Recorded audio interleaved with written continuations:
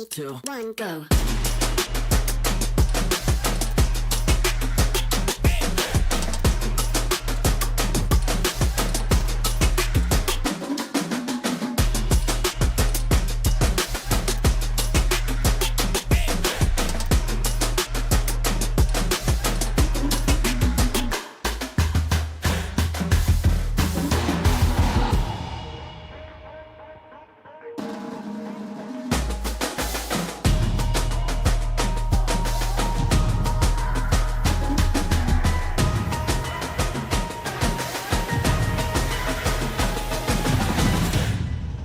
Three, two, one, go.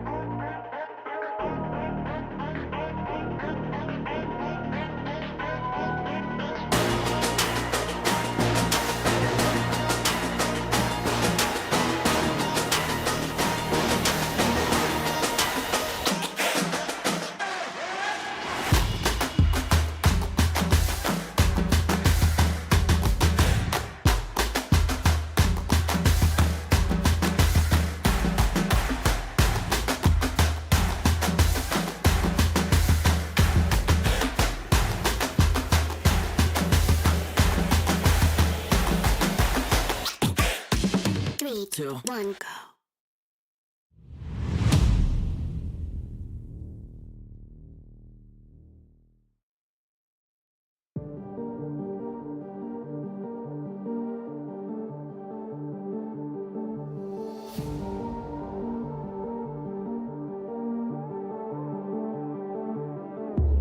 Come into my world if you wanna see some action. Enter my zone, shut down the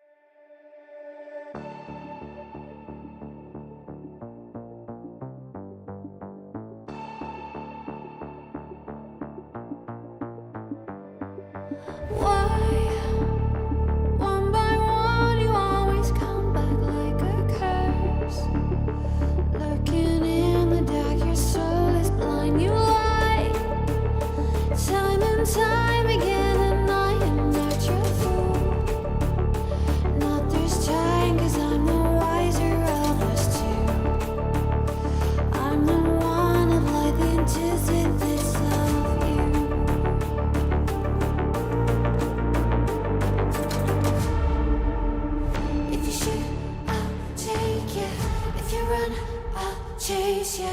If you scream, I'll whisper la di da di da da da. This is all you ever wanted. Take it all, you deserve it. This is how we're gonna end it. La di da di da da. Take it all, you deserve it. Take it all, you deserve it. Giving back the freedom you want to destroy. And my power's way too strong for you, so try. 'Cause you can dominate and know will you survive. And not this time, 'cause I'm the wiser of us two. I know one of life antithesis of you. The fire in my heart will only grow. If you shut the gates, I'll burn them down. I am 1,000 steps ahead of you. You'll see soon.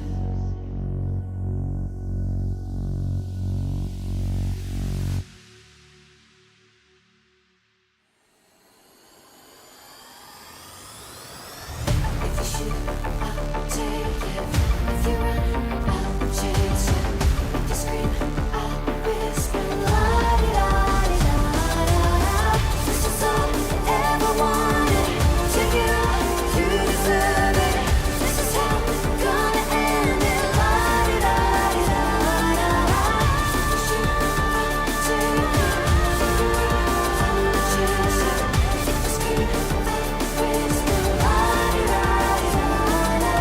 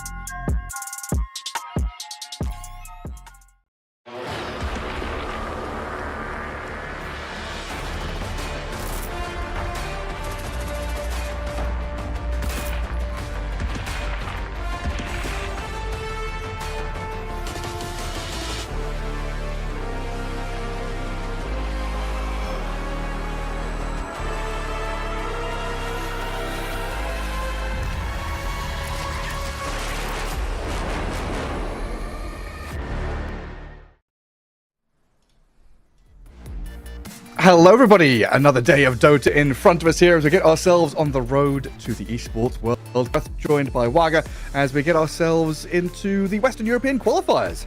Yeah, another qualifier coming our way, Gareth. We've been casting so many of them, but this is the big one, the one that all the teams really want to perform at their top, of course. This is the EWC.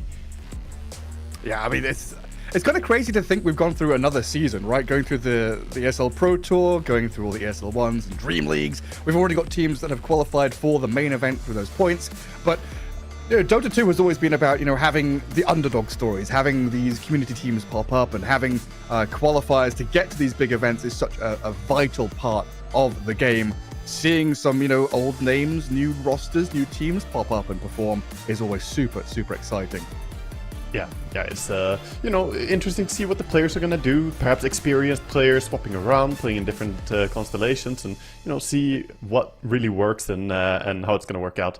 I'm always gonna be on the lookout for some of these, especially people that I know closely. We get cast in their first games. Yeah, we can take a look at the bracket and some of these teams that we're going to be witnessing.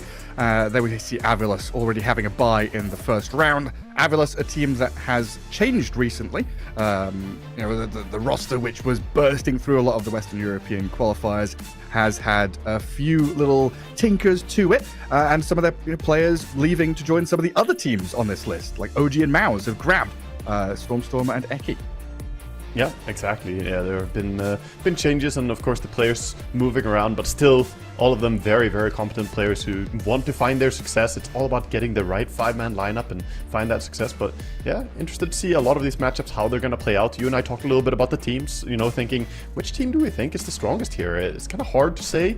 Obviously, not all teams are easy to get tons of information on right now, but I would agree with what you said kind of before the cast. I think Navi Jr. perhaps looking a bit like one of the strongest out of this roster. Yeah, it is really difficult to tell, right? Because you've got to weigh up, consistency and this team cohesion business, how they've been performing recently, what are the individual players like? Is it a meta which fits their hero pool and the teams that are going to perform on the day? It's, there's a lot of questions that swim around during these qualifiers, and we'll see our schedule there. OG against Zero Tenacity, the first one up.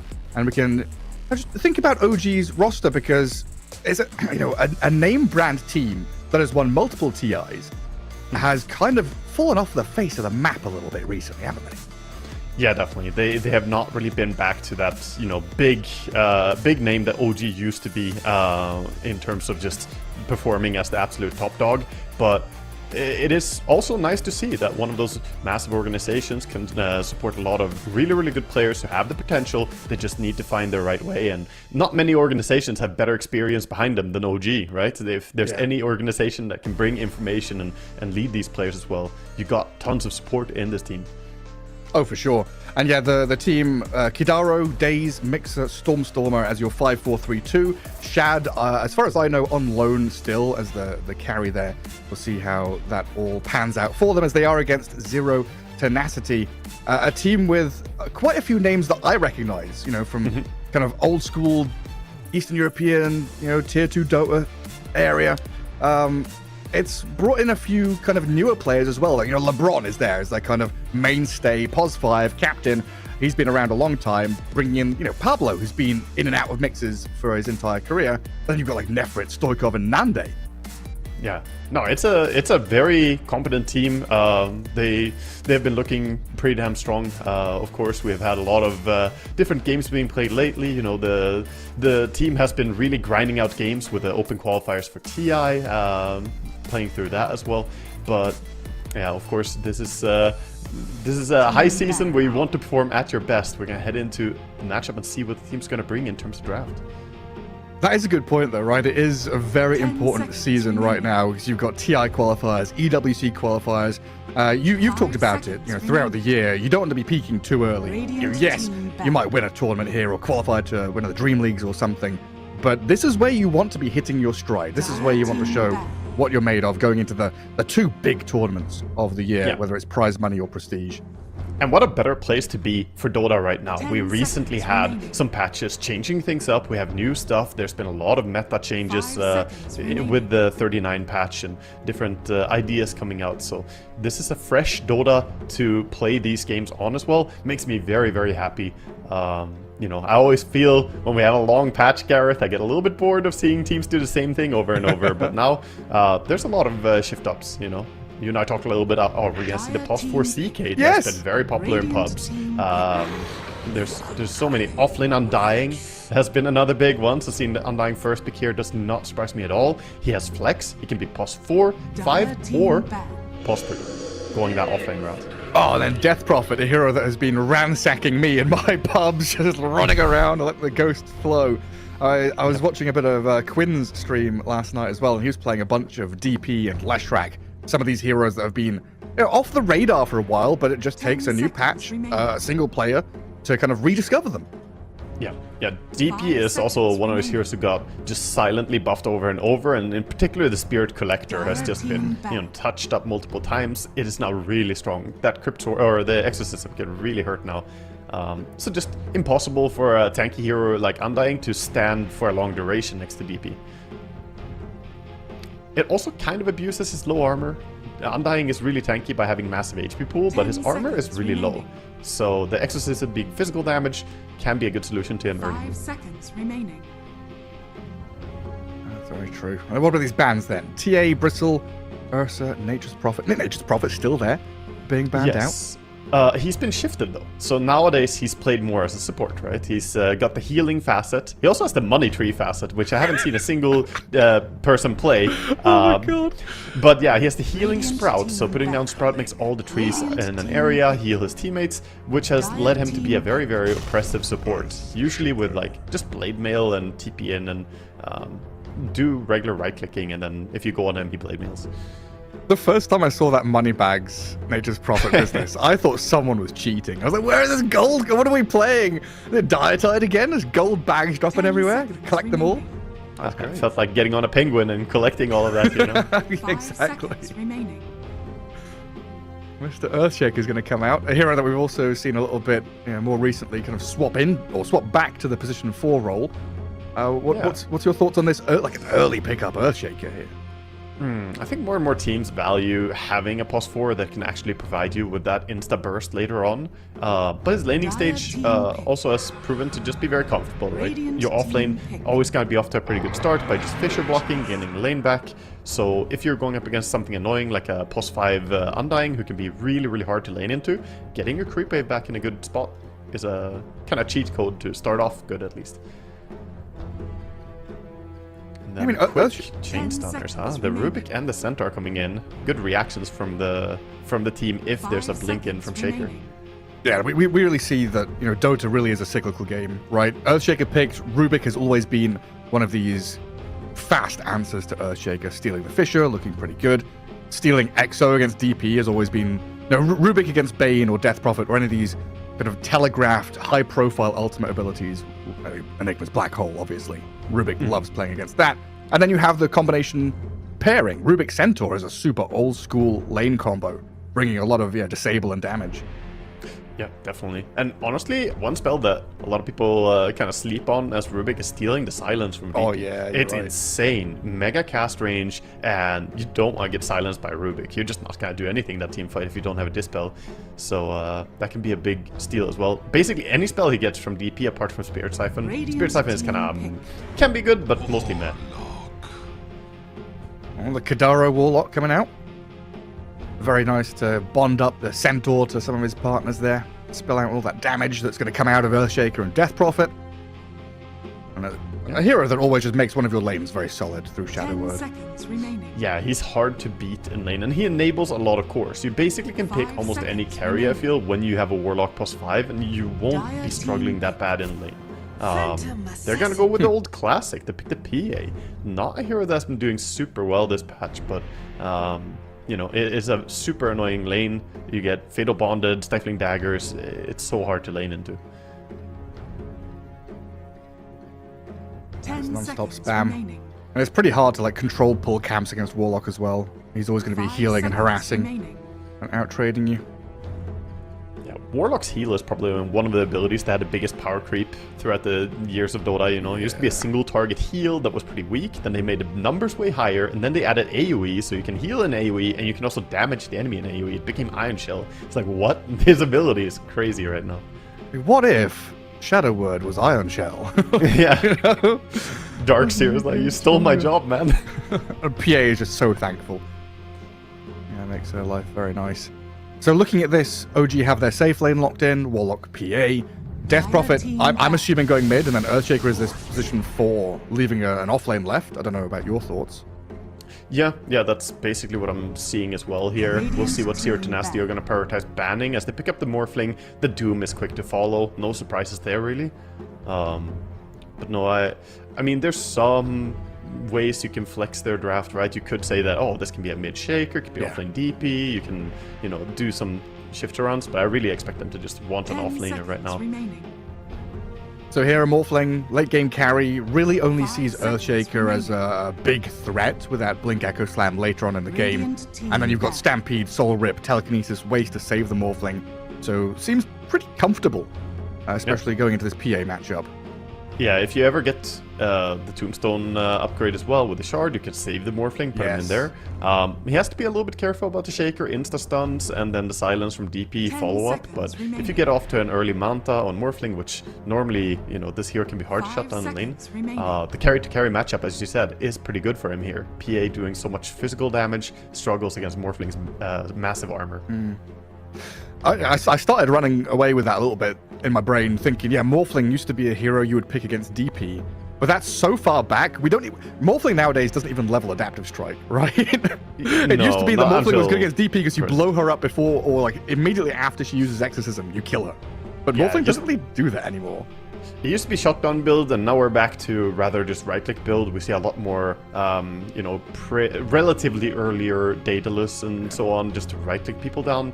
Obviously in low rush, you want the... Still most of them go for the Vladimir still, despite the nerfs. Morphling, of course, did take a little bit of nerfs in the 39 patch. His win rate did sink a little bit, but not to the point where he's not relevant for these teams. Yeah, and he was still pretty popular at Dream League. What was it? 50% win rate over 36 games. 5 seconds remaining. That's so many games, right? So he was played a lot. Yeah. And he was banned a hell of a lot. Banned 100 times. Picked 36. Yeah. I mean, I think it's that he does so well in a lot of carry-to-carry matchups, right? If you play TA, who's another popular hero still, even despite the nerfs, against Morphling, he just steals your refraction, and good luck fighting him. He has way better stats. The fact that he keeps stats when he morphs into the other target as well means the morphs can do a lot of funny stuff, like staying as a different hero and getting their benefits. 10 seconds remaining. Or banning out some heroes that Morphling and Undying potentially would have struggled with. Enigma.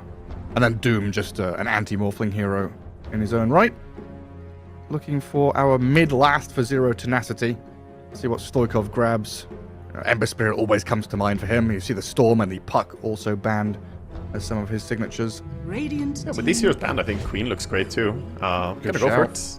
Yeah, Queen against PA, you bring tons of burst damage, which is good for bringing her down. And in the matchup against DP, you can blink away, get away from the Spirit Siphon. So it looks pretty damn nice. Late game, you might be able to stop Shaker from blinking as well if you get some Aghanim Scepter on Queen or Shivas or anything. She's great at being oppressive for these blink-depending heroes. 5 seconds remaining. Now, what's last? Is this a Daze Earthshaker, or is this Mixer taking it pos 3? What's the last... Like, what do we need from OG? Because it feels like they've got tons of teamfight and damage. Do they need more control? Tower push? Some control is definitely needed. I feel like this is where we see teams pick up the Underlord, We might just see him come out here as well against the... They go for the Invoker. Hang on, so offlane DP then? Yes. Yeah, they do the swapping swap. it around. That is amazing, man. I'm always gassing up Stormstormer and his Invoker. Of course, this man has, twice as many games on Invoker as I have TA games, roughly, which, that's a lot of thousands of games. That's a lot. He does really enjoy this hero, and now Invoker's back to a real spellcaster, I love that. No longer the right-click build, which was so boring to watch. But, of course, we'll see what item build he's going to go for. I've talked a lot about Invoker together with him. We'll see if he goes for the Atos or not. I know that he's not as big of a fan, because he feels like that's a bit of an earlier timing focus and doesn't really scale the way he likes to play. he's more of a mid to late game enjoyer, so we'll see. And I guess in lanes you've got enough. Like if you're going for Sunstrike, you've got enough to like set up with Dagger Slow and Earthshaker Fisher. You don't, back in the old days, you might be thinking, oh, Invoker with Sunstrike, you need Shadow Demon Disruption, you need Frostbite, but players are so good nowadays, you just need a little bit of slow. Yeah, some reliable little setup and good communication. The Stifling Dagger, as you said, is pretty perfect for it. Since you have so low cooldown as well, you can always keep poking and then set up when it's time. The problem with something like Disruption is it's pretty long cooldown, so if you ever use it for fighting and it's not a kill for Sunstrike, then you can't set up anymore. But PA has that continuous threat. I can't wait to see what this Undying gets up to as well. One of my favourite heroes of all time that hasn't seen a lot of play recently. The king of winning lanes. I mean, he used to be the king of tri-lanes, but they don't really exist anymore, sadly. But we'll get underway. Game 1 here in its best of 3. OG up against Zero Tenacity. First round of the qualifiers for the Esports World Cup. Yeah, looking through the facets, we don't have anything too surprising. I guess the only one worth mentioning really is that Pablo did go for the Frugal Filch here, which is not always more common, but this means he has massive mana cost reduction on stolen spells, scales up to 80% mana cost reduction. So if he gets a good spammable spell come late game, like Crypt Swarm or whatever, he can really just pump that out nonstop. That's a good point. Like Crypt Swarm plus Fade Bolt, he's basically just shoving waves. He's a Cottle. He's just killing your waves immediately. He's gone. What does the B stand for there, Kidaro? Good Bad luck, fun. have bad fun. He doesn't want you to have good fun. He wants you to have bad fun. 30 seconds. That's the thing, right? Do you want your Teams. opponents to do you want your opponents to have fun or luck? Neither. Yeah, none of that. I mean, happy opponents is always a bad thing. You want them to be in the worst possible atmosphere, and you want to be the ones to inflict it on them. The teams are going to break smoke on each other. Kidaro is trying to waddle away, but he is slower than the Centaur.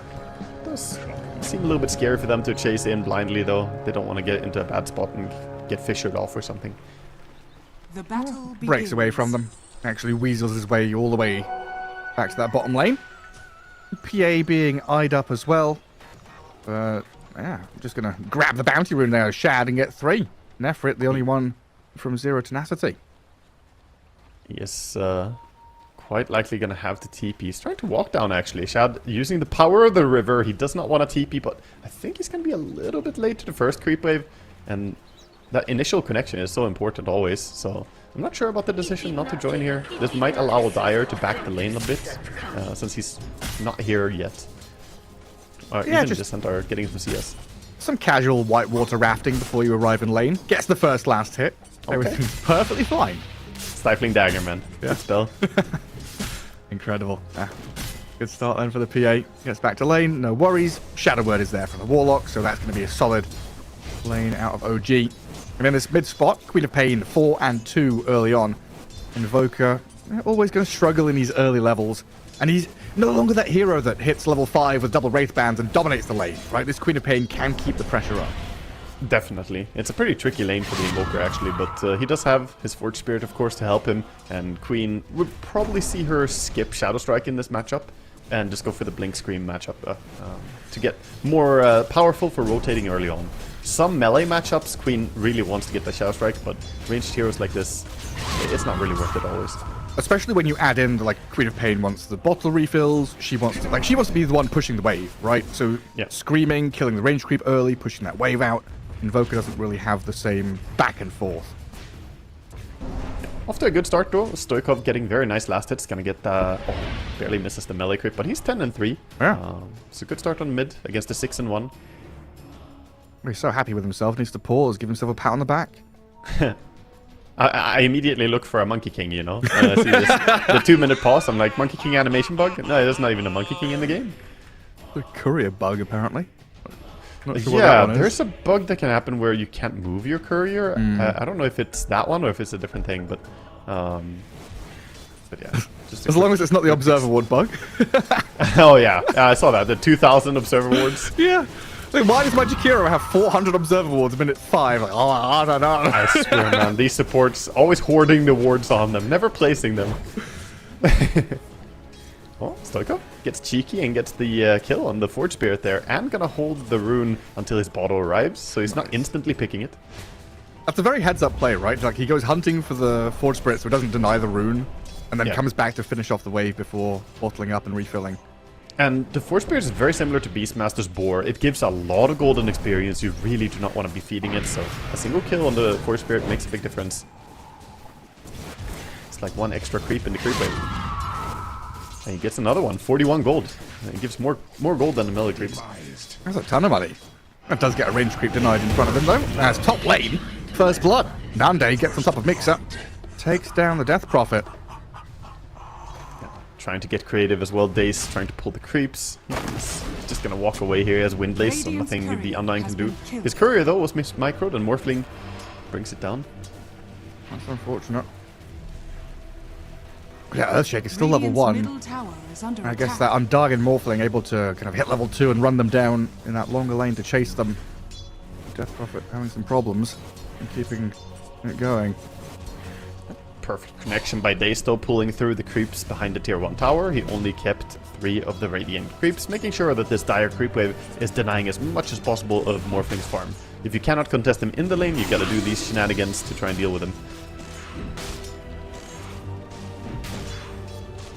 And this kind of mismatches because Undying exists, right? Undying versus Earthshaker is like an untenable situation for the Earthshaker to sit in. Yeah, it really is. And also Shaker doesn't bring that much damage to the lane. Yes, you have a Fissure, which is nice, but Waveform counteracts that. He can always just Waveform across. So, not the best at pressuring Nanda's hero. And the sentry plonked down as he starts to pull across. Unfortunate for Daze up in that top spot. Yeah, a lot of action around the top, but bottom lane we see the Fatal Bonds into both heroes, and they have a stacked camp on the big camp, so there's a lot of priority here. There's actually a triple camp already, so whichever team is able to pull the creeps and deny them is going to be a massive advantage. Top lane again. Looks like they had an attempt on the Morph lane. Daze dying to Zombie.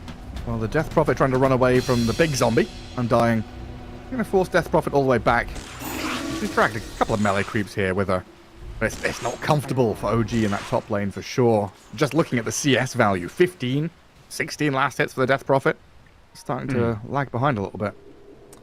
The DP going for Urn first is interesting to me. Obviously, you want to have a Vessel hero against Morphling. And it has been buffed recently to be better stats for core heroes to go for. Radiant's courier has been killed.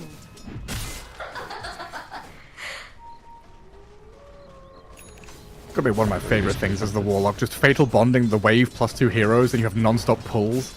Yeah, It's just this so is difficult to play into. This is what Kidara wants to do. And we see Centaur go up, try and pull the creeps, but Fissure is there.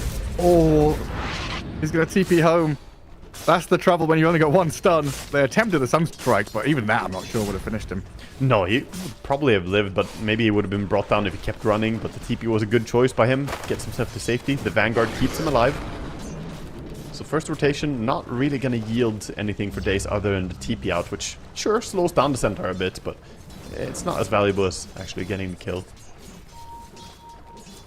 It does kind of draw the attention of the Undying away from top, so maybe looking at DP versus Morphling, that means Mixer has maybe an easier time than usual. A nice Sunstrike there in the river, and they'll get a kill on Pablo's Rubik. Thanks to Stormstormer as they gather up around this 6-minute rune. Pretty low on resources though. This Earthshaker Warlock can't really offer that much against a Queen of Pain and now an Undying who's joined in. Yeah, and Centaur actually is here, so Shaker Hello. has to run. Queen doesn't want to keep pursuing though. He's going to be completely fine. But yeah, so far, pretty free lanes for both PA and Morphling. Both carries having a very good time. Scanning. Queen of Pain ever so slightly out ahead of the Invoker as they go for a dive here. Tombstone on the tower, Queen of Pain on the Invoker, and with a Sonic Wave, that's a dead Stormstormer. That's well played by LeBron. Goes in, tanks enough of the tower shots for Stoikov, and then backs out in time to also stay alive himself. Nice use of the Blood Grenade Tombstone to dive tower. And this is what you want to do. Early game Invoker is really susceptible to getting ganked. He doesn't have much to say when people come to his lane early. Of course, Queen, much harder to gank with the Blink, can always get to safety. Radiant's Wisdom middle tower runes. is under attack. Looks like it's going to be a 1-for-1. No contesting. There's a lot of damage on this tier 1. Yeah, Queen is Stoikov just using the illusions in a good way to scout here as well, making sure that there's no wraparound on him. Giving it the clicks. And Kidaro doing the same thing he's been doing non-stop down here.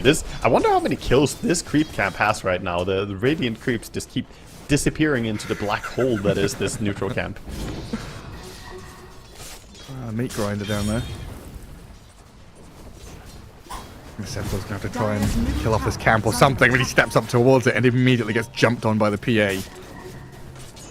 And keeping tabs on him. Difficult times for him, even though he does have 3 points in Retaliate. It still doesn't deter the PA from hitting him, since she does have the heal coming in from Warlock all the time.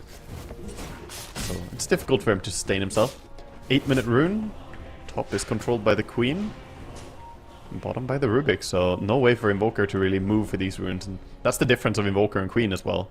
Rune dependency and how good they can utilize those runes. Oh, for sure. It's one of these funny situations, right? With Earthshaker leaving top, like leaving the lane has kind of given the DP a better time than forcing this 2v2 straight up. Now Earthshaker's going to come back up top and Dying's going to follow him. LeBron really just keeping tabs on Daze. Like, where is Earthshaker? I must follow him from lane to lane. This time, though, big move with Shad here. I don't think they can kill Morph, but they don't have a point silence on DP yet. Can be Undying. A few spells, yeah, the Undying and the Morphling behind, but the Earthshaker's been tombstoned and screamed down by Stoikov. There's some Death Prophet here. I don't know if they've got any more, long-range catch or anything. I'll try and get under this tower, though. Going for it, they've got the damage! Fade Bolt, Sonic Wave, and the Scream of Pain, and that's with Arcane Rune, so Queen gonna be very happy as the cooldown is only gonna be 82 seconds on that. We'll get her ulti back quickly. Feels fantastic making these rotations early game as Queen. Radiant's top tower is under attack.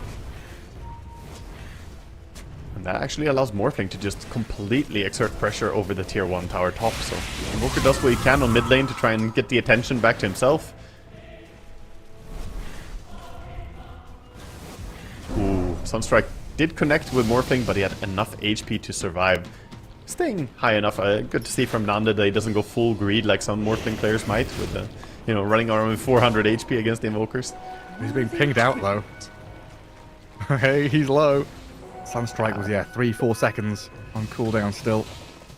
Yeah, that ward that Kidara planted is definitely one of those Morphling sniping wards, making sure that you can Sunstrike him when he goes to reprint HP. Fisher, Tornado, not really utilized correctly, but they've got the Golem to drop on this Queen of Pain and kill her off anyway. Now, Sunstrike over the front with a PA chasing. Double kill for Storm has picked up. Oh, then Dying will zoom away with his haste. That's the moment OG's been waiting for. The waiting game out of the laning stage. Hit level 6s on a few of these heroes and chuck your ultis at people. This was such a decisive move, though, by OG to quickly go for this tier 1 tower to take away some of the rune control and open up the map a little bit. Get use of their ultis as well on Warlock and DP. Radiant are scanning. Not a lot of teams would go that quickly, especially after losing the fight up top. Radiant's No bottom tell. tower is under attack. Dota 2 coach, keeping them all in place. Shad is going to die down bottom. Fisher and TP out, not working out. As Daze is also picked up by Stoikov. Radiant's bottom tower is under attack. The catapult here, it's another tower for them. Radiant structures That was the low cooldown Queen ulti. The moment he had it again, he was part of a kill bottom. Very nice rotation. Stoikov having a fantastic game so far. Been in 5 kills, lasted on every single one. Radiant's bottom And by the way, tower we have already 6 dormant curios crafted in this game. I think it's safe to say the players enjoy the dormant curio. Yeah. I mean, this item is really... It's partly really fun, but it's also nice. You don't always want the biggest power spike right now. Instead, keeping this and maybe playing for tier 2 or tier 3 or tier 4 power spike is more valuable. Yeah, kills don't matter. Laning stage don't matter. It's all about those mid-game decision-making moments. Morphling is getting on top of this. Ooh! The stolen Sunstrike blows her up. That is pretty intimidating, actually, coming in from Rubik. Of course, he has his 11% spell amp going along with it, so that deals a lot of damage. 416. How much damage was that? 416 pure. Big boy gets it done. Yeah. But yeah, so overall, that move from OG, very decisive. Goes in, gets a kill on the tower after spending their Radiant big are team fight. scanning. combo to kill off the Queen of Pain. In general, it feels like that's the way OG want to be driving this game, right? Playing around ultimates, kind of being slow and steady and setting up for stuff, while Zero Tenacity have been doing a very good job with this chaotic aggression, playing forward with Queen of Pain and Undying, getting in behind enemy lines and setting up for their early moves. As we now kind of pivot, out of the laning stage in towards this mid-game period, are OG reliant on any specific key items to fight back against Zero Tenacity, who seem kind of ready now? Yeah, I mean, you still want to get this, the struggle of the +4 Shaker. You still want to get to that Blink somehow. He needs to find a lane, get the farm. Right now he's level 5 barely, so Shaker getting to a point where he can actually play the game is going to be very important, I think. And Invoker is going for the Atos build. So against Queen of Pain, her high mobility, I think it's the correct choice as well. A way to punish her, lock her down, and then the Meteor can bring her down. And yeah, by the way, Observer, I apologize for not calculating in the Flesh Golem damage amplification earlier. It was even more than 416. 416 from Rubik, then amped from that Flesh Golem 25%. Wait, 520 damage, yeah. Big old numbers. That was another Sunstrike onto Daze in that middle lane. Takes out the Earthshaker, who is still trying to find a foothold in this game. Pablo, man, the sniper, him. He's getting it done right now. He's got another couple in him as well. He does. Maybe 1 or 2 more Sunstrikes to go. It's also only 87 mana. Already with this level 1 spell steal, it's so little mana cost on the storm spells. Frugal Filch, I think people are underestimating this facet since the other one is much more played, but I think this one might be way stronger. It looks pretty cool. Radiant's middle Oh, tier 1 tower bot, has tier fallen. 1 mid. Bottom jungle now wide open for Zero Tenacity as they'll grab the Invis rune and smoke up off it. Yeah. Curious to see where they go, because it's kind of a delicate play to make right now, knowing that OG have all their ultimates and that OG want to be kind of tightening up and grouping as 5. Oh, Pablo. Finding this opening here is scary. Pablo gets dead? hit with the combo. Not much you can do about that. Even the Fissure. The combo from Invoker is pretty much a soul kill anyway, but the Fissure seals the deal.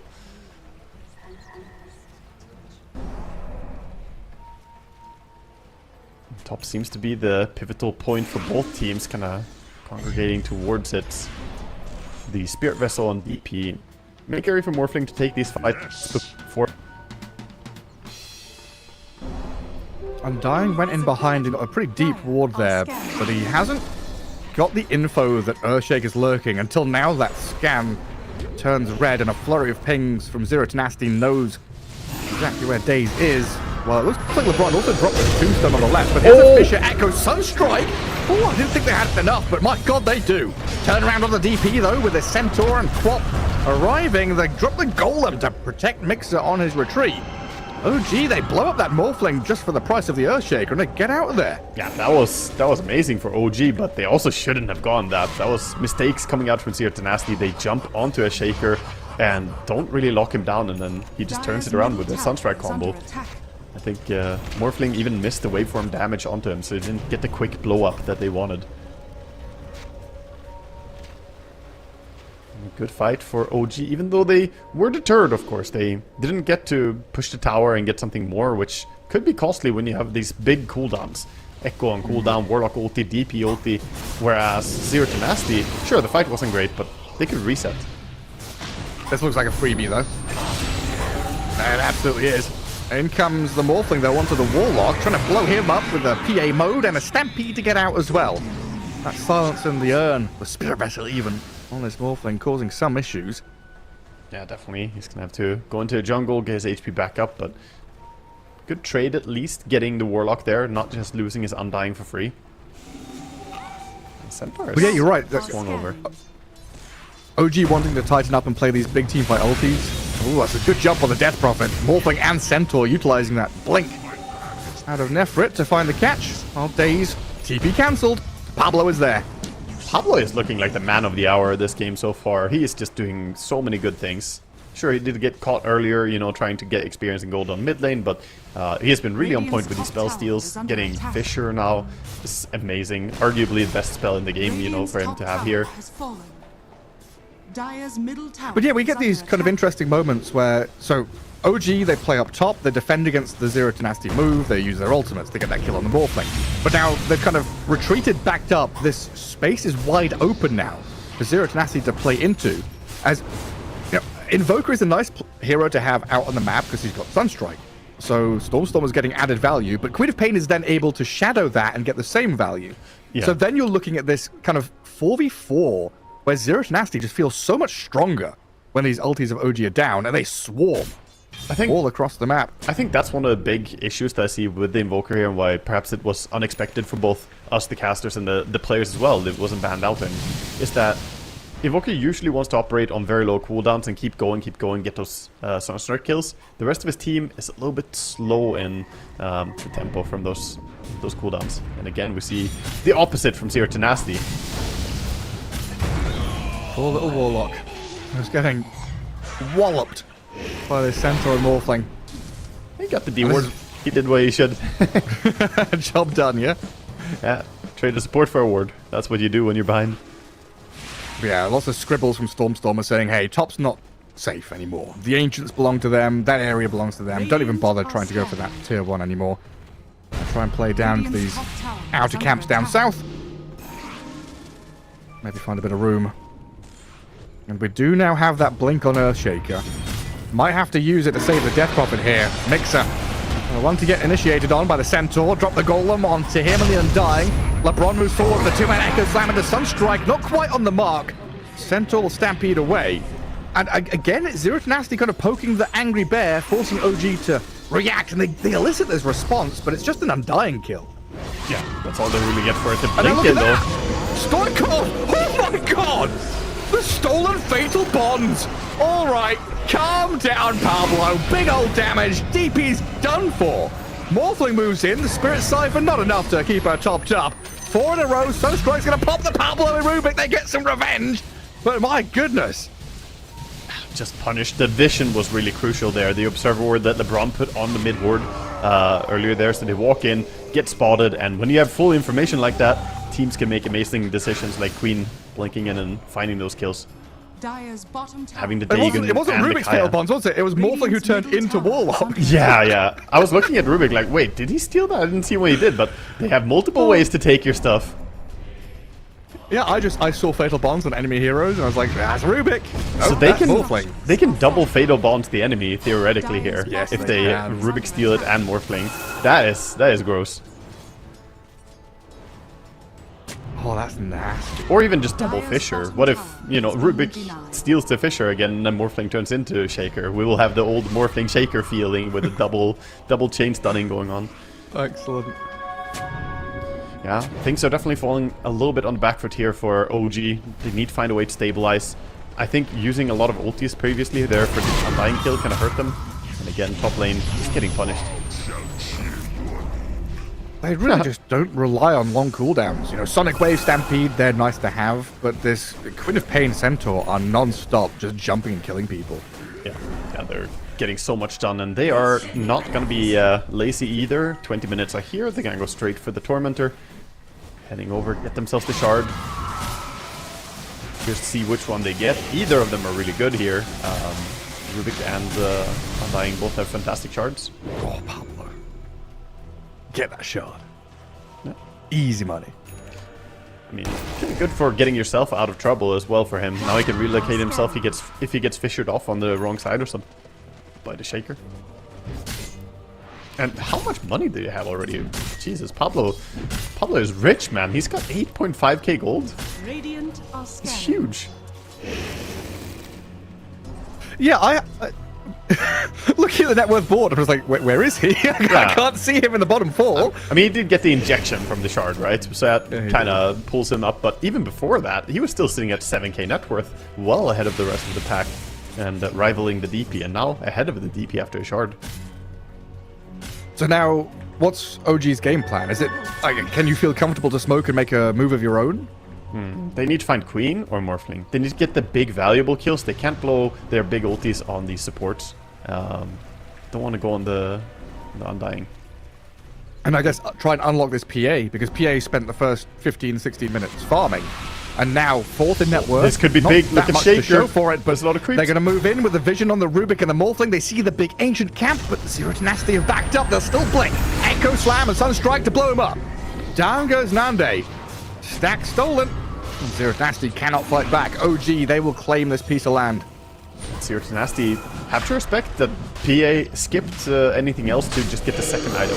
B and be ready for these early fights. It's a very active game we have on our hands, and straight for Roche.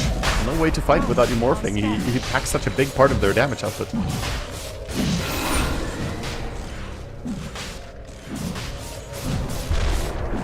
They're smoking up to go, but I think it's a little bit too late to contest the Roche itself. Maybe we can look for a pick off after. Certainly try. Exit kills, perhaps. That Fisher, did it block the DP? Mixer's like, stuck here and found. That was actually close. If they didn't chain stun him fully there, he could use and his ulti was ending. The heal would come back in. But they get a quick burst on him. Going pain with the Arcane Rune going. Very nearly at BKB. Stoikov just going to push out that bottom wave. And reclaim a bit of territory here as Zero to Nasty are back out on the map with full force. Yeah. Invoker has been doing what he does though. My greedy boy, the Stormstormer, is top of net worth right now. Looking for a kill on the Morphling again, who just respawned. Yeah, I mean, he's going to try and jump himself out of this with a Manta and the help of the Centaur to turn around on the Earthshaker and take him down instead. Jump in onto Stormstormer. Invoker's going to tornado and try and run away from this. Let's see if the Rubik and Undying can maybe catch up to him. Oh, Another they're Fisher. lacking that stun, but the Morphling provides it. You're right, with another Fisher coming in. They turn on the Undying though with a PA and DP, killing off LeBron. Didn't see Invoker him. survives in the tree line and stays alive hidden. While Morphling and Rubik from the high ground still thinking about making a go here on the PA. Oh, half her health disappears in an instant, but they're unable to finish the job. Well, they should be very happy on OG that they didn't lose something more there. Invoker was dead by rights if they kept chasing, but of course there was the rest of the heroes coming in. PA was there. You have to respect the PA with Aegis showing up. Could dive the backline if you go any further. Competitive game so far. Of course, here Tenacity looking like they're ahead in terms of network, but with the Aegis on PA, I think it's OG's time to make the plays. Worthy tribute. It's such key moments, right? That move into Ancients, like the times when OG have killed the Morphling, finding that individual target, that priority, gives them so much map space to do what they want, whether it's get Aegis or now smoke again into the Ancients to look for further targets. Yeah. And the way this game's going, like Zero to Nasty have been setting the tempo and they've been looking good. They've got a 6k lead, but I don't know. I look at this OG lineup as the ultimate threat. Okay, they don't have the Enigma Black Hole, but outside of that, their team fight is so fearsome. Oh yeah. It's disturbing later on. The Cataclysm into these spells as well. We already have Warlock and Shaker. The Invisible Rubik spots the DP. Not gonna lose any Queen down here. But certainly you're right that OG have very fearsome late game threats, especially the team fights if they get good vision. But Zero to Nasty with that Stampede and, you know, Centaur being a bad target to jump first, they have ways to take the fight as well. Really a matter of keeping your Morphling alive. Or hell, you're Undying. Dies immediately, but the PA is going to get lifted up and dragged towards the tower. A little deep for her liking, so jumps away. Of course, still holding that Aegis for another 2 minutes. So we could see OG turn up the gas a little bit here. Continue to play forward off the back of that one kill. But with the way it looks like Invoker is now pushing out top, the signals to go down bottom. Much more focused on that map space and getting these objectives down. Yeah, this is nice. He's using the travels to get the wave out. Does he sense that the rotation is coming though? A lot of heroes making their way over to him. He has Blink. Queen looking to catch him. God, it's spooky for Stormstormer, isn't it? Smart to run north. Instead of going back, he would have been caught. But safest play is sometimes to run towards the enemy. They are still sweeping. Oh no. They see the meatball. Blink TP. I think he's out of there. And they don't see him. Nicely done. That's so much time invested for Zero to Nasty. And meanwhile, the bottom tier 2 taken down by Shad. Building the lead. I say building the lead, but the lead they have in momentum right now, right? They're still behind net worth-wise. It's a very weird feeling. Normally we see the team that's ahead in gold just kind of be the ones to drive the pace, but OG are swinging back. It's what it really is, that feeling, right? It's the vibes of the game. And like, I don't know, I would really love to hear the internal comms, because I could imagine a world in which Zero to Nasty are thinking, oh, you know, we're behind. Yeah. They have Aegis, we're behind, we're on the back foot, we need to go hunt for these kills. OG might even think, oh, we're ahead. And there's us looking at the numbers going, no, you're not. 5k down. Yeah, I mean, you normally think about like ahead or behind. Oh, the blow up. Can you get him? Who are they on? The vessel they're on the slowing Morphling? his heal so much. They just got, what was that? What sequence? There was Shaker ulti Cataclysm. And now the Rubik's in trouble as well. Storm has found a bonus kill. Ghost Walk stolen, but there's Daze with the dust. Comes in clutch, finds the Fisher, and Ethereal Ghost Scepter Rubik, trying to buy himself as much time as possible, is inevitably going to die. No way out of that corner. And Storm is starting to pop off in this game. But that was a good call by Daze again. Just saw the Morphling, immediately blinked on Morph, used his ulti, and DP was there. Even though Morphling got the Morph out, the Spirit Vessel slowed down the healing so much. He didn't actually build enough HP to counter the damage coming in. So they brought him down.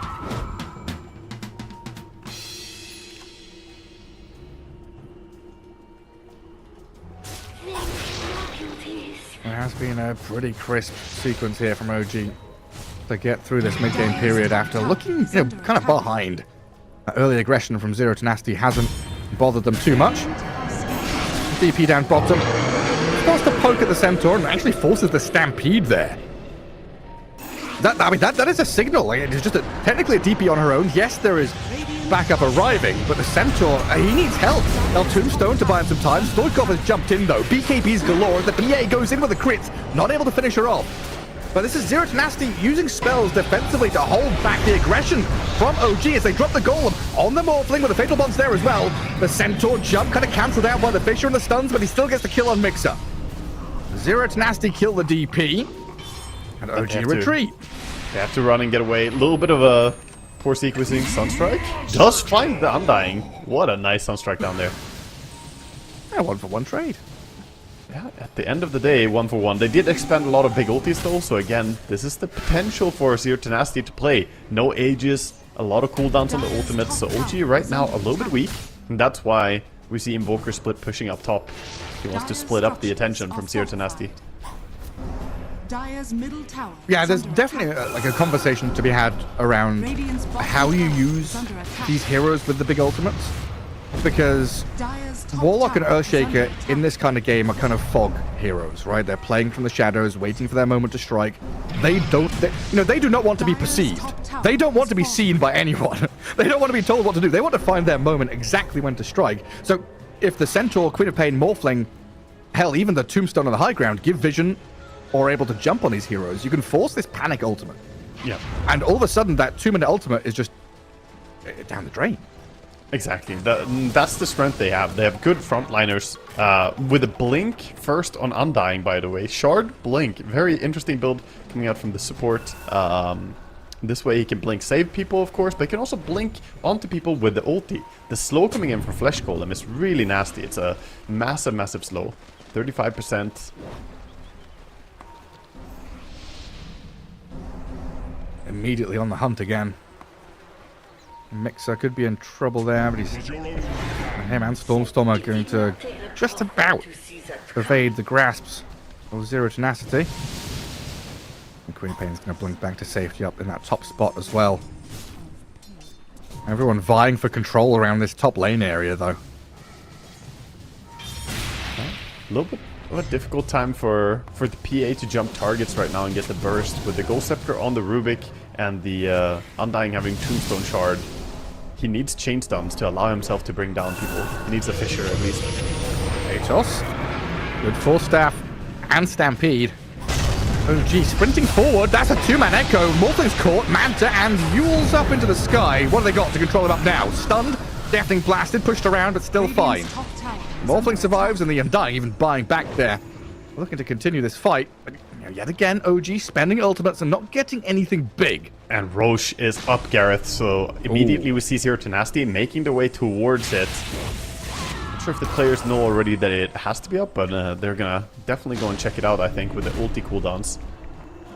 So meanwhile, Tormentor gonna go the way of OG, so that even more signals where they are. OG throw the Sunstrike over to Roche, so they know that it's up. Morphling not starting it though. I would have thought with a Shaker not having ulti and DP ulti committed as well, this would be a quick go. It seems like Rubik now has given the signal that, hey, Roshan is up, so maybe just lack of information, lack of communication. Yeah. They'll now start to make their move across. Sunstrike's continuing to give vision in there and even tags the Morphle on his way through. Waves right into it. Yeah. Embrace the sun, but they're gonna make their way over. OG have some pretty good long-range poking and spell throwing. Can Tornado, can Fisher. It's not that free of a Roche. It isn't. I mean, half HP Roshan. Morphling now realizing this is not the place he wants to be. Sonic Wave in the back, though, and this Earthshaker PA have been blown up. Stoikov found the opening. Cataclysm's coming, though. Big damage onto the Centaur to take him down. In comes the Quap and Morphling, though, to the back lines, forcing Mixer to disengage, while Stormstormer slips away. Shad has found another kill. A little deeper off to the side, while Yules will keep the DP alive. Not sure for how long. There's a good blink out there, actually. Mixer gets the distance from the Quap. And now OG got this PA to go in for a bit more. Straight towards the Morphling. Saved up the telekinesis. And now you get into this real tentative back and forth of poking. Don't want to commit. OG don't have any big ultimates. Well, Zero to Nasty kind of held the line and now are able to go back into Roche. Yeah, tricky skirmishing there, but bringing down the supports first is a good job by Zero to Nasty. This is always so key in team fights. It's very hard for the cores to fight into, you know, the control coming out when you don't have your Shaker alive anymore. LeBron just disappears. A catch on to Stoikov as well with the lift-up save and the force stab to high ground. Pablo pulling his weight. Some serious heavy lifting from this Rubik, who might be dying for his efforts. He get jumped by the PA and killed. He did his job. Rubik trying to keep his teammates alive through their bad positioning, you know, using both your force staff and your telekinesis to save people. So again, kind of awkward situation with Zero to Nasty actually getting the Aegis, but now with this tempo coming in from getting 2 kills, they're straight into the mid-tier 2 tower. Volker pushing it with Warlock. I think PA pretty desperately needs to get some form of control of her own. Either the Abyssal or a Nullifier. Looks like she did go Basher. Abyssal is coming in. Yeah, it was a problem that we saw in the draft, right? This last pick, we were kind of expecting some kind of control hero. Putting the DP there didn't solve. Oh, Fisher into Cataclysm. Look at that. All we need is a Fisher. Forget control. We've got Earthshaker. Daze helping him out. As this Undying is going to tombstone the Centaur. Getting back to high ground safely. Morphling feeling it. Goes aggressive on Stormstormer and now Kadaro. Realizing he can't finish either of them off, though. With no backup, he's going to have to stampede and get back to base. Ooh, that hurts badly for the for the Morphling as well. Jumping in like that, not being able to kill anyone. They just keep themselves alive with the Glimmer, with the Solar Crest, Force Staff, all these defensive tools on Kadaro. His Warlock is doing a good job. 9k lead for OG now as well. Pivoting into this late game, causing issues for the Centaur, who's just getting critted down by Shad. You and I talked about it pretty early, how the late game threat of this team is very, very serious. You get stunned up by anyone, the Cataclysm falls in, PA jumps you. I mean, it doesn't matter if you have 3,000, 4,000 HP even, you can definitely get bursted. The ease of execution meter, the pendulum has swung pretty hard, right? Like early game, Queen of Pain, Centaur, Undying, run at them, cast your spells, kill them, use Sonic Wave, die. Now OG are just like, yeah, 2 buttons. Yeah, you all deceased. Yeah, yeah, basically. And also the information. When you go on a target and use Cataclysm immediately, you reveal the rest of the team by the Cataclysm landing on them. So PA loves that. It's the perfect opening to a fight. Now even more forward vision. Still though, this game could swing if Morphling gets to a point of having an MKB, I think, so he can get some true strikes going.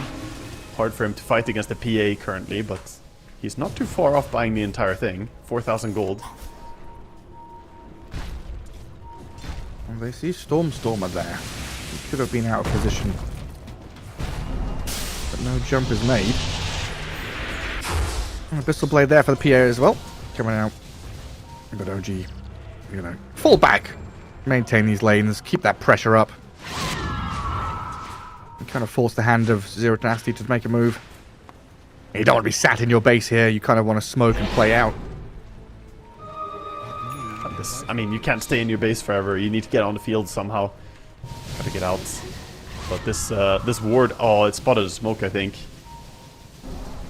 Yeah, I was Kidaro's expecting them all to sneaking smoke in the base and leave, but Morphling's kind of given up the jig there a little bit. Yeah, I think they must have seen it, because Undying disappeared in vision. Yeah. So now top lane just gets shoved hard. OG hold the observable they've got in that northern jungle. And Alacrity PA is up there forcing the glyph already.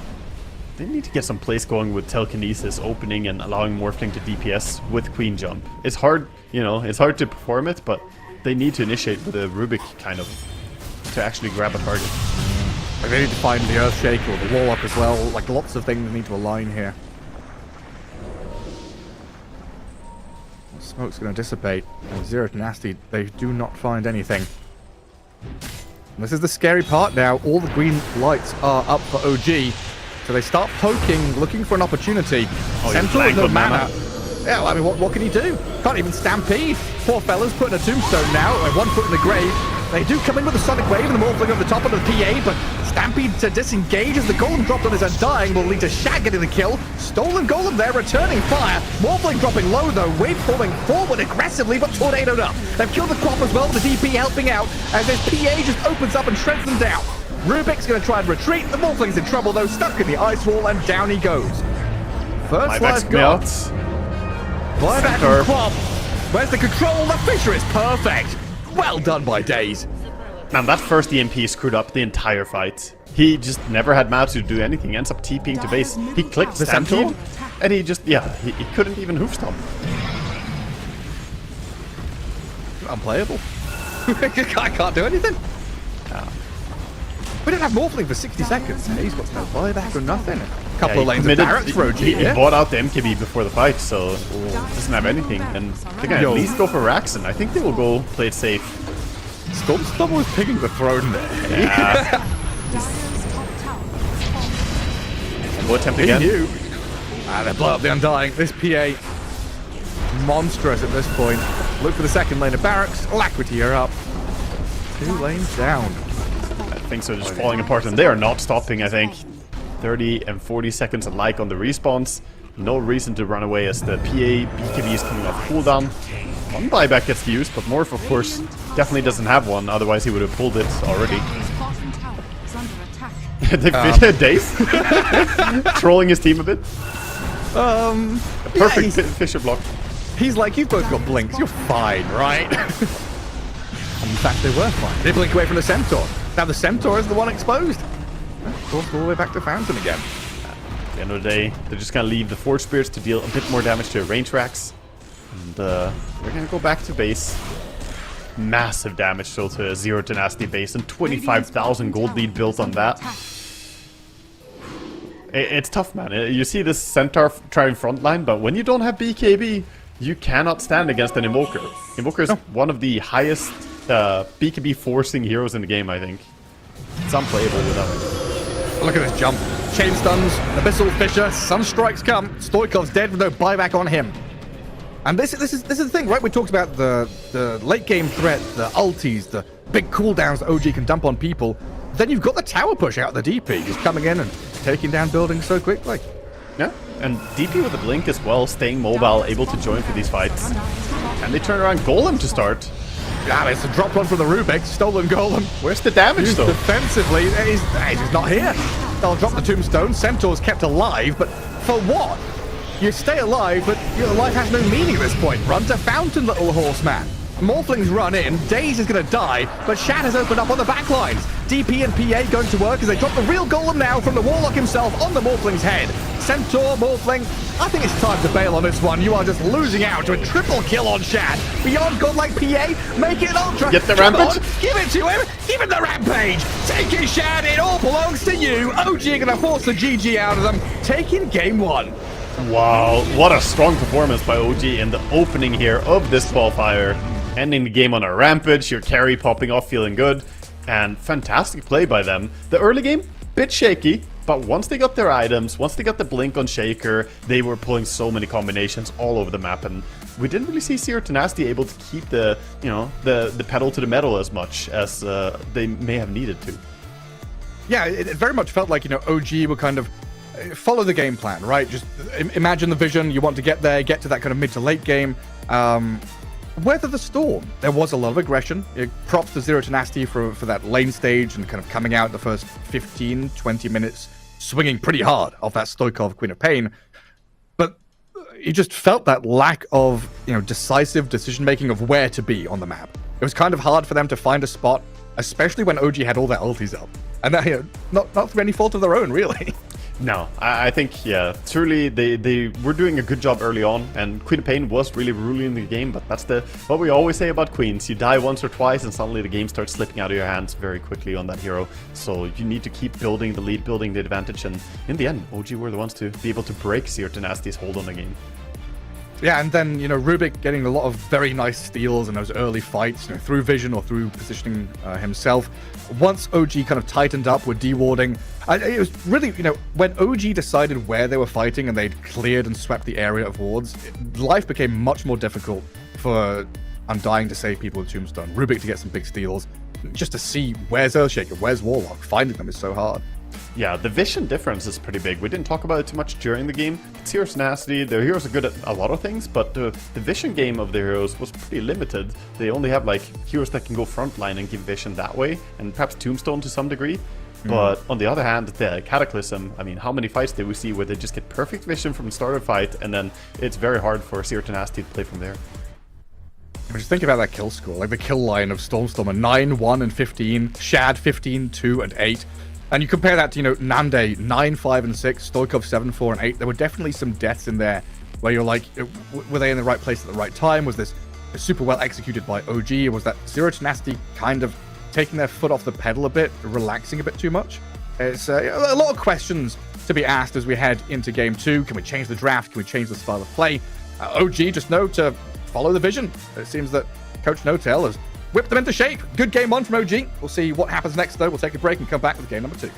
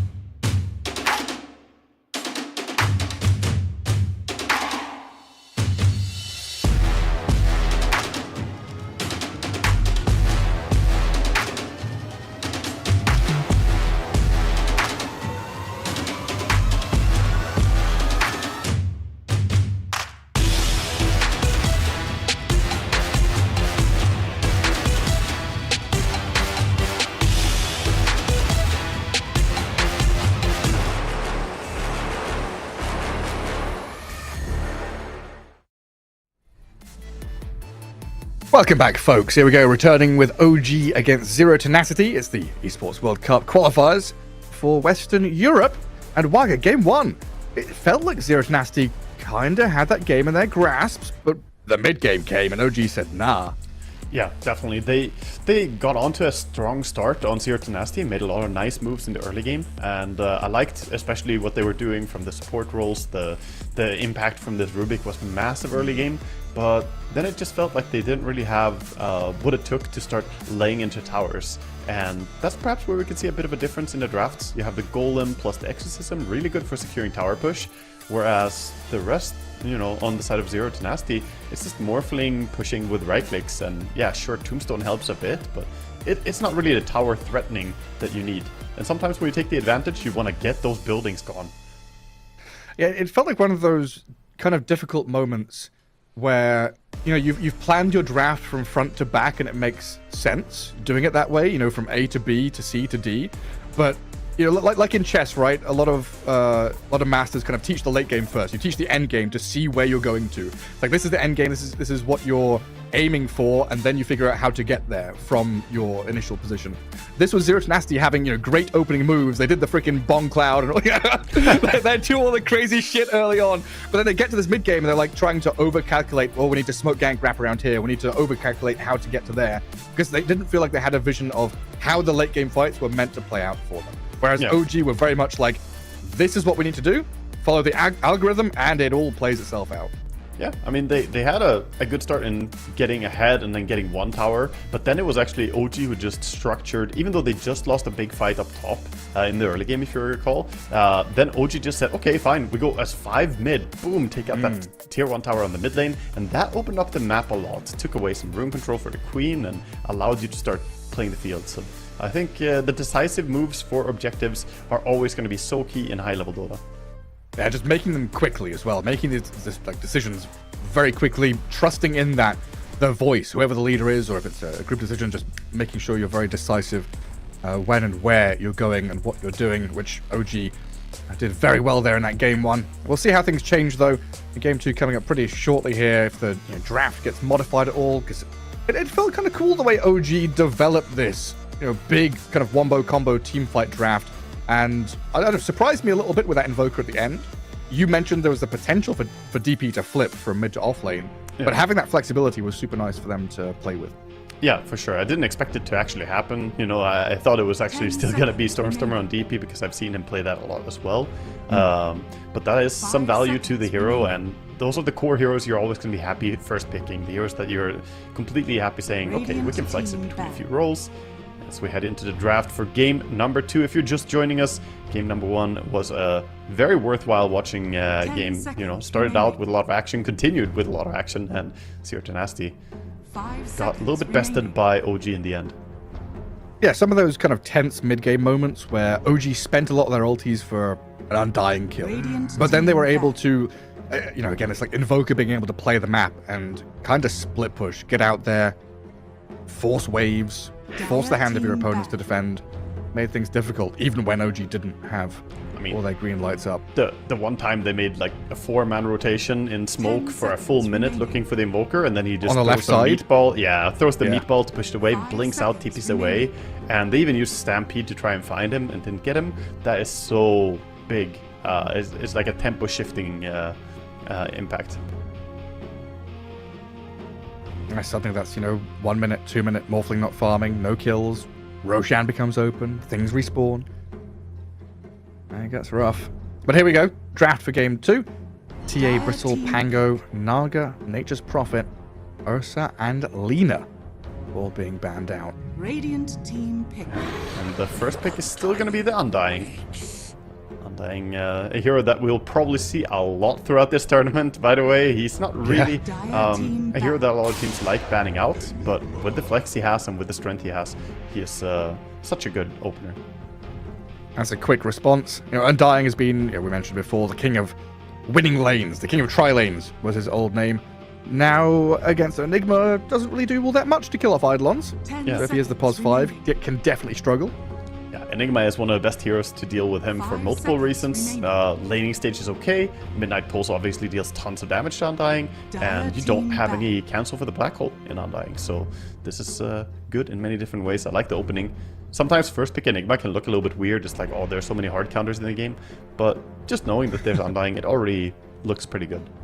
Especially when you just had Pablo, playing that Rubik in the last game, showing people that Rubik 10 can be seconds. viable, can be good in some of these games. You think he planted the seed of Rubik in OG's minds? I might see Rubik come back up again.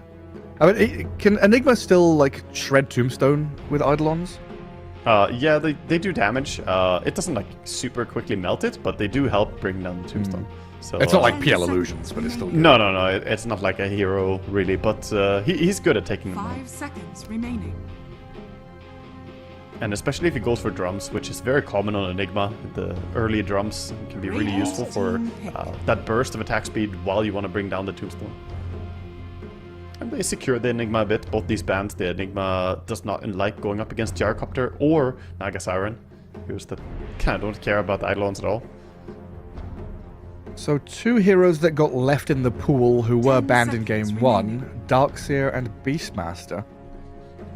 I guess Yeah. mixer 5 specialty seconds heroes have been left in, so we could see OG swing towards them Dire team as the draft develops. Ooh, Tusk Definitely a Enigma lane. possibility. I would like to see Beastmaster for them, even though there's Tusk with the snowball save potential now. Still having the Roar against Enigma feels amazing. It sure does.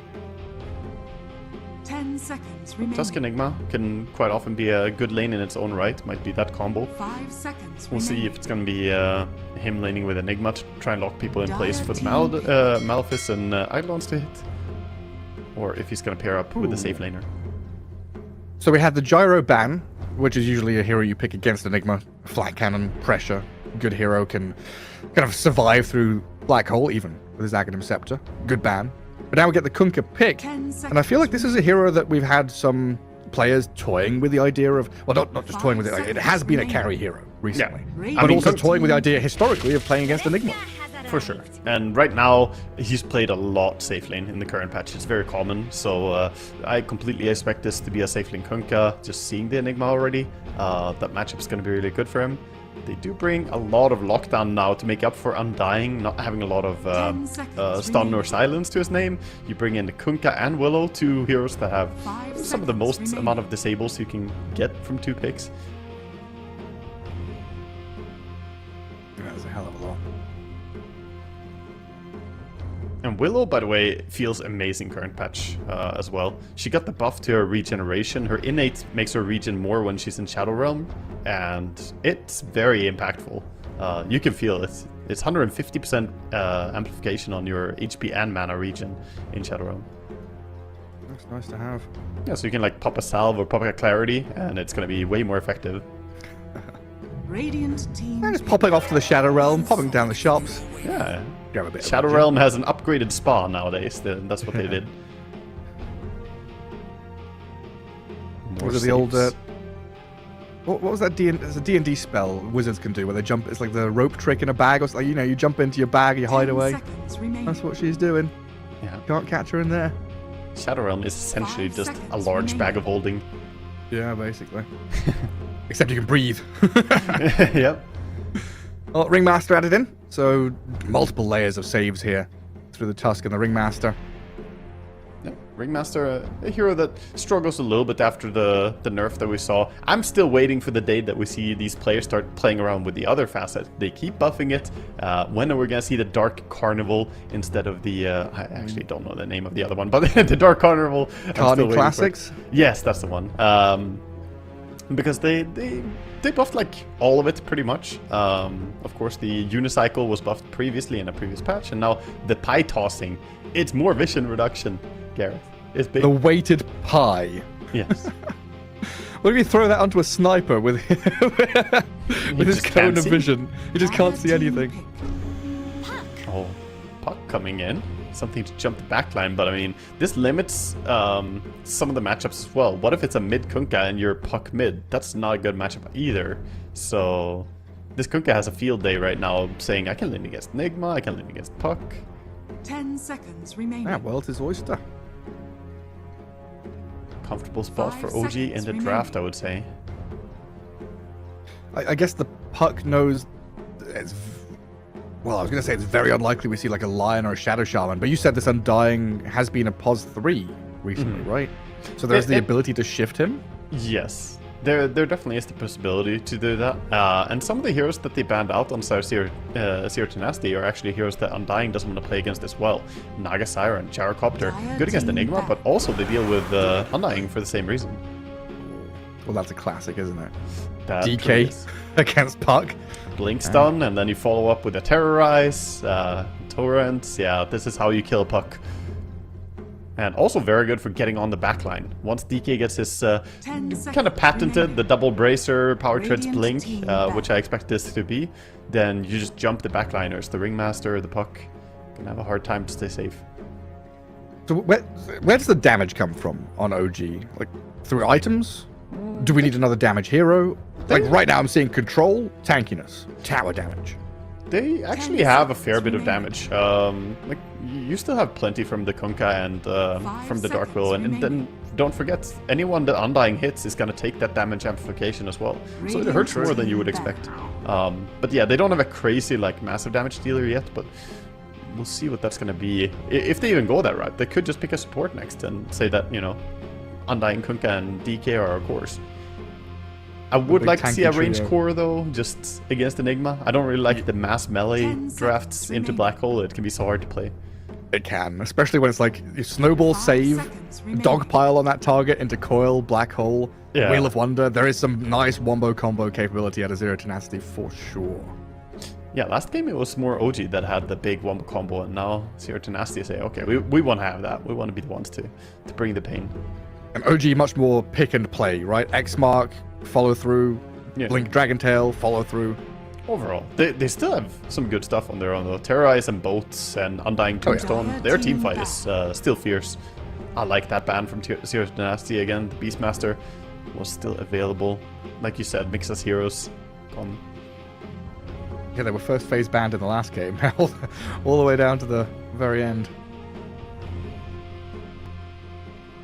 10 seconds. And what remaining. Zero Tenacity, they have their off lane set up, Enigma Tusk, they have Puck in the mid lane, 5 seconds Ringmaster's remaining. likely going to be... I guess you could swap Tusk and Ringmaster depending on what Yeah, you yeah, want. they're But I'd flexible. imagine Enigma Tusk are together.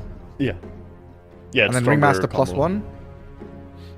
Yeah, we're still looking for what carry they want to bring. I wouldn't mind seeing a Lifestealer here. Is a hero that's Oh, still in the yeah. pool. Like Ursa's banned, Monkey is banned, but I could definitely see Lifestealer have a good day here. And against the X-Mark, against the Willows, kind of telegraphed disables. And then against all those strength heroes, it just looks like a nice game for him. And you have a good vehicle. When you play Lifestealer, you think about, can I hop into someone and follow them on their gank? You have a Puck, you have a Tusk with Blink later on. Fantastic heroes to play with. And I guess, yeah, like you say, Ursa, Monkey, out of here. Do heroes like Slark, Abaddon... Oh, wait, where's this carry Omni Knight that I've been hearing so much about? Omni did Do they get come nerfed into very play? quickly. Yeah, sadly Omni got nerfed very rapidly after it Radiant team got in the spotlight. Silencer. Ooh, so Yo. it is looking like they're just saying Undying 3, and it's gonna be Silencer coming in to deal with Enigma. I thought Rubik was an option, but they go for the Silencer, who is definitely gonna be more annoying for the Puck. And also against the Ringmaster Tusk. Oh, this is such a good pick. 10 Because seconds now, remaining. if you go on someone, Blink stun with DK, and Silencer clicks ulti, you can't 5 save them. seconds Ringmaster remaining. can't save, Tusk can't save. Yeah, it's so good. Yeah, I We- think that we had fits this- the draft. We've had this a bunch, right? We were talking quite recently about the Silencer Storm Spirit, that old school combo. Just able to global, give coverage, allow the jumps in. Such a solid pick there to break up the wombo combo, break up the saves that you're talking about. Yeah. You do maybe become a bit reliant on it. We'll see how OG kind of temper that long cooldown with their aggression. Zero Tenacity pick up the Terrorblade. Okay. TB. Yeah, a hero that very naturally wants to go Manta style. This is a fantastic game to have a Manta style to dispel a lot of the things from both the supports on the side of OG, and also a real threat later on with the Sunder can be amazing against these high HP pool heroes that OG are bringing to the mix. God, I don't know how I forgot about TB. What is third most picked hero at Dream League? 73 games, 45% win rate. Very popular. Yeah, he's still super strong as a carry. We'll see him probably have a pretty strong laning stage as well. One of the heroes that can actually deal with Undying fairly well, but often Undying still stacks those decay stacks on you, and then any 10 spell damage coming in seconds from Dark Willow throwing a W on you might just do like 5 50% low. seconds remaining. Yeah, good for sure. Then we get rid of Undying's weakness in the lane against Enigma. I'm just thinking like Terrorblade, Mantis, Guardi, etc. Usually very good against these tanky melee heroes. Does Carry Kunkka still go for this Radiance build? Usually yes. Yeah, Carry Kunkka quite often is still for the Radiance. I expect him to go for it. Because there are a lot of blink dependent heroes in this game as well. So yes, Reflection is going to be good to steal Radiance, but I think you still might have to go for it as Shad. It's still pretty good. And there's an interesting interaction where, as you said, the Undying doesn't have to lane against Enigma now, so he dodges that bad matchup. However, a post 3 Undying is much more suffering from the Midnight Pulse and the big damage that Enigma is going to deal to him later on. So it becomes a bit more susceptible to the percentage damage. Not to mention, there's Ringmaster as well. He also has that constant daggers, so they have good ways to deal with the high HP pool heroes. And what's the item build on offlane Undying? We had a period where There are two. Saberlight was buying it? Yeah. Like Echo Saber and stuff? There are essentially 2 item builds. You could say 3 maybe. One is Aura build. It's what it sounds like. You just go pipe Crimson Guard and block up all the damage, damage reduction, and you just fight. Do we have? Oh yeah, we have a rehost, huh? I guess so. I had connection failure returning to matchmaking. And Yeah, the players said that no heroes, so need a rehost for it. So yeah, we'll get in the lobby soon. But yeah, you were asking about the Undying item builds. So there are 2 builds. Either you go for the Aura damage blocking, or you go for the Blink early to get on top of people. And as we saw from the support in the previous game, it can be really annoying. But just a Blade Mail Blink from an offlane Undying, and how do you deal with it? It's so difficult. You cast spells on him, you die first, or you just get slowed down and locked down. he gets super irritated. Like, he's just up in your face non-stop. Yeah. And then you could say that there's the Harpoon as well. You know, some people I've played with. As we are currently waiting to get the lobby rehosted, and we'll get back in the mix. I can't leave the current game. Yeah, are you also trapped? I also can't leave. I'm trapped in here. I can't leave. I'm like, why do I still hear Cave Johnson in the back saying the creeps are spawning? Like, shut up. If you have your console, you can use disconnect as command. And you can leave it. Oh my god, I don't know what my console hotkey is anymore. I've not used that in 20 freaking years. You know, this is the ranked tips. People getting out of the game just a few seconds faster to queue in and grief their next game in the pub. Oh, I saw they removed all your fun business with the voice lines. You can't do that anymore. Oh, huh? did they nerf that? I haven't tried it yet. Yeah, I think I saw someone saying you can't. You told me about it, and then like a week later, there was a post on Reddit detailing how you could do it. And of course, if it's on Reddit, it's going to get bug fixed. Yeah, there was this thing where you could use any of your available voice lines. So if you're level 25 Rubik, you could use his level 25 voice lines, even if you were playing Crystal Maiden in that game, by entering some codes. It didn't actually play. You could be more flexible. Yeah, it didn't actually play the sound. It just showed the voice line. So yeah, it's no big loss anyway, I guess. Still a little bit of fun to be had.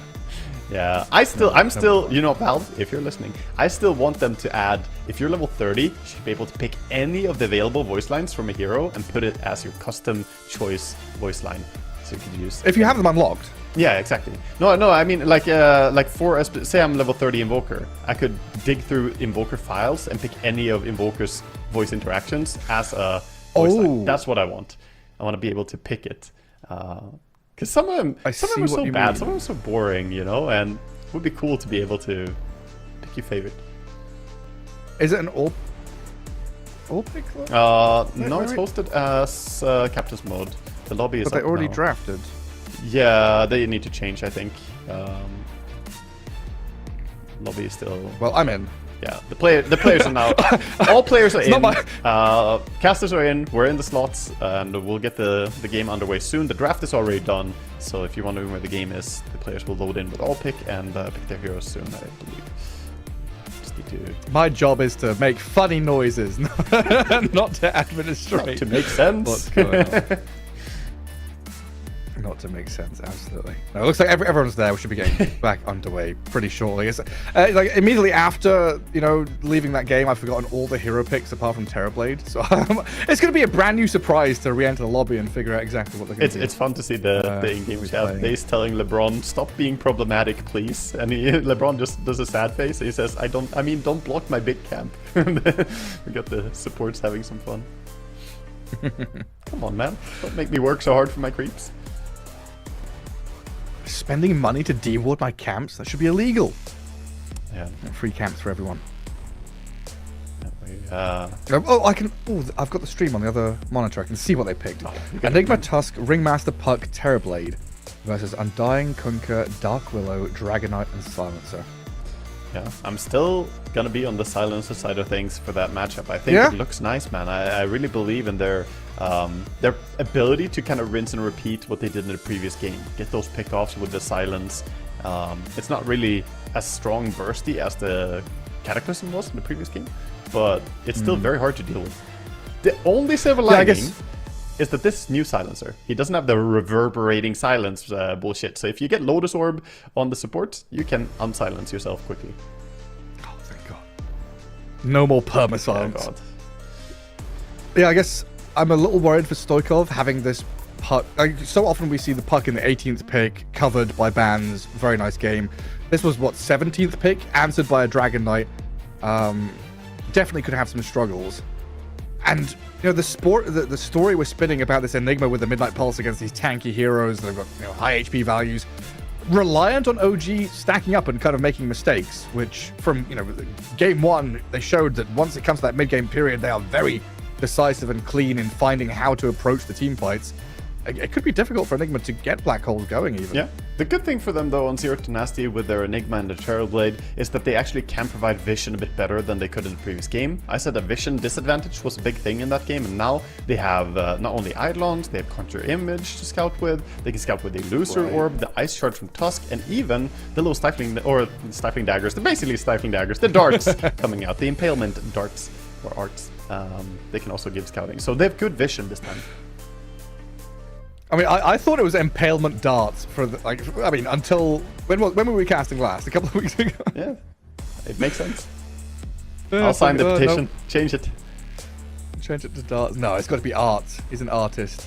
He's a little magician doing his funny business. We'll get into it though. Game 2 between Zero to Nasty and OG is going to be up on your screens momentarily as we find out if OG are able to kind of keep that momentum going from that Game 1 victory and storm away with this one, or if we're going to have our first series of the qualifiers go the distance. These are best of threes here for EWC. Yeah, of course, you want to stay strong in the first series. We do have a lower bracket. This is not a single elimination, but you want to stay in that upper bracket as long as you can. Ideally, all the way. Effort walking alone. Smoke. A late smoke from OG. Oh, Nefrit. This is so slow. So close, but they have no clue. 30 seconds. The weight of the universe on his shoulders. Look at him waddling around. He's gonna break the smoke though. They find out he's there. He is. Hello. And then walk away. Yeah. Works out in his favor. Stay safe. And thwarts any aggressive plans coming out from OG.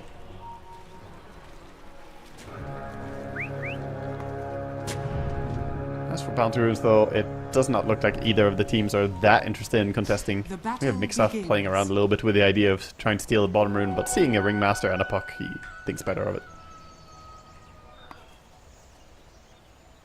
So we already can see that they're up to no good on Zero to Nasty. You see a Tusk positioning down bottom. He's setting up to go for a first blood attempt together with the Ringmaster. So they're going to 3v1 on the first creep wave, try and get an edge for the Terrorblade. Appropriate. That's naughty. Not a friendly move. And does OG feel it?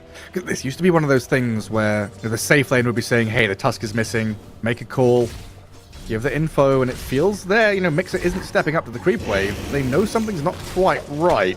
Still might get gone on, though, with the dagger out, the blood grenade thrown. Pablo trying to chase up with a shard, missing, though. Mixer has sidestepped the danger, while Daze kill LeBron while this is all happening. Brings him low. Very A lot of nicely wasted played. time here by Zero Tenacity. Courier bug again. Yeah, he bought his tangles with the bounty gold, but his courier is still in base, so I think he bought this immediately. How to fix? Don't use it, just press. Yeah.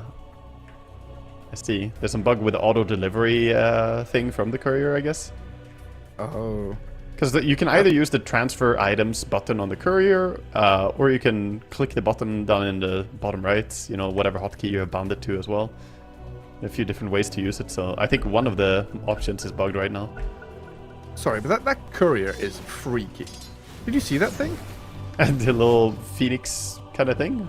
Yeah, look at the eyeballs in that thing. Can we zoom it till he's gonna? You know that monkey with a human face, the golden lemur or whatever the hell it's called. You know what it reminds me of? It reminds me of horses. Have you ever stared into the eyes of a horse? They have no soul. It's true. There's nothing behind those eyes, man. I didn't know that. Only darkness. It's not a lemur. It's a golden langur. The one with like superhuman looking face. I don't know. I don't know. I heck just is a see langur? humanity in it. Yeah, I mean, Google it right now. A langur? Yeah, Langur. Oh, it's those Golden little boys. Yeah. Yeah, kind of. I can see it. Funny little fellas.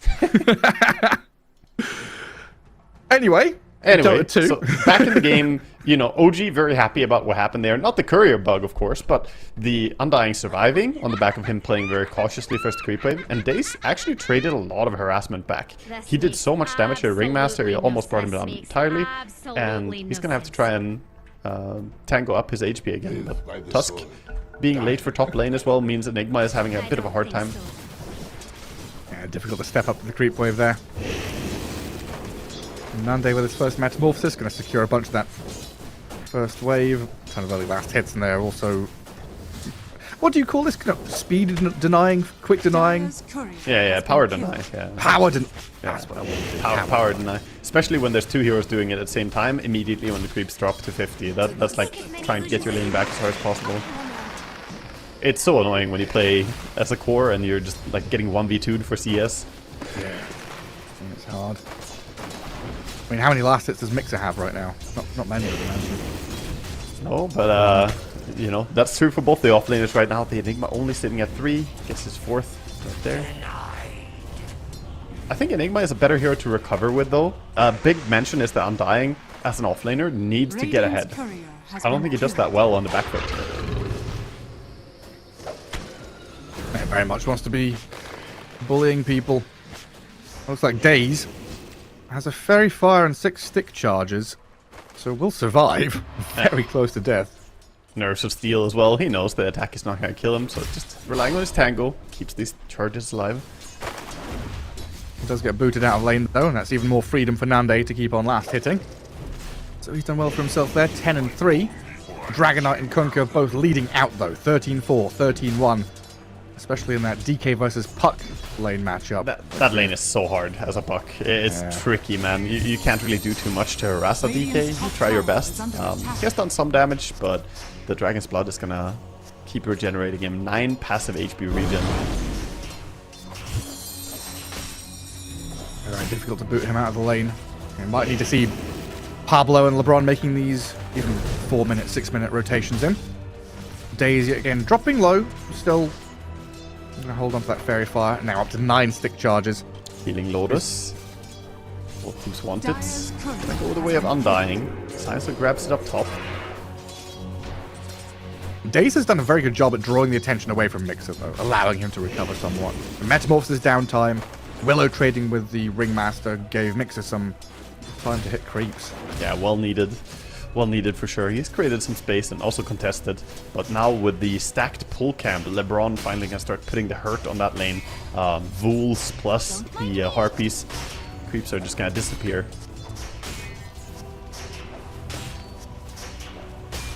I love Dragonite, you know. Drops to 200 health, doesn't care, doesn't need salves, doesn't need tangos. Just gonna regen. Deny range creep, can't stop it. Yeah, he's got double bracer as well, so even more max HP and HP regen. And the last damage is so high, 79 damage on him, and then he breathe fires you. Very difficult to see us into. Go get your runes, Stoikov. That's all you got to rely on right now. And then top lane looks fun.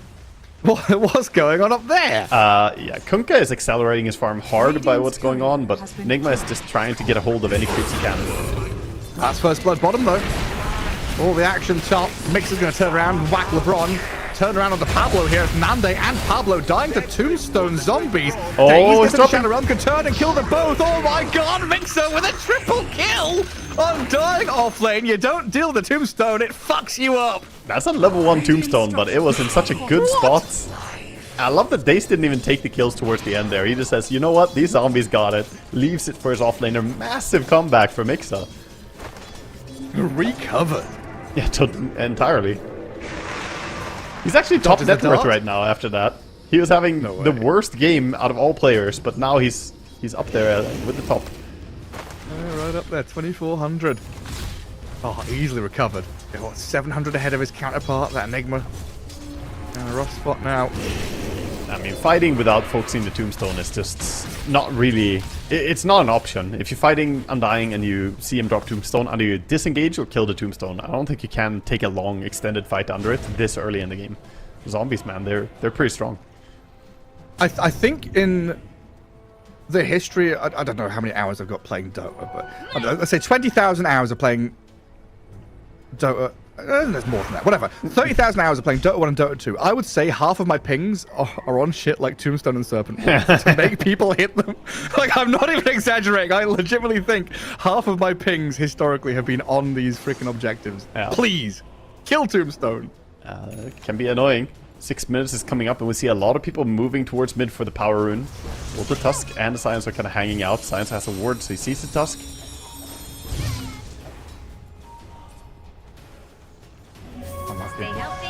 Regen rune for Days bottom. Radiant's middle tower is under attack. Enigma. Also chased down by Shad and probably dead here. And Efrit's going to get hounded. Pablo maybe can save with the shards. The blood grenade. Get the final touch on him. Kidaro. Yeah, blood grenade. That'll take him down. No way to stay alive. He tried to tango towards the very end, but the damage was already done. The blood grenade got him too low. A very solid lane stage here from OG. After all that's happened now. And a lot of weight suddenly applied to Stoikov's puck, it feels like. It's a difficult laning stage, but now, you know, your bottom lane has had some struggles against this Undying. Top lane is struggling against Kunkka. You've got to be the one that shifts the momentum of this game somehow. And you know, Puck is a hero that can do that, but can also fall flat pretty quickly. Yeah, definitely. I think the big thing as well is that they're going to need their supports to get levels. As we see the invasion coming in, Kunkka. Battling over this Wisdom Shrine. Boat's going to come in here, nicely timed, take down Pablo, and double Shrine of Wisdom for OG. Mix and Shad both getting their hands on it. Yeah. Very nice invasion. Go in. This game's getting hard for Zero to Nasty now. And they're not really ready this early on in the game. They don't have level 6 for Enigma. Even if they did, how do you channel a Black Hole against all that? Middle tower is under attack. Tower pressure being added a little bit, but more importantly, this Kunkka is just starting to skyrocket his net worth. Enigma is now role-playing as Sand King. Yeah, this is normally Sand King's habitat, isn't it? Yeah, yeah. If we had the old names of the different areas of the map, this is Sand King's cove or whatever, you know, this is hangout. The arid deserts of wherever he comes from. And Sand King's one of those little camel spiders. They should add that. Oh god, that's a things of horror. Creatures. Yeah, if you know, you know. LeBron looks pretty dead. Tier 1 mid already gone means that this area is not safe. They're also TPing to try and help out Mixer, but it looks like Undying already down. Nande and Pablo gonna get pounded there by Daze, and a good brambles with Mixer re-arriving. Comes back in onto this Terrorblade, but he sunders. Turns onto Daze, a couple more taps, not enough. Ooh, Shadow Realm Willow keeps him safe. Can we chase this one? It's hard to keep going after him, but this means that he can't really stay on the lane. And actually, TB is hanging around. Does he want the Lotus? He's still staying. Let's see the Willow. He has the vision advantage. He has an observer ward on the high ground as well. So he's gonna juke around this. And knowing that she has cooldown, he can go in against her. Yeah, try to anyway. That's not gonna be enough. All the dart, that'll be it. LeBron's gonna come in to secure it. Is under attack. I like the play. It's taken a fair number of players though from Zero Tenacity to come down here and just kill a Dark Willow. Now LeBron's on the run. This bottom lane is not safe. A Stormstormer's gonna ulti and hit the tower. This is what Dragon Knights do. They start, taking one tower and then go to the next mid tower already being removed. Means that now this attention is going here. And Tombstone is just about to come off cooldown, so this is a hard fight to take. I think they just have to sell this building. Radiant structures are fortified. Sometimes you gotta just accept and get something somewhere else. Radiant's bottom Enigma, by the way, tower went is for under attack. Vladimir's first item in the first. Not going for the drums that I more normally see, but instead getting the Vlads. It's not too different mentality, it's just aura to buff up your Eidolons. This time getting a bit of armor aura, I guess, against Kunkka, but I mean, he still kills them. I mean, he's buying Wraith Pact. Oh, that's what it is, yes. He's summoning the old demons. What was oh my God, what? There was a TI where they revealed a new hero, and like Arteezy was playing Radiant's techies, and middle it turned tower in. is under What was that new hero they revealed? I can't remember which hero they teased in that. Not crazy, right? Yeah, they did. I do remember watching Arteezy Techies. I was a big Techies player in Dota 1. When I saw Arteezy play it, I wanted to catch my eyes out, man. He was... Yeah, it was like a show match, he's playing techies, like, oh god, what's he doing? That's the And then All-Star it game. transformed into the new hero that they were releasing. God, I can't remember what it was. That's what it feels like Enigma's doing, he's just like, yeah, this is a Wraith Pact, they'll just add it back into the game. See. They'll just transform eventually. Good pick off again here on mid lane. Gives Stormstormer enough gold. He's almost got an entire Blink Dagger on the Dragon Knight. That's going to be a big tempo switch for OG to play even faster. And they're already in control of this game.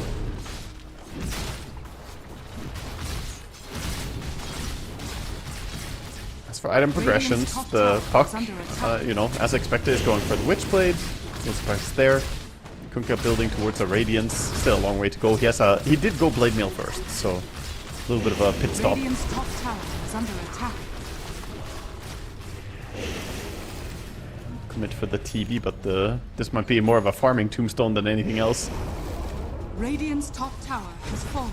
Oh, but Techies was the hero that was released, and that's what it was.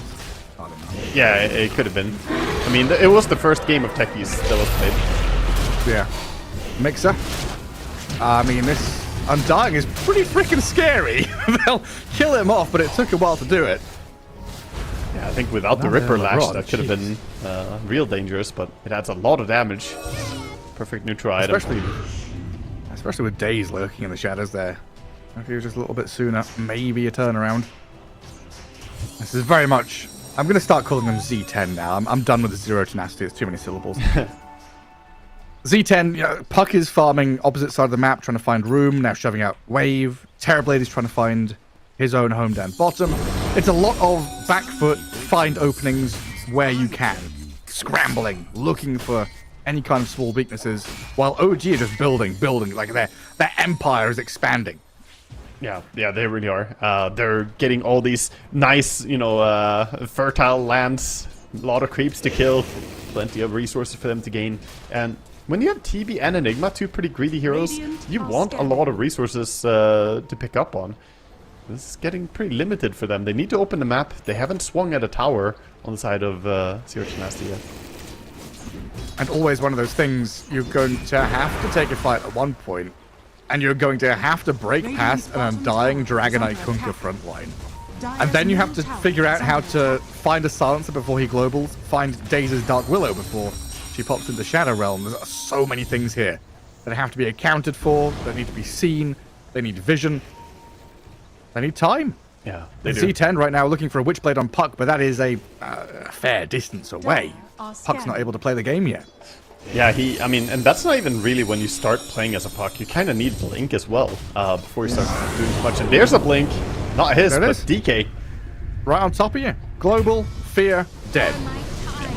Secure the kill. It may look like a bit too many resources expended for a kill, but it's worth it. It's right under a tower. They're dealing tower damage already. Bottom tower is under attack. Rainbow TPs. They don't want this tower to go for free. Yeah, it's a good call. Like OG gonna Respect that. Good call to defend, because a lot of spells were put on cooldown, so now they can actually mount the defense, though they don't have too many resources yet. But they switch their attention elsewhere, going towards top, playing around the wisdom timing. And this Kunkka, man, he's having such a free game. Radiant are Another double wisdom? Oh, it's just painful. Oh, man. Their levels are so low on the subs. Could we do an... Actually, I'll wait for this question, because Enigma might just die here, honestly. They've seen him, huh? They're diving in with a haste. Stormer, straight in. Under tower. Stun, X-Mark, Torrent, Bedlam, Nefrit, dead. I thought he thought about a black hole there. Start of the animation, but not able to finish it. Yeah, it's worth considering at least. Undying is What's he spotted. up to? Radiant's top Way tower out in is no under man's land. OG had already fully evacuated that area with the rest of their heroes. I think Stormstormer missed calling that there was vision. When he got stunned by Enigma, he should have been in Fog of War, but the stun from Enigma gave away that there is Radiant High Ground Vision, but I don't think he communicated that to his team. So Undying dying there is perhaps the result of that. Right, I want to do have a look at top lane tier 1 HP on Dark side. Usually Enigma, 15 minutes in, has like killed that tower, right? Yep. It's still pretty healthy. Yeah, sitting at 600. I mean, they could bring it down pretty quick if they get in position, but Terribly is so hesitant to get up there. And all of this comes back to Kunkka just being a great solution to the pressure from these summon heroes. Even TB would push by bringing his illusions, which again, don't do that well.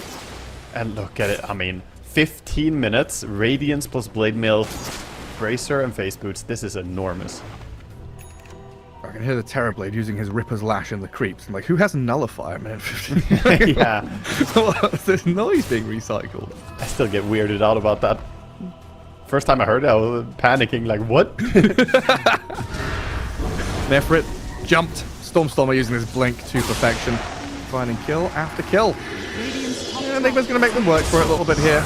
Black hole cancelled by the global immediately. And this was a setup by Z10 trying to play around that black hole. They will get onto Stormstormer's Dragon Knight and burst him down with a Coil and Wheel of Wonder out. They've got a Terrorize here from Daze, trying to break free with a TP. And it looks like we'll be able to make it home. is under attack. Willow just screams, get out of my Radiant's top face! tower is under attack. Gets them away and TPs to base, so at least they get a counter kill for C10 there. Finding the kill on the Dragon Knight. Looking for more. Undying. This is a Vanguard Undying under tower, though. And he drops his tombstone on them as well. So with Kadara arriving, Pablo... And what's he got to play with here? Little box to sit in. Snowballs on cooldown for 7 more seconds. And the decays are just stacking up and up. And try and LeBron heal him dies. with his Tusk's in trouble while Puck jumps into the back looking for the silencer. Poking at Kadara, but unable to finish. Now LeBron's being hunted by Shad, who's decided to turn up. Oh yeah, they've got a Kunkka in this game. He's got 11,000 net worth, and you're just going to burn to the Radiance, I believe. Yeah. That was an unfortunate illusion right there. He tries to get away, but he gives him a target to hit. Tidebringer. And then Nefrit in that mid lane. Being spat at by Stormstormer and slapped by Shad. The cores on OG looks so strong right now. As I say that, Kunkka goes meta. toe to toe. Blade Mail's up. That's a lot of damage though. Thanks to the setup of the Tusk, they're able to punch him down. I did not realize he had Blink already. I thought the supports were struggling quite badly on the side of Radiant, but Pablo has managed to get his hold on Blink Dagger at a decent timing still.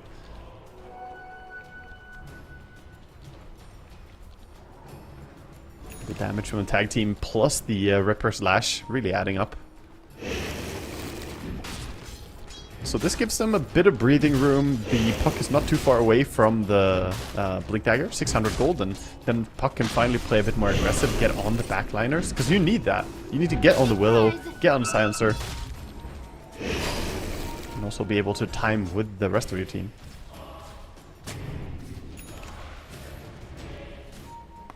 Really a matter of getting there at this point. Bide your time. Push these waves out and try and make sure OG don't get too much out on the map. Keep vision on Roche Pit, Tormentor, steal these Lotuses. Or is it Tormentor in a minute and a half now? So Yeah.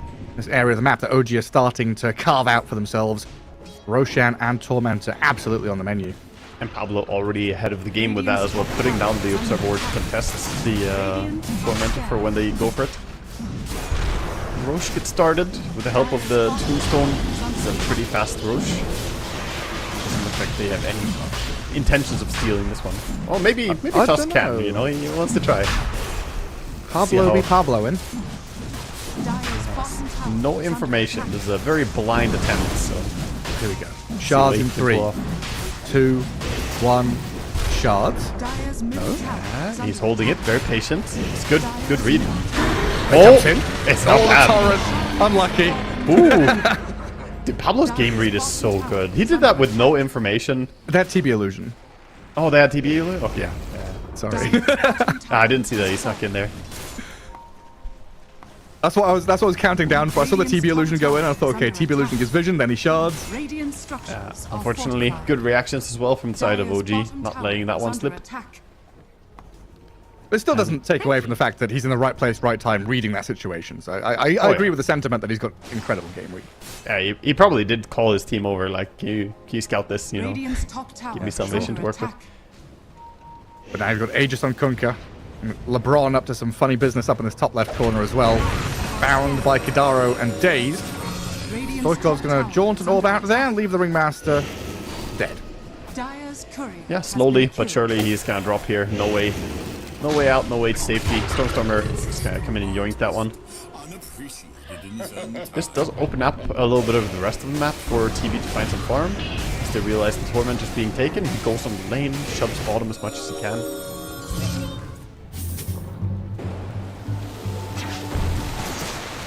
High and dry. I'll have a little ring of the bell for the Tormentor.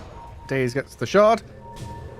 Z10 have been doing a good job pushing out these side lanes. Puck mid, Nande bot. The Power Rangers of OG arriving though to try and find his Terrorblade. But he's far too quick on his feet. Speeds away from that bottom lane push he was building up. They're trying to make their way across to the other side because Wisdom Rune is spawning, and so far it's been 0 Wisdom Runes for Zero Tenacity. 0 runes means very tough game for their sports. Can they finally get one? One rune, please. Just one. They're not even going immediately for it. They have other ideas up top. Someone's going to grab his on that side. I'm pinging Stoichkov. Well, he walked past the dire wave, I guess. And Stormstormer's keeping tabs on the puck, as a good Dragon Knight should. While Daze tries to deal with some Terrorblade illusions down south. Has dropped pretty low here, so Malefice, Midnight Pulse, and TB illusion damage. Is that enough with the Malefice chain stunning him? It is. Big kill to get. A little bit of greed coming out, trying to get those TB illus. Sticks around for too long, and Enigma comes there to punish. But still, the moves are coming in for buildings. We see Kunkka pressuring in. And I think they spotted a Radiant's Tusk. top tower is under attack. And this Kunkka's able just to carve areas of the map for himself. Nothing but destruction in his wake. And Radiant's Stormstormer middle tower jumps in aggressively, but he's met by a greeting party here. Global to stop any black hole shenanigans, while Stormstormer breaks away with his BKB going, and Shad can arrive. Combo down the Tusk, follow through onto Nefrit, and Nigma puts down a Midnight Pulse, but now surrounded as Dragon Knight gave all the vision in the world by blinking in aggressively. A nice blind attempt by Daze to throw his Terrorize. Does not clip onto the Terrorblade. He got out to safety in time. But still, the fights are handily going the way of OG. You can see how hard it is to fight into the global silence. They had great positioning. DK definitely overcommitted blinking into a ton of heroes, but he had his global friend ready to bail him out. Now the That's only safe place on the map to be. Radiant's done. top tower is under So attack. hard for Zero Tenacity to fight now as well. Radiant's top tower has fallen. I guess at least you know, or you're pretty sure a high ground attempt isn't coming immediately. Yeah. First stages, it's still kind of difficult to break up there. So you're able to get a bit of the map, farm these ancients, push out that bot lane, get to the next items you need. Yeah, the most important thing for them right now, while they are behind on Zero Tenacity, is that they try and find whatever farm they can and push out those side lanes when they get the chance to. So Terrorblade, we've seen him repeatedly just try and shove that bottom lane in, keep the waves from pushing in, because the bottom tier 2, you don't want to lose it too early. LeBron out in no man's land. Tries to get up to high ground and TP home. Too much damage. Stormstormer and Mixer. Is under attack. Yeah, so we talked about Undying having different item builds. He went for a Crimson Guard, so go for the tankiness, but then goes back for an Octarine Forest. Oh, that's an Enigma. Well, there was one. Continue, Waga. Radiant's So yeah, this is just gonna allow him to not have that big of a downtime for his Tombstone, for his ulti. And he is getting ganked right now. He is punched around, sliced around, but Crimson Guard and TP Home apparently is enough to counteract anything they throw at him. Yeah, pretty hard to go through all that damage block coming in. At least to force him out of the area so they can keep the lane pushed. As I mentioned, very important for them. DK is coming though. And I don't think they saw him up top. I don't think he walked under a ward. Well, this They saw pocket him now. map has been playing and is getting smaller and smaller. Oh, tucks away. Him and Pablo safe for now. OG have been controlling this map very nicely. And Daze is going to be able to get away from Stoikov. Shad has a BKB replacing his Aegis with that debuff immunity. That gives him even more freedom to play aggressively. And it just becomes this kind of matter of chasing ghosts, deciding whether or not to do it. You want to be able to kill these TB illusions, stop the split push from happening. But at one point, OG just has to be like, okay, you guys get one wave, we'll get two. We have the pressure from two fronts. Exactly, and they can push waves back aggressively and then go and farm these rich areas, getting control of the Ancients a lot and getting more and more. That's why we see them having built their lead all the way up to 8k gold now. Still though, as we see a stun onto the poor little Tusk. Poor little Pablo. But they're still dead for finding 30 farm seconds. for themselves, and Terrorblade not too far away from getting towards the Eye of Skadi, which he's going for next. Radiant's Like a good middle item tower to is both under make him attack. tankier and also a little bit better at man fighting. Dire's top tower is under attack. Radiant's Just when the bottom Grim tower Reaper comes is knocking under at your attack. door, are you going to answer? Do you feel like you can go up against this 8k lead OG, 21 to 8, who have been domineering every team fight so Radiant's far? bottom tower has And we think about the impact, right? Like, yes, they're getting farm, they're getting these items, but so far we've not seen the impact from Enigma Pug. Like, at all. I'm also not really sold on the pipe. The build from Enigma altogether, I'm not sure. Nice TP out. I think he should be fine here on the puck. The Enigma going for this Vlad's into pipe, I don't think that it will work against the Kunkka damage being so high Cisco. The Dragon Knight also laying in the right clicks. Yeah, you'll mitigate some magic damage, but you kind of needed the Enigma to become this big threat. Oh, Willow. Look at Daze. It's cheeky, man. Cheeky play. Oh, he's sitting on top of this Enigma. Yules into Kunkka combo. Doesn't land properly. Torrent misses. Brambles are thrown out. Looks like they're not committing here up to high ground, but Stoikov makes a move in. And they're jaunt away. Yeah, it was a pretty deep kill. If they wanted to take that fight, could definitely be punished by some Enigma, you know, turn around with the Tusk. Still down to death. Terrorblade has found the furthest away point possible to farm. Land's End. From John O'Groats to Land's End. Do other countries do you know the like the northernmost and southernmost points of Sweden? No, but I know the northernmost and southernmost points of the island my family is from. Oh, okay. It's denoted by some lighthouses. Yeah. So there is okay. So that's not just a UK thing. I was thinking we're trying to make up for our lack of culture by creating Yeah, we have points on the map. Yeah, we have the lighthouses have names too. It's Long Eric and Long Yon. Long Yon. Yeah. As in they're very tall. Yeah. So you called a long cylindrical phallic structure Long John. Yeah, that's Long John. Well, it's Yon. It's not without O. It's different. Hang on, what's happening in game? Got a boat landing. DK is going to work on LeBron, and it's Enigma's throwing a midnight pulse on the floor. Gonna pick that up, that's littering. Snowball, jump away from Tusk, gets him out of danger. OG, the ones spending a few spells, trying to poke. And see what Zero Tenacity do in response. So far it is sit high ground and defend. Is under attack. And that's a lot of players stuck in the base right now. Only Puck out on the field. He's going to group up with his team who go for a smoke, trying to get out. They have all their abilities. They need to break this curse, but the global silence is ready. Who do they go on and how does it work? So hard. Scardy timing is here, though. And they will get a catch. Jumping this Undying. Down to half HP. Tanky fella protected by the Global and the Terrorize. They've come in to save Mixer. Torrent will be launched. He's soldiered himself Still back. alive. He's healthy as hell. And they'll turn on the puck. TB trying to deal with this Undying Tombstone now as Stoic Gold fuels into the sky, getting cleared out by Shad with his BKB, chasing forward but not able to finish. The Black Hole missed! They thought Shad would run forward, but he ran back. He's still dead to the TB though. Kunka for Tusk. Zero tenacity. They'll lose the puck as he goes diving in deep, opening things up for Nande though. This Scardy slow causing issues for them. Terrorblade doing the work, bringing the damage and bringing them down. Mixer's gonna get found. A triple kill for Nande. Wow, that's really, really good stuff coming out from them. The Terrorblade just dishing damage. Let's see what was the total damage in that fight from TB. He was just laying in the clicks. 4,800 looks to be the total coming in. Good positioning from him. Unfortunate on the black hole, but still, they didn't even need it. The positioning was really nice on the high ground. OG tried to fight from low ground into high ground and try and rescue their Undying. It was a little bit too difficult for him to do so. I just imagine if they had a good black hole. How different could that be? If he had a repositioning to work with. He does have a 4-staff at least, so it's something. Well, that's the thing, right? You've got to look at this through the lens of Terrorblade's teammates made a lot of sacrifices there to give Nande the free run. Yeah. All the way towards the touchline. Yeah, it was a lot of good spell usages by the puck, silences coming out and controlling people, so TB had a very, very free team fight, just down at the shooting range, you know, loading up his Chaos Orbs or whatever he shoots.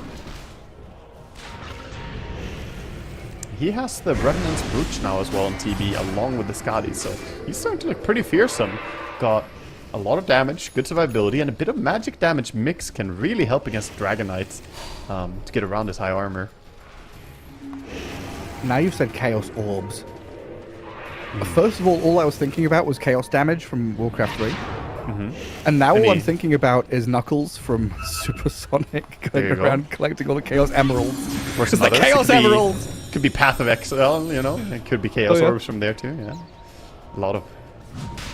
It's good orbs. Gonna stop Dr. Robotnik. The Eggman must be halted. LeBron, Nande, low ground, scary. Dazed with Stormstormer jumping onto his Ringmaster, nearly taking him out, but oh, he's popped. The Soul Burn is there. Dazed, low inside his Dream Coil, both thrown in to protect them now as the BKB Kunka moves forward. Mixer standing his ground there, battling into the Terrorblade in the low ground, while Nefrit's Enigma cannot get there to help at all. TB's dead, double buyback from the Z10 supports, but your Terrorblade's gone for 70 seconds. Yeah, they thought that he would be fine. They wanted to get back there in the fight, but good chain stunning. Started out with a Cursed Crown from the Willow. The little unassuming stun from a Cursed Crown. But then it follows up into a Terrorize, into a Root, into a DK stun. You know, this is how you bring down a strong target without BKB. You just layer the stuns in. And immediately after the fight as well, we see the BKB and the Terrorblaze quick buy. So, you know, he wants Hurricane Pike, he wants BKB, some survivability tools. Definitely see that he needs it. Fight looked a lot harder when they didn't have the positional advantage. Yeah, getting stuck down the river like that is rough.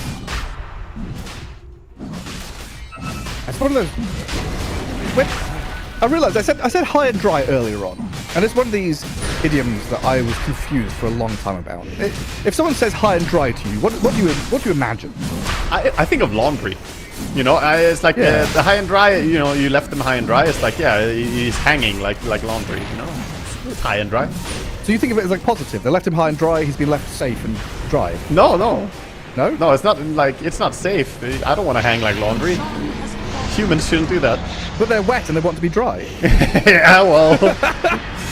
So I guess the problem I had was I thought about it in like the biblical sense, where, you know, the flood comes and if you're high and dry, you're not getting flooded and drowned. Right. Yeah, but then I realized, like, I am mid-30s, right? I know this sounds stupid. I'm a native English speaker, but hell, we all have problems. I realized, like, within the last couple of years that high and dry is from the perspective of a boat. Yeah, I'm a pagan. I'm a filthy non-believer over here. I didn't make the same connection there. Well, me so too, weird, but I've read the Bible. As we have the moves coming out from Zero Tenacity, despite being behind, they actually make their way up top, take out the Tormentor before any other team fight happens. a little bit of an advantage. Tusk Shard, not necessarily the biggest shard impact, but can help to high ground defend. A little bit better at trapping people. That's nice to have. Good for wave clear as well. And free shard is free shard. What about free Shad? He's been pretty free this game. Yeah, I mean, that can quite often be the experience when you play carry Kunkka. You're just so hard to bring down that people don't even want to focus you. In a few fights, he did get focused by the Terrorblade. He's the only one who can really kill him. But overall, ganking him is just so much effort.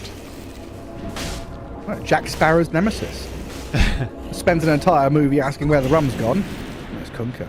He's got it all. He's literally got 2 spells now. Sadly, he didn't go for the rum facet as well to do the X mark rumming. Could give it to everyone. Triple rum.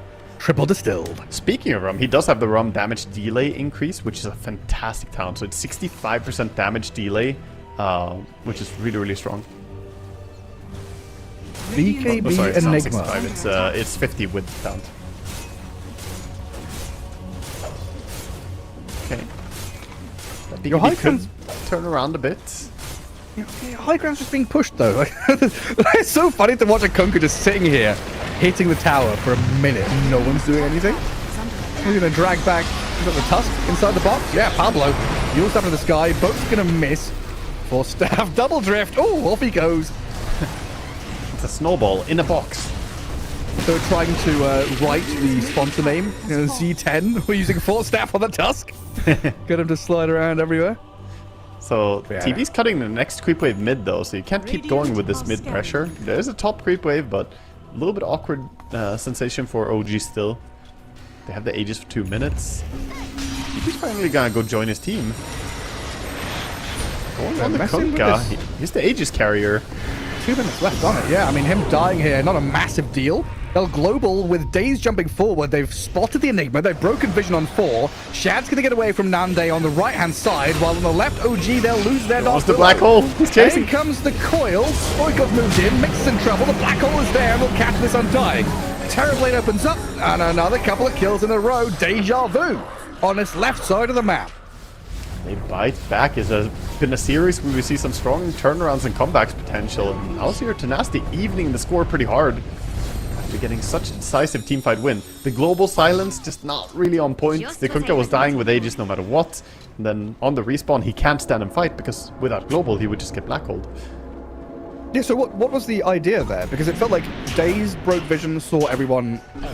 Was the idea to jump the Enigma with more heroes? I think they didn't realize that they were outnumbered, to be honest. I think they just split up a bit too much on the side of OG. They didn't have all their cores present for the fight. And that was not a fight that they could really take anymore.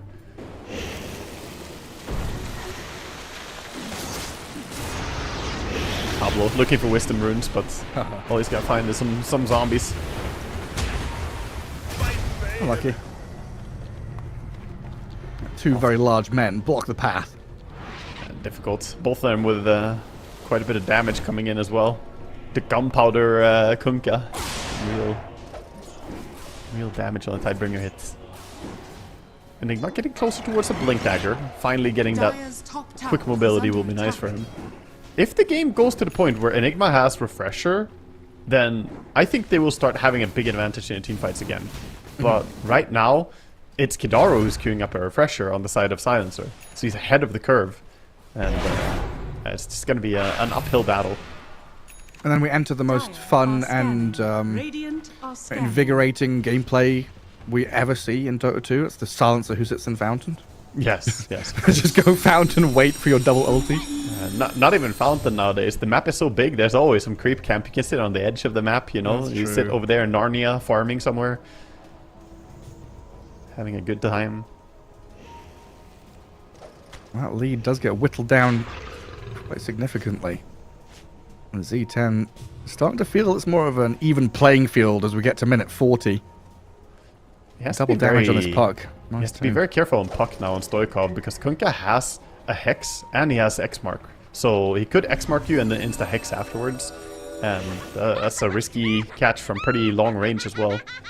800 range on the Hex and X Mark, of course, 1000 range.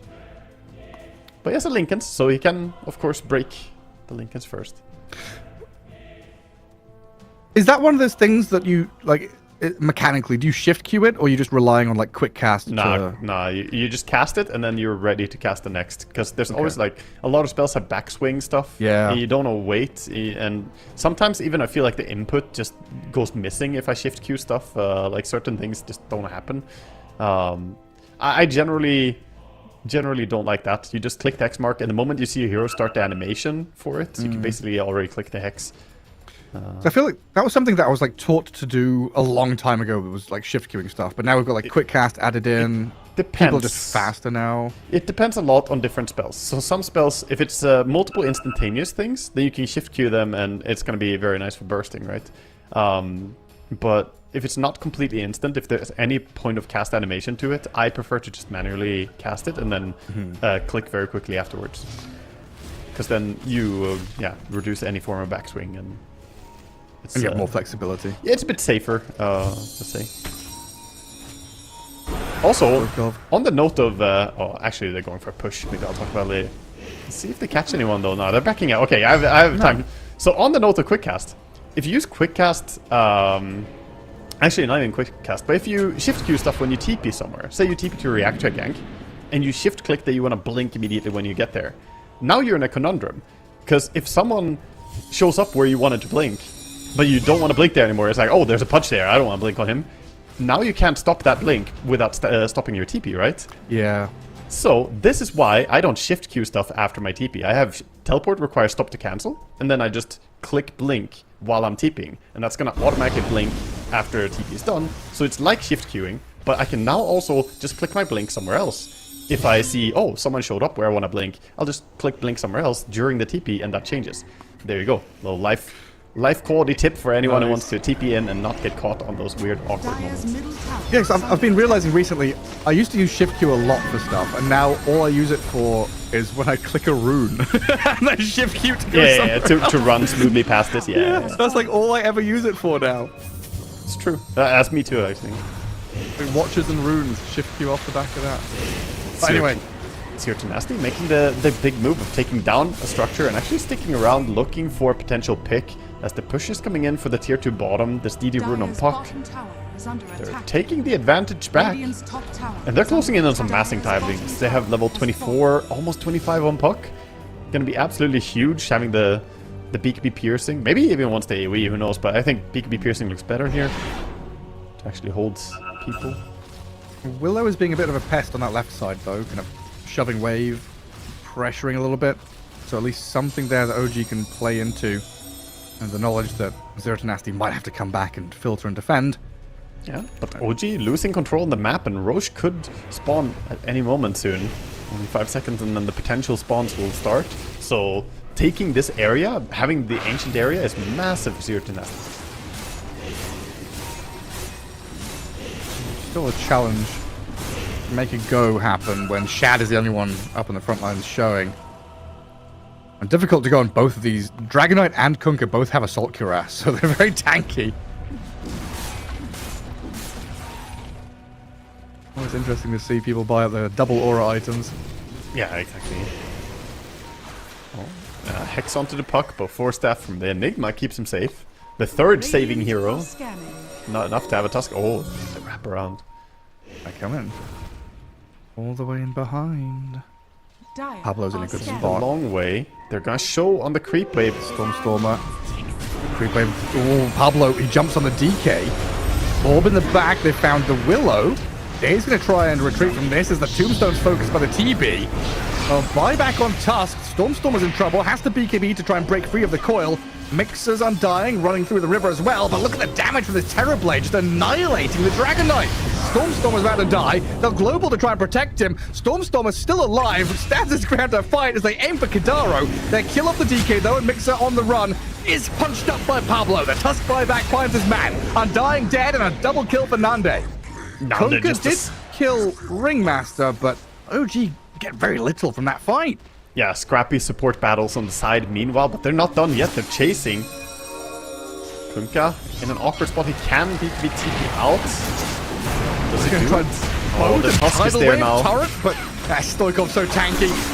withstands it all, and Nande's arrival seals the deal for Shad. I think maybe before Tusk closed the distance too much, he could have gone for it mid. We have a Willow trying to go for a play on Enigma. Look at all those Eidolons though. They soaked up the Bedlam damage. Oh, and Blink TP home. It's the problem for Willow trying to solo kill an Enigma. He starts spawning Eidolons as you deal damage to him, so he takes less and less damage. And now Shad's feeling that he has to buy back to hold on to the base. Terrorblade is here, whittling away your buildings already. Yeah, and Roche is just now spawning. Oh, you're right. Pablo. Doesn't look like they have any D-ward coming in, so they see them walking into the pit. Difficult to make your way over though. The puck has vision as well. He's gonna see the Dark Willow. Stoikov with the Octarine on the puck with the AoE talent actually. He took the 350 on the Waning Rift. Really oppressive. Feels like a replay of game 1 just flipped. Yeah, actually he has the Desert Bloodright as well. He has Omega AoE on that Waning Rift. 350 radius increase and then the 12% or 2. Timeless Desert Bloodright, yeah. Got it. Oh, that's a scary puck. And now Nande with Aegis, Cheese. Refresh a shard on the puck. Might pass that over to Enigma if he wants to, but then again, could just have it for himself too. It's definitely not bad. Since there is a silencer in the game, it can be hard for Enigma. Smoke up. And so, I guess this was my question in the draft about damage. I guess this is what my brain envisioned at some point. Looking at Terrorblade, 3,500 HP. OG have Kunkka, Dragon Knight, Undying as their cores. They don't have this burst damage able to bring him down, so they've got to get through 3,500 health with all that armor and stuff, plus Sunder, plus Aegis, like 20,000 health there for TB. Yeah, the team fight has to go like this. They have to kill everyone else essentially, and not lose too much to Terrorblade during that time. But he's done a great job locking onto the right targets, aggressively Hurricane Piking after them. He has a lot of damage output, so it's difficult to kite him. They almost need to like terrorize him and then go and kill some other people while TB runs off to the wrong direction. Like a lot of stars need to align for them now in team fights. Nice deny, Mixer. We all saw it. Denied the old barracks. The Z10 prep themselves on this high ground just to keep the lanes pushed in. Puck and Tusk still pretty far back there, getting that additional bit of farm. So not contemplating the hard commitment, just looking for the additional bit of value. The damage can be there for OG to burst someone, but with all these saving tools as well, picked up through the network progression, it's hard now. The Bloodthorn can be dispelled by the Lotus Orb from Ringmaster, and of course those different save tools from Ring and Tusk together make it hard to burst. Banner gets dropped. They're going high ground. Here we go. Creeps all glyphed up from the banner. Good drag back by OG to kill most of it off, and a glyph there, like 1 health on the tier 3 tower. Catapults are still protected though. Daisy's going to try and deal with the banner before they get too much damage done, but now with the coil, Yules as protection into the Shadow Realm. Glimmer Cape there to try and heal and save away, while Stormstormer has made a play forward with his BKB. Well, a lot of damage onto Nande. It is just his first life though. Aegis in hand. And Sunder as well. He's perfectly fine. So OG lose the tier 3.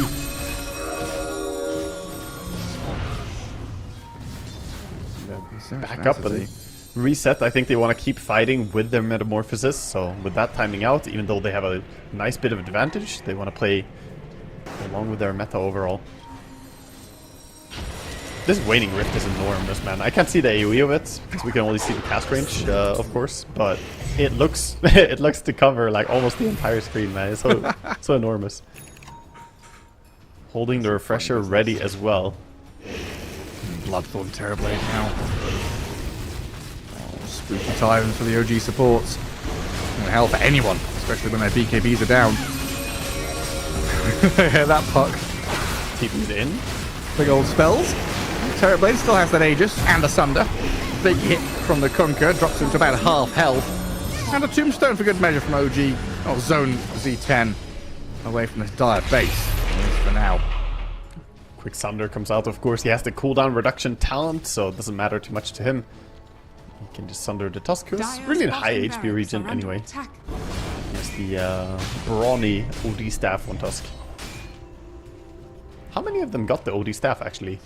3 of them on the side of Dire and 1 on Radiant. So Pablo has it, and then Kunkka, Silencer, and Dark Willow all have the Outworld staff, which is this neat little item to just basically give you a phase shift on any hero. One-time phase shift every 30 seconds. Well, offer a bit of protection against this Terrorblade, who's bringing hell onto you. Paleman Arts on the Stormstormer. Look at Dire's that. bottom barracks And are support under doing attack. decent chunks of damage.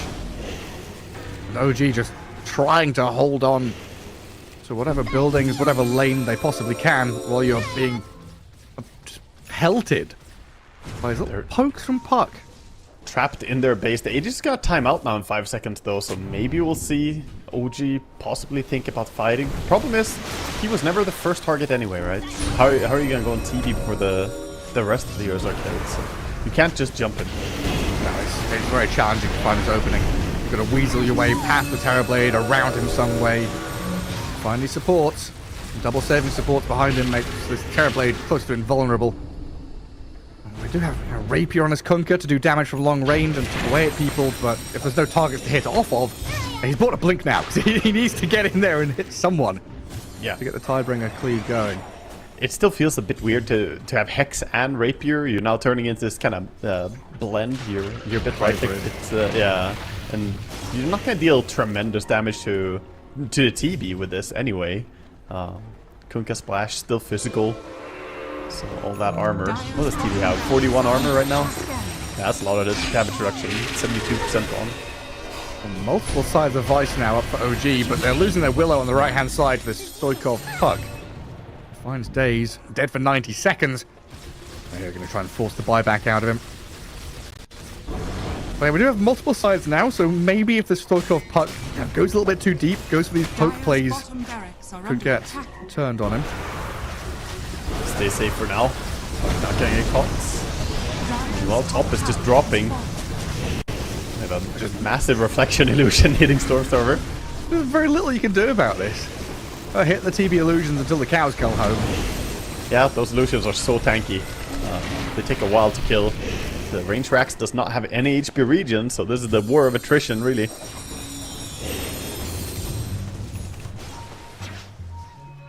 A lot of cleave damage onto the Enigma, though. These other heroes have to be very cautious about the Rapier crit. Ringmaster dies in 1 hit from a crit on Tidebringer. That's why he sits far back as well. Bugs up top. Was that Bloodthorn from the TB onto the DK? Definitely Stormstorm, I think, twice about things. That hurt a lot. Quick damage coming in. Another Jumps jump. onto a TB, but there's no follow-up. No. Stormstorm are going to make the slow walk away. Getting tagged up on his journey.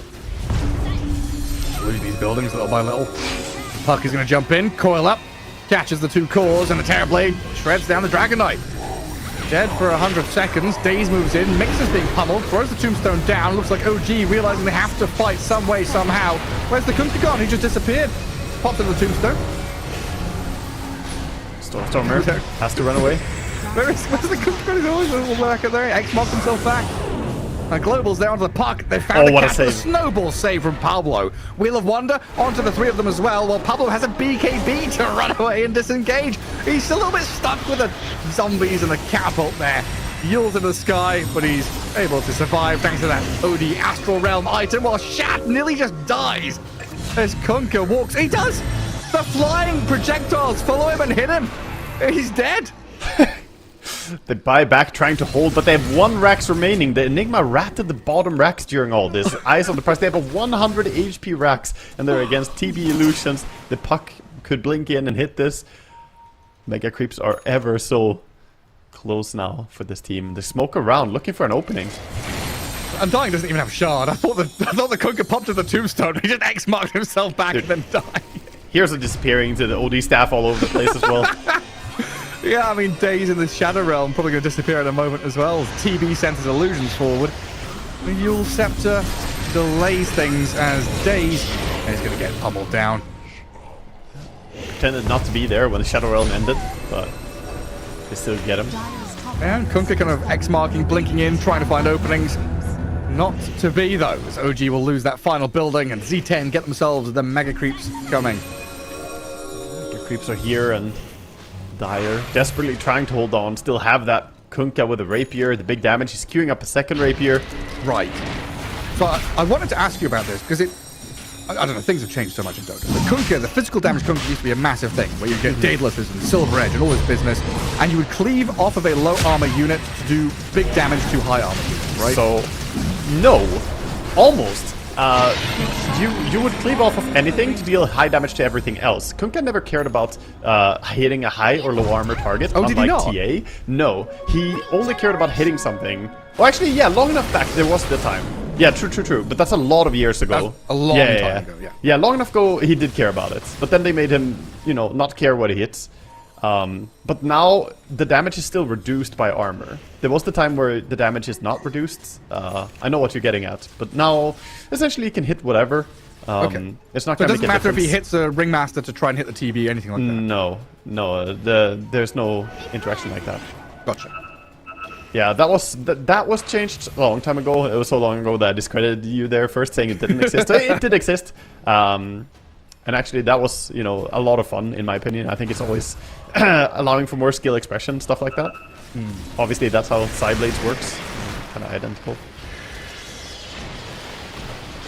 So was there a point where Sidebringer was pure damage, or has it always been physical? It did, yeah, it was unaffected. I don't know if it was necessarily pure, but it was unaffected by the armor of the other targets, and it was based on the damage you did to the target. Spaghetti mechanics, Dota 2, welcome. Yeah, it was a little bit weird. It bypassed armor, but it was physical, I think, is how it was. So, kind of strange. But anyway, Shad here is Essentially just pure. looking to go on a puck. Hex the puck, kill the puck. Yeah.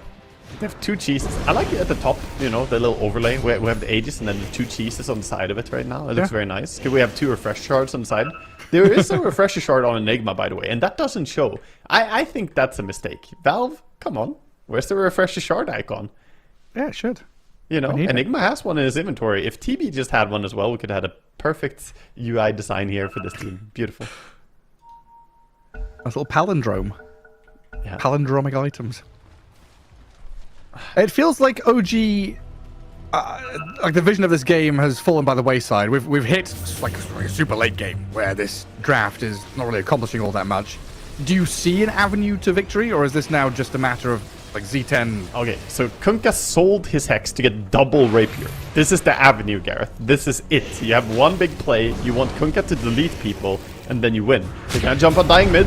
Could be They the go time. in. Mixer and the Dragon Knight all focused up. The Global gives protection though, and they turn on the puck. Oh, Stoikov might be in trouble here. Stunned and taken down. First life gone, but Mixer has found. Has buyback on the Undying. He's going to respawn up and come out to fight as Z10 reconsidering their options, leaving Nande to hit the tier 4 towers for now. But OG found a little opening there. Maybe can find a bit more with another silence up. Oh, the cancels blink. Stormer and Shad trying to move forward.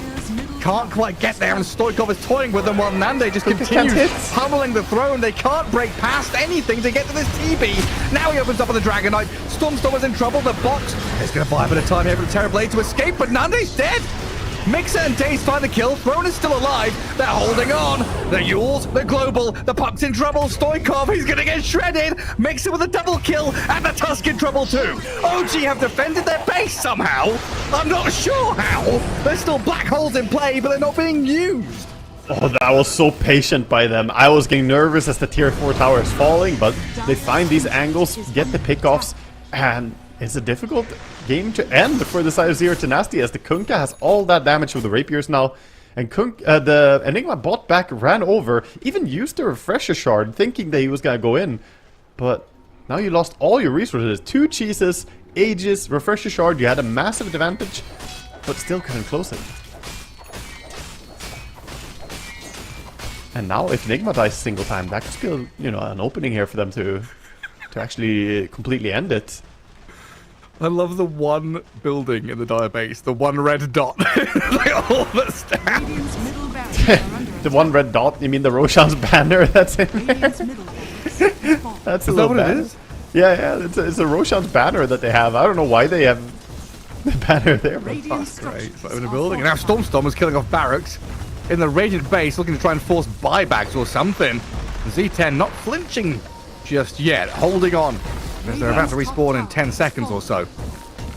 yeah, they know if it's not thrown, you don't buy back here. You just chill. There's Aghanim's on the Willow, helping out the best she can, dealing some damage.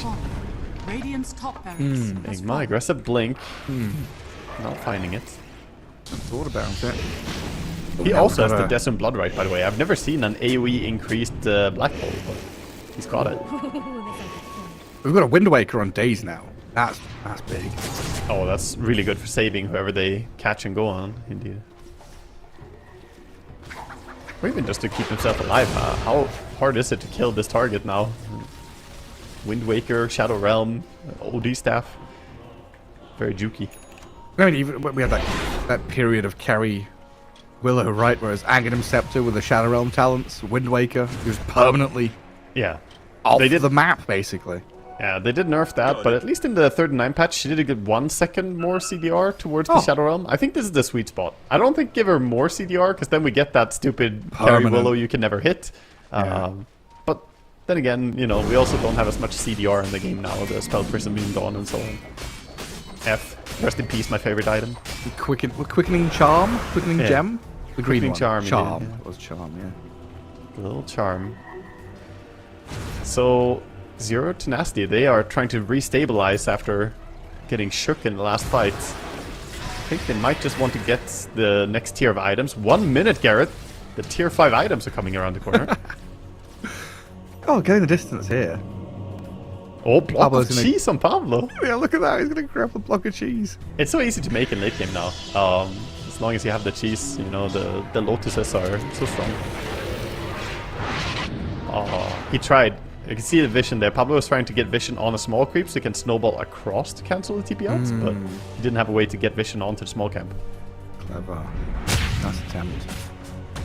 Yeah. He's one of the few ways they have to actually roll over and stop the TP out. He's going for an Aghanim Scepter. I think that could be really pivotal item as well for this game. If you get Ags on the Tusk, then you can go in, kidnap someone, Batrider style, and then take an easy fight from there. Also, Coil Kick. True, true. Or kick someone into a black hole. You know, you kick him out of base, and there is the Enigma waiting for the black hole. Hell yeah. I wish you could kick your teammates. Kick your Enigma in. Well, yeah. Dies to a Tidebringer before he lands, then Oh, before he no. hits the ground. Right, green lights across the board.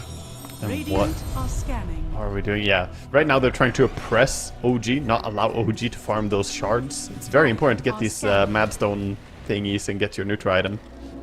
Little bundles. But they are sneaking out up top. Willow is working away on the camps. We'll keep updated on what the teams are gonna find. So far, no neutral item, but we can see Radiant backing up and farming, so they're also wanting to get them. Farming the So you've ancient got camps, Glyph. of course, should make them get them a little bit faster. And there's no way for Z10 to just like bull rush the base, right? They can't just go hit throne and end. It's no, Glyph is up right now. If they could poke Glyph somehow, then maybe that could be a play afterwards. But into Glyph, I think they all die to the Dragonite and the Kunkka. Kunkka actually hurts a lot. Refresher Orb, Terrorblade as well. He's not got enough slots. Yeah. We have, Neutral item time. people are thinking about their items, man. There are a few people already who have the option to upgrade their item, but they're holding on to the previous tier.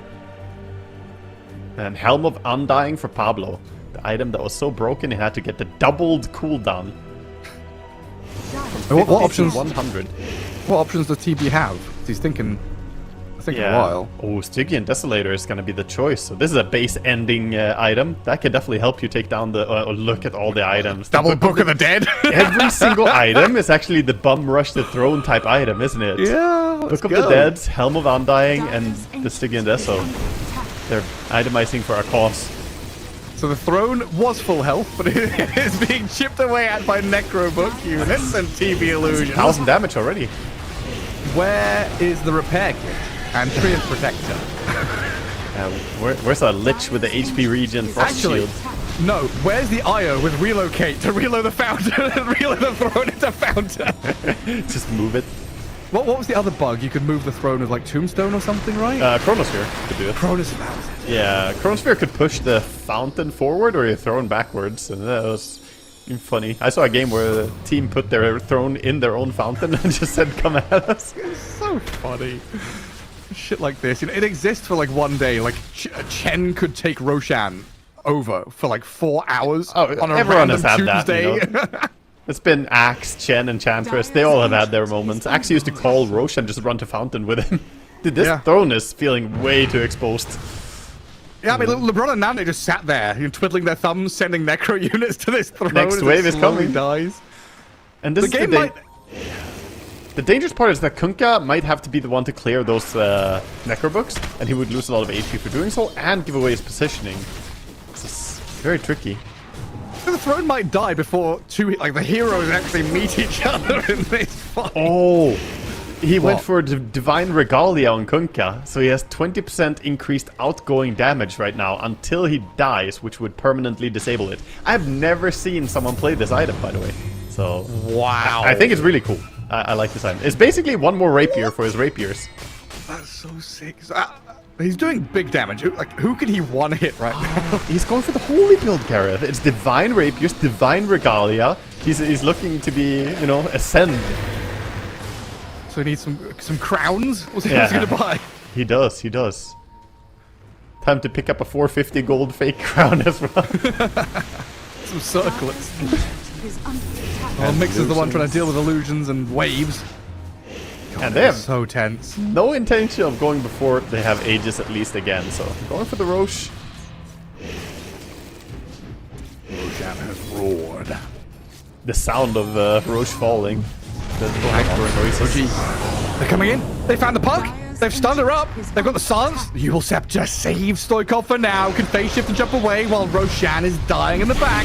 OG don't know that. They can't make a move forward. So Daze, even though you're BKB'd and look pretty tanky, you are dead to Stoikov. Oh, that's perfect. That's one global down as well. So you already know that he doesn't have double global for the next fight. He has Refresher on Silencer, so he can do it still. But that's a lot of green lights go here for Radiant to just go and close the deal. Can they end this game, Gareth? They're trying. They've been trying for 20 minutes. Where are they going? They're picking top. They're picking It's a bot. smoke in. It's a smoke in. Which angle do you take, though? Who goes first? They need to get some vision in there. OG feel like they're playing Bloons Tower Defense or something. There's necro Actually. units coming down the lane. There's no heroes. There's no PvP. This Oh is no! The blimp wave is coming. Oh no! Not the blimp. Dyer's in OG's gonna do something. There's the kick. Pablo's in. Kick back on Stormstormer. DK punch in the air. They're gonna come in with Shad. Not gonna be able to save him. Dragon Knight, he's gonna die here, surely. Buys back though as Pablo sacrificed his life. Tusk down. Terrorblade had the Sunder to save himself. And OG hold on. They fight. Live to fight another day. 2 buybacks used, though. Jump in again from Puck. Causing issues for Mixer and Daze. Another rapier for the Kunkka now as well. Loaded up. Needs all he can get. And we have... Oh, the Refresher Orb purchase gets delayed. Dragon Knight wanted to get a Refresher Orb, but his Courier dies. It only had a recipe on it, so maybe you can rebuy the recipe and try and get there. Willow, by the way, picked up a Mask of Madness to get DPS potential in the late team fights here. Has the Aghanim Scepter, so it's the classic 65-minute Mask of Madness build. I think I've only seen that on Skyrath Mage. Yeah. Combine it with a Basher and you have your Enigma counter right there. Yeah, you do. Shout out to Save or Katomi or whoever that was. Unironically, Gareth, I think Basher would be a pretty decent next item for Willow. With Mask of Madness, Aghanims, against an Enigma here, against, some of these random heroes, just stun the Tusk through his BKB or stun the TB. He doesn't have a Butterfly on TB, so you can actually proc it. You can get some hits on him. Oh my god, Mixer. It's such a painful walk through TV illusions and all that. Oh, they're going on TV again. They cleave the Terrorblade. They've got control of the Terrorblade. He's got BKB though. Nande can't sunder Stormstormer BKBs himself. But now the backup for Z10 arrives. Puck gonna cause problems there with a big coil. They got it. Going off his Undying. Neprin is dead to Shad though. Daze has moved on to LeBron. OG striking back. Mix it down to Stoikov. I don't know where to look. There's 3 fights happening at the same time. They've lost LeBron now. OG still have their throne alive. He got him to delete. Kill off Pablo. The Undying Helm. It buys them some time to make turn and deal with Daze for the Terrorblade. I mean, Nande steps forward. Daze gonna kill off the little Dark Willow, but Shad has come back in. A big damage to the silenced. over the top. This Terrorblade, the Yules of the Stormstormer DK held him back, and they can't catch up to the TB. Nande's out of there. Kunkka has to go back on base defense duty, so he can't keep chasing, so TB is gonna be fine because of that. Otherwise, Kunkka could have helped and chased, but these mega creeps as well, forcing back OG. Huge fight for them coming in. Ah! This chaos, man. All those What races. is going on? Kunkka has 11,000 gold sitting in the bank. Spend it. So, you know how much damage he does with one Tidebringer to Tusk? Well, hang on. Stormstorm was looking at Stoikov. Oh. Mixer with hexes. No, never mind. How much damage does he do? 6,100 damage in one hit, Gareth. He has the 120% damage increase talent. So he does 270% damage. He has 3 rapiers, and then he gets a Daedalus crit on that. That turns into a 6,000 damage end result. That's insane, man. The Tusk I'm just went from sweating. full to nothing. I'm sweating. Oh, yeah, at least he's got the Undying DK. Helm. He's got the mini BKB. He's got the big BKB too. He's completely safe. Undying has a Helm of the Undying as well. Love that. Love that for him. More friendly.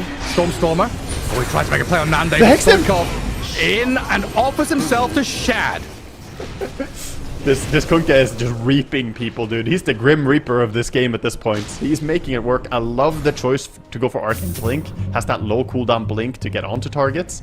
And extra range. Every bit of range on his blink matters, so he can get the perfect position. Oh, okay. There you see. Every bit of range matters. A little bit more, and he will push that quickly. He's queuing up a 4th rapier. Of course he is. What else? Yeah, just backpack you still have Boots of Travels. He actually has a backpack Daedalus as well. This man, if he could buy an inventory slot, he would be so happy. But limitations of the game client. Same for Terrorblade though. He has 12k gold as well. He's now doing some switch ups. It's Agi Blink. I've been waiting like 6 years for a boot slot. When I added the TP slot, I was so sure we'd have an Obs Ward slot and a boot slot, but no. No. Not yet. Yeah. I've heard arguments before from supports for a dedicated ward or dust slot, but yeah, a boot slot would be more fair, you know, something. Just a consumables slot, you know, smoke, dust, wards, whatever. Ah, yes. Put the cheese in there. Oh, yeah. Minute 70. Radiant base looks pretty nice this time of year. Wouldn't mind setting up home over here. Look at that. Pink flowers, cherry blossoms blooming. What a Dire weird base, game this has been, man. Desolate.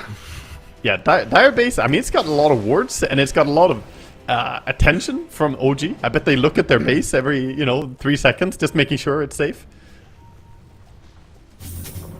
Necro units, boots of travel, anyone sneaking in? They got the safety there, Silencer. Not getting caught.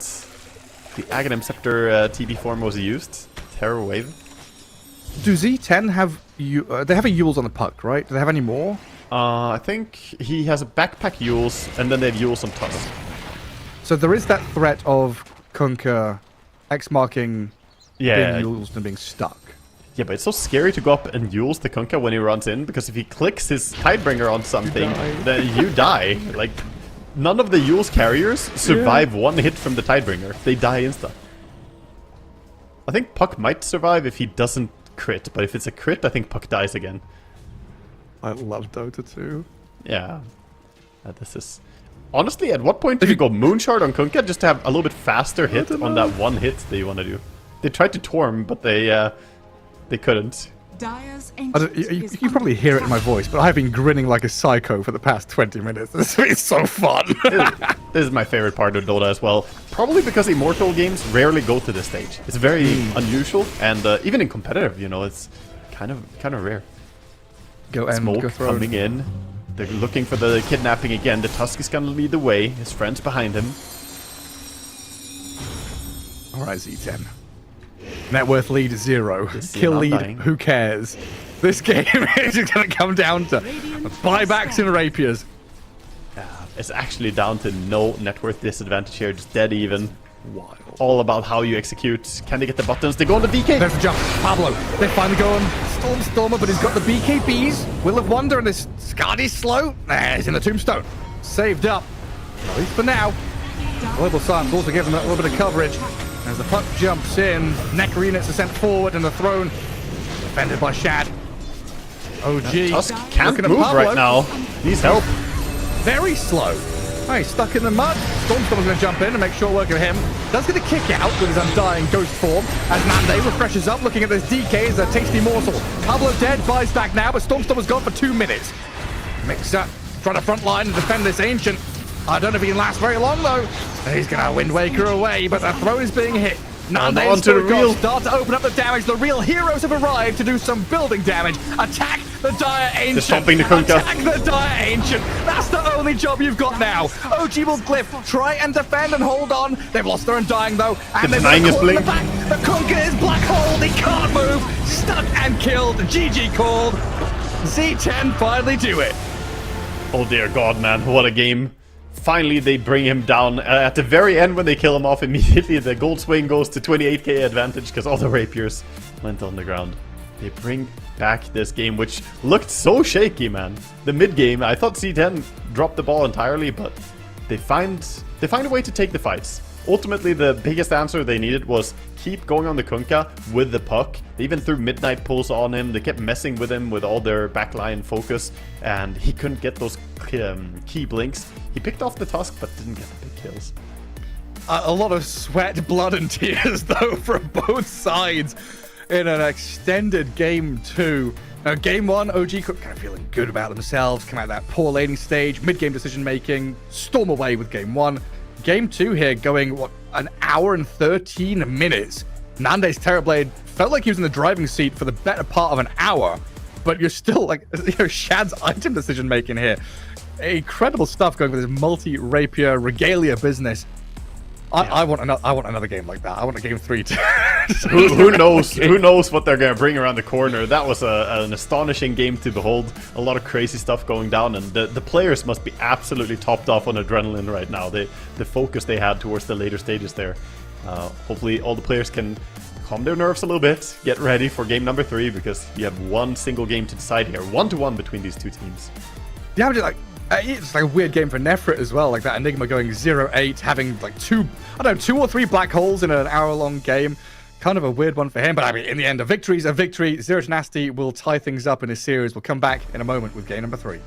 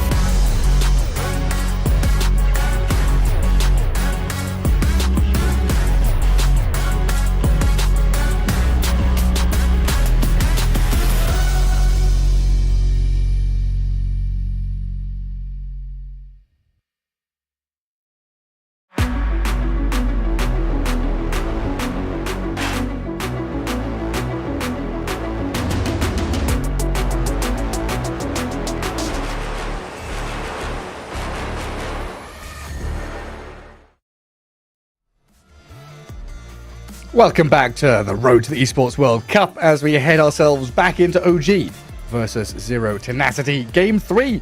Wago, we're going the full distance. Game 2 was, God, it was special, wasn't it? That was a game and a half. Probably the craziest game that I've witnessed in a long time. We had some absolutely baller of a late game there with the triple rapier, the double dateless Kunkka, who sold his hex to do this. The crazy stuff going down, and ultimately Zero Tenacity, they kind of just figured out how to approach this one shot from Kunkka with the puck jumping backline, but not before we saw them at least dominate some team fights on the back of his damage. Yeah, I mean, some insane, just a little clip of damage onto the Tusk, disappears, just a little tiny touch of Kunkka's Tidebringer, a hero ceases to exist. Just incredible scenes with these rapiers and stuff like that. Yeah, I wanted to come back to, I wanted to start talking about this Enigma, because Nefrid had kind of a weird game, right? Yeah, I mean, it's always going to be a weird game as well when you deal with the Silencer. Playing Enigma against Silencer, you a lot of times see players go for the aura builds and try and tank up, but also playing against Kunkka means he can't keep his Eidolons alive, so he really tried his best to, do what he needed to be useful in this game. Ultimately, the game didn't end up being too much about him. He was the extra threat, kind of delaying the silences being used. We saw that one time, the early silence used when the Aegis respawn was happening, and suddenly there was no global silence and Black Hole is available. That's a time to run. So it's still a threat of the Enigma, but he didn't really get to have as much fun as some other of his teammates, like Nande with his 15, 3, and 12 on Terrorblade. It was a warm body, the Enigma, just kind of in the mix of things. Yeah, definitely drawing attention away from the enemies, from that Terrorblade. We'll see how it goes. Game 3 coming up soon. We'll see how that draft builds up, because this was very different going from Game 1 to Game 2 and how the teams approach things. Right, Game 1 we had OG opening up with this kind of team fight wombo combo, carving themselves an area in the draft where Earthshaker, Death Prophet, Warlock were bringing these massive combos of damage to enable the PA. In Game 2, OG are much more focused on kind of tanky frontlining, maybe an indication that they were like, oh, blood in the water, we'll finish this one quickly. But yeah, we got into late game and Zero Tenacity showed that they can play there. Yeah, Zero Tenacity, they had really good saves and kites and these little hit and run tactics between Ringmaster, Tusk, Puck, all of them did it so well.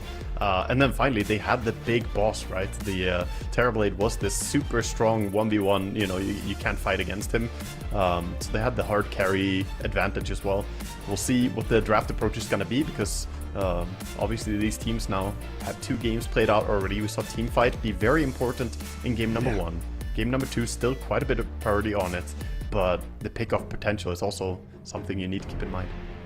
Radiant yeah, it was nice seeing this puck kind of getting added in here when Stoikov's Queen of Pain was fine, but it didn't bring you that same kind of in and out capability with control and damage that this puck definitely brought. And I'm just wondering if now we're going to see maybe a bit more prioritization towards that mid lane playmaking hero.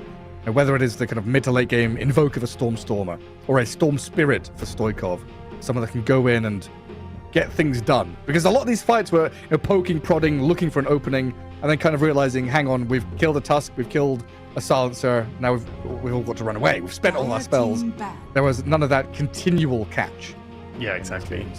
And I think, honestly, these teams, if we go by how the games have played out, having some of those heroes, like you mentioned, the Storm Spirit, who doesn't depend on a long cooldown, something for your supports to play with, at least one of your cores being a higher uptime core would be really, really nice. As we head into a draft here, though, we can see already a lot of popular heroes being banned out, but Naga comes in with the opener. This is a hero that's been on the rise again, this is the ebb and tide of, playing Naga Siren heroes. She'll always find a way to come back in. So where does she sit now? She was to carry? No, not as much. She can be played carry, but she's still more buffed as a support, I would say. The Deluge facet is really, really nice still. They changed a few things around, but they increased the damage on the Deluge. So it's 290 damage on max, which is really high. It used to be 260. And then you also have some changes. 10 The end seconds snare remaining. Aghanims upgrade now applies break to the target as well. So if you do need to 5 break, you can seconds go Aghanims and do that. But this is flexible. Picking Undying though into Naga, I would not want it, man. Because you can song and kill the Tombstone. You can Dire team generally back. deal with the Undying quite well, Yeah. whether you're a carrier or support. That just shows how much OG put a lot of faith into this hero, I guess. But like, does that now mean the Undying loses, kind of goes down the pecking order? Like it was a 3/5 flex, 10 now it's a seconds 5, remaining. or does it not matter that much?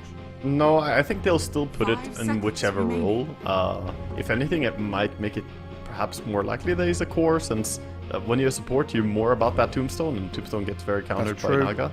Yeah. Whereas still a Radiant team strong back. right-clicking Undying core can be hard for Naga to deal with if she's just a support. Warlock and Kunkka ban. Z10 don't want to be dealing with that Shad Kunkka again. Yeah, no. I mean, what a performance he had. He played really well, to be honest. 10 The seconds end of the remaining. game was unfortunate for him. He couldn't really get the connections he needed there, but he 5 played a seconds very remaining. stellar game.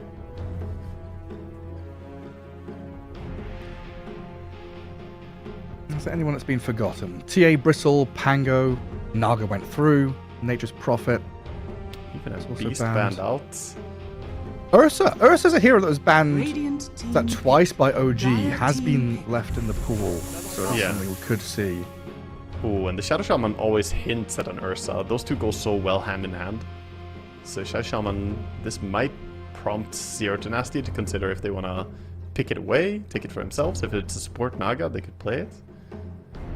10 Or seconds if they're just going to get remaining. ready for the fact that it might be an Ursa, pick something like a Shadow Demon or whatever. 5 seconds Then you're remaining. kind of covered that basis. You can always dispel him.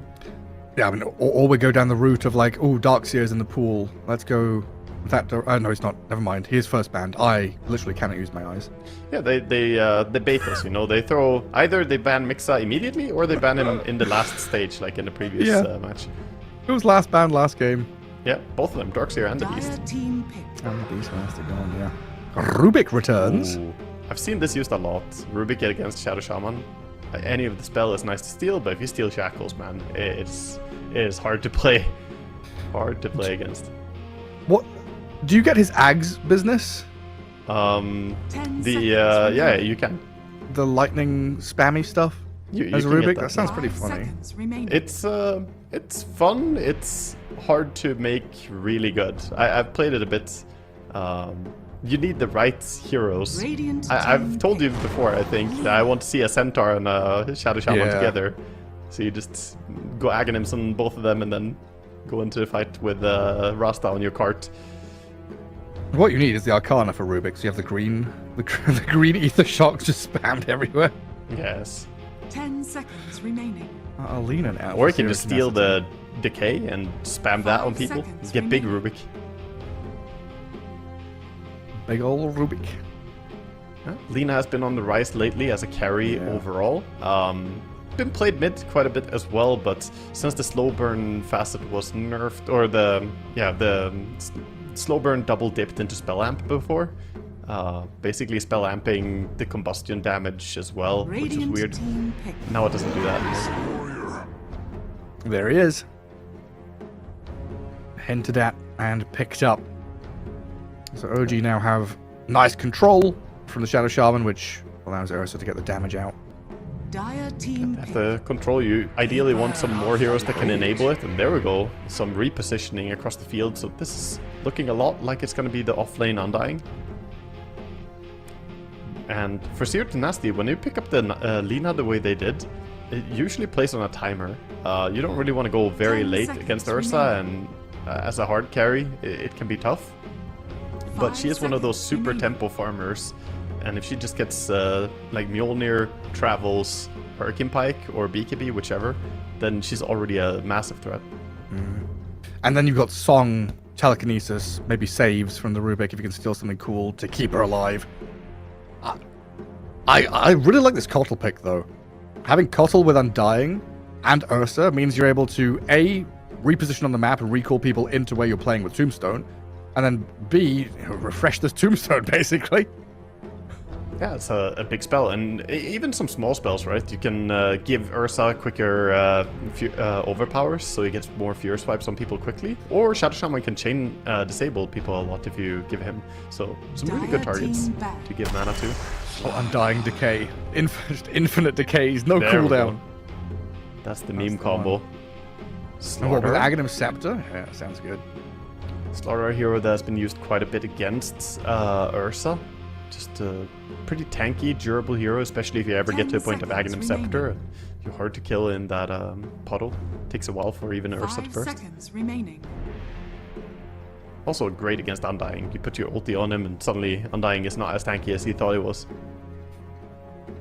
And doesn't Radiant team back. necessarily reveal your lanes. Radiant It's kind of team nice having back. this Slardar here Team to back. force. Like, yeah, okay, OG banning Puck and Storm pretty quick. Seems like they had an idea, but there is a chance that Slardar could go mid, as we've seen from like XM in China. Yeah.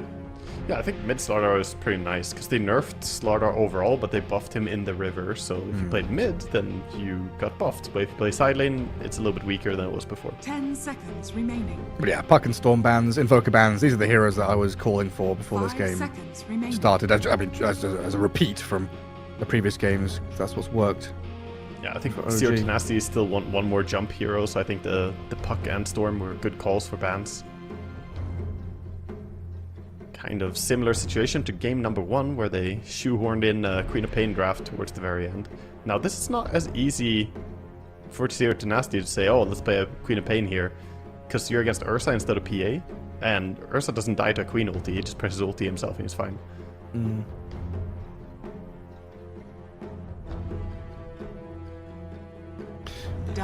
What happened to Bat Rider mid? Was that like a flash in the pan? Nisha did it. It was sort of a bit of Dream League. I Still haven't there? tested it recently. Chat can help me with this one. Did they fix the interaction? There was a bug that he double applied the damage from his sticky napalm. So that was why he was so strong. I honestly haven't stayed up to date the last few days to see if it ever got fixed or not. But basically, he is supposed to apply 2 stacks of sticky napalm, right? And get more sticky napalms. That's 10 one thing. seconds But remaining. every time you procced it with either right-clicking or spells, it 5 dealt damage seconds twice. remaining. So Right. it was bugged. I tested that in demo initially. Yeah, and that's sounds why good, broken. his initial win rate was like very high in high-level games. Oh, it's my favorite time of day. It's Ember Spirit, 23rd pick into Huskar. Yes. They banned the Monkey King at least to protect him a little bit here. But yeah, I mean, this spot we used to see a lot. Huskar, Necro, stuff like that kind of come in and dish it out onto Ember Spirit. There's a lot of ways you can kind of play around it now, though. Yeah, there are many things that we could see. I like Necro in this patch, honestly. He's been buffed a lot. The Rapid Decay is honestly kind of worth, and very good anti-healer. In this game, though, not too much healing on Zero Tenacity. They're all just kind of brawly fighting heroes. So we'll see what they decide to go for. No dispels and no dispel buyers, though. Yeah. We're thinking long and hard about this one. Like, how can we abuse this Ember Spirit mid? If our lanes are Undying Kotl, bot, top, Shadow Shaman, Ursa, bot, is there a hero that we need to move out of that mid lane and play into side Choose your lanes? heroes. There you go, the DK again. Yeah, this is a matchup that works well for a Dragon Knight. He will always get off to a good start, and if you're on point, it is nice against Ember Spirit. The last hits are a bit easier for Dragon Knight than Ember on this lane. And you get an insta-stun later on. It's more about that. Now you have both the Shadow Shaman and the DK to worry about when you're Ember split pushing, or even as a Lina. So it will be difficult to stay safe on the map. And with the recall facet on Keeper of Light, you want to have those good ganking heroes like Dragon Knight and Shaman. Yeah, I was gonna say, like, this map can get small and dark, claustrophobic very quickly if OG are able to keep that pressure up, and that, you know, knock-on effect. If Storm and Mixer, Daze, Kidaro can play forward with these 4 heroes, Shad can be farming his Battle Fury or farming with Battle Fury and Ancients to accelerate, while you said Lina is a quick accelerator, likes to farm fast to, well, like minute 20, and then she's going to be starting to hit that critical mass. If you don't get there, and you don't have that ability to farm jungle camps and push out waves, Ember Slardar and Lina could be quite fragile. Yeah, getting like run you over. mentioned, a quick farmer, they need a lot of map space, right? The faster you clear creeps, Yeah. the more map you need. And when you have Rasta with the wards to possibly take down your towers, there's even the Tombstone adding some potential, and then DK who melts those tier 1 towers early game. The map can become pretty risky to get out on, and that can limit Lina's gameplay.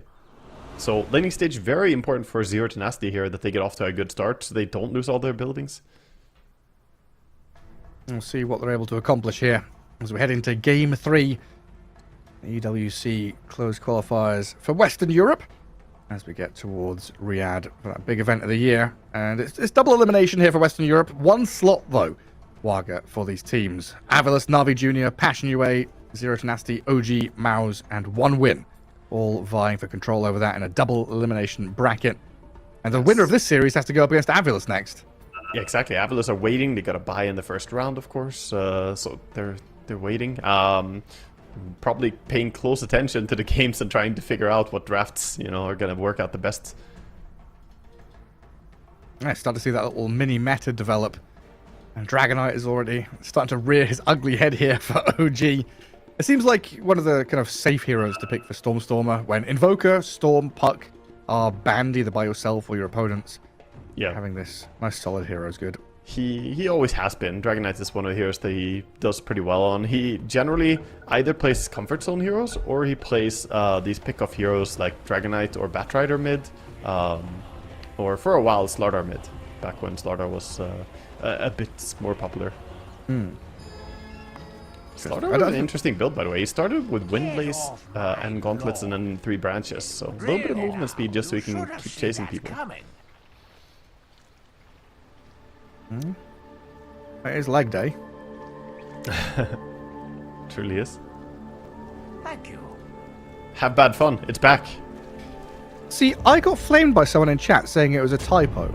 Yeah. Now I don't know if it is. See, you know what? In Germany, central stations are called the Hauptbahnhof. HBF Yeah, for that's what short. he's saying.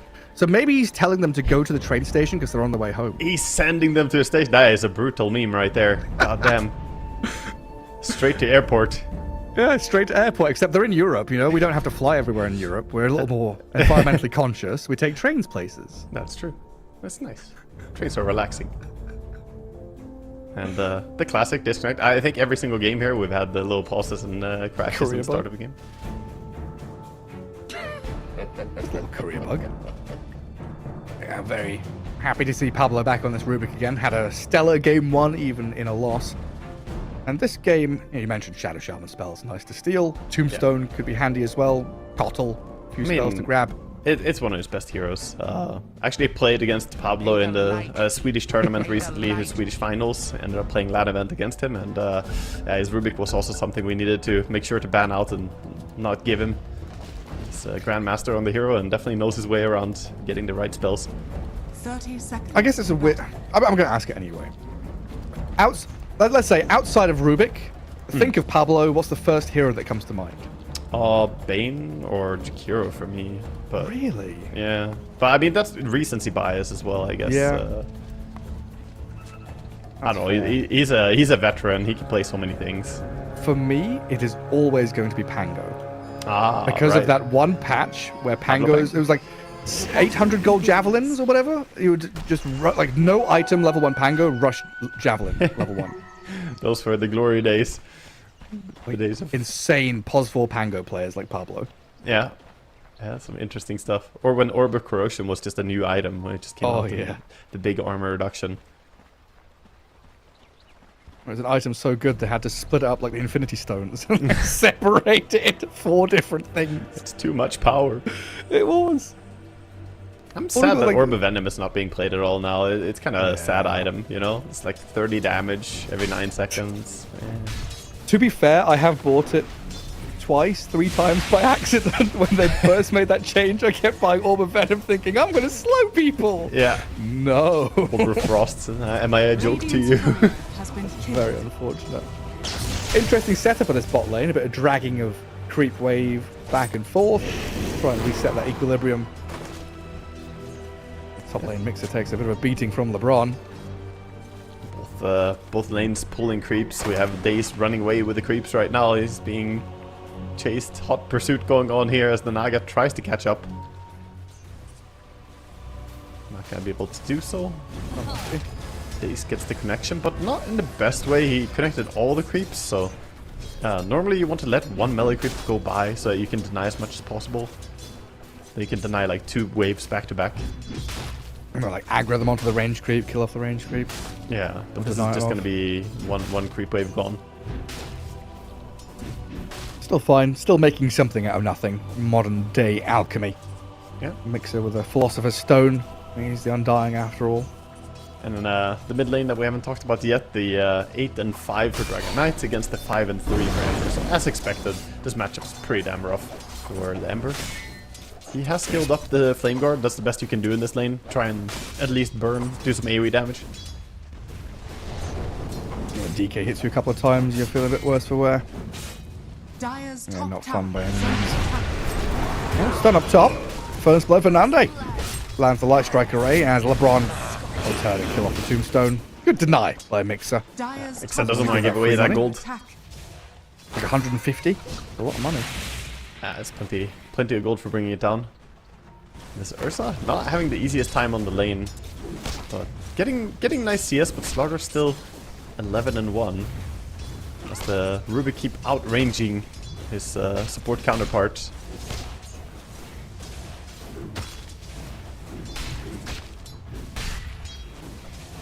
In 15 seconds, we have the Lotuses spawning up. See if the teams are going to contest it. Oh, Shad was thinking about it. A little bit too hard. Instead, they're gonna go and stack the small camp. So prepped up small camp can now pull and deny up there. But top lane they were fighting for the runes. Flood grenade, I think, missed. Yeah, I didn't see the debuff on LeBron, and now Nagasiren actually going to turn and fight Daze. An interesting battle. LeBron gets pushed to low ground though. Blinding Light sends him into the tree line and salves up safely. Perhaps a mistake to push him away there with that blinding light, pushing him towards himself. I think he could have won the man fights for the final few hits. But now Naga gets to salve up. Gonna be pretty happy. Yeah, funny scenario. So far, nice timing for a pause. So Dragon Knight doing very well. Slardar, Ursa, doing very well. Lina, Ember Spirit, Undying. A lot of fighting in these lanes, forcing them to miss out on last hits. Having a, I don't want to say struggles for the Lina, but she's definitely not where she wants to be. Yeah, no, it's Lina wants to be dominating the CS chart, but Undying has pretty high base damage, so he's been able to mess with his last a lot. It's quite a bit of damage on mid lane. Yeah. It feels like Stormstorm was always going to be the victor in that one. 4-minute rune is coming up soon. Maybe the Ember Spirit can go and claim that for himself. He's gonna get one, and he might actually be able to walk over and get a second one if Stormstormer doesn't run for it. And right now he has creeps under his tower, so it's hard to get away from it. And I think it's gonna be a double refill. Looks like Coddle is coming to deny it. Maybe. Oh, debating him. Oh, a little bit late. No blind. He gets it. Now Stoikov's still going to get run down and clicked here. Gets off the chains. Stormstormer Daze, a few more touches should do the job, but Rubik's here. Saves the Ember and turns to maybe kill? No, there's a Lotus. He's fine. Stormstormer gets away. I think Daze got messed up by the cast range. Blinding Light level 1 is only 400 cast range. He needed to blind him before he picked up the water rune there. They actually would have gone to kill if they denied him the water rune. He was down to 50 HP, so without the rune he would have gone down. Unfortunate sequence for them. And yeah, well done by Pablo to react. Keep things going there, and he's swing up top Lina. as well. They've lost Daze. Lina in trouble. Tombstone on her head. Nande trying to make a break for it. Turns to click it. Zombies are gone. Kidaro and Mixer in trouble now. There's the Shadow Shaman dead as LeBron and Pablo chase this Undying. A bit of control required. Nande has a Light Strike Array. LeBron's baiting Mixer here to go a little bit deeper. And now with the stun and the damage, they'll net him up. Decay, though, takes the Naga down. Daze comes in with the Chakra Magic in the nick of time. Courier, that's going to get killed off. Poor little Carty, the Courier, Pablo's little friend, dies. Bottom, they're looking for the Slardar, trying to go onto him, but doesn't really get the angle. Kidara can't get close enough. The boots plus Windlace Slardar, too fast for this Rasta who doesn't even have boots yet.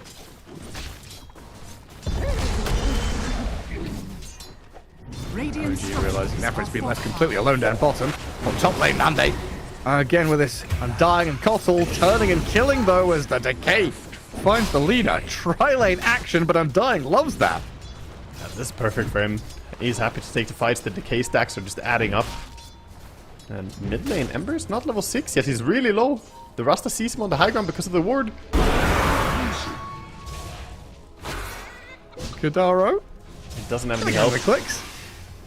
Oh. Was that one more hit? Maybe two? Unfortunate Storm went for the rune meanwhile. If he was there to help, Dire's middle tower is under attack. they want to control both the runes. At least this forces the Ember to get out. He didn't have a chance to stick around for too long. He did get his level 6, so he's going to remnant back in. And try and hold on to his tower. The illusion rune's very annoying here. Keeping Catapult alive extra.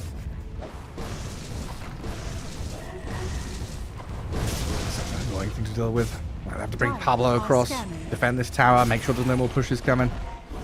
Wisdom And then you've rune. left this Slardar alone in a lane against the Ursa. So Ursa free farming, but Slardar's doing alright for himself. Yeah, he's in no danger laning against an Ursa. And Otto, though, is in a bit of danger, getting close to him. Almost gets the high ground cliff on Slardar, but not Candy so lucky. Dies to the crush. Shrine of Wisdom for Nefrit and Mixer on opposing sides. And ourselves the Vanguard Undying. Yeah, this is very classic nowadays. The Vanguard Undying just be super hard to kill. And then maybe you go for Crimson, maybe go Halberd, or just leave it casual and go for something else. You basically need the Vanguard to be allowed to Soul Ring spam. It's a big part of it.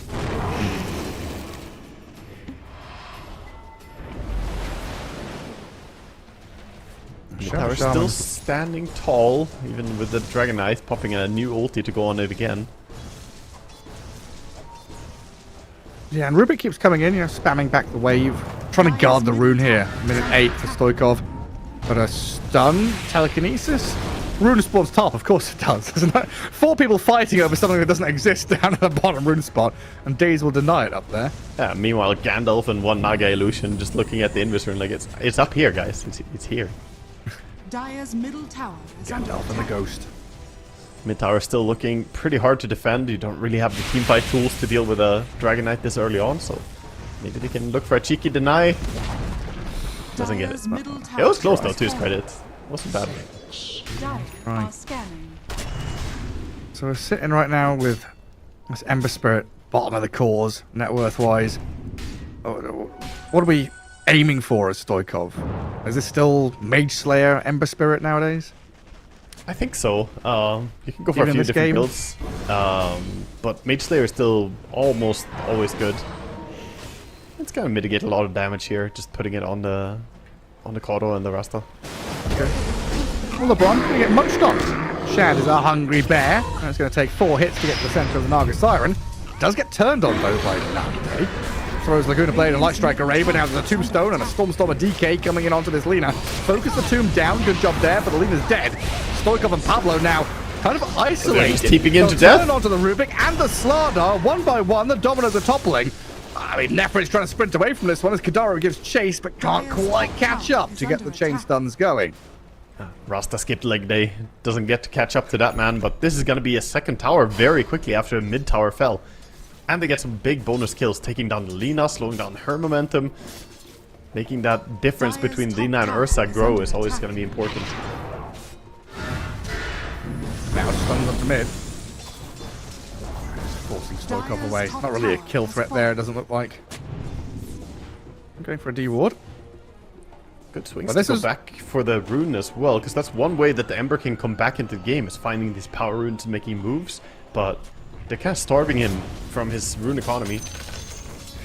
Yeah, and so this was the big worry in the draft, right? Of minute 10 to 20. Like, I don't know what Stormstorm was tipping Shad for, but he's probably said something funny. So this is where Ursa is like, okay, I'm going to finish off Battle Fury, I'm going to go farm. And the other 4 are just up in the face of the opponents, killing towers, killing heroes, and making the map very small. So, like, knock-on effect, we've got Stoikov farming jungle. Nande's top trying to finish off the Maelstrom and hold on to this top lane somehow. But it feels like it's a struggle to do anything as Zero Tenacity. Yeah, it is. They kind of need the Blink Dagger on Slaughter the big moment is when they're going to be able to jump in with him, jump in with Ember, and now they can actually look to bring down targets pretty quickly. But until then, I think they're going to keep just building some stacks, try and find footing and find some farm. They're stacking up the Ancients. Lina is farming jungle. Radiant are scanning. This gives a lot of time for Radiant though, and they've also not been any slouches. Their Ancient is actually already quadruple stacked? Pentastacked? Pentastacked, I think. That's a lot of. Yeah, they got the pentastack for Ursa when he gets over there with his Battle Fury, so plenty of farm. This is of course normal. Caudle is basically one of the best stacking heroes, just being so fast and having long range nukes. 11.5-minute Battle Fury. He's ready to go farm. That is fantastic timing with face boots, so not even brown bootsing it, but this is an enormous Ursa. Shadow's played good this series, man. He's looked really solid. Yeah, he's one of those players that I can't think of any real outstanding, stellar performances. But when he's on these like Gyro, Ursa kind of heroes, it always feels like he's got good laning stage, like the core mechanics, right? The good laning stage, good item timings, hits his stride. In any team I've watched in, like Na'Vi or OG or whatever it's been. Yeah, he's a workhorse type carry. Always gets, you know, the stuff done unless you somehow lose his lane, you know, if the enemy is super strong. I always see him get his timings a little bit ahead of where I would expect a good player to get it. So yeah, he has great farm mechanics, like really, really good. Radiant's bottom Then it's just tower about finding the right moment to join his team. In this game, it's going to be the Blink Dagger, I think. Yeah, it's that killer instinct, right? Like Ursa, you definitely need that killer instinct to find targets. Yes. I hope he shows it off here. I remember last time I heard that, it was Mason diving someone and then dying and thinking he had Aegis, and then killer instinct, guys. Oh yeah. He yelled it before he went in there. It was Radiant Oh, are no. scanning. quite something to behold. Yeah, don't do that. Don't die. Stormstormer's getting lifted around as Pablo gets illuminated, shown the light of enlightenment by the couple. Top lane, snare into Lina damage. Stoikov's here to help out as well. Tombstone in place and the stuns come in. Ooh. Say goodbye to your Ember Spirit while LeBron tries to deal with the Tombstone. The Song of the Siren gives the Lina time to escape. Naga Siren will get out safely. But Lina might not. They're still chasing here. Kidaru gets stunned on the way through. Good jump from Nefrit. Saves the Lina. Serpent was placed though. Oh, they've got all caught up in the shackles. Nande getting taken lower and lower. They'll lose the Shadow Shaman for sure. Light Strike Array stuns up the Coddle, kills him off. While Nande's still alive. Stormstormer struggling to stick on this Lina while Mixer will get the job done. Mega kill Undying. He's surrounded now though. 1v3 can't get much done in that scenario. He ends up getting his strength stolen from the Rubik instead. The decay level 4 for Rubik. Nice spell to have. He got himself up to 12 there. And some nice kiting. Perhaps a bit of overextension from OG, but at the same time, Zero Tenacity do a good job punishing the dive. And by the way, this item, I hate it more than Gossamer Cape. The Sister Shroud is like Gossamer Cape on crack. Yeah. Seeing the Slardar hit the Shadow Shaman 3 times in a row and missing every hit is frustrating, dude. Yeah, you're invincible. Dire are scanning. Kidaru, I mean, he was just channeling the shackles there. He's like, you can't touch me, you can't stun me. Oh, I like this. Holy Roshan. That is great.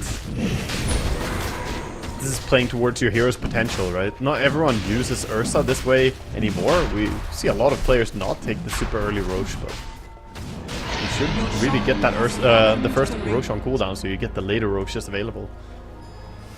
Yeah, I mean, perfect timing as well. Radiant are scanning. 4 minute 15, he's still bottom lane.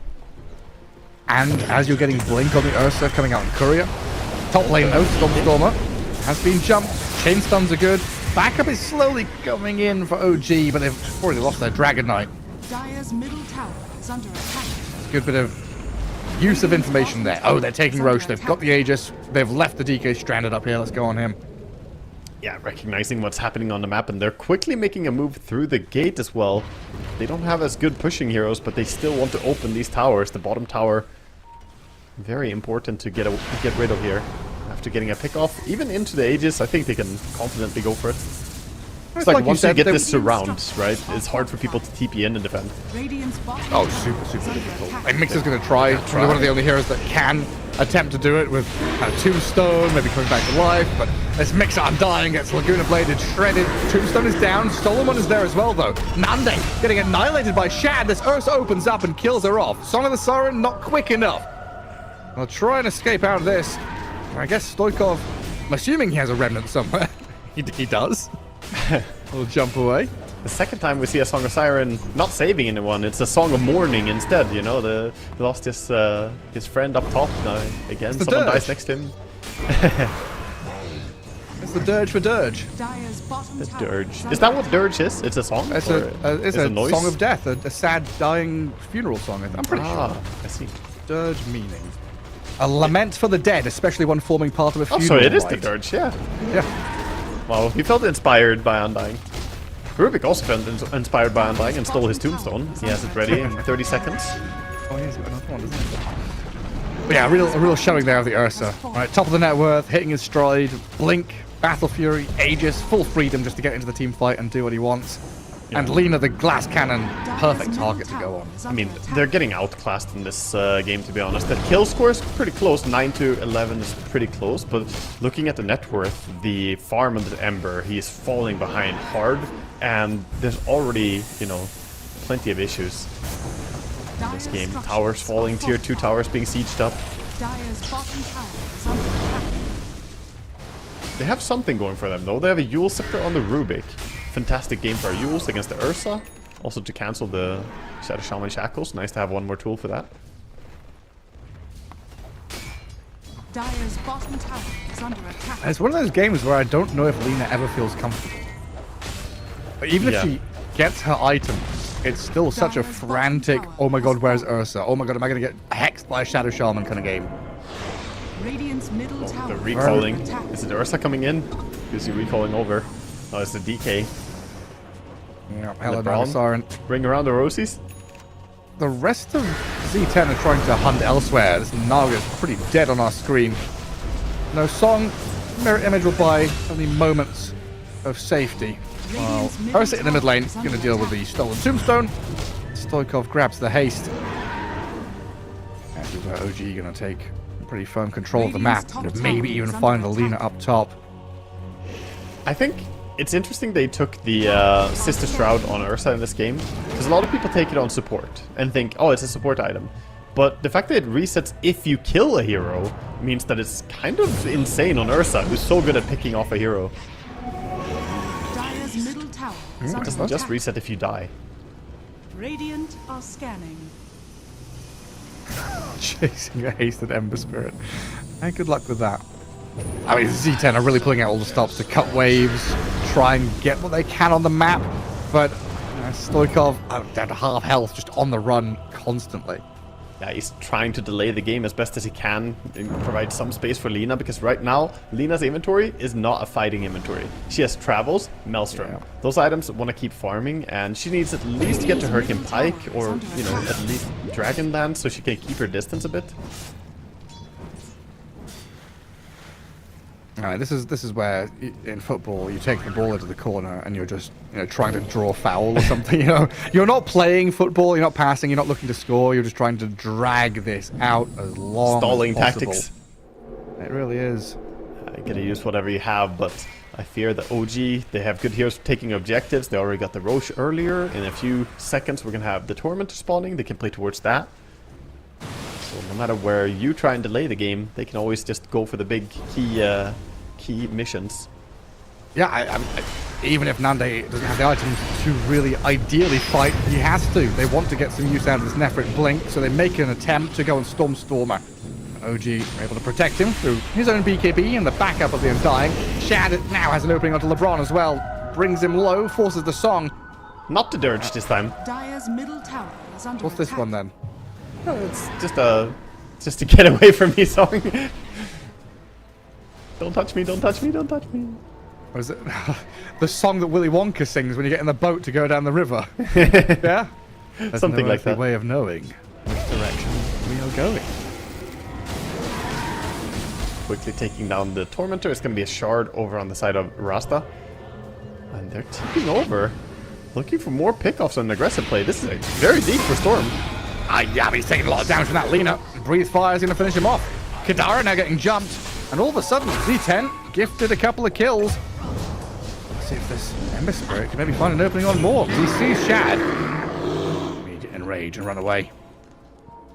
I would love to hear some players' thoughts on what they think about the Rasta Shard. Because to me, I feel like it's pretty underwhelming a lot of the time. Unless you have the items to make it good. If you have a Blink or you have Glimmer, you have a big 20 magic stick you can pop after you pop. Because you can use items in the chicken form, yeah? Yeah. So if you have Glimmer, you can Glimmer yourself and then get a Blink at, sure. But overall, just on its own, bare bones, that shard is very low impact. Yeah, it feels like you don't ever really want to buy it, and you kind of feel bad for taking it from Tormentor. I have never seen anyone buy it. I will say it that way. Not worth.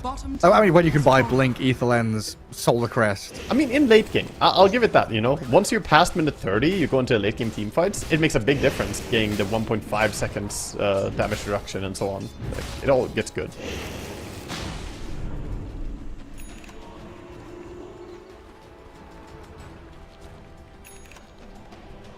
Blink Undying now on top of his Crimson Blade Mail. Another way to get on top of this Lina. Yeah, I mean, that's the one core you thought you could easily at least kite and keep a distance from, but now he also has a tool to get on you. And I wouldn't be mad to see him go for a Harpoon in this game. He has the Aghanim Scepter queued up right now, but this could be a great game to have Harpoon, pull Lina towards you, or pull the Rubik out of position, mess with people.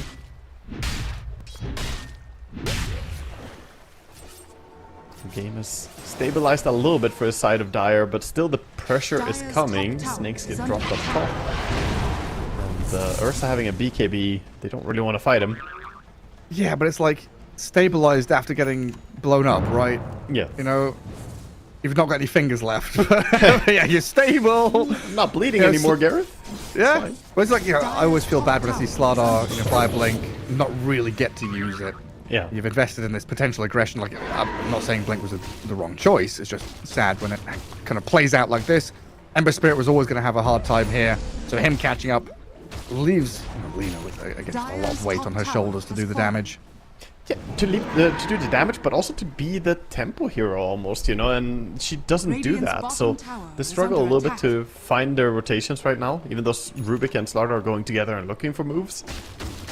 Whereas OG keeping it much simpler, you know, they got the top tier 2, farming a lot across the field.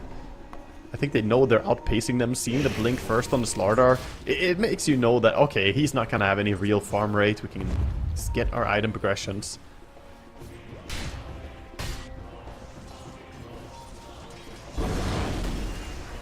Slowly and surely. Head yourselves towards that Roche pit. Second Aegis might be something Zerus Nasty can like play into for a steal or maybe a fight with Song, but if OG are there already set up, it's kind of hard to approach. Yeah, it's gonna be difficult, especially when they do this and go up and check for warding. Nice Blink Dagger on LeBron though, keeps him alive. Blink Naga could definitely think about stealing somehow. For now, not going straight for Roche, instead Shad pushing in the mid lane. He has a Basher on Ursa, so 24-minute Battle Fury, Basher, BKB, Blink. I mean, it's just disturbing, man. What's this GPM at? Must be like 800 something? It's 630, so not all? that crazy. Yeah. Oh. It feels like it should be higher, right? Like, is that really enough to get that many items nowadays? Apparently so. But, yeah, I mean, 630 is a very high GPM. At least this early in the game, it's really crazy. Comes the move, Blink Dagger BKB on the Slardar. He gets stunned. Remnants in the pit, but there we go with the DK going into the face of Zerus Nasty. They've Shad up Stormer, trying to catch him, but the Force Staff drift him away. Nefrit can't keep tabs on him. While this Mixer Undying goes deep, zoning the rest of them out of there. Shad trying to catch up to help his buddy, blinks forward aggressively onto Lina. A couple of hits with the BKB going. Can't finish Nande, instead turns onto LeBron. Nagasaran stop that Song. Kill her off, take her down, and turn on this Rubik instead. 3 in a row. Yes, Lina survives. Oh, I was I was worried in the start of that fight. I don't know if you saw it, but the Ursa picked up the banner and fumbled for a good like 5-6 seconds to actually get the Aegis. He stood in the pit for so long. I was really concerned. That's why I just said Shad, but he finally joined the fight and he is really strong, but that was risky, man. The thing is, Dragon Knight could hold on and stay alive during the time. Yeah, good. The good thing Stormstormer goes in. How much HP does Stormstormer have? 2,500, something ridiculous. 3k now. So he lost 2.5k health to allow Ursa to pick up the Aegis, basically. Yeah. And there Ursa is just juggling a bit with the items. That's the mage, man. Well, Banner, Serpent Wards makes life on the high ground difficult for Zero Tenacity. And as multiple waves approach their base. Tier 3 already close to dropping. 500 HP remaining on that sucker, so next push is going to be very quick at opening up racks. And now it's hard to get on the map. The pick-off heroes, the Ursa with the Basher, the Rasta, DK instep links done. It's so hard to show yourself. Especially knowing as Alina, you don't have BKB in these team fights. So, just die. Shad is going to break free. He's got Shard already, so he has the extra enrage now from just the low hops as well. You got here an Angry Bear non-stop. This is pretty much make or break for Z10. Smoking out of their base aggressively into Aegis Ursa. I want to try and find the backlines, find the supports, but Stormstormer offers himself, breaks the vision, pops BKB, says, hello, how you all doing? So Mixer now can step up, look at Nefrit's Slaughter. Slips away through the river. C10 look to retreat to high ground, but this is still a rough spot to be in. Yules a stun on the Ursa, yes, but the tombstone's there, and Stormstormer's in on the Lina. Lina trying to run away, Nande trying to slip out there, while the Slaughter on the left-hand side, shackled up and caught by Kidaro and Stormstormer. Chain stunned into oblivion, you can't bloody move. You can't press any buttons. You're going to turn into a sheep, a piggy, a fish, or whatever. Nagasaren's dead to Shad. And C10, Rubik, TP, does get himself home. That was some crazy stuff going on. Lina was just absolutely playing the horror game as well throughout the team fight. Didn't get to stand in DPS for even a split second, it felt like. Just an entire time running away as these heroes are like an avalanche coming at you. Dead by daylight, except it's Shad. Dead by Shad-like. Bad guy chasing you. You're running around circles, jumping through windows. As OG come up to your high ground and look for tier 3. Much like the killer in Dead by Daylight, this Undying is breaking down buildings now. Dire's top barracks are under attack. I mean, what can you do? Sodgod's trying, but this is out on his chains. I mean, Can't slight them. it's a Spirit Vessel Yule Scepter Ember. It's not like he does too much damage. The Sleight of Fists are barely tickling people. I don't think they notice the damage. Especially with the Crimson Guard up, then it's literally 0. Backing out, retreating, and playing towards their cooldowns.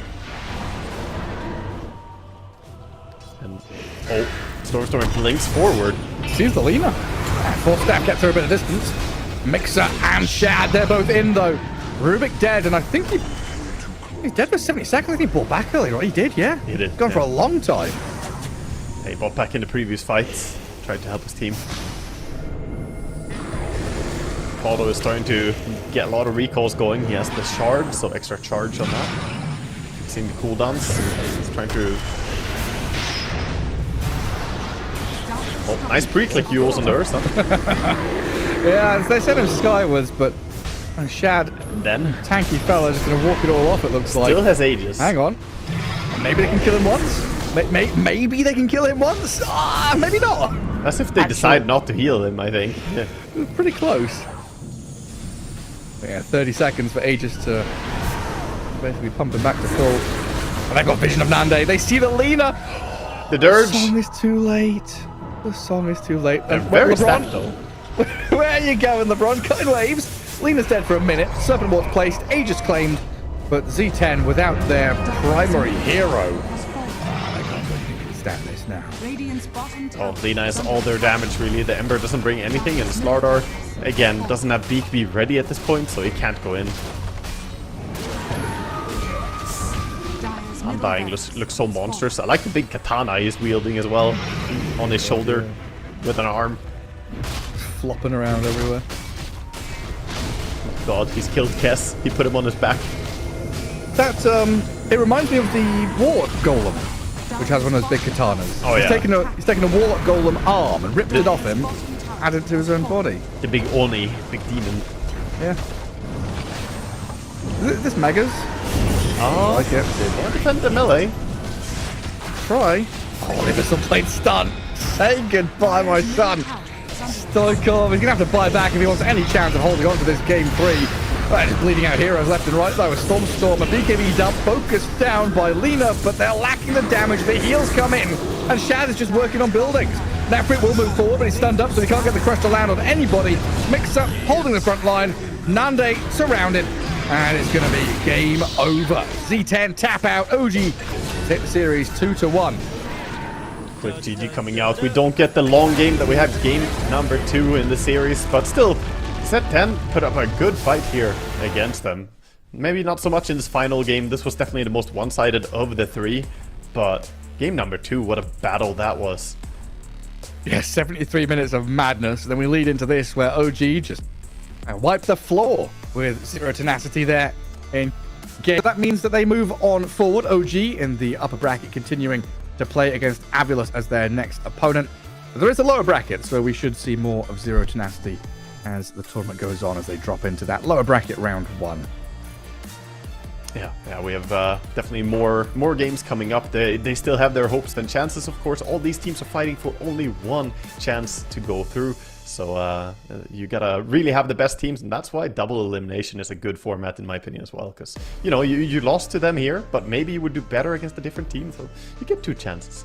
Yeah, so up next on this stream, I believe it's 1 win against Navi Junior, because there are 2 streams going on for Western Europe. Tons of games going on. So we've had Passion UA against Maus over on the, which will be the other one going on the other stream. Right, we had a buy. So we did 1 series. Now, from now on, there will be simultaneous games going on.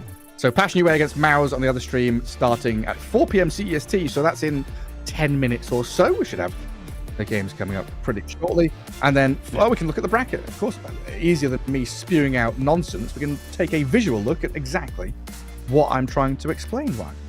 Yeah, we see the paths here, of course. So with OG claiming the first win, advancing, gonna move forward there, and they're gonna be going up against Avulus. We can have a look again. Wasn't quite updated yet, but here we'll have the brackets anyway. But yeah, we both just saw, you know, the match. We were just finishing up the OG series, so they've advanced, and then we have the other matchups coming up as well.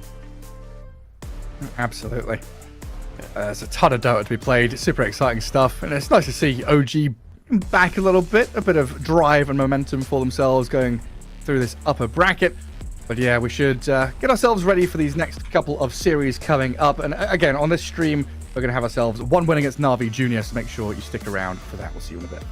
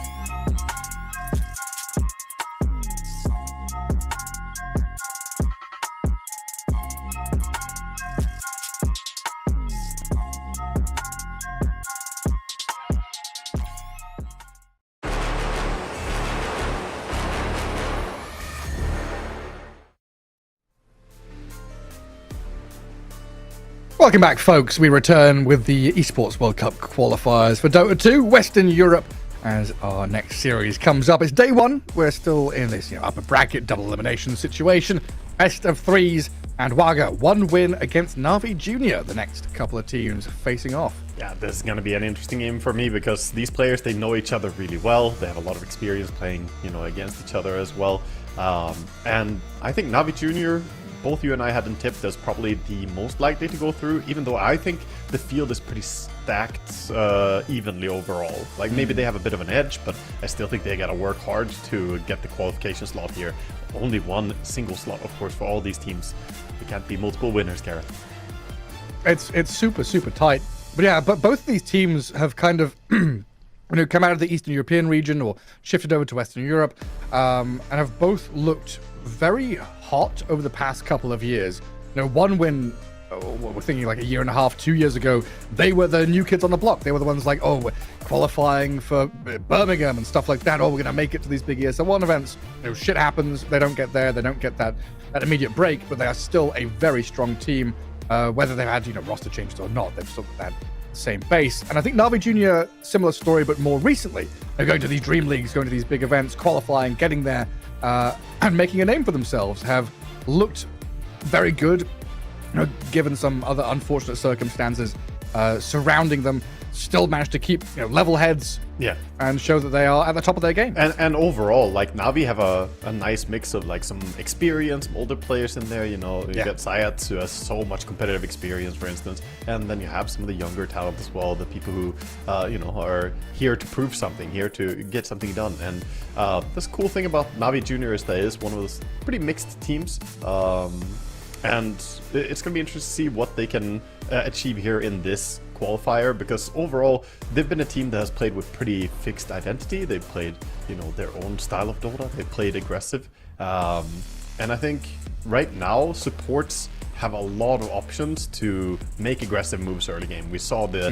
look for first blood on level 1. We saw the moves through gate when you don't expect it. So for them, I want to keep a close eye on their support players. Let's see if we see, moving into mid even, right? These 4-minute, 6-minute rune activities. We'll see if we're able to make a difference there. And of course, all starts with a draft. We'll find out how that's going to work out, as we did just have our first series a few moments ago. OG against Zero Tenacity, kind of get it a bit exciting with some of their picks. I'll find out if that all translates here, because it is a very different thing. OG against Zero Tenacity, a lot of kind of Western European players cemented in their own ideas of what's strong, individual heroes that individual players want to go for. And then here you think about, Sweden Strong's on one win, and we're going to see an IO come into play. Is that going to be something that his signature hero gets to shine? Or Na'Vi Junior's Zayat's on his techies or something? Yeah, exactly. The techies was buffed, that's a hero. I also want to see more Skywrath in competitive again. The hero has been slightly nudged in the buff direction as well. 5 seconds But remaining. for now, of course, a lot of teams are just prioritizing getting rid of some of the heroes that were strong in the previous patch, got nerfed, but perhaps didn't get nerfed enough to bring them out of meta. Looking at you, TA Bristleback, Darkseer, all these heroes, very familiar faces in the first phase ban. At Beastmaster. They do ban the Undying though, so a switch up from what we've seen in the previous series, where Undying was generally a first phase pick and not really banned. Also interesting, to see Kasane come back. Had that stint on TSM playing off lane. Now I'm pretty sure he's playing position 5 here for one win. Also has a little the captain's crown, so potentially drafting for them too. The Doom ban, something that I don't quite often indicates one of these healing heroes, like a Morphling or something. Is that what we're looking at, or is this just an overall screw that hero? Doom. I mean, all their bans targeting the offlaner as well is worth mentioning. So they're really focusing down and limiting the hero pool for the offlane, while also opening up for themselves to perhaps play Morphling, or these heroes that are countered by Doom. But a quick pickup on the DP means that could be the offlaner already. I think that's a smart way to open here. I wouldn't open with a support if you see the enemy ban 3 offlaners. You kind of want to pick something that can flex. 5 seconds remaining. Just have a hero that's I can put in the off lane if everything else gets banned. And what's next up? I mean, Zayat's on the side. might start to look at these like Shadow Shaman bans, stuff like that. Tusk, yeah, another one. Tusk DP, pretty good lane. Yeah, he generally does very well with the ganking style heroes. He was one of the big Nyx players as well back when Nyx was playable. Now I've seen some people pick Nyx. I have not seen people play Nyx. Let's just say it that way. The hero is I don't know, kind of weird in the current state. 10 seconds remaining. Like the one thing they had going for him was going jungle and farming the jungle creeps, but not being able to do that. Nyx laning stage is just abysmal. It's not good without a Darkseer. So thinking a little bit about the next one, they are gonna ban up the Oracle, so preventing some saves. The Oracle DP combo is disgusting, by the way. It's an old classic, not even a new thing coming around. It's just if DP is meta, you might want to consider getting rid of Oracle, because one Oracle ulti and DP is gonna always come back to full HP basically. Yeah, now, I'm just thinking a little bit more on this. The triple bans there, right? The Doom and the Timbersaw, potentially, like the Darkseer, yes, offlane ban. All three of them are offlane bans. But there's also Niku, who, from this mid lane, can play offlane heroes. Yeah. He's very well known to play Timbersaw. I think Doom, he slipped in some games as well. So, multifaceted bans there, covering a lot of bases just with 3 heroes removed. Yeah, there's a number of players that are playing the mid Doom and Timber lately. In particular, the Doom I've seen a lot. And generally, he just does so well with levels ever since he deals that bonus damage for being higher level than people. It's nasty to play into, but limits the pool a little bit. I still think there are plenty of choices though, and of course they have the DP who can be their offlaner or mid, whichever matchup they want. Turn to pick. Shaman makes a There it is. reappearance. It felt like it was coming. One Wheeze Yeah, turn he's I think it's one of those like heroes Zayat leans on a little bit. yeah. He's climbed up a bit in popularity as well, with some of the other supports being nudged down, like Ringmaster. Yeah, we still see some Ringmaster play, but he was nerfed. And similarly, you just have a bit of a shift up, you know. AA 10 still seconds strong, but remaining. gets banned quite often as well, like in this game. 5 seconds remaining. Chen Well, picked who's up... this fella on a Ooh. horse with a horn? Well, he's the fellow who got one of the craziest buffs this patch, let me tell you. I read the Chen please change do. logs, and I went apeshit, man. What did they do to this hero? He is so buffed. Because they made his little guy like a hero unit, right? At Yeah, some point? that was previous. Yeah, exactly. So his auto summon creature from the facet is a hero unit, so you can't kill it immediately. But in this patch, they gave him a lot of changes. First of all, base damage. Okay, that's kind of whatever. But Chen has really good auto attack. His range is really nice. Then they changed a bunch of stuff. If he recalls his army to himself, his army all get the bonus 10 armor seconds now. remaining. From the I don't know, Chen ability Divine names. Favor? Yeah, is it the Divine Favor? Yeah, exactly. So they get the armor, which is a lot of armor, by the way. It's really, really strong. So you can push towers super hard. But not only that, come late game, you can go Aghanim Scepter on this hero if you want, and give BKB essentially to your entire team, while also amplifying their healing. It is it turns Aghanim Scepter turns your ulti into an AoE 10 BKB for your seconds team. remaining. Nice. Which I have seen have impact, and let's just say it's not fun when the Chen is the hero you need to focus. Channeling for 6 seconds grants debuff immunity with 60% magic resist to allied units within 800 range. And Triples 200% increased healing as well. Triples the Hand of God heal. Yeah. That's wild. And, okay. So we've been through that.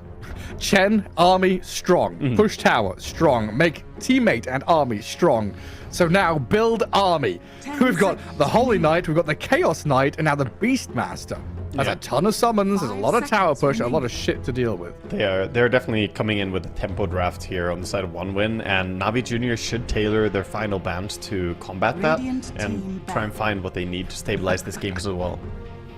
It's Kasane. Kasane was like Lycan spammer extraordinaire on TSM when he played offlane, right? Now he's pos 5 and captaining. He's like, okay, I played Lycan. We kill buildings. Guys, you all have to play Lycan too. We're all playing summons here. Yeah, and this CK, for anyone who 10 has seconds been remaining. away a little bit, Right. this is gonna be a support CK most likely, especially 5 with CK seconds remaining. against Sven on the enemy team. You'd think like, oh, that's not a very nice carry matchup. Your illusions just die. Yeah, but it's not the carry matchup. Stun CK now has a split shot on his stun. The Cloven, whatever it's called, bounces the stun around, Radiant prioritizes team heroes, back. so you can hit 2 targets, and the stun is really, really good. It sure is. So what are lanes then? Is Beastmaster CK as a lane together? Yes, most likely. And So you drag them into the boars. yeah, the question is, are we gonna see Kunkka safe lane or Kunkka mid? 10 seconds Navi Jr. kind of covering both bases by banning the Lina, which of course could flex 5 between the two. seconds remaining. A good hero for killing off the Pugna ward as well, which is always nice to get rid of. Yeah, a lot of talk about One Win's draft because it's very focused in what it does and what it brings. Navi Jr. have, you know, that bit of tower push, bit of leniency with the Death Prophet to open things up with Shadow Shaman Serpent Wards. So they could theoretically mirror the movements from One Win. We could have just slice down the middle of the map where we all push the objectives themselves. Because Pugna also demolishes buildings. A bit of an acceleration from the Sven gives them that farm into physical damage, which is nice. Yeah, both teams are just extremely adept at pushing towers. Navi Jr. also, if the game continues later on, will have good ways to clear out all the zoo. Sven will just burst through them, and DP at some point starts kind of killing off the zoo pretty well with Crypt Sword spam and Exorcism in team fights. And the Pugna? I mean, a good laner, but is this like decrep to save people when they're roared or X-marked, I guess? Yeah, the decrypt is going to be very nice for a long part of the game until there's going to be any form of nullifier. And looking at the team of One Win here, they don't rush nullifiers early. So It's like no magic damage. yeah, looks pretty nice. Magic damage is very, very low on their team unless they get the Aghanim Scepter on Beastmaster, of course, which gives you something. 10 seconds But even remaining. then, that kind of relies on you auto-attacking to keep the drums going, so you lose that 5 damage too if seconds you remaining. decrypt the targets. It's already a funny game, isn't it? Yeah. 8 picks in and it's already like, okay. The draft is, I mean, they're coming in with intentions. I like that. When you see a team just, you know, there's a very clear idea behind what they're doing. Both the teams want to take the reins here and take control over the way the game's going to go. First 20 minutes are going to be a ride for sure.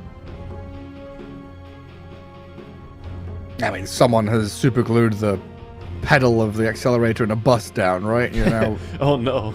If rocketing around. it goes below 50 miles per hour, Gareth, they're all going to die. Exactly. I will die if we're less than a kill per minute in this game. I'll be We'll physically just perish.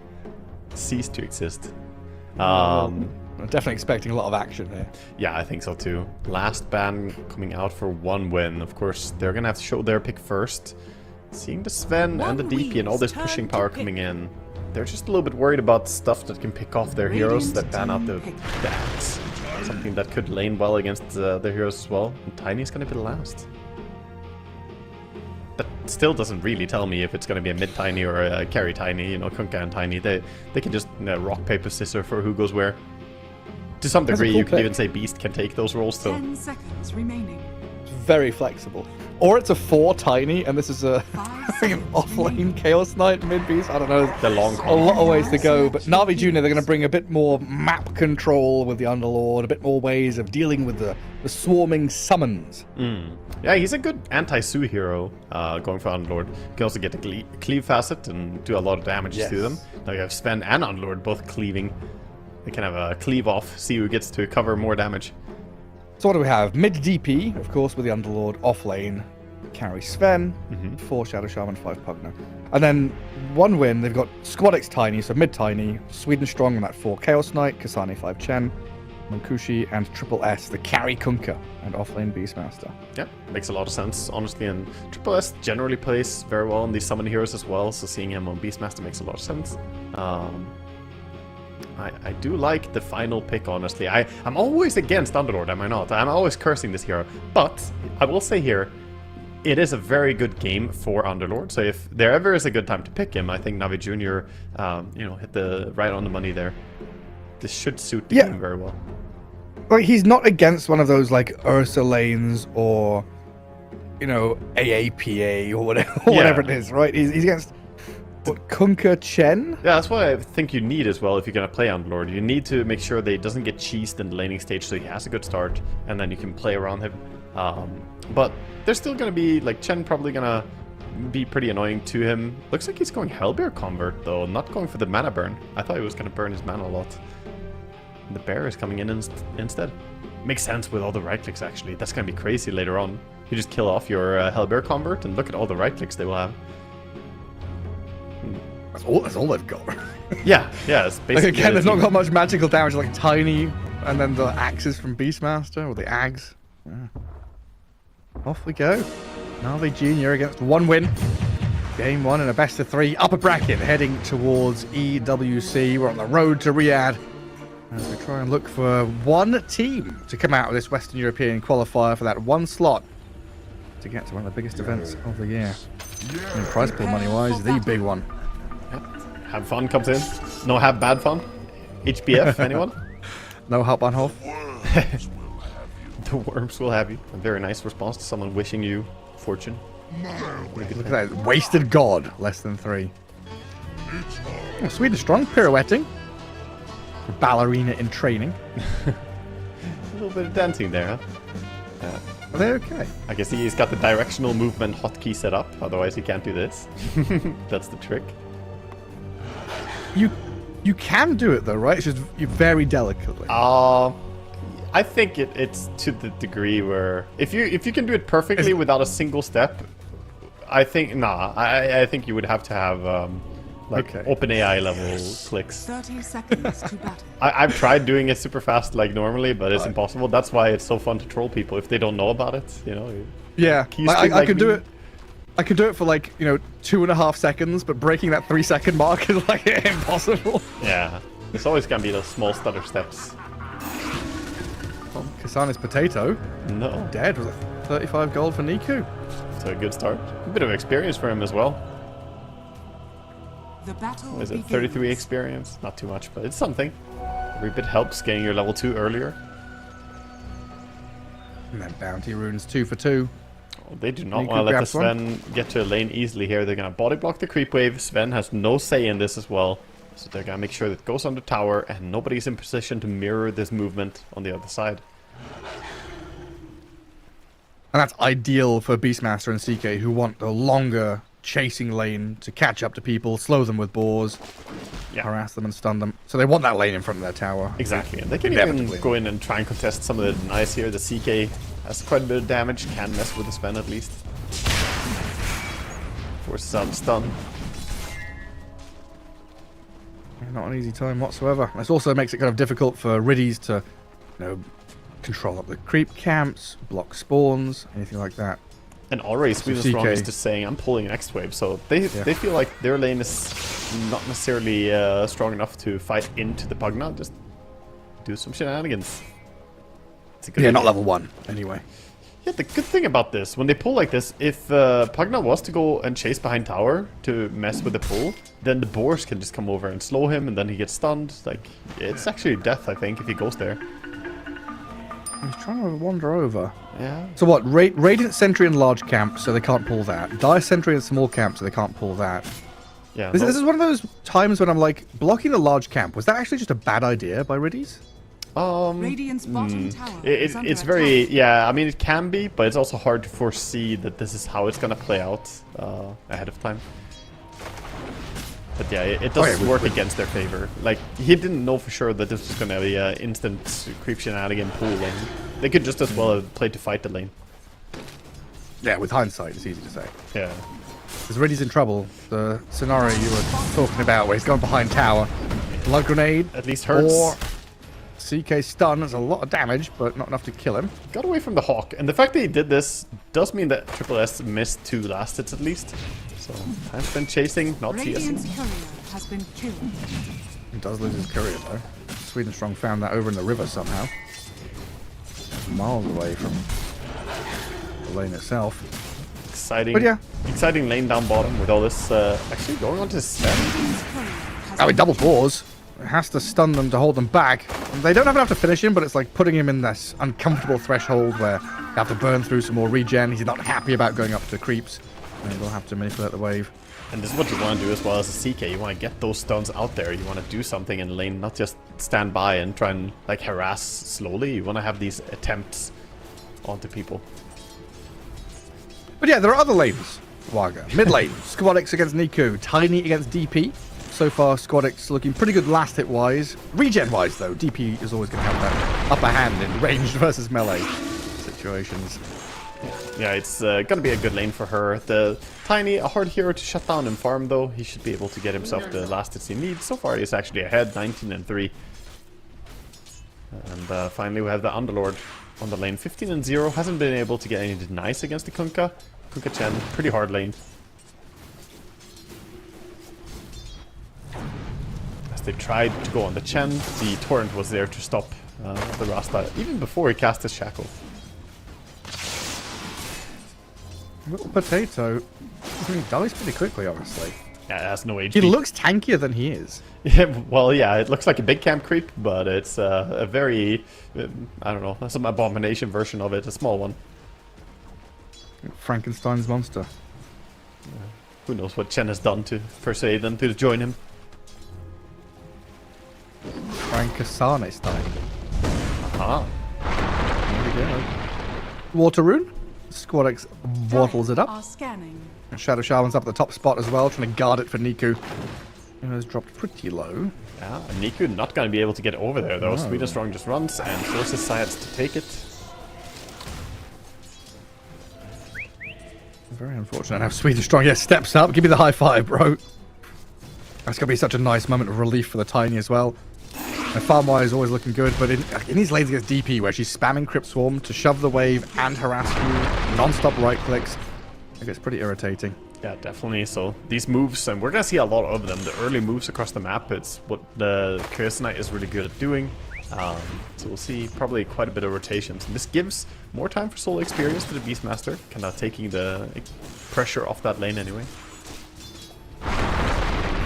Okay, now what's CK's movement speed? Oh, 325 He's pretty quick on his feet. base, I think. And then he has, yeah, 325 base, and then he has wind base, so 15. So 340 without boots. Yeah, without boots even, that's crazy. It's hella speedy. I mean, of course, slower than Pugna, though, who is 330. So no excuses, Pugna. If you're not there in time, you're actually even faster. Yeah, Pugna's a madman. Well, so far, so good for the Dire. One win across the three of their cores, looking pretty damn hot on the last hit board. Underlord behind a little bit, and now Sven being booted out of lane. Triple S takes full control over this, while the CK has kind of zoned the Sven back. Navi Jr. need to find victory somewhere. Yeah, They've dealt some good damage to Monkushi top. It's also uncomfortably early to go jungle as a Sven. You can jungle early on Sven, but 2 points cleave really doesn't feel that great. You want 3 points at least, and he doesn't have power treads yet either. While diving top, harassing the Kunkka slowly, whittling him down. Firestorm's a good spell. With that shackles and held Monkushi in place. he blocked it. He's going to die here. And that was Kunkka X-marking TPing home, so now he's going to have no TP to return. Yeah, nice play by PMA there, coming in and body blocking the little exit path for Kunkka. It also brought a reaction out of Sweden Strong. Kisane unable to keep their Kunkka alive. Minute 6 first blood. Pretty slow whenever we're selling this game of being action-packed and a bloodbath. And nothing happens for 6 minutes. SMH, the caster's lying to us again. But now, a kill happens, blood is spilt, tower bottom falls. Like, Beastmaster taking a 6-minute tower is freaking impressive. Yeah, and Exo on the mid lane, the DP wants to do something similar, bring down these towers quickly. The glyph gets used to try and keep the creeps alive. Has to be a bit careful, but has Pugna behind her. That's what it is, Varga. It's not about the hero kills. We're talking about tempo and pressure and early active moves. It's about tower damage. We said it. Yeah. All these heroes very good at doing tower damage. We'll just watch the buildings crumble. Exactly. From the point of view of the towers, this is a hyper-active game, you know? The ganks mid-towers reporting like, guys, I'm taking damage. From the vantage point of the shrew. And with Roar available and Dominator complete, the Beastmaster moves towards mid. Oh, dearie me. A decrep there. Yeah, saves you for a moment, but suddenly you're surrounded. Now the speed picks up, the tempo begins, and it's just going to accelerate from here on out. Now look at it, building full so quickly. Top lane, Kunkka is dying though to the Underlord and the Shadow Shaman. Makushi will pay with his life up top. That's some rapid building damage, honestly, and they could also turn their attention towards Roche at some point if they want. I mean, for now the building damage is high, but all these heroes could congregate on Roche later on. Wisdom Shrine not going to get contested, it looks like. Zayat's going to be happy to go and take that for him and his team. Yeah, it's situations like this where, like, Mid-Tiny in particular thrives off of these early towers. It's just faster blink, faster blink, faster. So you can go Soul Ring, Phase Boots, Magic Wand, and still get, like, you know, an 11-minute blink dagger or something. Yeah, definitely. The more momentum you get, and now with Chen moving towards top like this, they might just be thinking that, you know, everything is kind of there, theirs for the taking. Of course, there's Firestorm potentially to delay the damage if they do try to commit for a push. Very much a waiting game for Sven to get himself off the ground. Let's see that now. Mask of Madness nearly done, so at least he's got that for himself. And pretty unbothered the past couple of minutes. Got the juice. Definitely getting his CS going. I mean, that's what you do. You pop your ulti in jungle and just keep hitting creeps. No matter what, just hit CS. So, entire and then get run at. Yeah. I don't know if he knows about this, how many people are here. But he does have his team coming down. I guess they might have a read on this. There are a lot of them here, and Triple S has got the angle right in behind. Reality ripped into Raw, but the Decrep is there. Saves the Sven, and they don't have magic damage to burst through it either, so they turn on the Squadix Tiny. Pops the haste and runs away, though. But just in the river, never mind. Pops the regen rune and tries to run away. He's not hasted. Looks speedy until he is caught with the shackles. Long old tongue of Zayat. Such good positioning. Really good reaction by Radius as well. The immediate decryptify there when they went on him. The roar came out and not a single auto attack was had onto the Sven. So he's gonna go back immediately to farming, and now they secure the bottom part of the map. Got the juice, can start enjoying some ancient creeps.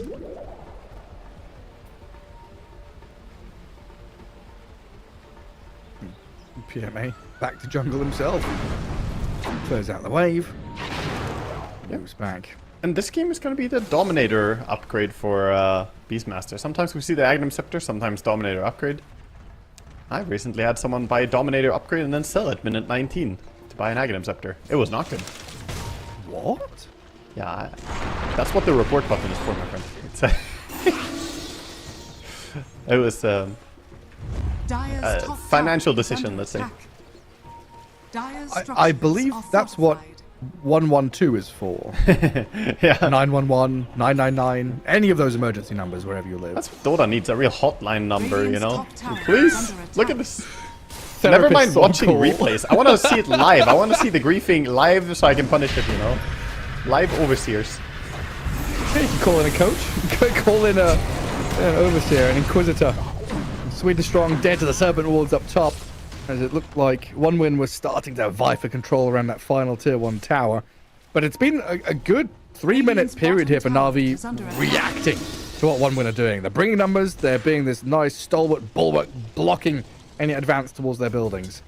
Yeah, they've had really good reads early on the map. They are at the right place at the right time and getting towards their timings. The Death Prophet is building towards the Agnum Scepter first item this game. There are many ways to build DP, but this is going to be a more scaling type of build. It's definitely not bad against all the summons as well, so just send extra ghosts on everything you hit with your Crypt Swarm or Silence.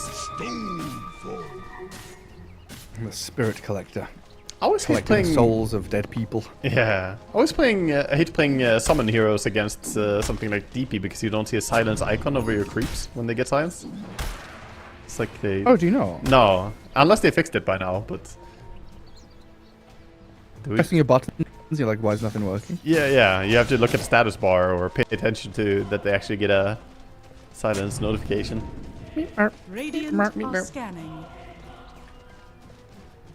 Seems like a problem with the CK is getting levels sometimes when the game is this wide open and you don't get a lane to sit in. Yes. 13 minutes in, he's level 5. Not really getting a whole lot here. He has been doing a lot of running, and they got read very well by Navi Jr., so it's a bit tough right now when those rotations didn't work out. They invested so many minutes of time into it. He could just start hitting creeps a lot as well, though. He goes to the creep camp. Immediately, Nico and Zayat are here. Get out of our jungle. 12 minutes. Dominator upgrade is definitely a good timing for the Beastmaster, so he has the Dracarys available. Helm of the Overlord already Dire here. are scanning. And a dragon with a ball behind him. But things have definitely slowed down. You know, this tempo, yes, we're getting there in terms of items, but we don't have that immediate pressure onto tier 2s. Top lane tier 1's still there. Sven hasn't really been that bothered. And Navi Jr. holding their own up near that top of the net worth board.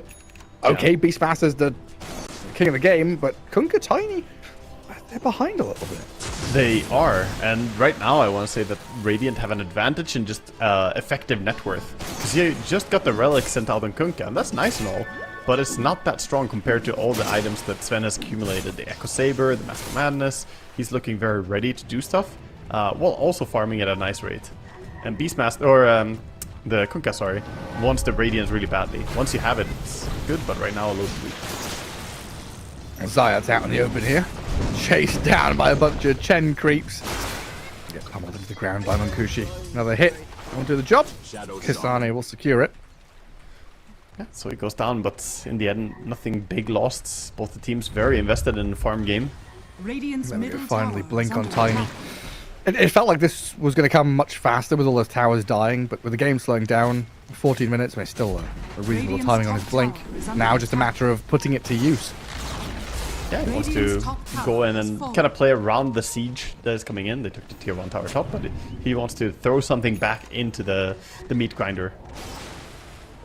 And I think they're just gonna go tier 2. Radiant's top Glyph is tower available, is of under course, attack. after tier 1 tower falls, but Dire's bottom tower is under attack. even with Glyph used, I think they can just push with next creep wave. It's a Sarlacc pit on wheels. The Chen and Beastmaster armies, a lot of mouths to feed. Top tower is under That's no attack. moon. Dire's structures are fortified. That's no Dire's zoo. bottom tower is under attack. Oh, this is a zoo, alright. Radiant's top tower There's is Jurassic falling. Park coming at you. I usually, yeah, but usually the cages and doors and the fences are locked and chained up. This one has been Radiant unleashed. structures are fortified. Truly have quite the army. But meanwhile, on the other side, not a zoo, but perhaps a bit of haunted mansion instead. The DP with ghosts going to work on the tower, even without popping Exo. Just the auto attacks bring down the tower pretty fast, paired up with the Serpent Words. They just killed that tier 1 as well. Tier 1 into tier 2, easy as you like. Now the Kobold Goblet to speed them up as they smoke across the map.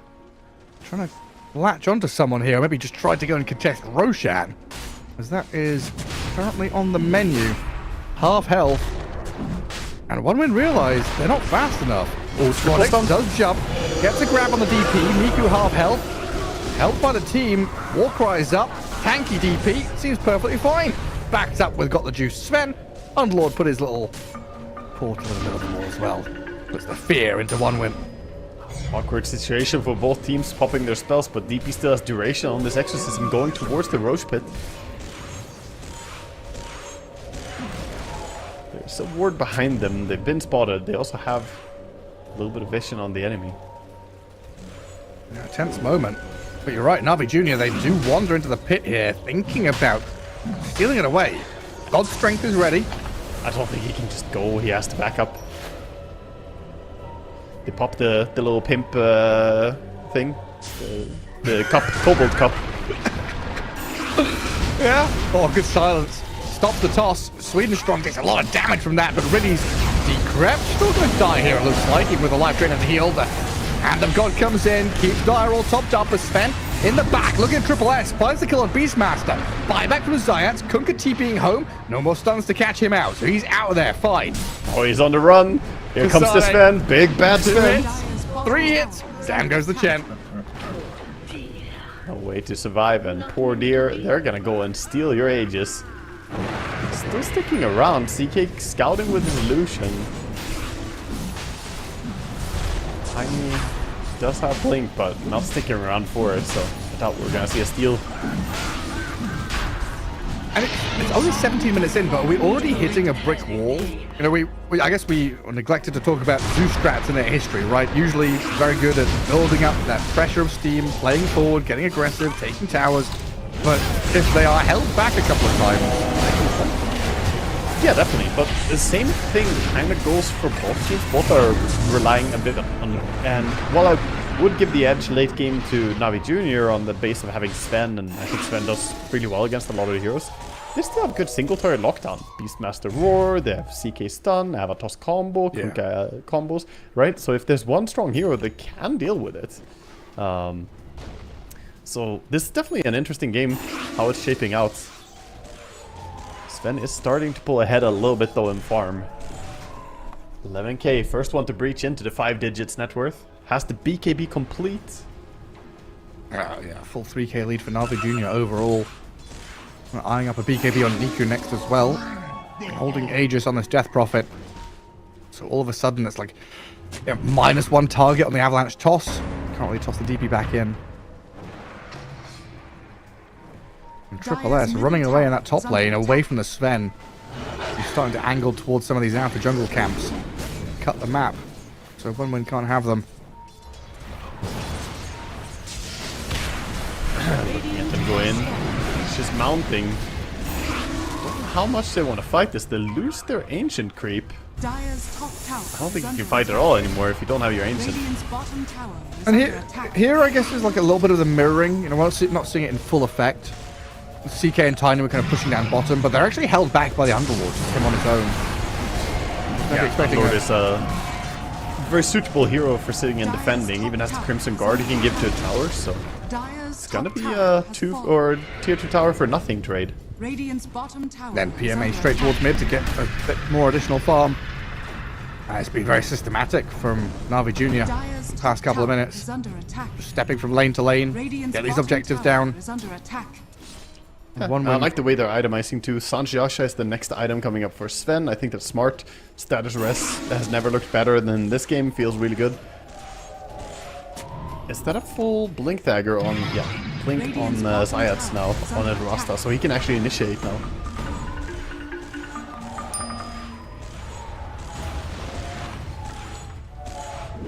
Niku just has so much freedom to sit here. Dire's middle tower is under Send the little ghostly bats to go and kill the tower.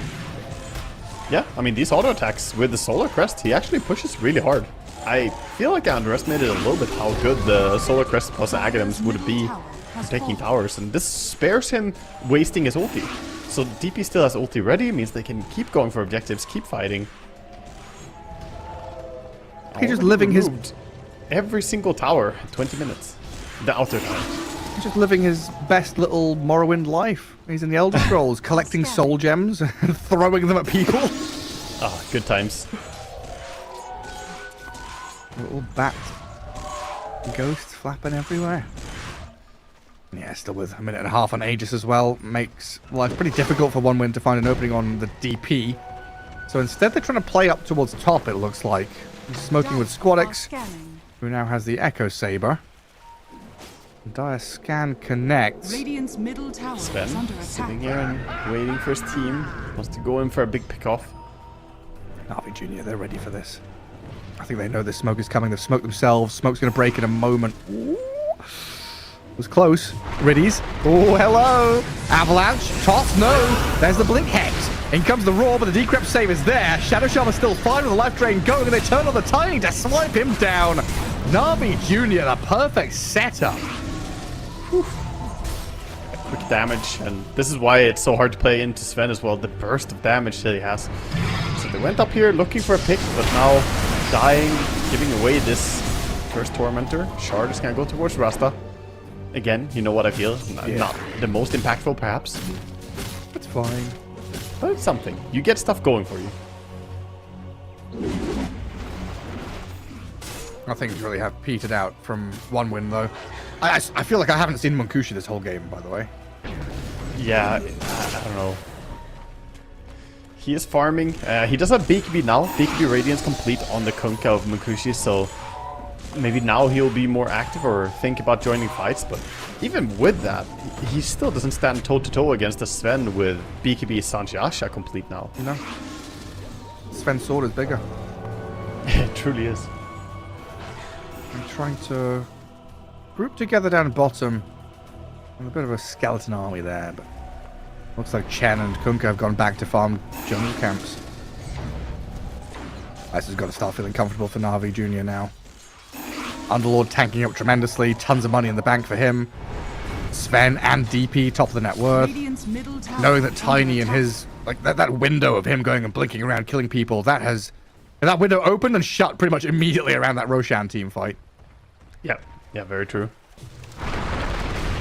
And now it's just gonna be about trying to work out the side lanes for Dire. One will need to get these lanes out because you already lost both your tier 2 towers. So they need to stay pretty proactive right now. Having 2 heroes farming the top part of the map is easy to step on each other's toes. And you want to get out on the field, but into the blink of the Rasta, the Underlord potential with this ulti, it's so dangerous. It's getting super congested on the Dire side of the map. This is where Na'Vi Jr. can start to strike. Yeah, Zayat's here, just the Hex into the Serpent Wards. PMA is going to come across with a portal, hit up the CK. Sweden Strong taken down. There's no objective here, though. Yeah, there's nothing else to gain, but a kill is good. Kill is a kill. Meanwhile, the Beastmaster making the most of it, pushing in the top lane. I like his build, actually. The Dominator, upgrade Dominator, and then drums into Nullifier. I think Nullifier is a must-have here. If you're gonna play into Solar Crest and the Qualifier from Pugna, and Warcry even. Yeah, it's tons. Of course, Warcry can always buy shards to protect it, but a lot of dispellable things right now. Radiant's top tower. What did you say it was? Minute 19, they sold the Overlord and bought an axe. Yeah, something like that. Dire's courier has been Don't do killed. it. Don't think about it even. Oh, I'm thinking about it. It looks like Munkushi finally getting a bit hungry for something. Not able to find the Pugna on his escape. Yeah, and the Beastmaster actually does have his entire power spike of Nullifier. I think maybe now they have a window where they can take fights. It's kind of hard to gauge, but the pipe is complete on the Chen as well. Nullifier is complete. You have the 4-staff on your CK. I don't think it gets much better than this. They've got to make a play. Pipe Kasane. But no smoke? Is it on Courier? No? No. There's no smoke. I was so sure. I mean, they all group up. They have one on it CK. felt like someone was saying, let's go smoke, and then they were like, we don't have any. They have one on CK, so they could smoke up, and I think they are going to do it. But it's also awkward right now. They're all sitting around for so long. Finally pulled the trigger on the smoke. Heading down towards bottom. Gonna force the tier 2, but Sven is quicker, more decisive move. Got the juice with the read. He's Look trying at to him, he's top. just charging the high ground. Yeah, he's right up there. I guess the smoke, maybe they delayed it to wait for Roshan timer, because now we enter the period where Roshan could be respawning. But they're losing the base. This is such a good read by Navi. Yeah, I mean, in Navi's heads, they're like, well, they must be they must be Roshing. No, they've moved bottom for your tier 2. Yeah, you're straight up losing a lane of barracks. Come back and start defending this, but look at Zayat. He's in there on the CK, chain stunned into oblivion. Buyback from Sweden Strong. A toss back? Oh, that's a good bit of damage on the Zayat. Now the boat coming in, the 3-man torrent. Munkushi moves forward as BKB going. Sven drops low. They haven't finished anyone off just yet. Finally, Niku is dead. Got the juice. Turns to try and stun. The root will hold Munkushi back. PMA chase down. The avalanche is there. And Squadix will find his man. The Underlord should eventually fall. Tanky as he is. Surrounded by 4 of 1 win. Dragged back into the reality rim. But my God, he's fucking tanky. Little by little, toss him up, drop him down, throw him around, ragdoll the Underlord until he dies. Dear God, he barely died. He has the tough essence ring with the Shivas and the Crimson. No wonder he's not taking damage. But Kunkka coming in big there. Some nice connection. Massive torrents. Getting a lot of damage onto multiple targets. But at the end of the day, they got what they came for. The lane of Rax is gone. Yeah. Yeah, I mean, one when they got a tier 2 bottom. Right, they got something, but that is such an awkward situation to be in. Yeah, see a recap here as they went in. Pretty deep dive for that CK, just to support. And then eventually stacking up a little bit too much, perhaps, with the Tiny setting up that beautiful combo. How did Niku get... Oh, that was it. Riyadh rift again, dragging Niku in. Yeah, toss from Tiny and rift from a CK. Good maneuverability spells there to displace your enemies. And now, actually, a Roshan attempt from 1 win. Even helps them a little bit with the Roche, Time's armor. Late smoke. Not fast enough to contest. Aegis on the Kunkka, that's a big deal. The fact that he can't be bursted anymore. He was already hard burst target. Now he can really lead the way. But look at them.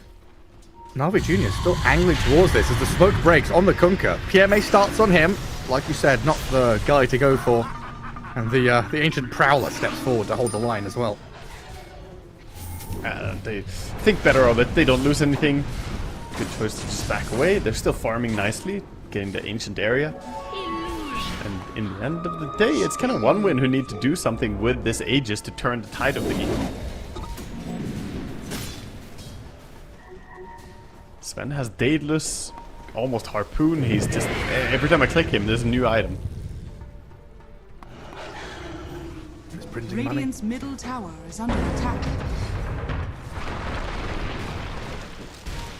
I was gonna say, usually Eastern European games pretty action-packed, but we are in we are in Western Europe in the qualifiers. Yeah, exactly. They have to, you know, when in Rome. Yeah, when in Rome, play how the region plays. Embrace some TI3 Alliance gameplay, do some wrathing, split up a bit. Nah, but honestly, both teams have played very aggressive for objectives. Of course, even on the back foot, we've seen OneWin able to take out 2 tier 2 towers. Kasane living his best life. Chen with Greaves pipe. Be the aura. It's just nice when all those little items turn into one big one. You're like, slots. Now I can put more smokes and wards. That's true. It feels like a real betterment of your inventory. But then it feels so empty. You just fill it up with wards and smokes. Branches. Or fluffy hats. No. I don't know if I've bought a raw fluffy hat in my life. Never? No raw fluffies? Maybe like once or twice. Like if I was in like a stack with Fogged or something, and they were playing like their high level unranked shit. Yeah, there we go. Fogged would do it. He would have 3 of them. Yeah, then I would be like, what should I buy, guys? And Fogged is just like, buy 3 fluffy hats. You're dying too much. Yeah. T-Gov would come at you with some fluffy hats. Sure. He's a hat enjoyer. Sure. Radiant's I guess I just middle prefer. tower is under I don't know. I attack. just prefer branches. I just buy branches. Yeah. I mean, a good branch can always plant it somewhere. Also, it ensures a good game. It does that. Oh, it's a happy little friend. Well, both teams occupying opposing sides of the map. OneWin trying to take out their own ancients while setting up to push down bot. Na'Vi Jr. This top lane is always going to be a thorn in the side of the Dire. Pushing in naturally. Leaves Na'Vi Jr. to kind of hard shove it in, clear out maybe the Chen army that's up there. And they can pivot in towards mid. It's a positional struggle for them, but they want to shove bottom so that they can do exactly what they're doing now. Tiny looking for something, going across with the smoke. Has the Beastmaster nearby, DD Rune, Nullfire. They actually can bring down pretty tanky targets. They get scanned. So Na'Vi Jr. knows the move is coming and they're going to tighten up. Everyone together. Underlord the frontliner showing himself with his 3000 HP, 35 armor, infinite magic resist, whatever else he's bloody got. Go on him. Ideal target. Yeah. Oh, Niku though. Death Prophet. Maybe. Could force a BKB early on. That could be a little team fight victory. He's using the boars for vision. Scouting right now. The Beastmaster is trying to get the advantage. This Kunkka is just not scared of anything, having the Aegis. Both teams showing their strong hand up at the front, and both teams are afraid of what that entails. Kunkka is like, nah, I'm not going on that guy. A little blind torrent into the back, but Niku going to shove Munkushi away. He's looking for an angle there, maybe to get into the back lines, but it's nicely held by OneWin. They're playing that left-hand side to stay tucked behind Munkushi, while bottom lane is shoved onto tier 3. Radiant's bottom tower is under attack. Yeah, gonna have to TP back. I mean, they do have Underlord, so he can globally reposition and join his team. They're going for the Torment, a risky play. The punishment, can it go? Here comes the gate. Silence on the Tiny. BKB up, Squadix moves in. Kunkka down to about half health as Zayat jumps aggressively in. Healed up on the life drain, but not for much longer. Squadix is dead to got the juice though, while Zayat's the only casualty here. PMA and Niku just step forward, the AoE damage doing work. Riddies, Levercapes, use himself against the Kunkka who chases. Ooh, And the Triple S, damage. the Beastmaster being clapped and walloped by the Sven. Double kill, forgot the juice, and now a stun. It doesn't even need a stun. Harpoon into double tap, triple kill out of him. Doesn't need a stun. You know what he also doesn't need? His BKB. Didn't even use it in that fight. Really? Easy for them. Yeah, they had that beautiful ward. That ward on the Tormentor from Riddies gave them all the information they wanted. Got the perfect initiation, jumping the right targets. And yeah, from there it was so easy. He didn't even click the BKB. And that's just supports, you know. Wards wins wars. It's how it is. And that's why we report the supports when we lose, because it's their fault. It's all their fault. Wards win wars, they also lose wars. That's a good reason. A lot of military infrastructure went into drones and airplanes and satellites and space race and all that stuff, right? If you can see what's happening, you know what's happening. I thought you were gonna just say that was a good reason to report someone, which, you know, I was like, oh, thank you, Gareth. No, I am one of those people. That is actually one of my pet peeves. Like, one of the things I hate most about like gaming with other people is that Dota moment where I have just placed like 3 observer wards in 3 different places, and then someone dies and said we need wards. And I'm like, look at the freaking map. There's literally Gareth will everywhere. fight someone.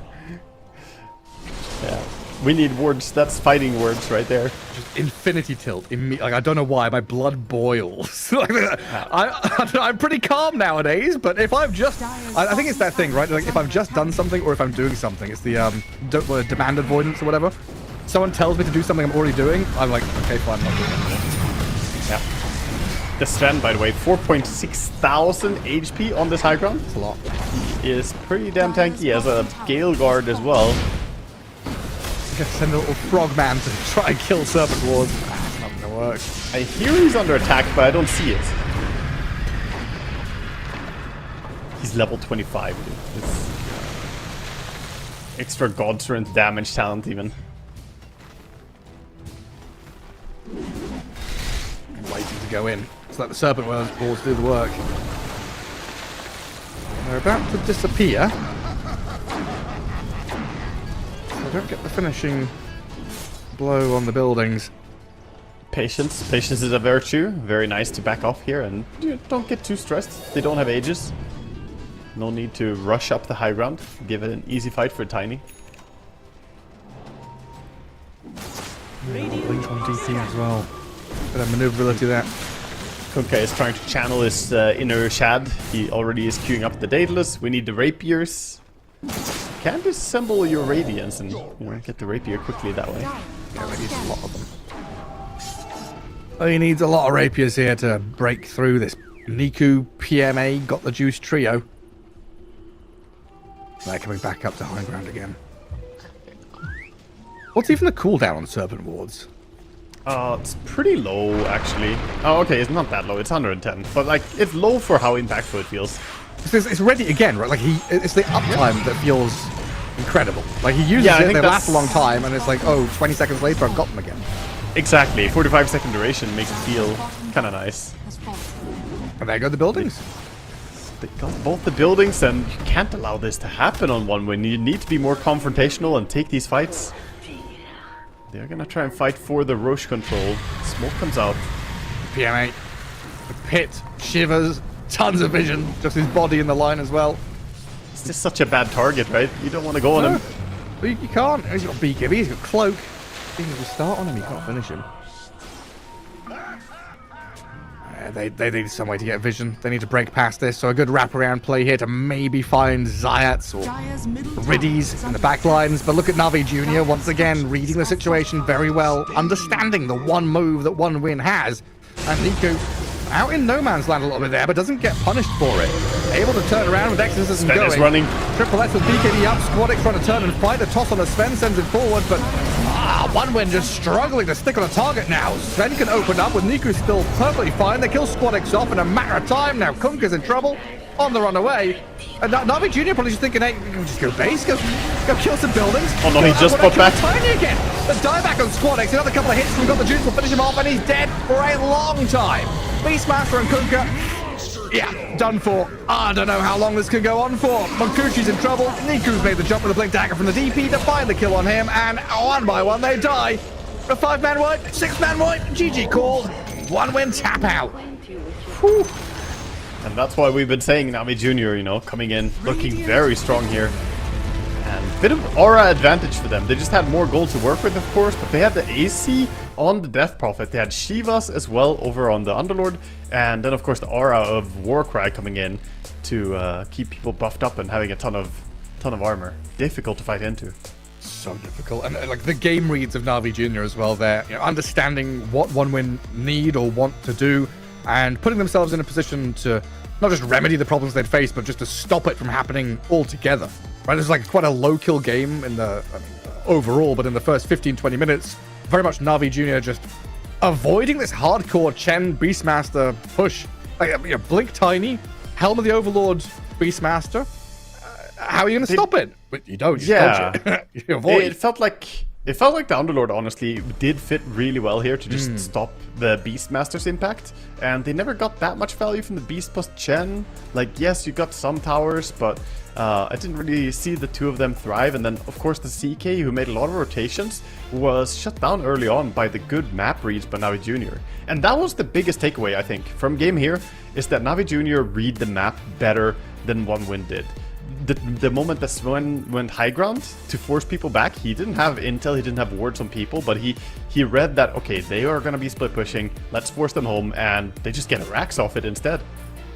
It's very quick, decisive moves to get up there. Incredible stuff. Game 1, 37 minutes of gameplay, 19-7 the kill score, and something where we thought would be a hardcore push bloodbath turns out to be quite a nuanced, delicate game of reading the map and reading minds, it felt like, as Navi Junior do take game 1. It's a best of 3 though, so we'll have a quick break and come back with game number 2.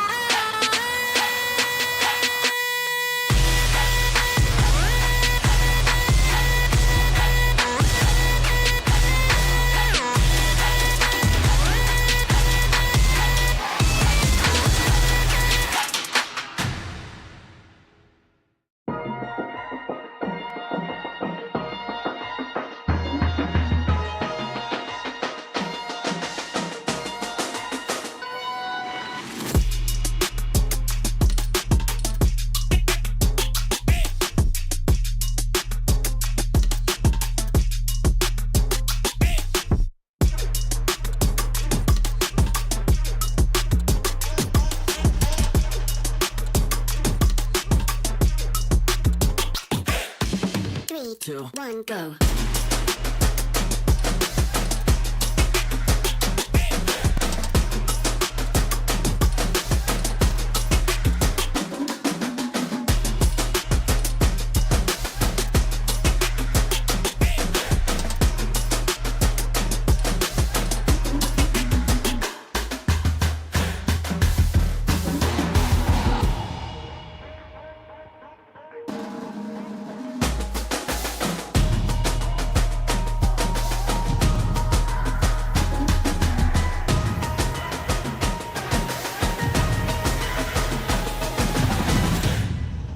3, 2, 1, go.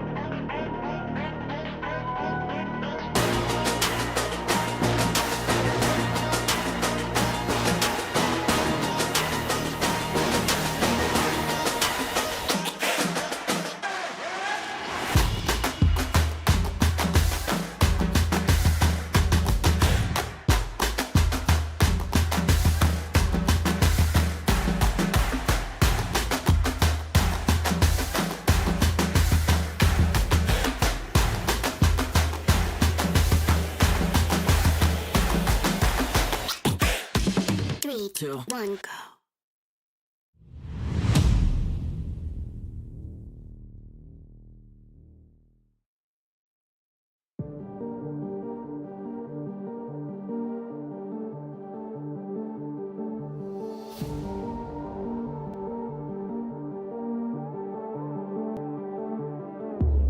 Come into my world if you wanna see some action. Enter my zone, shut down the competition. Stand out from the crowd, yeah, I'm the main attraction. Come into my world if you're ready for some action. Are you ready?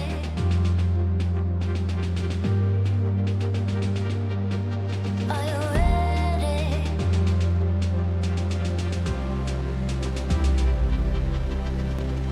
I came here to win.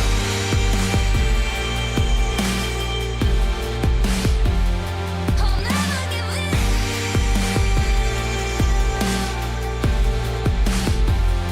Make my one woman on me. Only one woman on me. Only one woman on me. Only one woman on me. One woman on me.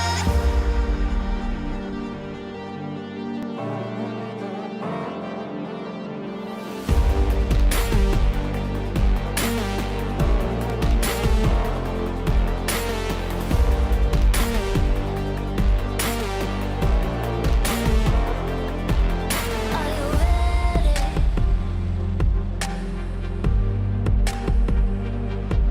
Are you ready?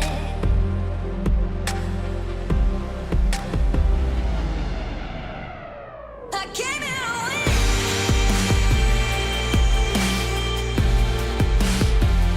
I'll never give in.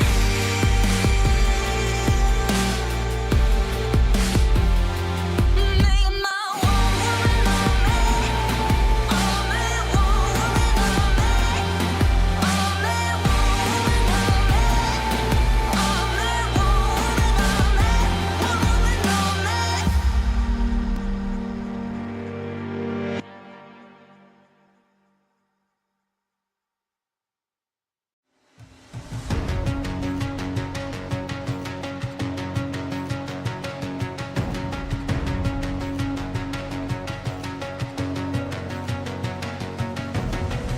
There's something.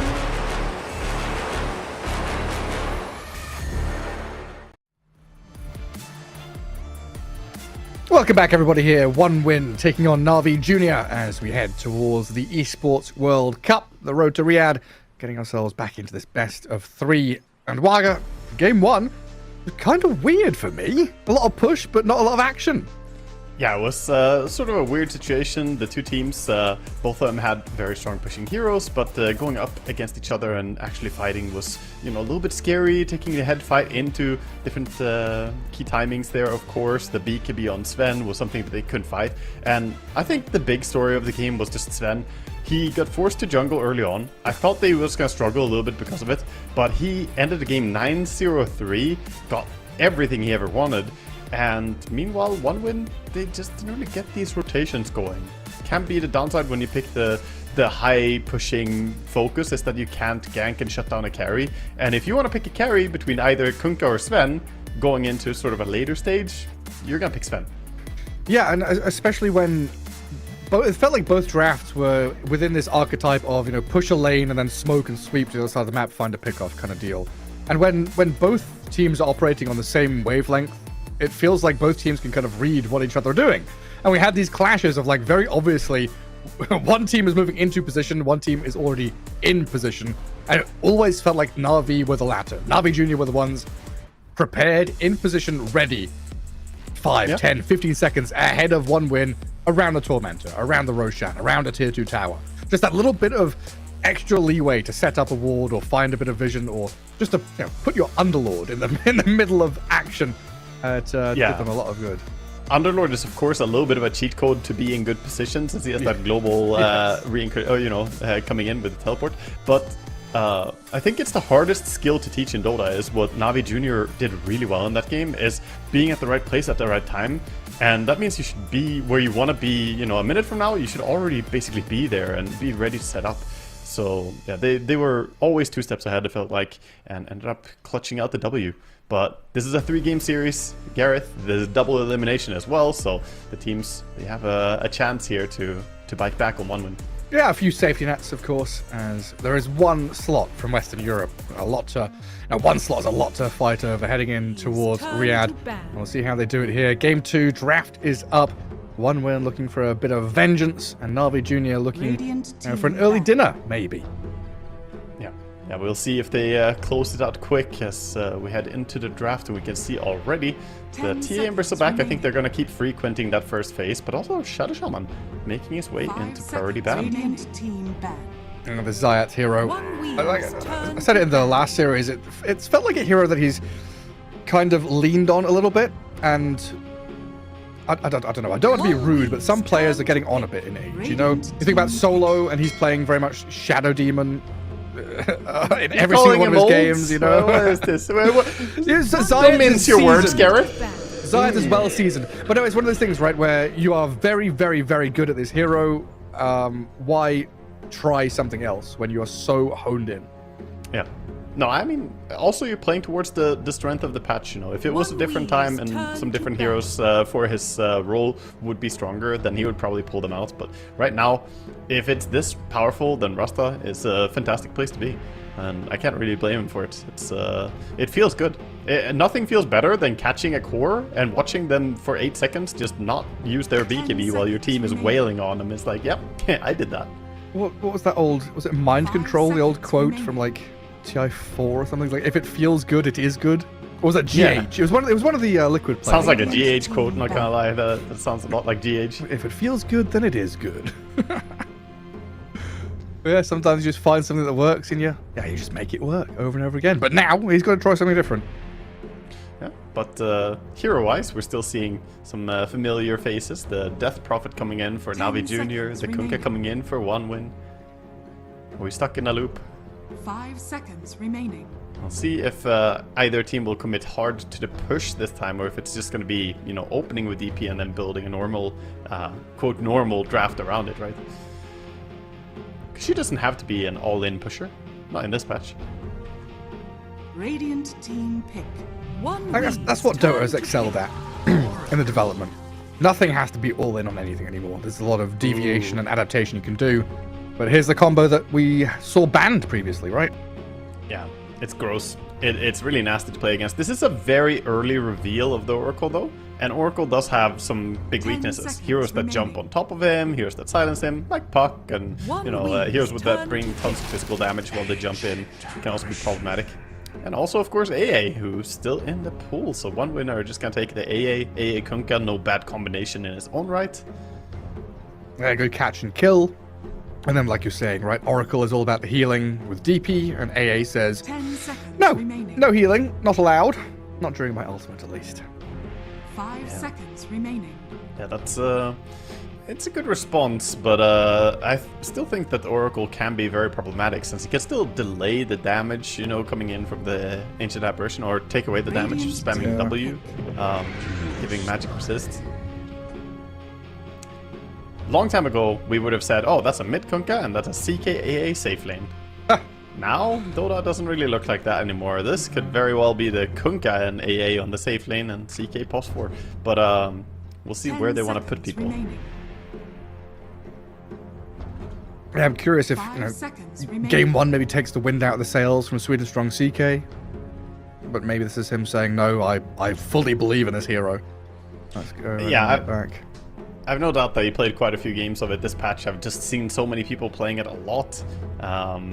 It is pretty fearsome overall. I feel like the higher MMR, the more CK as well. Like looking at 1000, I know you can't look at too many games, but I've been sneaky, using my friend list. Looking at games with 100 rank average players, it's a lot of CK. Looking at games with 1000 average, it's a little bit less CK. Looking at lower, it's even less CK. So like at the top, very, very CK heavy. That's where we are right now, the tippity top. Where do we go for Navi Jr.? DP, Oracle. When I see these kind of heroes, I always want some kind of Tusk or Beastmaster, some guy that either goes in for you or is able to save you when you've been gone on. I think Tusk makes so much sense. It's hard to get away from here, but they're gonna go for Sven first. Of course, they need to pick 2 areas anyway, so maybe they're just sure about the carry, but not sure about the support yet. But Tusk to disjoint Kunkka to protect against AA, there's a lot of value in it.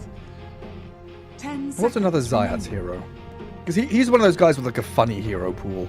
I'm sure he's played like Willow. I remember seeing him a lot on Lion back in the day as well. One Wee's turn to pick. Behold the horn of Magnus. Magnus. Is that flexible? Is that just offlane mag? What's going on? No, it's flexible. This is definitely flexible to a support role. It's similar to playing Tusk in a way, but this is a very big question mark that they're putting in front of 1win at the worst possible 5 time for seconds 1win. remaining. It's like, okay, but we just have to pick our last 2 heroes, and now we have to deal with what is this Magnus? Is it just an RE style support Magnus, or is it gonna be core? And if it is core, where is it going? That's a lot of questions. I do not have the answers. I was about to scream Earthshaker for Zayat because that was one of his other signature heroes, and they pick a Magnus like that. Yeah, I mean, this is also more empower damage. So empowered Sven, more cleave, he's gonna cut through anything. So whatever you do, you don't want to pick too much illusions or, summons right now in 1win. You want something that can actually, be useful. There we go. Yeah. Called for the puck earlier against Oracle. It's fantastic here. Radiant team back. Pretty hard to catch puck with their heroes, to be honest. They have Yeah. bad insta-stuns. Yeah, nothing great. And it ties things together nicely. Now you've got multiple heroes you can play together. Ice Blast is now enabled by Coil on top of the CK and Kunkka, who brought stuns. Puck can play with set up from Kunkka and CK quite nicely. And of course, like you're saying, hunting the backlines for the Oracle 5 when need seconds be. remaining. Yeah, and meanwhile, you don't want heroes that Sven can just run at and delete. So Kunkka, pretty tanky, will take a while for Sven to bring down. Puck, very elusive, so hard to latch onto. And then we just gotta think what's the last core for 1win coming out. Because it does not look like a carry CK game. It looks pretty hard here. As much as I want to see it, this is probably not the game against Magnus and Sven. Radiant team ban. Cool little Pango ban. Yeah, I guess you're playing into Oracle Sven lane as well. That's a triple S. What's he going to be? What's going to be looking at? No Darkseer, no Beastmaster, 10 no seconds Bristleback, remaining. no Pango. And it does Doom not look is like in you're a bringing 5 out the Lycan seconds here remaining. either, you know. Is it a Doom game?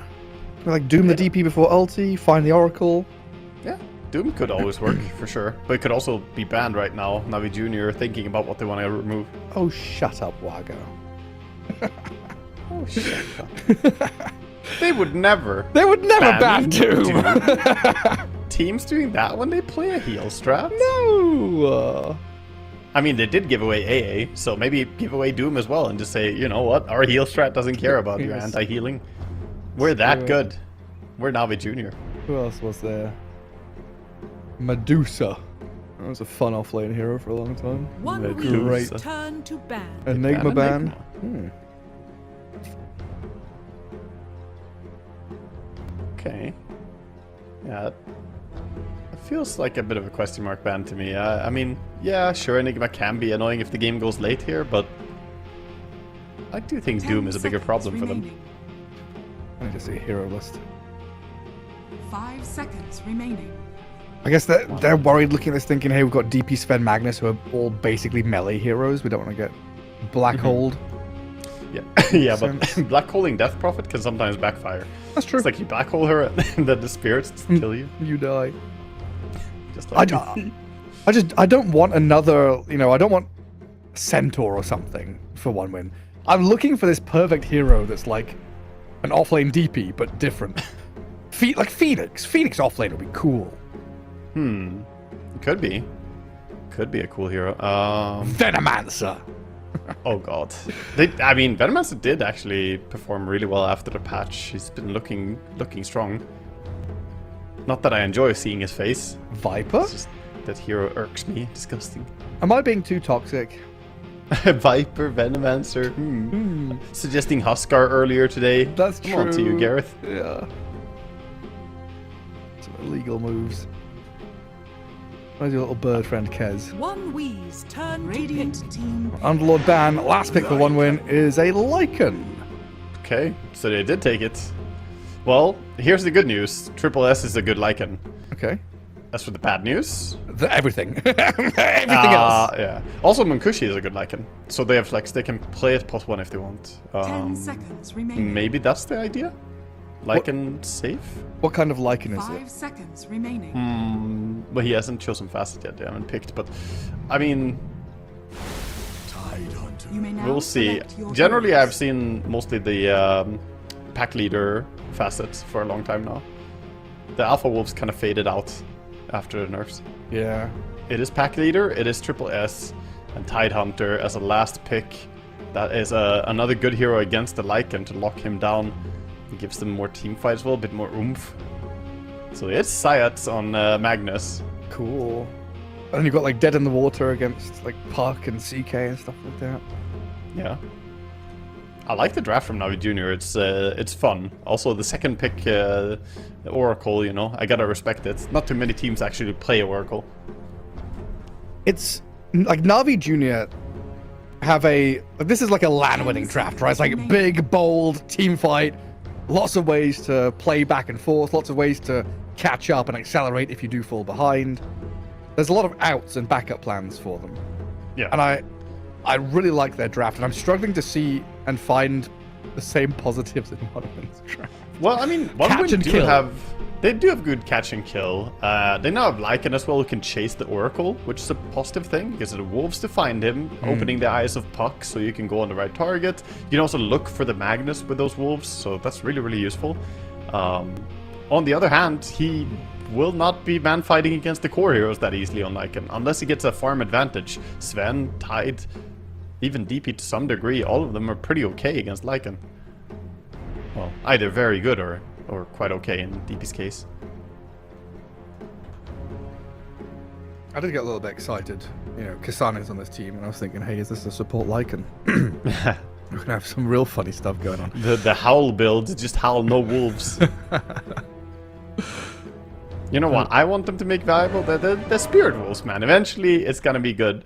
But I feel like they have to overbuff it so hard that in low MMR, it's gonna be giga broken for it to be valuable in high MMR. Right? Yeah. Well, it's like the same.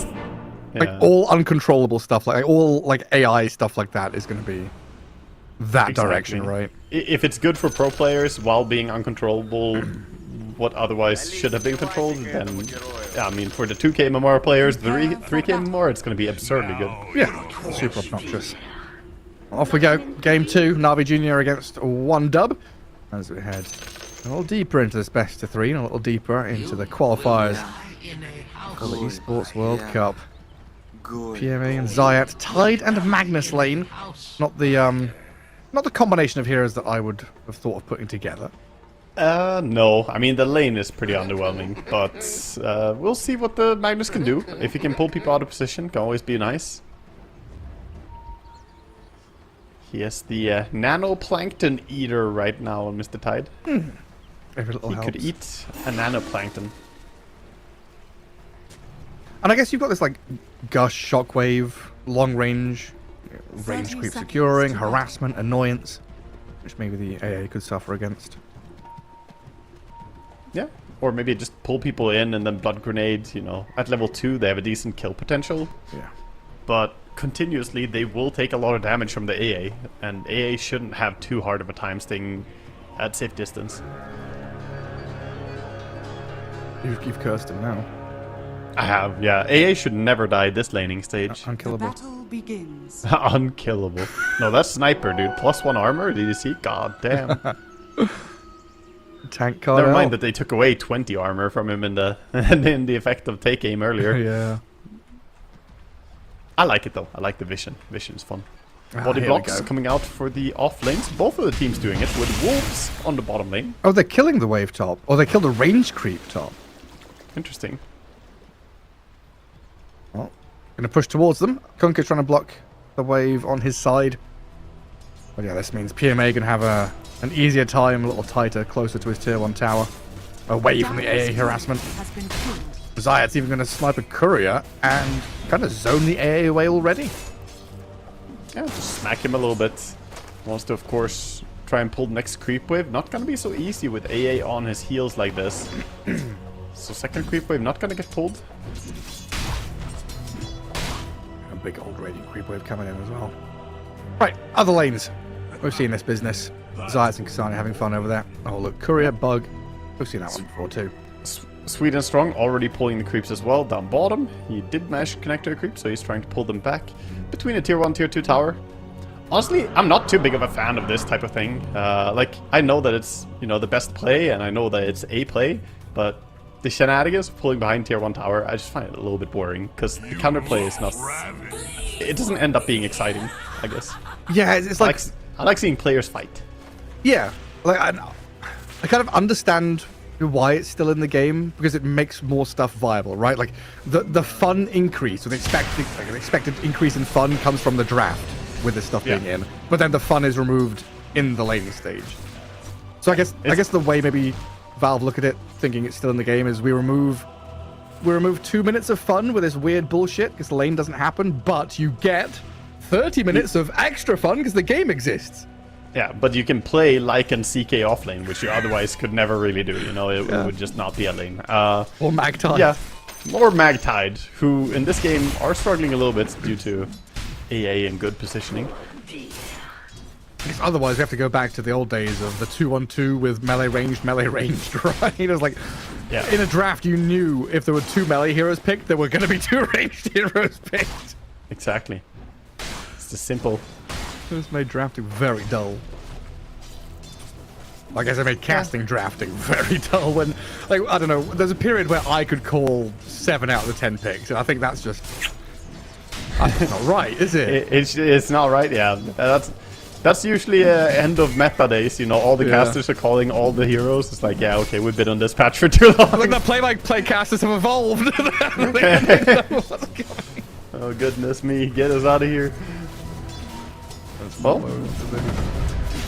a little goal onto the Sven, but of course, mostly just a little harass. So what was he doing there? He's stunning the range creep so it bounces onto the Sven, is it? He gets on the Sven and then it bounces to a range creep as well. It's always gonna bounce, it's just prioritizing a hero if there is a hero within the range. But yeah, he was making sure Sven doesn't get the deny on the range creep. A little cheeky play. But the fact that it only has 110 mana costs, that Chaos Bolt makes it pretty castable in lane.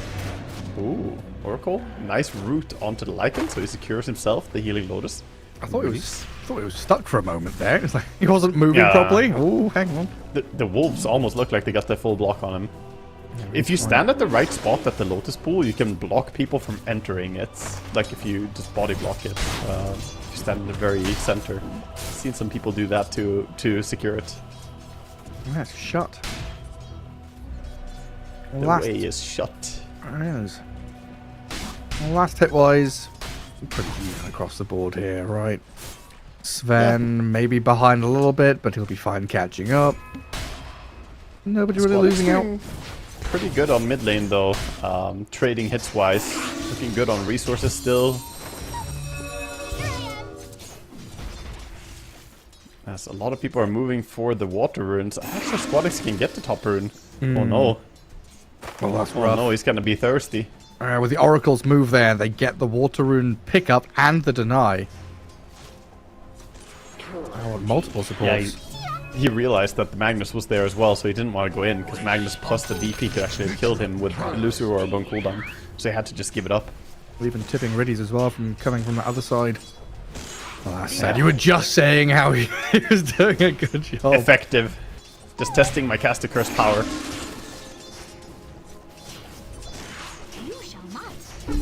Bottom, going onto the Lycan. Again, hard to bring him down fully. And meanwhile, Riddies, ooh. Taking a beating from the Sweden strong CK, and the Lycan Wolves on him. Gets the first blood. Down goes the Oracle. This is the nice thing about the lane. They actually do a lot of damage, especially now that they have some levels. Already they have -8 armor on these two. You wouldn't think it, but the Reality Rift paired up with the Howl is -8. Jeez, Niku very low in that mid lane. Spirit siphoning off of the creeps. He'll probably make the walk back to base. That gives Squadix freedom to sit. Regen off the tower a little bit. Get his resources back. A skewer towards the mid tower. But DP is so low, she doesn't really want to go on this. Kasana gets the D-ward anyway. DP now comes in. Illusory Orb over the top. Squadix goes in. Two-man Waning Rift. Not enough damage to kill off the DP just yet, but maybe with that Reality Rift and takedown, they get the kill. Kasane trades his life for it, as we still wait another 20 seconds for the rune to spawn. Yeah, Squadix was calling they can coil the Magnus as well, but CK already running the other way. Could maybe have been a bonus kill if they went for it, but still Squadix gonna be very happy bringing down his counterpart.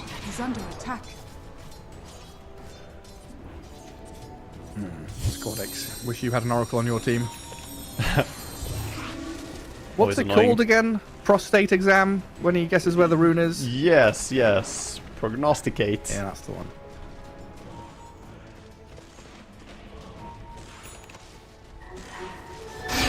Yeah, Send that it one here is... a bit. Coil on DP, Rift and stun. Down he goes. That's right after he TP'd back to the lane with a DD rune in hand as well on the puck, so this is plenty of tower damage coming in. Radiant's middle tower is under He's attack. laying in. This tower may not be too long for the world, having Glyph as well. Radiant structures are fortified. They'll spend it now, yeah. In these side lanes, Tidehunter going to drag the wave by his tower. Still level 5 is being eyed up by a CK and an AA on the Radiant's right hand middle side. tower is under attack. Yeah, Now he next steps one up. comes in. X-Mark Torrent. A ton of chain stuns. And his PMA reasonably tanky. Still 400 HP remaining. Body blocked for the meantime. Try and Tidebringer and whack him down. But Mankushi's unable to finish the job. In comes the Magnus and the Oracle to try and save him up. And PMA is fine. Regenerating with the headdress throughout all that. If it wasn't for his HP regen through the fight, he would actually have gone down. But gonna be completely okay. Gets healed up a little bit as well from the Oracle. I was just about to say how the Oracle ability is so much nicer now as well, that you know what the next rune is gonna be. That's really impactful. Like, knowing that, oh, it's a DD rune coming bottom, or it's a haste rune next. You can already strategize your plays. Tower is under attack. Rather than just the location. It just used to be The rune will spawn bot, right? Now it's... He used to tell us after it spawned what it was, which is like, yeah, it's a haste rune. It was bottom, by the way. It's like, yeah, I know it was bottom. You told me it was bottom. You didn't say it would be a haste rune, though. Great, thank you. Exorcism top rune spot. Squadex and Kasane being run at here. I also had a shapeshift. Lycan is going to run from bottom lane all the way through the Ancients into mid. And they blow up Briddies with Squadex jumping in with Sweden Strong. The Lycan has now arrived and Niku's in trouble. Coil. The coil? Cold snap. Leashed up, held in place. Tide Hunter torrented and boated. DP's dead. No chance to Ravage to save her. Now he's silenced as the Tide and on the run. Another X-Mark going to drag him back in towards them. Should be able to bring him down with a Rift. Back in towards Runkushi. A few more hits on the Tide. On the damage, not quite. With the Ravage there on Squadex. The Sven comes in to take down the puck. Oh, if that torrent was on the Sven instead. That was so close to saving. Good Ravage finding that kill. I think it was super important that they bring down the puck. He was getting away with the game pretty hard. And if they lost that fight, this stack may have been contested. That Sven gets the kill onto a very farmed killing spree. And then back to clearing stacks. All of a sudden, 5,200 net worth on the Sven. Dear God, level 3 in power on him as well as the Magnus is maxing in power this game. Acceleration galore. Forgot the juice. A good aggressive play though from one win, not put down by that game 1 loss. Still bringing everything they've got. Numbers into mid, killing off this DP. Niku is being shut down quite nicely here by 1 win. Yeah, definitely. And I think it's an important hero to hit. Slow down the impact of the DP. She is the important center of the team fights in the early mid game. Like ganking Sven is one thing, sure. I mean, you do want to shut him down, but if you take away DP's game, you can start playing for these towers.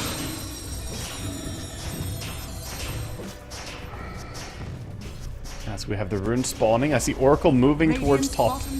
Does he know? Is it there? Is it? There are 2 prophets in this game, by the way, both on the same team. Oh yeah, so are. And neither are Nature's prophets. Is there another one? Dire's top tower is under attack. I guess TA is kinda. She is a prophet. A Roshan prophet? Yeah. Yeah, I'll take it. That's a prophecy. It is, yeah. I mean, if I'm remembering, Liquid... she just knows the secrets, though. That's the hidden ones. The hidden ones at the temples. She read the scripts and the lore. Radiant are scanning. Because, yeah, Liquid ran this strat with TA Oracle a few tournaments back, maybe like a year ago. And it was just insane how they ran the map, because they knew when and where runes were spawning, when and where Roshan was spawning, and the enemy team was just smoking and we've got to go and do something, I guess. And Liquid just sat there, knowing exactly what objectives to play towards. The new innate, knowing when and where the tormentor spawns. Coming to a pub near you. Oh, that sounds so useful. Radiant's bottom tower is under attack. Everyone always forgets when the second one is gonna spawn because they don't know when the first one was taken, Garrett. Maybe it's good. That's a fair point, but still, that sounds The first one is easy. First one is 20, okay, but what about the second one? God. Dire's top tower How is many under times have I attack. seen people go and just stand around the tormentor for 50 seconds like, guys, can we torm? It's up soon, I promise. Chen should know what creep camps are spawning in the jungle. You should just see it on the minimap or what? Yeah. So instead of the white dot, it should be a satyr face. Nice. Or Doom should know, so we can go and eat the harpy at level 1. Okay. You should only know where the harpy is. No other creep. Then I'm okay with it. I agree. What did you expect? And he also shouldn't be able to see if the creep camps are farmed or not on the minimap. That would be a trade-off. Yeah, so I think that A devil's bargain. the icon should spawn if no matter what. Dire are scanning. Right? The icon appears on your map if the creeps spawned or not. So it's just Yeah, the what icons camp just should never have been- disappear. what camp should have been there? Yep. If you're listening, Ice Frog, stop. Stop listening.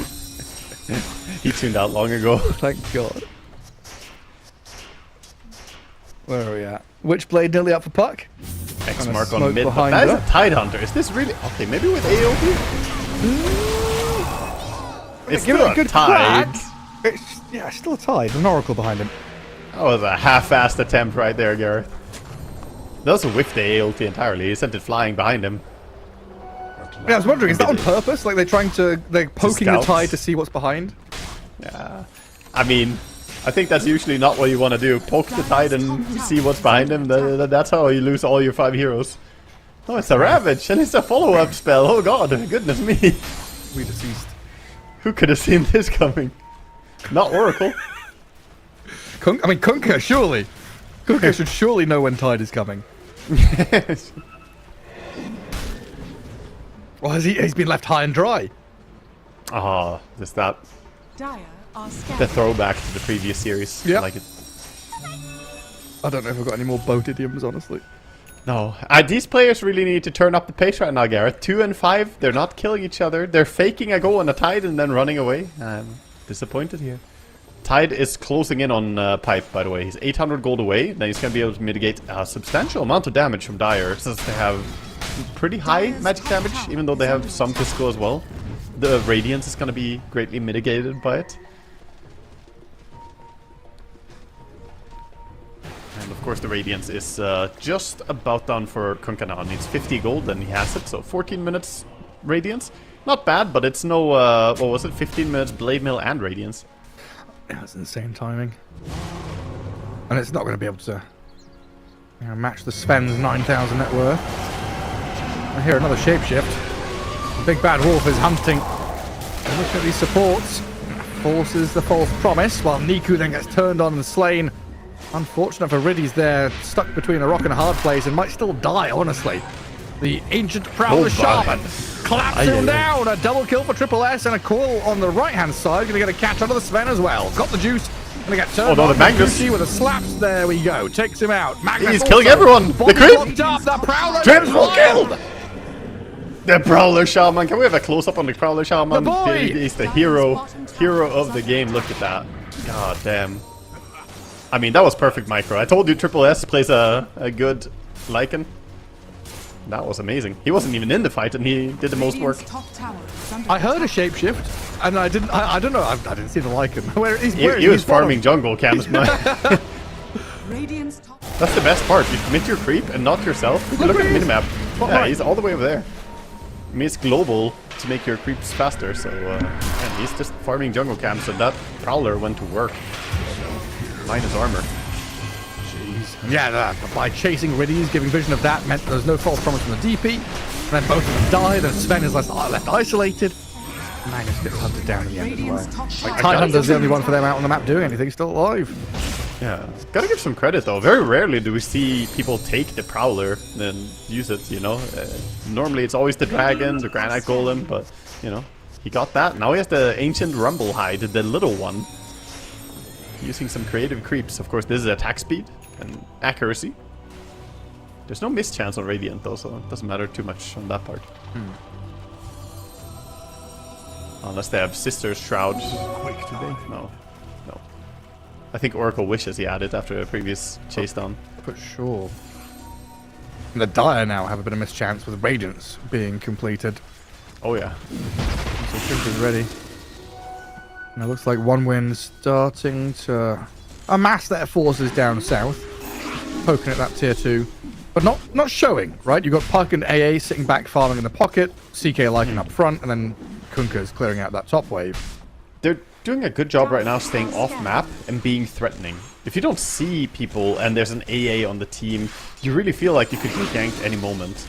So just tucking away and hiding a bit, it made Radiant play very cautious. And they're just building their lead. Speaking of which, by the way, Lycan after that triple kill almost has a Nullifier and Helm of the Overlord. Minute 17. This is some fast timing. He's top of the net worth, yeah. Oh, joking about how no one's going to be able to overtake the Sven. Yeah. Triple S took that very seriously. Yeah, he's fighting. He's neck and neck with him, and that's not a good story for Sven. He wants to outfarm. Now a new Thunderhide. A big one this time. Na'Vi still unable to find this DP frontline, false promise, save, ravage, follow through, tie in the Sven. There's a lot of moving pieces there that Na'Vi Junior need to connect Dire's middle together. tower is under And attack. so far, One Dub have done a very good job at just throwing a wrench in the works. Yeah, but This they Lycan do just have gets in there. Blink coming out now for Magnus. So fights close to their own towers, they could pull people out of position, maybe pull them towards Sven, and I could see Radiant winning a fight still. Just need to make sure Sven doesn't get blown up immediately. He's got that fresh BKB, pops it, stuns the CK, and it's like, okay, boys, that was spooky. He's annihilated as the Lycan comes in from behind. And these kills extending Lycan's shapeshift as well. Pretty long duration. Radiant trying to play under their own vision for now. Zayat's looking for that move. 1W into the Roche pit. This could be good for Na'Vi Jr. if they It find... really could. The Exorcism can do a lot of damage here. They don't have any ultis on Dire. Literally all ultis were spent, so I think the Roche is a bit of hubris to go for. They are going to back out though. Equally, Meanwhile, they need to allow some time for Tide to finish up his Blink. It's good to have Blink on Magnus, but Blinks really amplify each other. The more you have. CK with double ether lens queued up. They've got to fix some of this stuff. Like the quick buy in the shop has like it's been bugging me real bad. Yeah. I've bought. I mean, I know I've seen Quinn buy 2 Aghanim Scepters yesterday. I've bought BKB twice. I've bought Radiance twice. What the hell? It just Double it just Aghanims is impressive. I finish my item and then it pops back up and I'm like, I'm just gonna quick buy what's in my quick buy. It does put the item that you just bought, puts it back there in your suggested. So yeah. Radiant every time I buy an item, the item is there. Buy a Blade Mill? Oh, you should buy a Blade Mill. Oh, I bought a Blightstone to finish up Deso. Oh, you should buy a Blightstone. It's like, what? Not No, just the I'm good. suggested, it puts it back in the quick buy slot. Oh, really? Yeah, sometimes. Like you'll finish the ags and it'll re-queue in quick buy the ags that you just completed. Oh, I see. Because it's like there's a split second where it's thinking, oh, you don't have ags anymore because it takes it off like out of the game to complete it and puts it back in. So it's like you need an ags. Anyway, Going on the Tide Hunter. He has Oracle behind him. He's completely fine.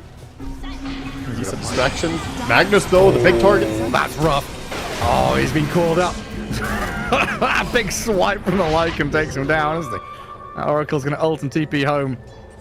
Dire's top Fountain tower will keep him is safe. under He's gonna be attack. completely okay over there.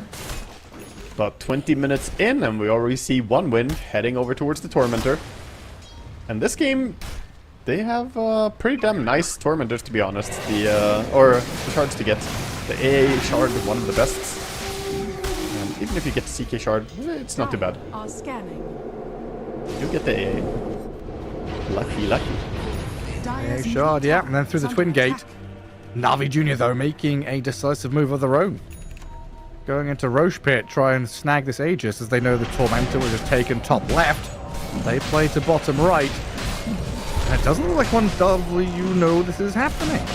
No, they seem clueless. They are sending over the wolves now, but it's gonna be too late. Radiant's middle tower Gonna is find out in time. Maybe a sneaky little deny. Nah, they saw the wolf coming in even. And besides, you should always pick up Aegis faster than that. Should. Chad. Na'Vi Jr. They want to take the fight.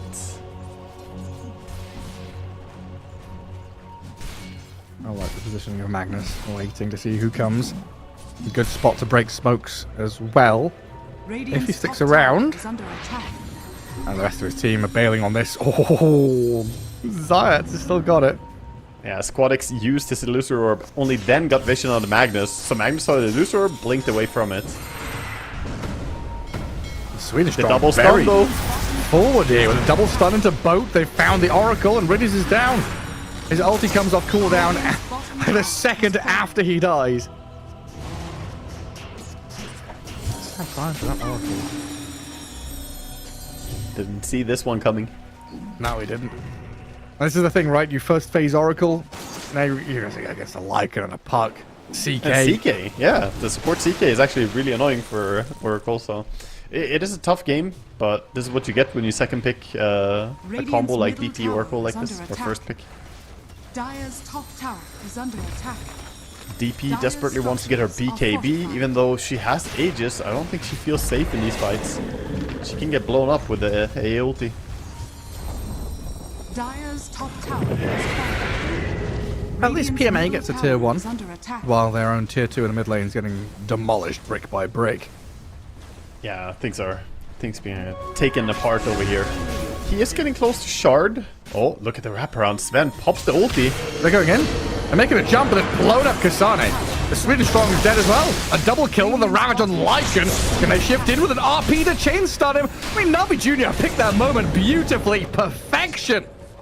That was surgical, man. What? The cut through there. That smoke was like they had map hack. I don't know. They just knew everything. I didn't even see it happen. Like, where did they come from? Just you were just like, oh, they've smoked. I'm like, where? I mean, they found their targets fantastically there. They just went onto the AA first. And AA didn't even deward or anything before that, so they just had really good read on that situation. Yeah, they just, God. They fought over like the high ground board a minute ago or so. But... I mean, sometimes smoke ganks just work out really well. Let's say it like that. Sometimes, you know, you make the cut and you hit nothing. This connected perfectly. And not only getting the AA, but quickly turning it into more. And now AA gets to feel what it's like to be Oracle, you know, getting run at by an angry core who deals 1 billion physical damage. Damn right. And soon to have a Daedalus, Mr. Sven. We finally get to see Blink RP. Nice big Ravage. Huge utilization there from Zayats and PMA. Still behind by like 3k gold, but it's one of those games where, again, it's like one win, driving seat, 20 minutes. Navi Jr. win one fight. Now it's one fight away from Navi Jr. being the ones in the lead, and it's 2 fights away from Navi Jr. like winning the game. It feels like. It feels reminiscent of the previous series, doesn't it? The whole back and forth kind of vibes of it. And the team that's ahead feels like they might not really be ahead anymore. Yeah. Because this Sven with Empower come late game, a serious threat. I like the Blink Dagger choice on Oracle this game. He's queuing up the Ghost Scepter next. I don't know about the Ghost since there's already Nullifier. I guess it can be useful against CK, but the Lycan has already got your number with it. No, Blink allows him to sit more far back. Oh yeah, true. That was one of the greatest things, playing Oracle with Shovel and you had infinite salves. Just like, false promise, salve. Oh yeah. True. I feel like that's one of those things where it's like the mark of an expert player, right? That they shovel a lot. Sorry, I just sneezed as you responded. What did you say? They shout a lot. That they shovel a lot. Oh, shovel a They lot. dig, Okay. yeah. It's like, did he say shout or shower? I'm like, oh, shovel. They do one of those two things at least in my pub experience. Oracle players shower a lot for sure. Oh, he does have the Reign of Destiny after all. That's a shower. Yeah, clean yourself off. Like it. A big smoke out in RV Jr. I guess Aegis must be expiring soon. Yeah, 10 seconds away. Still going to play forward. Basically gone. Sven is leading the way though. He knows that he can go first, and if he finds a good target, either of the supports, he could blow them up. This is a Ether Lens CK, not the armlet build. Dear God, Sven crits hard right now. Yeah. For 1000 damage when he doesn't have ulti going. It just disappears a creep wave. Houdini's it down the river. I'll take that. He swings around to control the waves. One win. Not really entertaining their head-on fight. Seems like they've been given a taste of their own medicine a little bit now. One win, Back want to to fight pushing. with vision advantage at least. So they want to play down bottom where they have the wards. Don't want to play into the blind area. But at the same time, in 3 minutes, there's going to be Tormentor up top. Roughly. Well, you don't know exactly when it spawns? I think it's in 3 minutes and 13 seconds. Why don't you just alt ping your little... my Oracle ability. your little buff, yeah. Torm, Gnosticate. CK trying to bait on the mid lane, being cheeky, but the Observer Ward gonna spot one more CK and then it feels a bit suspicious. Now there are 2 of them. And Puck and AA playing the buddy system up top. Yeah, Is Puck trying to the finish buddy off system Big You go item. first and tank the gank for me. Okay, boss. If I'm asked. Is Puck trying to finish off a big item? Parasma was what he went for recently. Now he's going for the Octarine Core next. He has Shard Parasma, so damage is really high right now. Squadix, one of the players who really enjoys the Parasma rush. I'm still on the edge on that one. I'm on the fence, I guess. I don't really like it that much. Oh dear. Kunkka What a catch. tried to TP. Doesn't have a BKB. He's going to try and turn and fight a Kind little of bit standing here. his ground though. Satanic up, standing and fighting with the Ice Blast coming, actually defeating them 1v2, maybe not. Turn around with the RP, Mankushi's dead. No more follow-through damage. I thought for some reason 1win had backup coming, but that wasn't the case. Yeah, no, we saw the buddy system up top, right? They're nowhere close to this one. He's not in the friend group. They did pop the Exorcism. Meanwhile, Sven finds a pick-off on the EA again on the back of the ward. Radiant's top tower is under attack. All he wanted to do was the D ward. Blown up. And now the wind out of the sails of 1win. Dead even in net worth. The Sven now feels like the biggest, baddest motherfucker on the planet. How do you deal with him? I don't know. Yeah, it's very tricky right now. He has shield rune to boot for the moment as well, so he could look to go for more action. Usually those Svens, when they don't have their ulti, it's mode farm. Assault Cuirass is queued up next for him. Did they go for AC already? Okay, they're queuing up the AC on Lycan. And then the waiting game around Roshan. CK is going to put illusions in there. I guess we've got CK illusions, Lycan summons to go and scout things out. And Na'Vi Jr. have an Oracle to sit in the pit. That's true. The Observer ward. Yeah.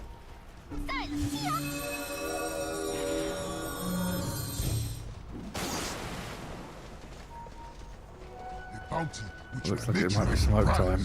rise. You can't just sit back and wait and let this Sven farm with his Empower going. You gotta go and make plays, especially around Roshan time. It's the season to be slaying. Yeah, going around. The wrap from below, they know Torm is about to spawn, so trying to fight with it, coinciding the smoke timing here. Dawn breaks. They're all holding a high ground though. DP gets a bit greedy going down for that camp. Niku blinks away. he blinks. He just blinks away from them. All right. Now Sven, once he popped his ulti, he has jumps onto the CK. Triple tap, down you go. Disappears in a blink of an eye. Lycan shapeshifted, running into the tree line here. Zayat skewers through him. I don't know how that didn't move him, but Lycan's fine. Runs up to the left of the Lotus Pool while Makushi boats up the Tide Hunter. Ice plasma damage over at the PMA. Can't even get a Ravage off.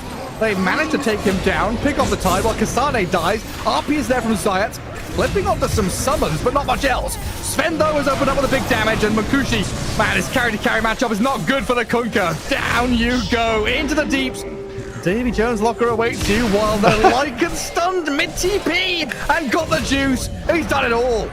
Riddies? Oh, he's gonna pull the trigger on the ulti. He's getting chased by the Lycan summons for quite a while, and he pushed them away with the Psychic Headband, tried to stay alive without having to use a ulti, but very nice fight for Riddies, who just sat in the tree line and didn't have anyone scouting for him really, so he was able to threaten to blink in and save someone. I think that's the key thing that went wrong for them there. They didn't have the information. They didn't know where he was. Yeah, it looked funny where Lycan like runs through everything, but that's Lycan's job, right? Is to run through all the frontline stuff and find the backline. He couldn't find it. There was a number of things that went wrong. The CK stunned the Sven initially to prevent him from going in, and then he reality rifted the Sven to keep him in place, but Sven just said, okay, then I'll kill you. Hit him 3 times, and the CK died. And the initial goal on the DP, you saw what happened there. They just blinked away with the Death Prophet, so a lot of the cards were shown quickly for Dire, whereas Radiant kept their cards close to their chest. The Oracle was in the tree line. They didn't know where he was. Now, potentially Roshan time. Oh my god, where did you go? God. Where did you go? They're Where just did you go? support the younglings. Where did they go? Why What am are I we even going here? to do? I can't do my job. These working conditions are not acceptable. I can't commentate on heroes dying when they die in a second. Oh my goodness. Imagine if you only had to cast while hero damage is being done. You would have a split second to say something. The Sven, the easiest cast is just gonna be like listening to the wind. I dream of Lion, Lena, Sven lineups, you know? Or the old Shadow Demon with Soul Catcher. Oh yeah, get some stacks going. Sven, by the way, closing in on level 25. He almost has the Swift Blink as well, getting to those very, very scary late game numbers. He has 10,000 gold ahead soon of the rest of the pack. 27k, 19k on the Kunkka. I just think you get paid your hourly rate, but you only have to work when hero damage is being taken. It's the easiest day rate of my life. We'll have it as a community cast for something, Gareth. We'll do a special cast. Well, I guess And we'll squeeze all the money out of that community. it's like those BTS couch casts, right? You know, you've got like No Tell and Fly, whatever, sitting on the couch, chilling and casting, and the Dakota is there. The Cottle guy's like, hey, play by play time, let's hype it up, and then nothing happens. Okay, back to No Tell and Fly. So, difficult to take this fight. You don't have all the tools yet, but BKB was just flown into Kunkka. He doesn't have a TP to get there in time. He has to walk over. He's not gonna be there in time, is he? The racks are falling, and you see the little Tide Hunters flying around. The Magnus. Why does he have his own team's heroes there? It's so weird. Collecting souls, collecting the ghosts. Anything works. That's so funny. Flying AA and Tide and Magnus. I mean, Niku's getting poked at here, but he's got Aegis in hand, of course, with BKB and Dual Scepter to play with if need be. The Ghost return with the Ice Blasters on him, so no heal to full. He's going to walk back, but still lose his first life, as they took Like that him from Baron. behind, looking for Oracle. Oh, really? He's good waiting Rift and Coil. Magnus. He used the RP. I thought RP he was nothing. Fake pump in it, but he used it on nothing. They did kill the Oracle though, so Nami Jr. They're kind of okay with this. He used it as a lichen repellent, you know, like be really loud, and he got scared. He pulled the RP. It's like a shockwave. Fireworks. Yeah. Radiant's top tower is under attack. The lichen repellent bat spray. It's like one of those squirty bottles. Just Yeah. It's kind of what RP sounds like if you fake pump it. In your animation, you cancel RP. Go nice blast mid. Sorry, Tide. He's still pretty tanky with a pipe. Active, ready in a second. Looks like he should be okay while the attention is turned back onto the wave. I feel like they're just ready to jump in and kill people though. Sven says that's a granite golem that I want to kill. Surrounded though and turned on quickly. Nullified, but BKB got the juice on the run. False promise there. Allows them to turn and fight. Riyadh rifted down to the low ground as the Ravage clips onto 3 of them. CK and AA primary targets as they try to get to the back lines, while the Sven, standing in this low ground river, saved up by the Magnus, skewering across the Kunkka. Lycan trying to chase forward, but the Sven, he's been kept alive, finally dies. Niku with a double kill though, picks up another one while the hasted Lycan yules into the sky. I'll bring him down and try and finish him off as the shapeshift ends. And Niku with Zayat skewer through the BKB, not going to work, but the damage will. And that Yules to dispel the haste was really nice as well. As this Lycan ulti ended, he could have maybe ran away if the haste was still on him, but they had all the tools to stop him. Buyback was committed there by the AA as well to get back into his fight. Kind of a messy fight, but the Sven dropping was a massive gold swing at least. What started that? Because I said it feels like Navi Jr. want to jump in, and then I saw Poking Sven the tide, leave right? my screen. Yeah, it started with them poking on the tide, sending the AA ulti, but then it turned into a long battle running down after that. Yeah, just the small fight at the end, like Sven blinked on the granite golem, I think, to try and kill it, and didn't expect. Yeah, here he has the Oracle ulti, so he can blink out, but oh, he got leashed. Ah, the coil got on him, so he couldn't actually leash or blink it, spike it. Yeah, Sven got controlled really hard in that fight. Didn't look at the fight from his perspective, but this is just frustrating to watch. He just couldn't win it. Still rough for one win though. Losing a couple of core heroes like that. Unable to get on the map either.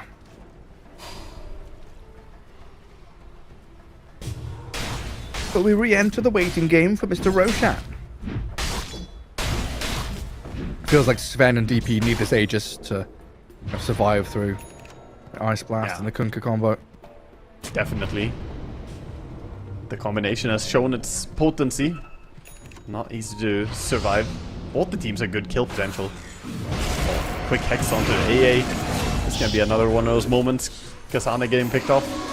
Sorry, who? Who? Kasane. Is he dead? He's gone.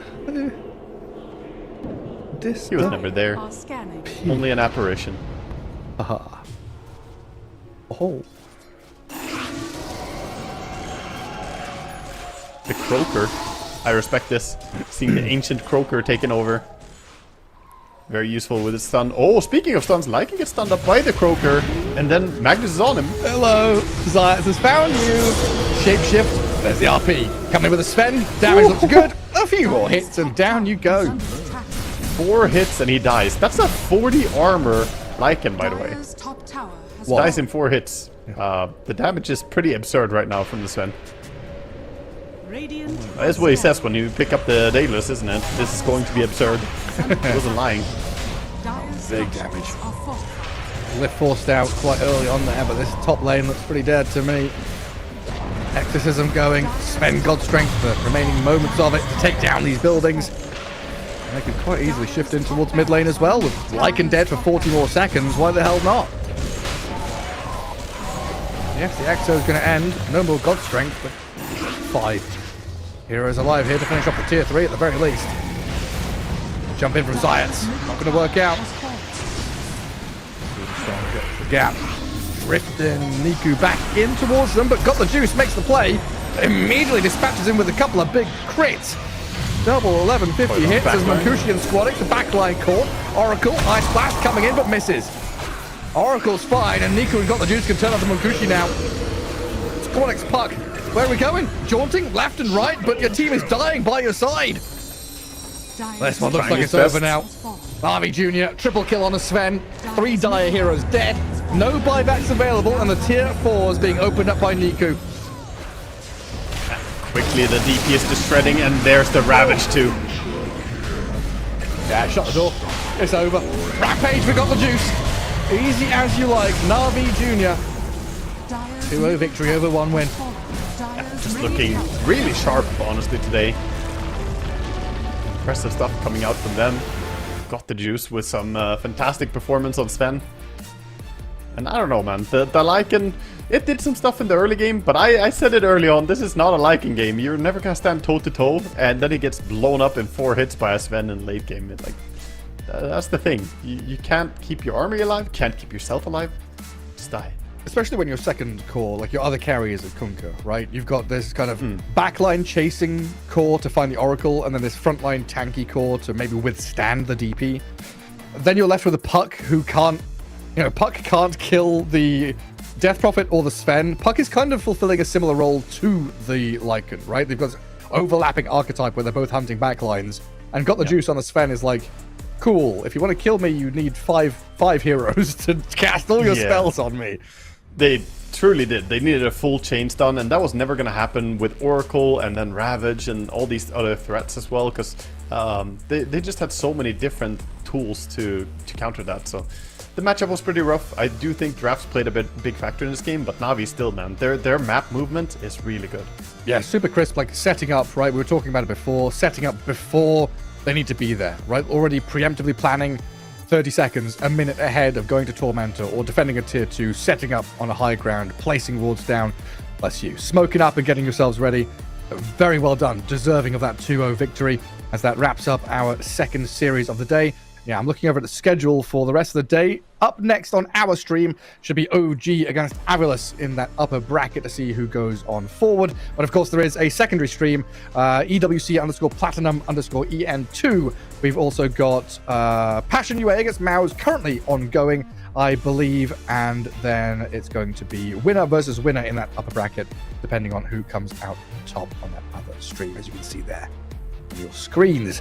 Yeah, tons of games going still. Of course, as you can see, the grand final there is what they're all fighting to get towards. Only one team will advance. But Avalus versus OG, that should be a really exciting match coming up next. And of course, there is that lower bracket as well, but we'll come to that when we get there. As I think we need... Oh, there it is. Zer's Nasty waiting down there. And we've got Passion UA and, of course, just watching one win lose out. Do drop into that lower bracket. But yeah, one slot, double elimination, best of threes.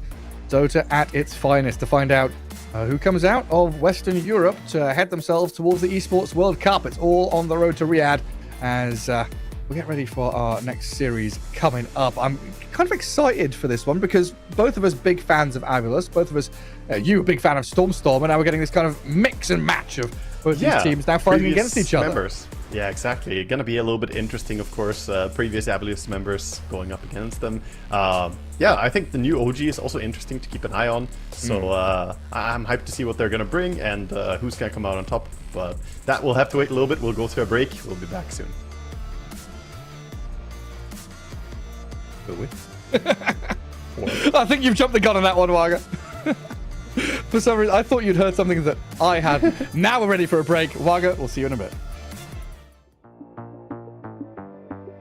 Why, one by one, you always come back like a curse. Lurking in the dark, your soul is blind. You lie, time and time again, and I am not your fool. Not this time, 'cause I'm the wiser of us two. I'm the one of light, the antithesis of you.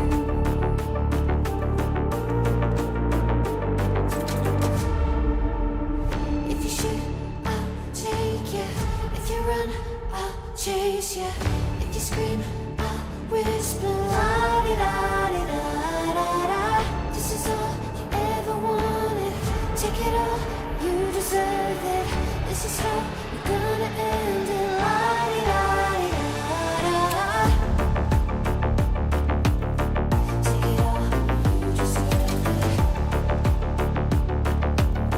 Take it all, you deserve it. Giving back the freedom you want to destroy. And my power's way too strong for you, so try. 'Cause you can't dominate and nor will you survive.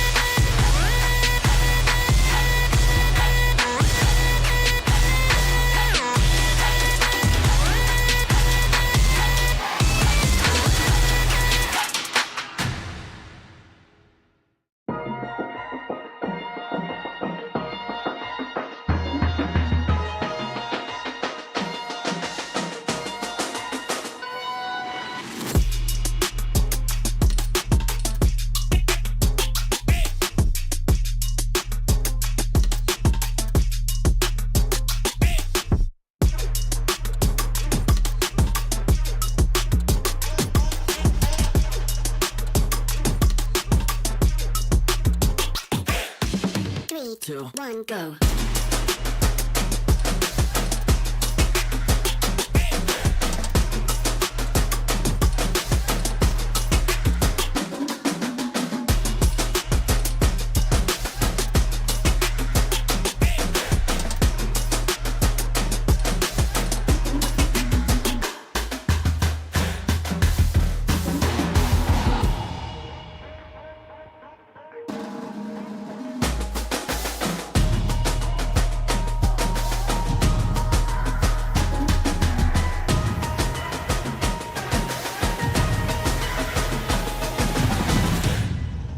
Three, two, one, go.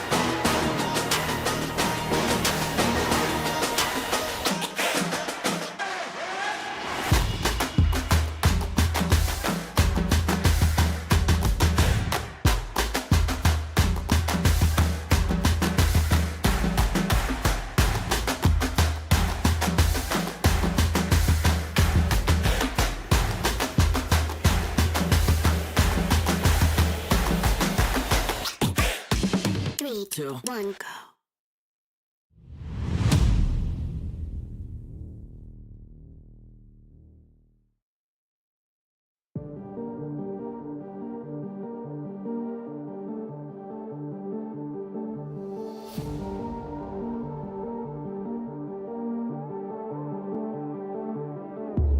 Come into my world if you wanna see some action. Enter my zone, shut down the competition. Stand out from the crowd, yeah, I'm the main attraction. Come into my world if you're ready for some action. Are you ready?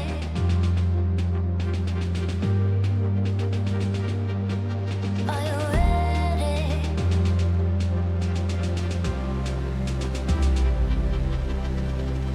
I came here to win.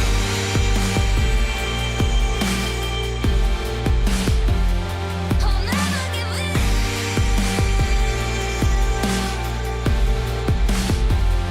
Make my one woman on me. Only one woman on me. Only one woman on me. Only one woman on me. One woman on me.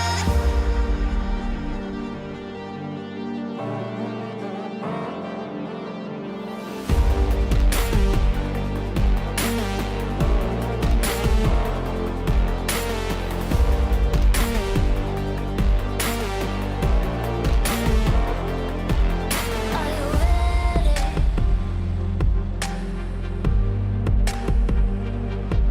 Are you ready?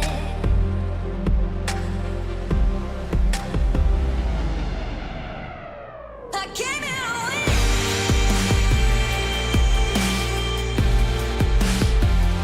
I'll never give in.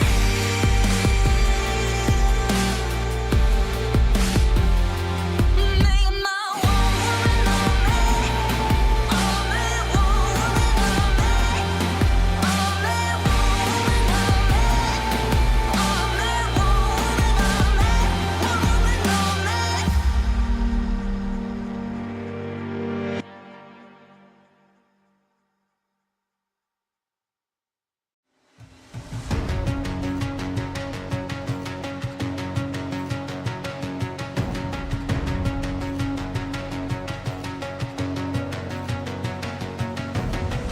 There's something in his eyes.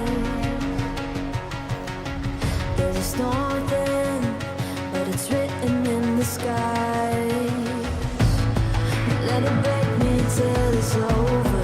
Don't let it shake me, no.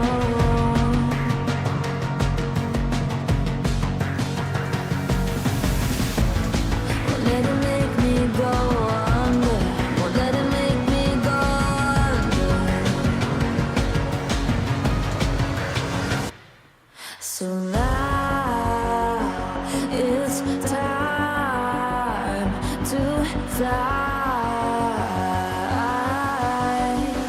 Nothing's gonna stop me now. Nothing's gonna stop me now. Nothing's gonna stop me now.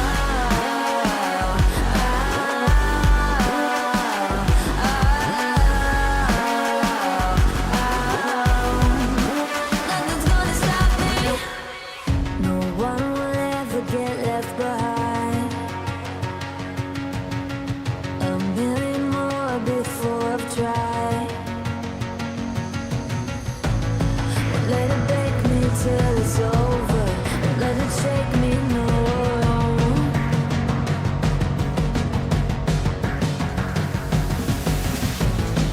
Let it make me go under. Let it make me go under. So now it's time to fly.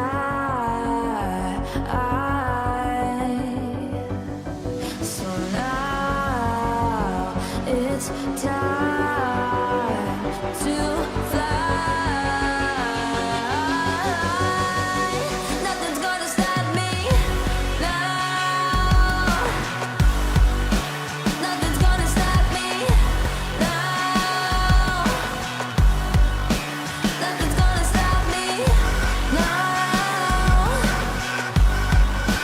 Nothing's gonna stop me now. Nothing's gonna stop me now.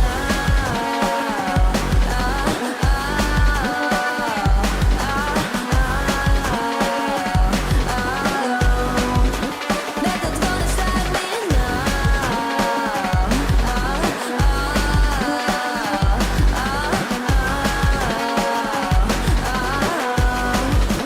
Nothing's gonna stop me now.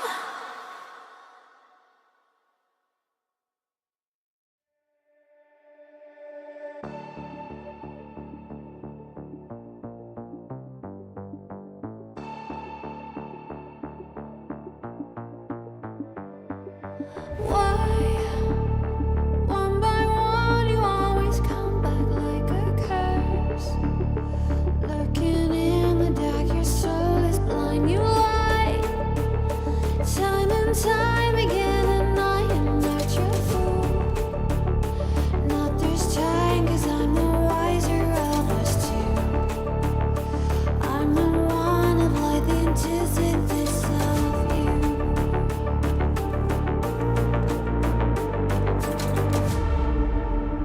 If you shoot, I'll take you. If you run, I'll chase you. If you scream, I'll whisper. La-di-da-di-da-da-da. This is all you ever wanted. Take it all, you deserve it. This is how we're gonna end it. La-di-da-di-da-da. Take it all, you deserve it. Take it all, you deserve it. Giving back the freedom you want to destroy. And my power's way too strong for you, so try. 'Cause you can't dominate and nor will you survive.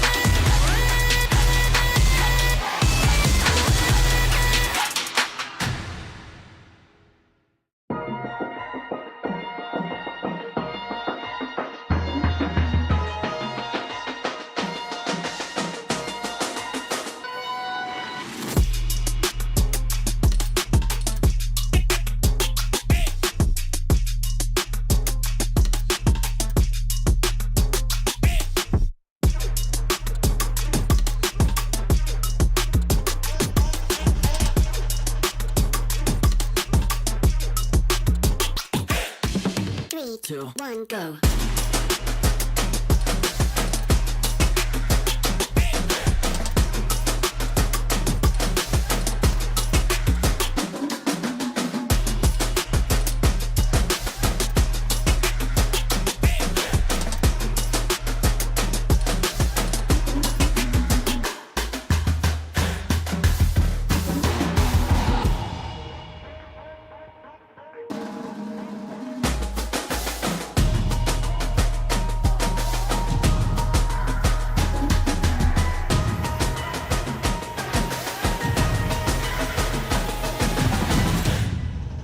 3, 2, 1, go.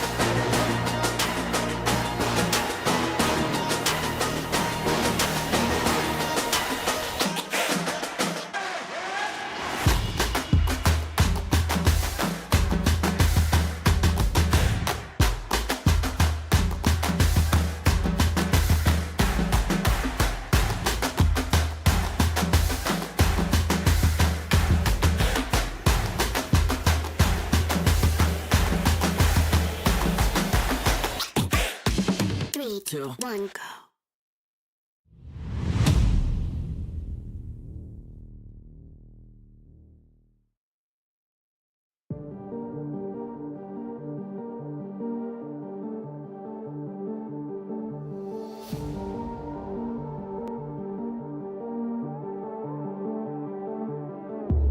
Come into my world if you wanna see some action.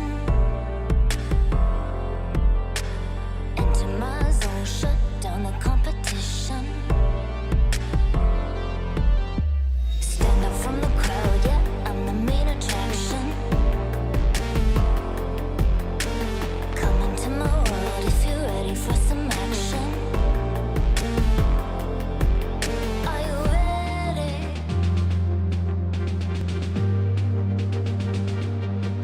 Are you ready?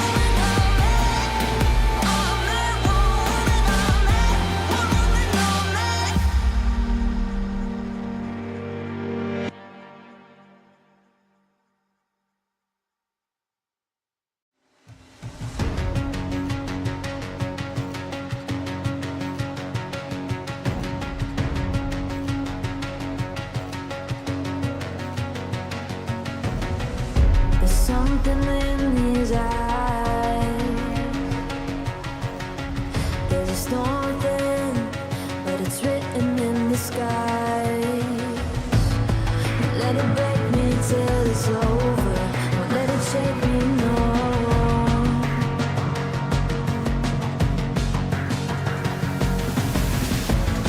Won't let it make me go under.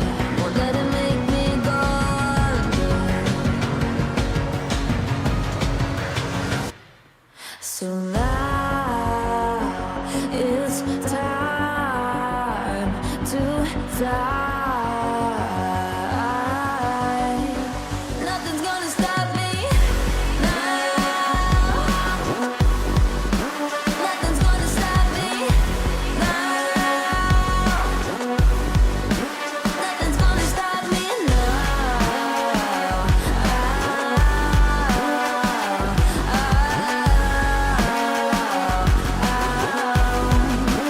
Nothing's gonna stop me. No one will ever get left behind. A million more before I've tried. Let it break me till it's over. Let it shake me, no.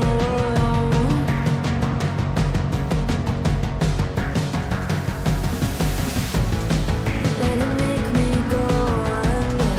Let it make me go under. So now it's time to fly. So now it's time to fly. Nothing's gonna stop me now. Nothing's gonna stop me now. Nothing's gonna stop me now. Nothing's gonna stop me now. Nothing's gonna stop me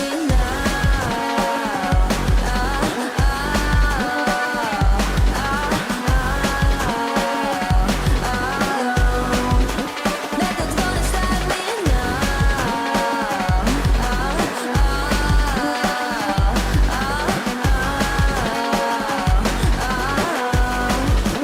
Nothing's gonna stop me now.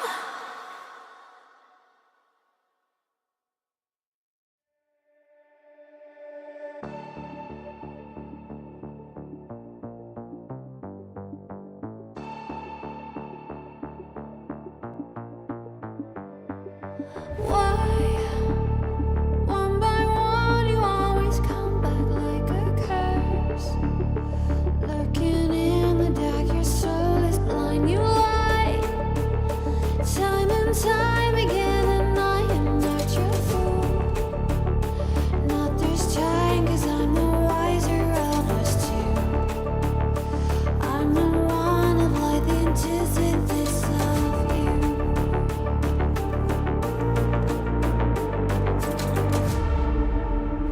If you shoot, I'll take you. If you run, I'll chase you. If you scream, I'll whisper. La-di-da-di-da-da-da. This is all you ever wanted.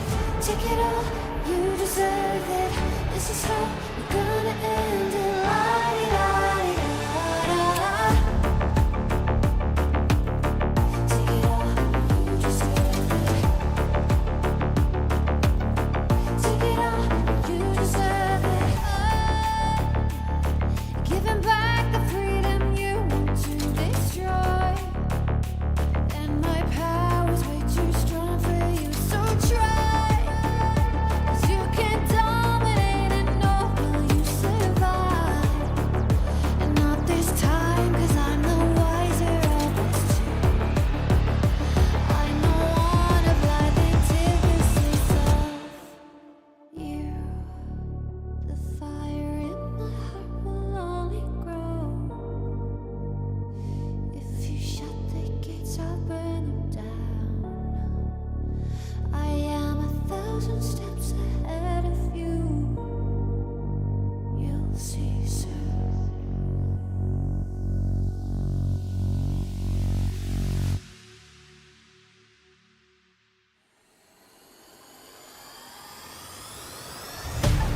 I'll take it.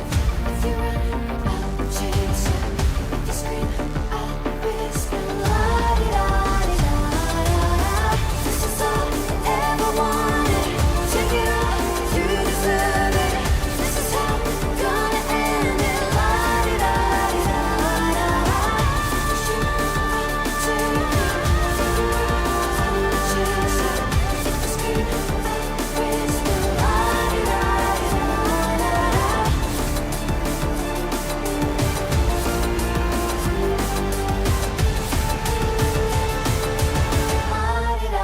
La-di-da-di-da-da-da. I am 1,000 steps ahead of you. You'll see soon.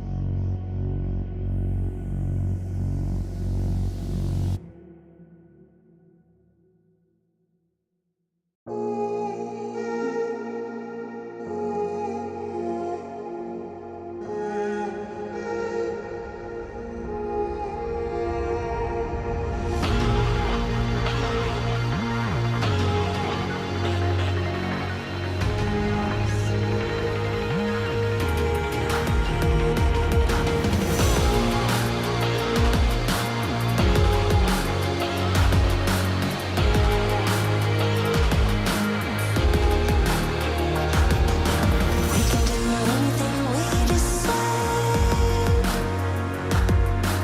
We can do anything, it's our time. We can do anything we decide. We can do anything, it's our time. It's our time.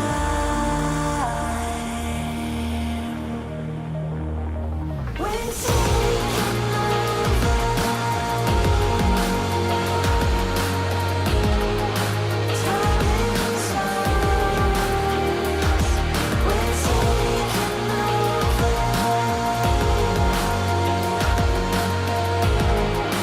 We are stars. We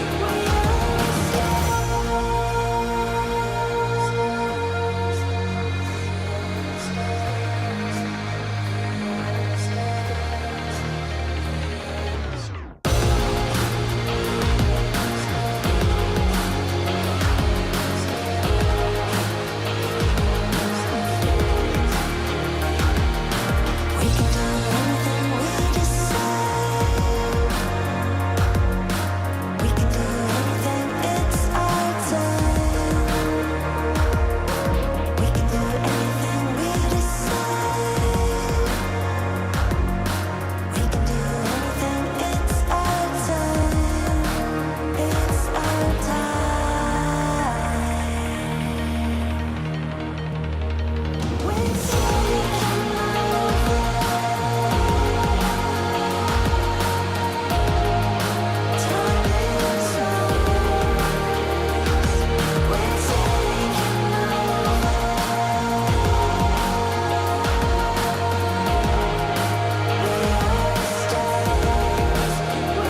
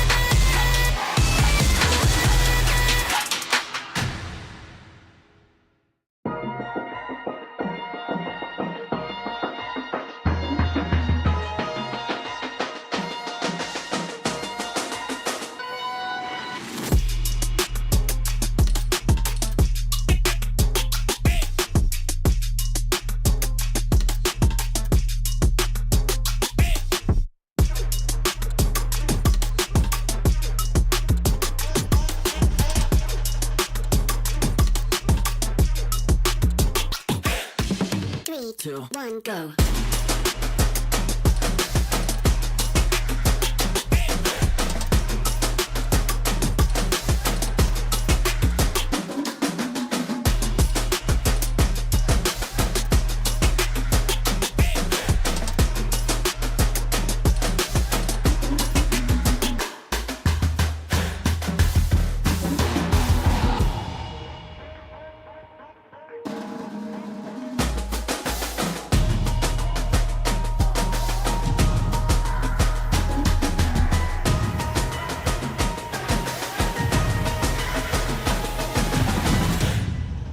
3, 2, 1, go.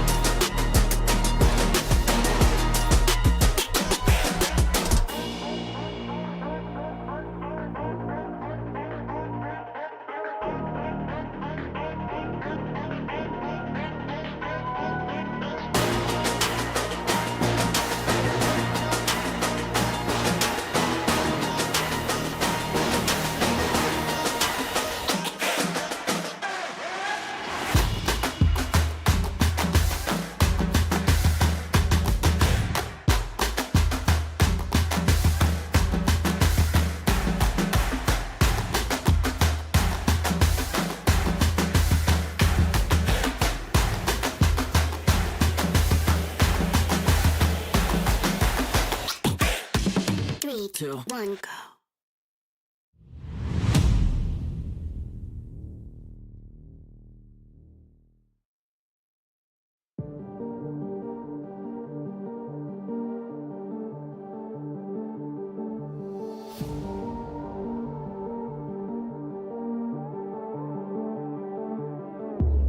Come into my world if you wanna see some action. Enter my zone, shut down the competition. Stand out from the crowd, yeah, I'm the main attraction. Come into my world if you're ready for some action. Are you ready?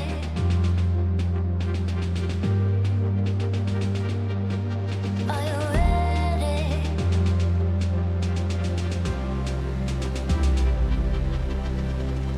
I came here to win.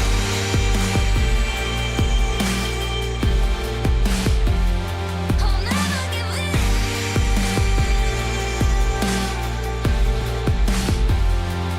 Make my one woman on me. Only one woman on me.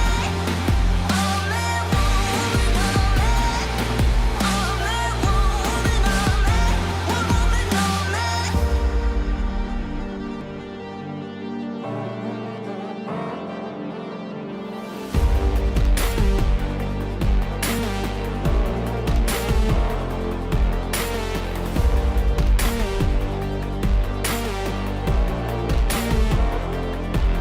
Are you ready?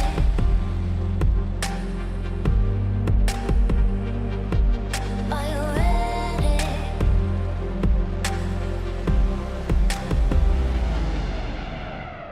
I came here to win.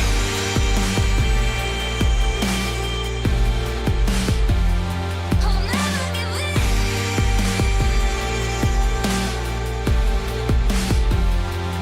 Make my one woman on me. Only one woman on me.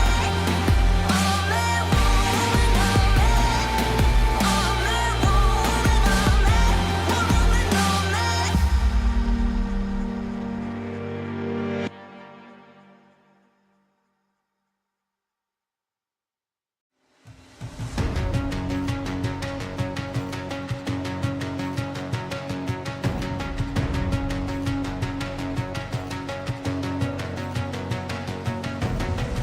There's something in his eyes. There's a storm within, but it's written in the skies. Let it break me till it's over.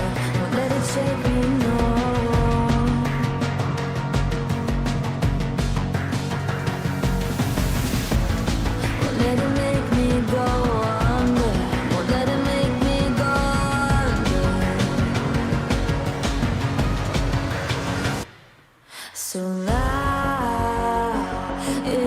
time to fly.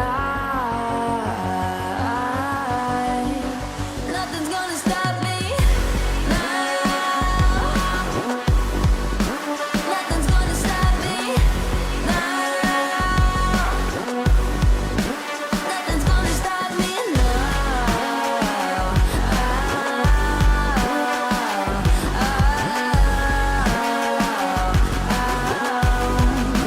Nothing's gonna stop me. No one will ever get left behind. A million more before I've tried. Won't let it break me till it's over. Won't let it shake me, no.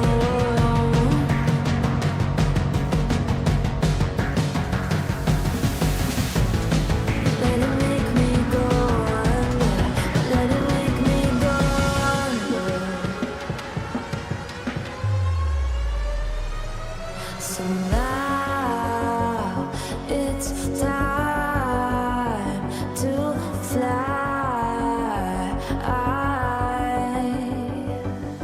So now it's time to fly. Nothing's gonna stop me now. Nothing's gonna stop me now. Nothing's gonna stop me now. Nothing's gonna stop me now. Nothing's gonna stop me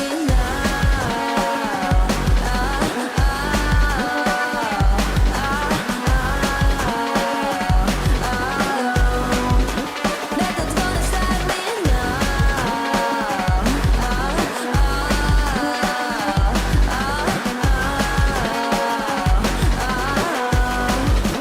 Nothing's gonna stop me now.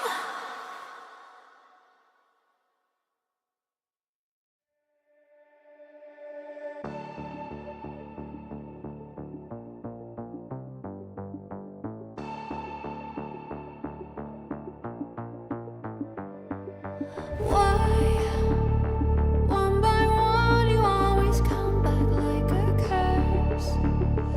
Lurking in the dark, your soul is blind. You lie, time and time again, and I am not your fool. Not this time, 'cause I'm the wiser of us two. I'm the one of light, the antithesis of you.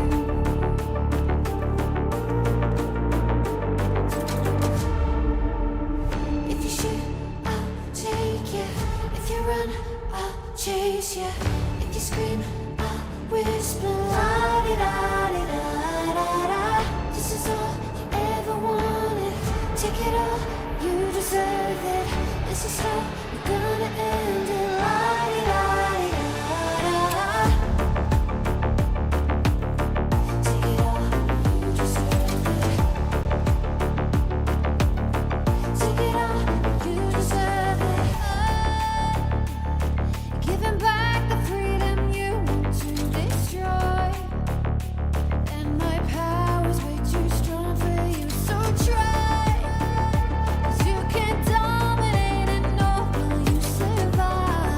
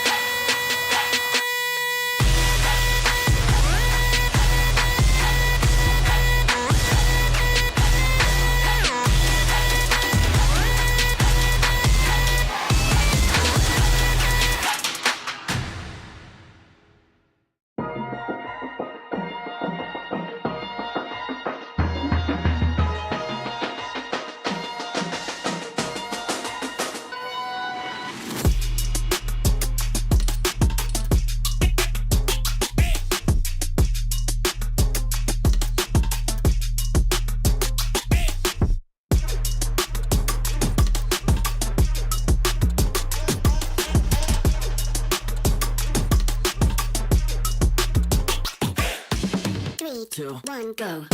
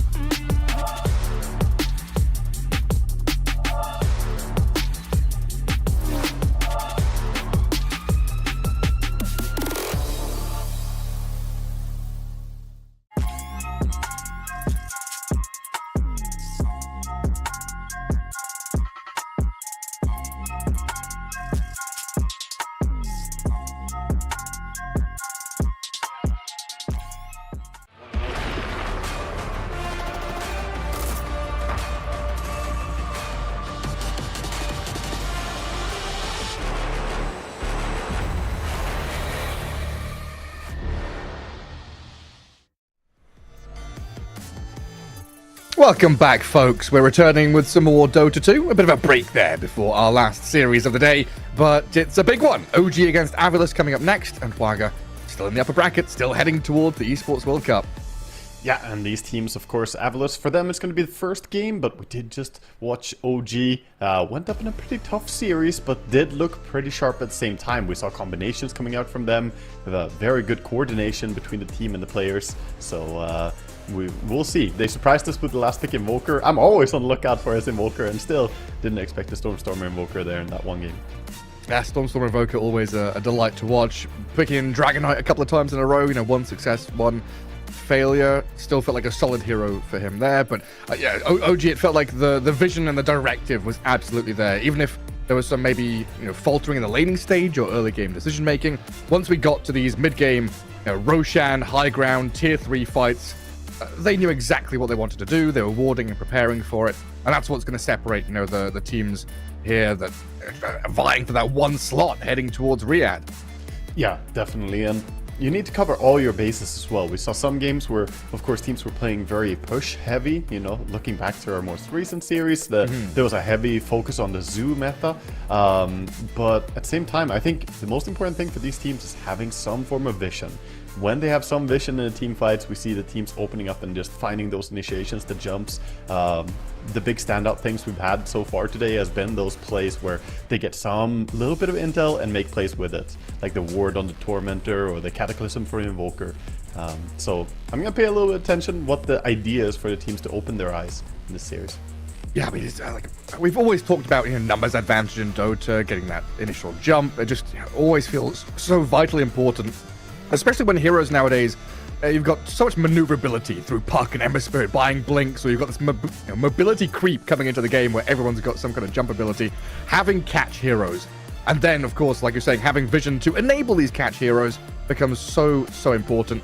And thinking about that kind of hero, Kunkka has filled that role spectacularly from a number of roles. Usually was always a mid lane hero, but now played as carry. A carry with a catch. It's incredible. Yeah, and a very good catch at that as well. The X-Mark, really great at using vision, but also creates it for himself with the Torrent. You can blindly Torrent in the Fog of War if someone's juking you.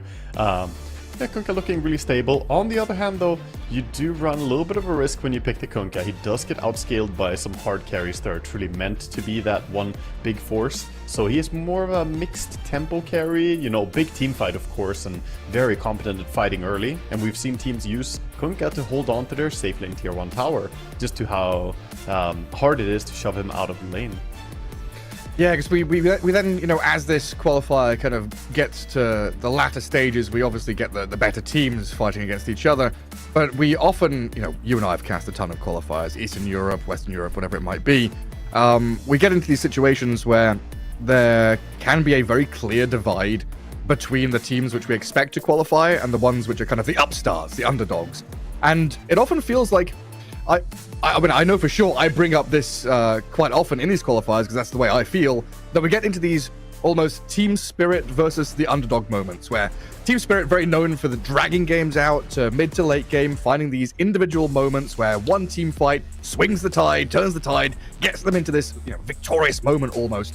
And you know, OG were kind of showing signs of that, where it's like, okay, laning stage didn't matter that much, but once you get into this mid to late game decision-making scenario, 25, 30, 40 minutes in, having that one clear voice or that, you know, understanding or that directive from the team, whoever it might be, is so important. You know, five very skilled players, great, sure, but if you don't have that, we're on the same page moment, you can struggle.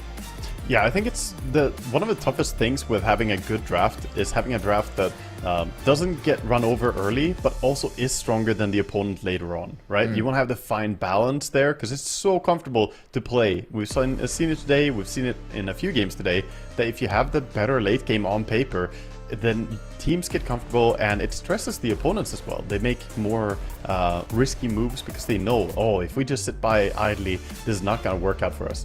So finding that balance where you're strong enough in the early game but also have the advantage going late, I think that's a sweet spot that's hard to pinpoint. You want to be both undying and anti-mage at the same time, right? Like you want to have this forward-facing, you know, you don't want to be a paper tiger, you know, you don't want to have just the forward-facing like facade of, hey, I'm strong, but underneath it's actually kind of weak. You want both at the same time. There's definitely a fine balance. Drafting has gone that way, right? Fine balance between, we used to say split pushing and team fighting. Used to be the 2 points of drafting was like, do you want to split push or do you want a team fight? Now you've obviously got so many different avenues to go down.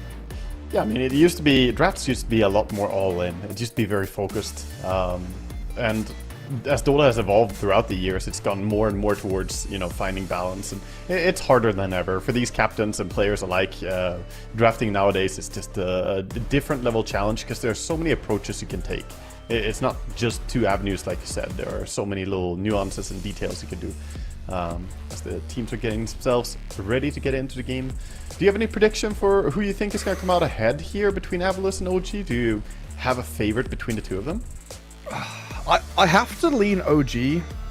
Like I was a massive fan of Avalus when, you know, the Eki and Stormstorm and them, Seneko was on the team. It felt like they were the team. Like, you know, as a British person, we don't have very many good teams or players in sports and stuff of our own. So as a nation, we very often just root for the underdog. And I think that's, you know, kind of where I sit in Dota as well. You know, root for OG, root for Avalus, root for these teams that they're not liquid. They're not gaming gladiators, right? But since Avalus changed, I feel like they lost that charm they had for me. I'm still willing for them to, you know, kind of, you know, bring it back and show me what they've got. But I think OG with this roster, you know, putting together this squad and the vibe they gave, especially in the series earlier on, I kind of lean towards them. Not much, but slightly. Yeah, I think both teams bring, honestly, pretty similar energy in that regard, you know, and for me, it's hard to pick a favorite between them, but obviously, I do have closer connections with the OG players. However, I have massive respect for Sibbe in particular on the side of Avalus. I think he's just a very, very strong player, to be honest, and you do need to get rid of his heroes, or at least make sure he doesn't pop off, because he's the type of player who will take over a game. Yeah, I mean, there's a lot of history here, right? There's Fly on Avalus, ex-OGs, we've got that runs deep. No-Tail has obviously moved to the coaching slot on OG, so we've got that connection there. Of course, Stormstormer was part of Avalus until recently, so there's lots of connections between the players and the teams just in this game. Yeah. I want to say that Sven should probably be pretty high-ranked priority in this game as well, as we already saw that Chad happy to play it and played it really, really well. And going up against Smiling Knight, who obviously is no stranger to the Rogue Knight either. This hero should be on their radar, especially with TB banned out this early as well. Some other carries being taken out. No TA, no Bristol, no TB. 10 seconds remaining. Sven's look super good, just like accelerating into that minute 20 period, where it's like, okay, Roshan, Tormentor, big items, go kill people. It just seems so quick off the launch pad. Yeah, he's one of the few heroes who can clear Ancients as fast as he does and actually just fly through the jungle, so that's a real advantage. Undying does make it into the ban pool again. We've seen this hero played a bit, I've talked about it, and his value, his rise as a plus 3 hero, and still being a good support as well, so that flex is really valuable right now. Some respect towards Kidaro. The Warlock ban too. Yep. That's one of his specialties for sure. Does enjoy it. I would love to see Kidaro get his hands on Enchantress and play that some. You know, it's not a hero that's in the meta right now. So when I say get his hands on, I don't mean that they will probably ban it. I mean that, you know, if they find a way to play around that hero on his team, I think that could be really interesting to see. Well, we've seen her before. Naga Siren going to pop back out again. Again, position 5. Go for the Song of the Siren reset, go for the catch, for the ensnare. I feel pretty good about things. 10 seconds remaining. It's always a nice just setup. Yeah, Naga is a really annoying hero to play into as well. You know that you have to burst targets very quickly, or she can always save them. So if she drafts a few tanky cores along with her, it can be easy to save their life. And also, of course, the setup potential when you have a Naga first pick. I think Naga is back to this stage again. We had it, you know, a few months ago. There was the Naga, what, like 95% pick rate or something. We were watching crazy Naga support teams. I don't think she's necessarily fully back to that stage, but she is back to a fantastic first pick. Oh, for sure. Yeah, definitely worthy of it. Avalor's going to start things out with the Tiny. So a bit of burst damage there. So, like you're saying, right, if someone can't get burst immediately and there's a Song of the Siren to stop it, all of a sudden that hero can slip away and survive. So being able to toss people away, toss people in, or just blow them up completely with a Tiny combo is nice. And Tiny, also flexible, could be a carry. Can be carry, and we have the odd pos 4 Tinies every here and there. Not really taking off as much as the Shaker pos 4, but some people who are Tiny, you know, enjoyers have been playing it. More likely gonna be on the core role though. Yeah. I would imagine so. I wonder if this is where we see some Desire bans, you know, Wind Ranger and stuff like that, because he's kind of a funky player from the POS 4. Radiant team ban. Pango for now. I guess we can also look at Zibe and his hero pool. You know, Pango, Underlord, Tidehunter. They've all come back into the meta in a very strong way. Yeah, Pango, one of his more active heroes. They plays really, really well. And a hero that can definitely take over team fights early on. We've seen quite a bit of focus on having strong team fights today throughout the tourney. 5 seconds remaining. Dire team ban. What have Avos done recently? Oh, the Jakiro still. Okay. Fair enough. One of those lanes that you just don't really want to deal with. You get to a lane, play against some carry Tiny and support Jakiro, you just lose all your HP immediately. So Avalos, not played since Dream Leagues. That's 2 weeks ago since their last pro game. Lost against Yakov Bros. Yeah, they were playing Sand King, Marana, Viper, all sorts of funny business back then. Terrorblade and Nature's Prophet, definitely key elements. Yeah, they're playing a lot of Viper, actually. Where is the Nature's Prophet? Because previously, we've seen a lot of attention on this hero. Right. Last time these two actually faced off, I believe that it was banned first phase in every single game. But obviously that was also a little while back on the previous patch. But now the support Nature's Prophet is still an option. I'm so happy the Ironwood treants are gone, by the way. I will celebrate that for the entire year, man. You're not even a turbo gamer. You don't know half the pain. Oh boy, yeah. Radiant team pick. Just literally just come to turbo and see what the real business is. Couldn't you just rush a Midas to deal with it? What can it take? 2 minutes to get a Midas? What the hell? Got a solution? Yes, but then you've got a wasted slot for a Hand of Midas. I'm sure it's great in turbo, the Hand of Midas. Just swap it in. Need it so much. 10 seconds remaining. Oh dear. Oh, it's the Tusky Tusk. So 5 seconds remaining. Yeah. Common combination, Tiny and Tusk, just very aggressive heroes. They played pretty similarly in going in. So you have your front line already set up and a little bit of save with the Tusk Snowball. I mean, so like in lane, you're not super bad against Naga. You've got some magic damage. You've got some ways to like kill illusions. Some good pairings as well. But I think in general, in game against Naga, you can snowball into the song, right? If you get it right. Yeah, you can. I mean, the important thing is that you can snowball, and then the song, you can't just song TP as a reaction to it as well. So it's a bit tricky. Yeah, it gives you a lot of options. And Lina gonna come out and play. Wow. That's a brave Lina pick when you see Tiny and Tusk, two heroes who already want to jump in. Lina, her biggest weakness is playing against mobile stuff that goes onto her. So I would have been scared to pick Lina here, but OG, feel confident about it. Yeah, usually when we've seen Lina as a carry as well, right? Picking it this early on is quite a bold move. Curious to see if there's some kind of flex, you know? Is this like Days Lina going pos 4? Something funny there. The Lina Naga support. That would be out of nowhere. The Dark Willow, though, kind of solidifies that. Shuts the door on that idea. We're at least gonna have Lina be a core. Oh, we don't have your favorite topic here. Tiny's picked, TB's banned. We don't have the Sunder versus Tiny. Yeah. It's so unfortunate. That interaction is so nice. And they don't even have any good percentage-based damage on the side of OG. 5 seconds. Where's the Ringmaster? Got a little darts. Enigma Necro. No, Enigma's banned. Necro time. Oh, Dawnbreaker comes in. They're really kind of staying in the same identity with every pick, I feel. The Tiny, the Tusk, the Dawn, they all play very similarly. I am a little bit concerned for them on Avalos, though, that this is going to be very clumped up. It works great once you have BKBs, but before then, the Willow, you know, the Bramble, the potential control. 5 seconds remaining. You can be a little bit uncomfortable sometimes being this many melee heroes into some AoE abilities. Yeah, for sure. Especially like Song of the Siren, Dark Willow. Dark Seer is still available as well. Like, I really want to see some kind of combo there. Because you can vacuum into Song, right? Oh, yeah. Yeah, you can vacuum during it. So there's a long period where you couldn't. For the longest time, you couldn't. And then they made it so you could. And people still didn't start playing around it. But you could theoretically play the Darkseer Naga and like a Disruptor Aghanims or something. Or Enigma, of course. There are a lot of abilities. But yeah, we haven't seen it that much. Crystal Maiden comes out from Avalos.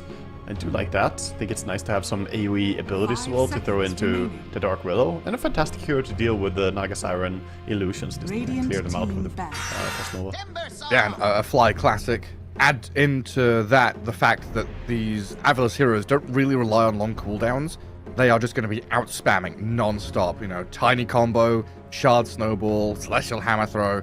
This Crystal Maiden can really enable quick-paced play from Avalos. She can. I like the reaction from OG, though. They saw what I was talking about as well. The Dawnbreaker, like, they're really stepping on each other's toes. All these melee heroes and AoE abilities that can do a lot of damage could be problematic. What better hero to do AoE a lot of damage than a Timbersaw coming in? All that pure damage. Punishes the strength heroes as well. Does it also kind of force Tiny to go mid? Maybe not force, but it's like, don't you come safe lane, Mr. Tiny. I'm gonna shred you. 5 seconds. Yeah, I mean, don't come safe lane, but I think they could also throw it over to mid lane if they wanted to. But yeah, this Tiny might go mid. I think he also needs to go mid, perhaps, because they probably want him to have a blink. Otherwise, I'm looking towards them.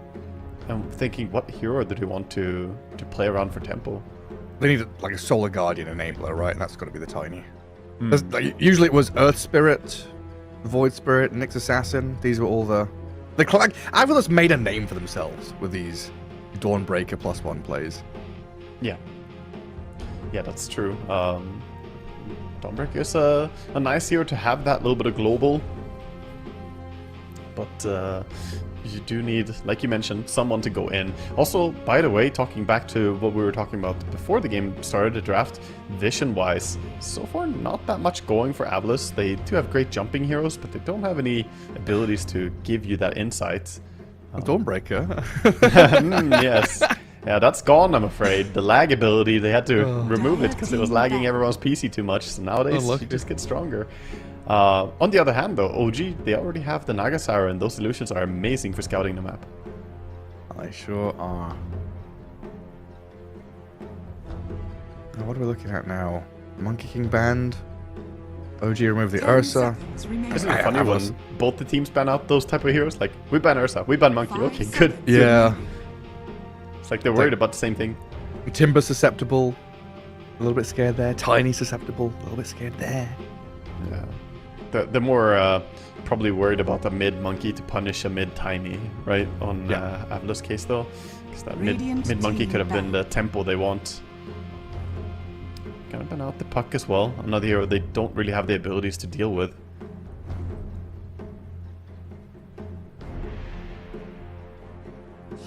OG do have to pick first. Dire team pick. So, Faceless Void. Oh, wow. whoa. Okay. So it's there's some potential for a Naga song into a Chronosphere, into Lina and Terrorize. Like, if you ever miss position, the Naga sees it, she's just gonna song you and call her friends over. So is Lina mid 10 then? seconds remaining. It looks like it, yeah. Unless it's a Void mid. 5 Or Void seconds offlane Timber mid. remaining. And who knows? Anything is possible. Yeah. Void did get buffed a bit. Hero's been pretty out of the scene for a long time, but they did give him some attack speed buffs and a talent and some love here and there. Feels like he is playable now. Choose your hero. Oh, look who it is. And of course, it's gonna be the Sven. He went Start the draft all the talking way. about Sven, end the draft with a Sven pick.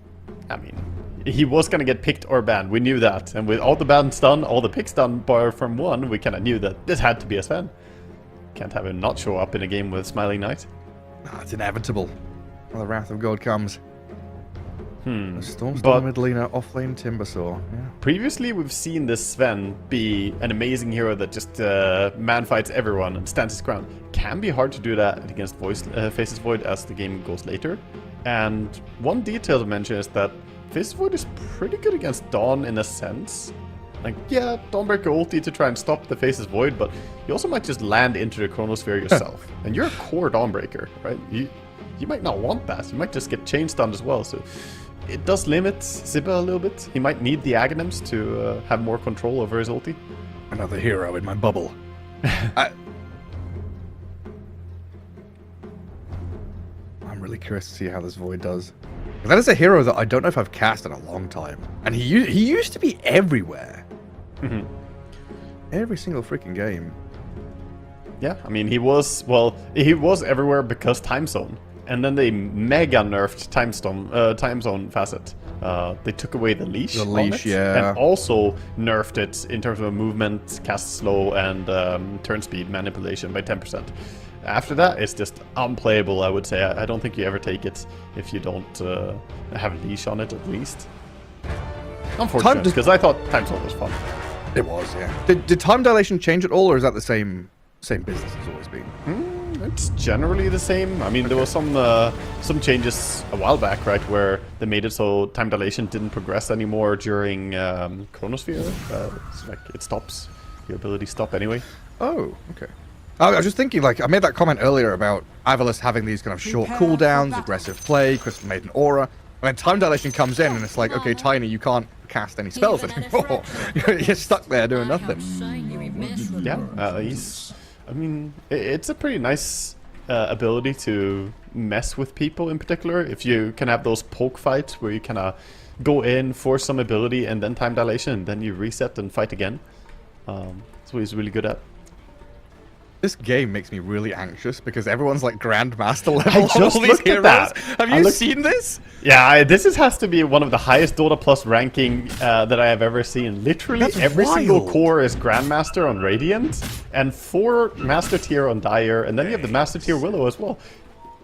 Like, I looked up at that top board and my eyes lit up. Like, I am like, whoa. Everyone got their comfort zone, man. Oh, this Get should your be a heroes. good one.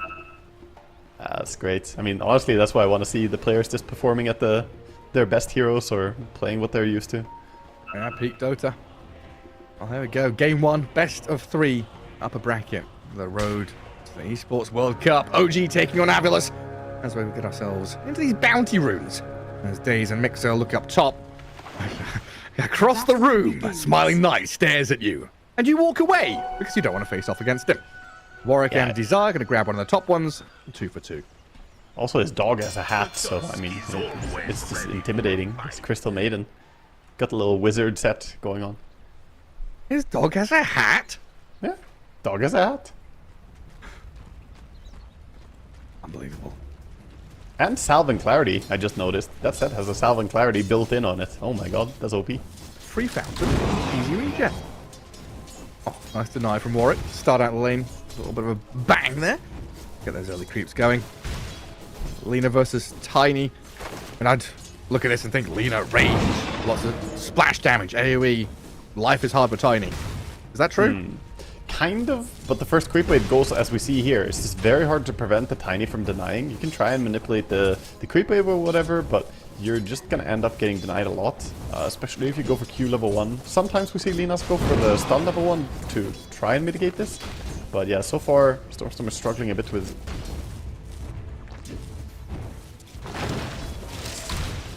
That's difficult. Tiny with a big old palm tree. Walloping the poor creeps. Denied. Nice deny though on the tower. Getting to bottle is going to be what both these players want the most, of course. Both of them rushing it. Bottom lane dive onto Kidaro. Wow. They strike early. Normally it's level 2 timing, but they actually got level 2 on Dawnbreaker quite early. Yeah, they did. Didn't have it on Tusk, but just Dawn is enough. Of course, the Starbreaker does work with tag team, so every single hit gets amplified. Oh, it's so powerful. And then you're in this double melee lane against Tusk Dawnbreaker as well. Kind of challenging to play together in the creep wave. Kidaro's going to have to kind of trail the Tusk a bit. It's a bit tough for Naga Siren as well, because she normally relies on not being that easy to kill, but their amount of physical damage is so high that even though Naga is fast hero with high armor, it's not really enough to survive the combo. He'll find it eventually, don't you worry, chat. He'll get that sentry ward. He's got it. Just that little moment of like he was right next to it. He didn't see it. Up at top, fly pretty low. Daze and Mixer giving him the runaround. Continuous Situation up here with camps blocked up. Yeah, the repeated Shadow Realm attacks from Willow is kind of annoying for the Sven, especially when laning against the Timber as well, but Fly doing the best he can to keep his core happy. It's gonna be the one shot instead. Serious damage on that CM. One thing to say about the safe lane for OG though is that it should be pretty easy for Faceless Void to keep farming down bottom against the Dawnbreaker and Tusk. They never really have a kill threat on you as long as you have Time Walk ready. Oh yeah, and if the Naga's dying for you, that helps as well. Exactly. Get down, Mr. President. I think that was one of my favorite metas, where I'm just Undying or like Naga or Skarath Mage or whatever in a safe lane, and just like I'm gonna either run at you and die and force regen trade, or I'm gonna go like denying yourself to neutral was such a big thing back then. Yeah, exactly. I remember Owie playing Naga or Skarath like every game, running mid, doing like 90% of his, losing 90% of his HP to harass the enemy mid lane hero. Then he'd run jungle and just die to neutral. Right, job done. Cursed meta, 4 Mantle Skywrath, just using Mana Pool. Skidaro tries to get away from this. It's fine.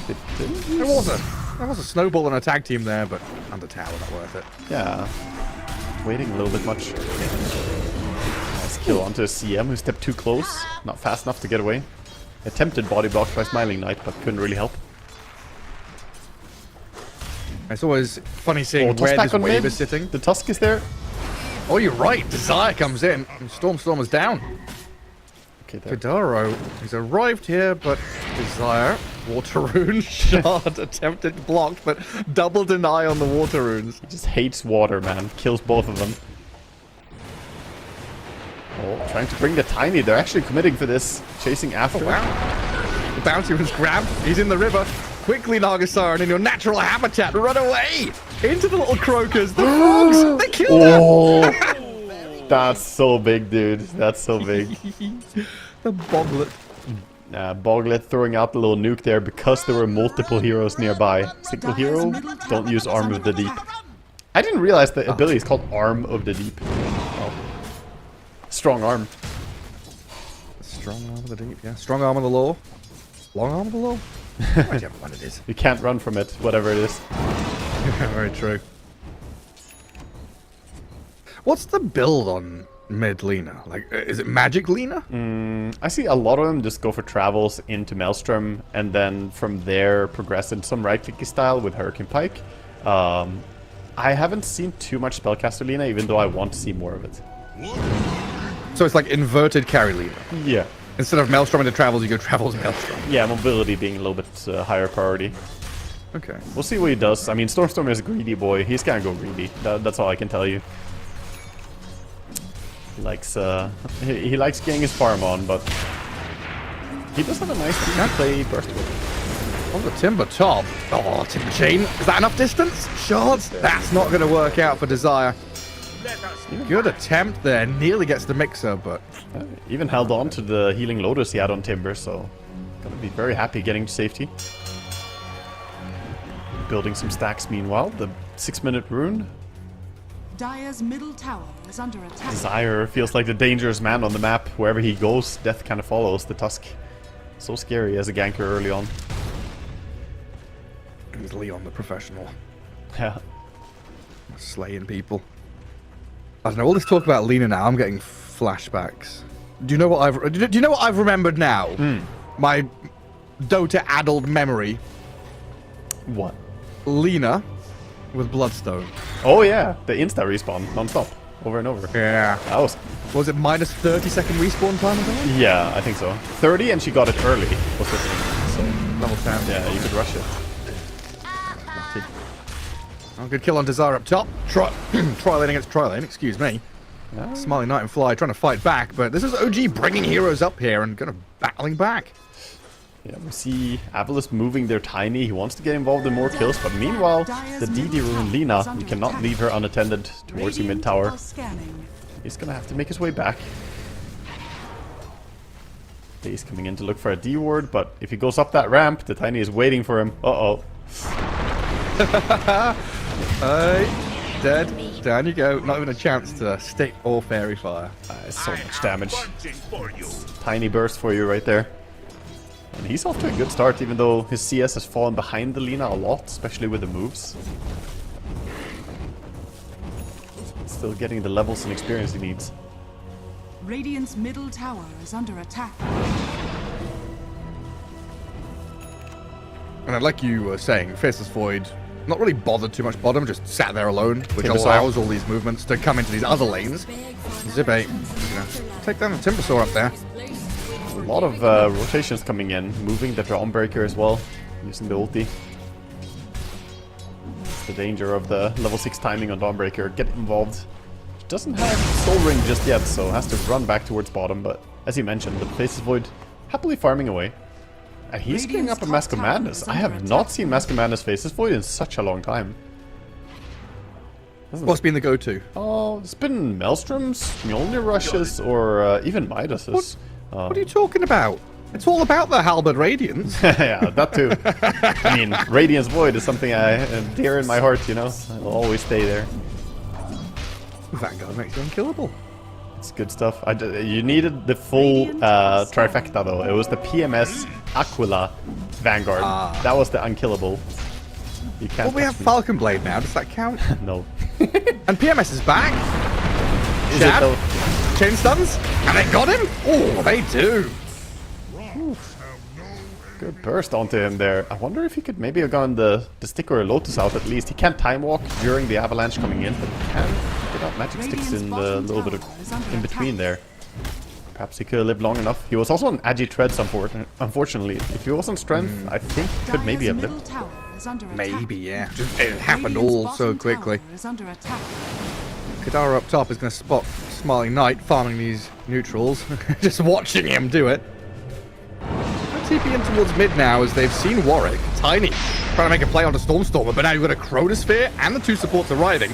Snowball might buy a bit of time here to turn around onto the Lina, but Stormstormer has blasted down Warwick inside the shards though. Cracked with Desire, dead as Dawnbreaker arrives. Shad will turn, slice down the Tusk.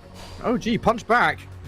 OG punch back, but still not too bad. They got the kill, forced a lot of heroes into this area. Sure, you brought over the Dawnbreaker as well, but look at top now. It's gonna be hard for Timbersaw. Very difficult. Frostbite into that Solar Guardian, jump in, and Zippe on a killing spree.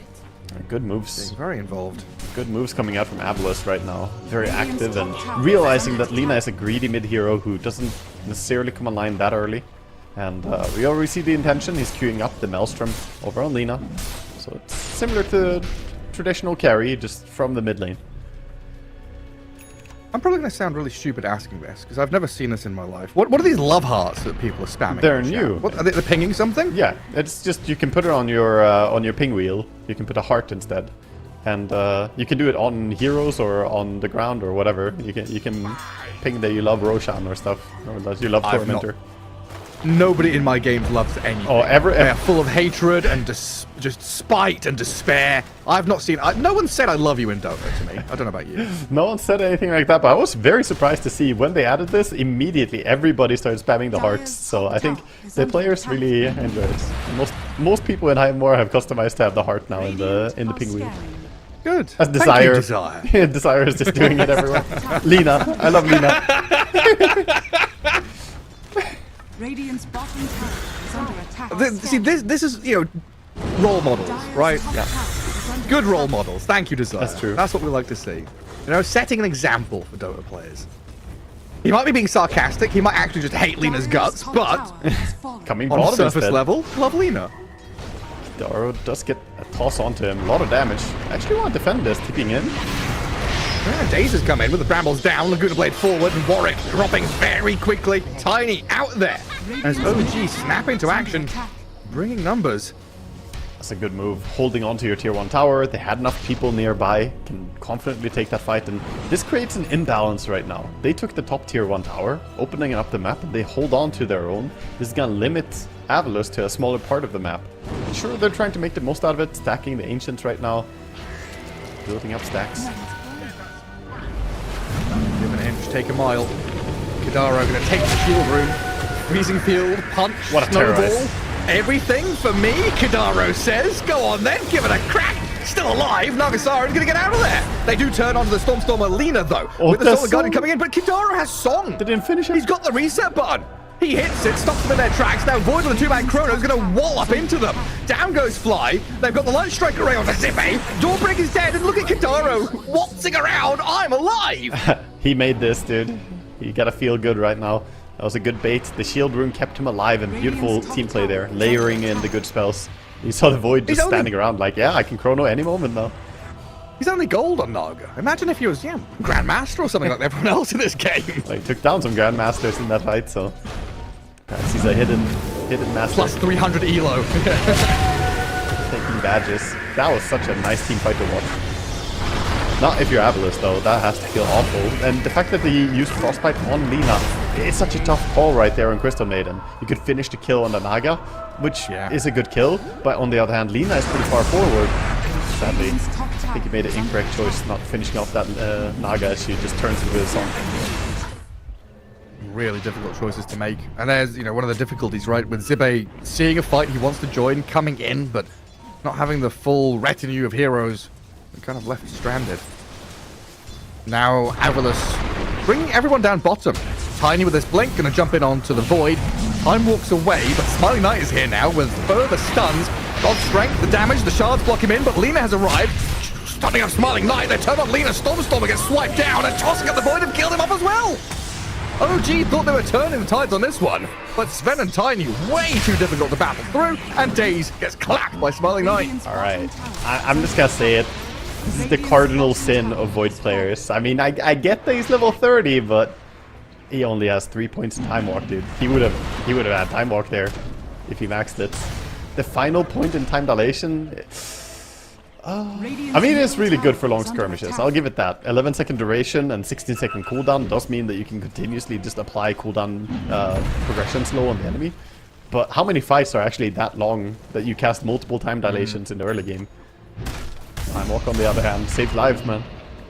Yeah, I mean, I don't want to argue with you, but I don't, rationalizing his decision, is it like looking at Avalus and their chain stuns, he's thinking, would one level make that much of a difference if he's the one being gone on and chain stunned? Yeah, I mean, there's definitely a weighted decision there. He made a call, he went for it. I just really struggle to say that you don't want that final point in time walk. It's so good.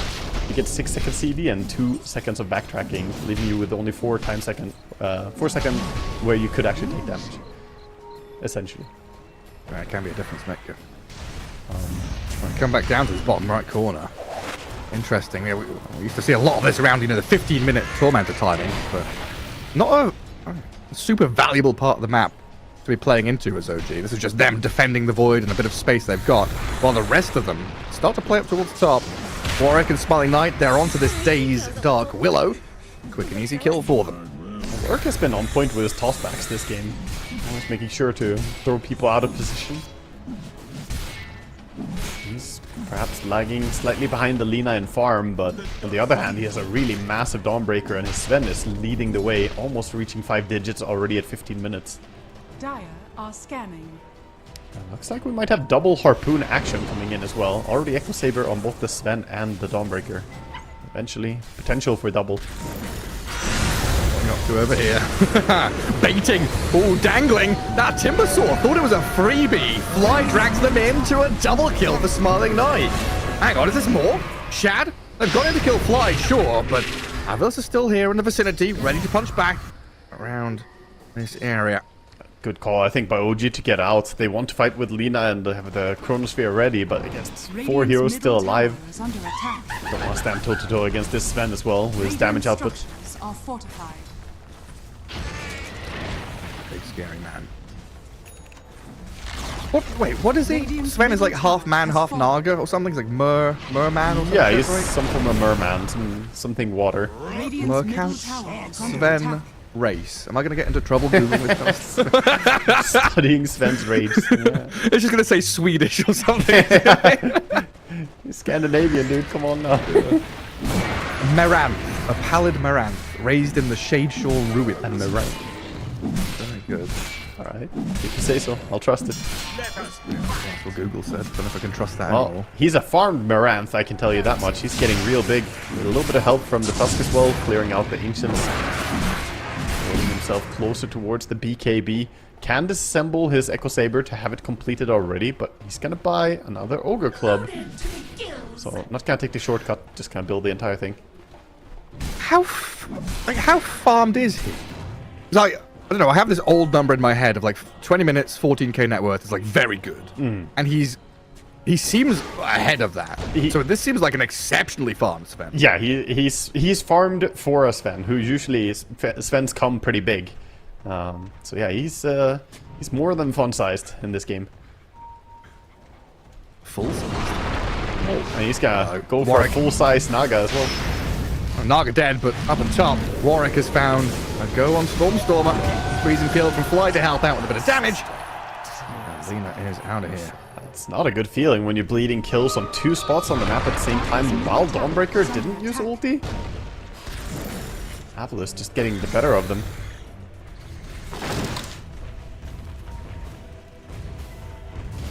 Still early days, but a good 7k lead for Avilos, that's for sure. Avilos are also getting close to hitting a timing that will be hard to meet. They have Shard on Dawnbreaker, so she's gonna have her protection, her debuff immunity, and you're gonna have Sven with BKB now completed. So already they're basically complete, whereas Lina and Faceless Void both have queued up a BKB, but both are a long way away. Radiant are scanning. I was gonna say, it feels kind of worrying for OG that this lineup, like right now, isn't ready. They want to go later. They want to go into late game with the Faceless Void, right? Yeah. So weathering the storm now is super important to fight back, not bleed out too much, because Avilos is super strong, and they're going to be playing as 5. Sven, Tiny, they're going to be leading out. Dawnbreaker can play like a Spectre, like she always does. Dawn is currently outer ring, top, jungle, farming away, and can join at the top of a hat. Yeah, and they're farming important camps. She's farming 1 Ancient, the Sven is on the other Ancients, and you just know that you're controlling at least 3 out of 4 out of the Ancient camps, and that's always going to put you in a good spot to keep scaling. At some point they do need to accelerate though, because you don't want to go quietly into the late game against Chronosphere. It's one of the best tools in late game there is. But I fear they're going to go for more objectives. Smoke towards the Tormentor could be the play. Or even just smoke invasion. See what they do. Torm is spawning in 10, so natural to play towards it. Roche is also smoke. up. They could just go for that. That's the thing, right? We've seen this move so often. It's like smoke into pick off and or Tormentor, and then into like tier 1, like as the Dire team here, right? Then tier 1 tower into enemy Ancients. Yeah. take that area, ward it, and then Roshan. It's like a very nice procedural move you can make. Yeah, it's a bit formulaic. You kind of know that they're about to explode in that top part of the map. So OG right now, they can sense it coming. They need to make moves somewhere else. They're going for mid tower during the Tormentor. At the same time, have to respect the potential blinks. That's why they're scouting with Naga Siren.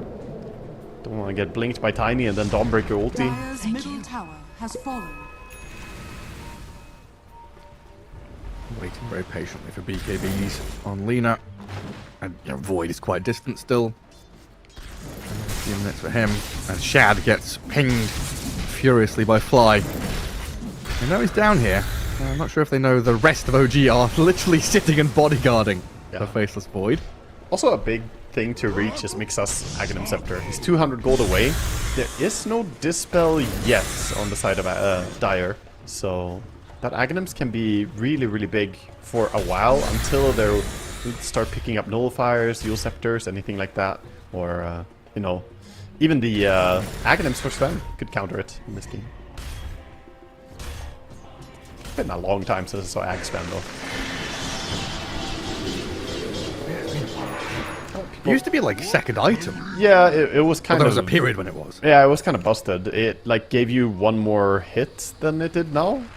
Like it had an auto attack tied to it, and then you hit. I think it was. Camped on the Timbersaw mid. Toss back into Solar Guardian. Mixer's too tanky for that though. Radiant's top tower is Uncharacteristic under attack. failed attempt there from Avalus. They thought they had more damage than they were actually able to offer. Yeah, potential window for Radiant to bite back, and with the Chrono in a smoke, Are scanning. walking closer. Stormstormer shows on the wave, clears it out.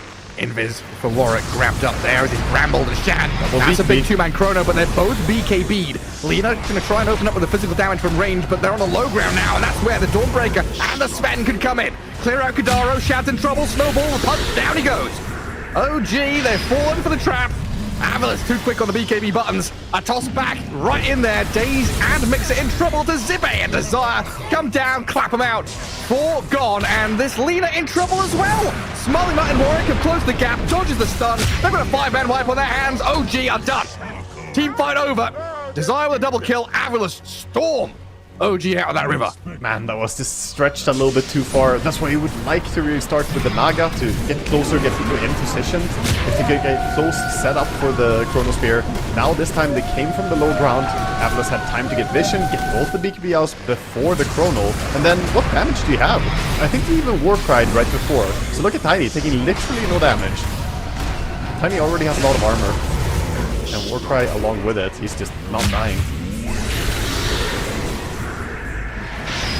Massive win for them as they get the Roche afterwards as well. We see the final cleanup there, but yeah, in live they got the Aegis in their hands and starting to take over the bottom part of the map. That's hard to watch. If you're an OG fan, seeing that fight and thinking, oh, we're going to be doing it, and the Void literally does nothing. Literally nothing inside of that Chrono. Yeah, it's... And then you try to think, like, what does he need? Like, how much time does he need? What items does he need? And it's just, I don't know, does he have the time to get there? He needs a lot. He's keeping a dormant Curio as well, which doesn't necessarily make him stronger for the moment, so he wants to get to a later stage. Ooh, barely. Case finishes the kill. Desire's going to trade out, though. Or at least get something. Warwick will be able to go and get a grab as he spots out the Faceless Void. Chain stuns look good. Oh! Avalus, spot on. Supremacy as they take down another. They're playing a really good game of the stun pick-off style, right? Like Warwick always with very clean jumps. You had the beautiful connection by Zib earlier on, and Smiling Knight just 707 cleaning up house. Radiant's top tower is under attack. They have stuns galore. Radiant's top tower has What fallen. went wrong? Well, that one fight OG into the lineup high is- ground, honestly, it all falls apart there. Then you had Don't have Chrono, and their lineup is very greedy. Lina mid with right-click build plus the Faceless Void. It's not strong early game at all. So they relied on Timber to take over the game, and Mixa has not had that good of a game. His laning stage was kind of rough, and did not get to a point of bullying the Sven ever. Money to burn. Naga Siren Heart. Radiant's top tower is under attack. What I'm learning is that Desire loves everything. Dire's bottom tower. Very is happy under guy. So attack. adorable. He already has the Eul Lovely. Scepter queued up, by the way, on Tusk, so he recognizes the Aghanim's threat from Timber and says, okay, we gotta deal with that. And they have a Eul Scepter on Tiny as well, so yeah, that Ags is basically gonna be Dire's useless structures soon. are fortified. That's rough. OG trying to find something here. And Days setting up around an observer ward. Under attack. Narget Illusions scouting at the Tiny, while Stormstormer, he's being jumped on by Tusk and Sven. He's dead. Mixer's gonna get connected on by the Dawnbreaker as well. Yeah, I don't know what you can do here. Avalus with this 15k lead. 15k feels like a 40k lead. They feel so far ahead with the catch and damage they've got. A lot of that OG comes back to struggling. the functionality of the items you have. Sometimes gold isn't just gold, it's about what you have spent it into. Like Boots of Travel versus... Yeah, like the Dagger. Travels plus Maelstrom, and then Maelstrom Mask of Madness. These are not fighting items, so they're really good at accelerating farm. But a lot of OG's net worth has been tied up in, you know, future investments, let's call it. Whereas Avalus have had these double Echo Sabers, really good for fighting. Their early game is super strong. And Smiley Knight is crashing the market, yeah? all the OG stocks are tumbling. Bottom Yes. tower is under attack. Sell, sell, sell. And the There's no one who towers. creeps the farm. Radiant's top tower is under attack. They're finally losing control of even more of the map. The enemy, or the Radiant Ancients being taken over now as well. These invasions. And Kadaro, have fun. Trying to split push, do siren things. He's going to be able to cut a wave and get away safely. But then you look at the rest of the map and it's like, top lane, Radiant's triangle, middle mid lane, tower is in under trouble. attack. You know what's crazy to me? That Dawnbreaker with his 15 talent has a 70-second cooldown on Solar Guardian. It's so low cooldown for such a good ability. And with the Aghanim Scepter, she can really just disrupt any team fight. I love what Smiley Knight is doing here. You know, he has Aegis and he's playing as if, like, I have 3 heroes behind me. He just, like, goes bottom lane, clears out a wave, he's all alone. And the rest of the team Radiant's courier is over there. Yeah, killing enemy heroes. Oh, he can Put a cleave. stun on Days, cleaving off the creeps. Oh, actually, it doesn't Shards hurt. into Avalanche. Dark Willow, a hit away from death.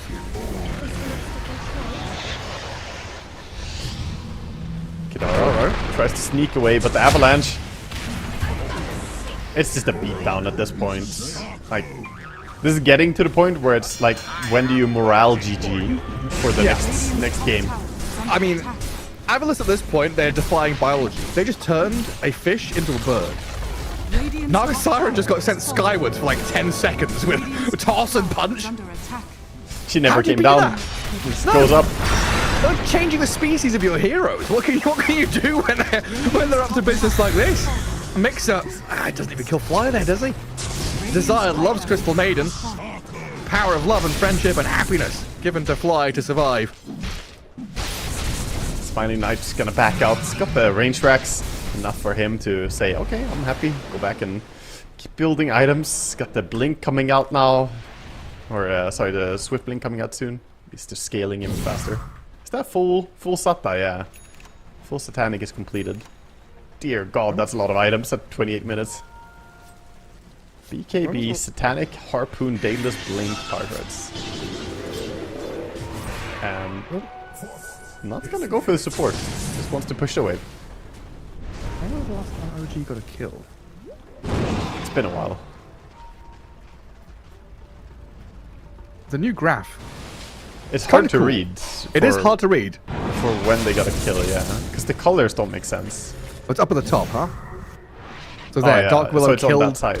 the Dawnbreaker. Gotcha. I was only looking at the bottom. I didn't realize the top existed. Thank you. That's I how learned you killed something that.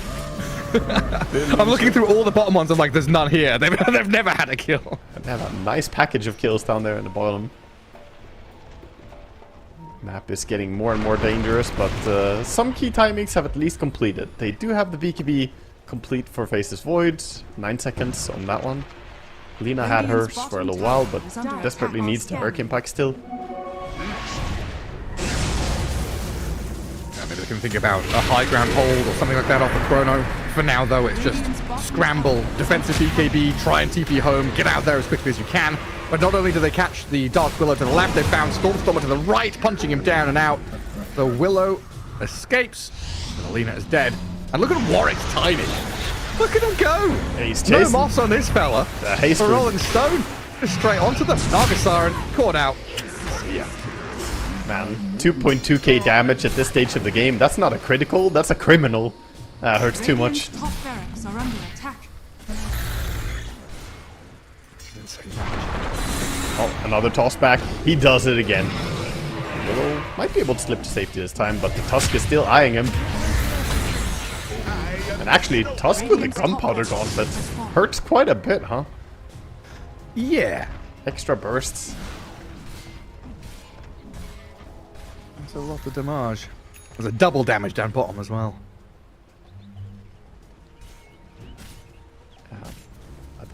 This game fell out of hand so rapidly. Is under attack. Started out looking kind of good in the early game, but then we see, honestly, I think just the result of the picks and the items. When you have two heroes going Maelstrom, greeting it up, and the enemy team is just all gas, because that's truly what the case is. Avalos have only fighting heroes, like run at you and beat you down. It's kind of the ideal lineup for punishing the greed. No cooldowns to speak of. Yeah. Quick Tormentor Incredibly taken. quick pace play. And now the Octarine Core on the Tiny, so even more spells to be Dire's bottom spammed. tower is under attack. Yeah, I love this. This style of Tiny is so much fun to play. No cooldowns at all, even has a bit of spell amp.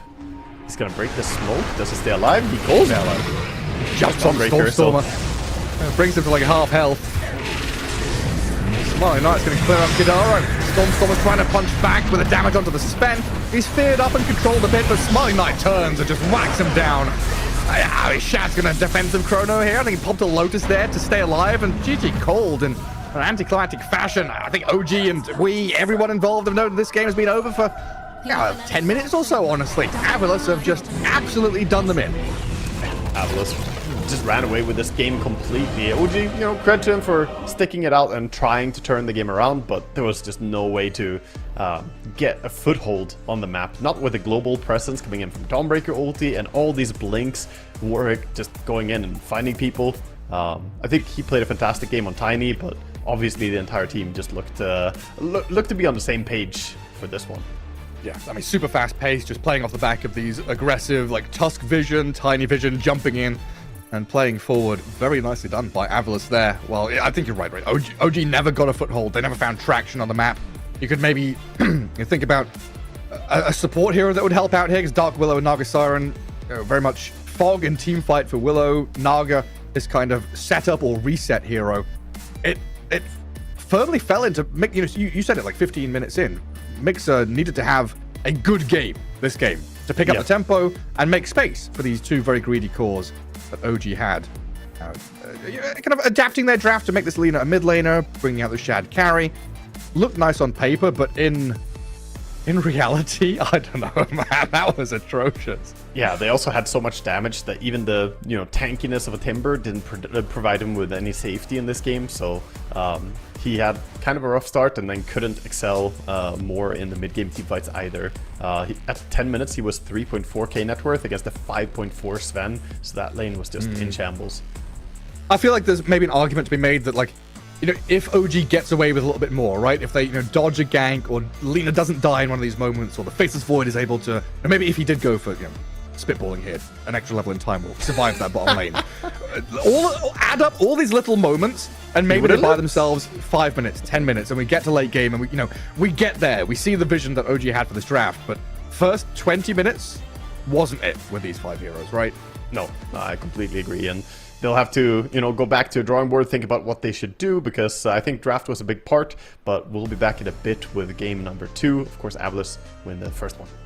I see that.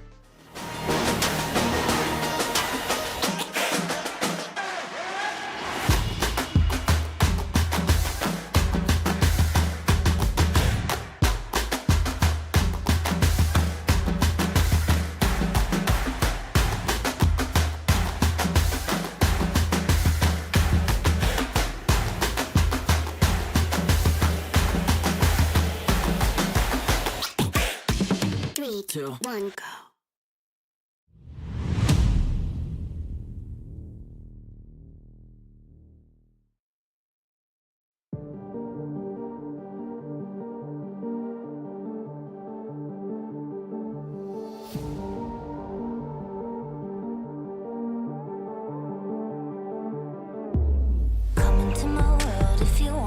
some action.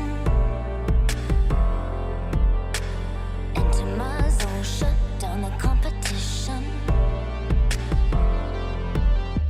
Stand out from the crowd, yeah, I'm the main attraction. Come into my world if you're ready for some action. Are you ready?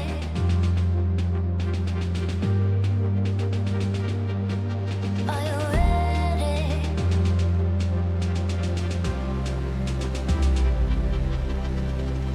I came here to win.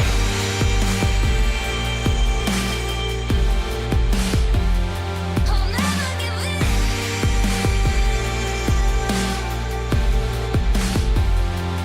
Make my one woman on me. Only one woman on me. Only one woman on me. Only one woman on me. One woman on me.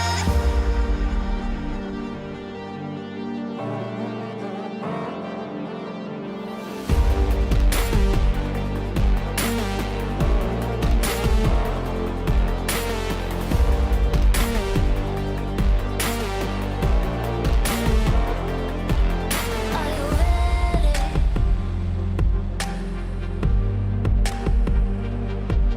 Are you ready?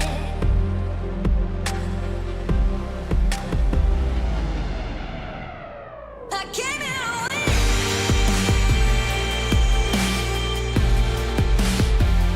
I'll never give in.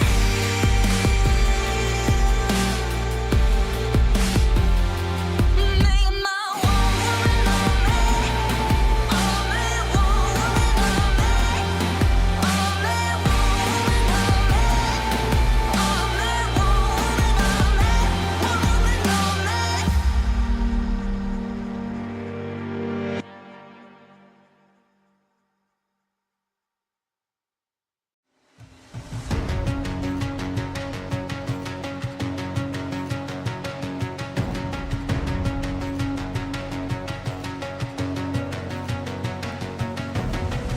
There's something in his eyes.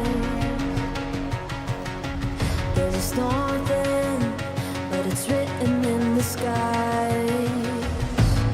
Won't let it break me till it's over. Won't let it shake me, no.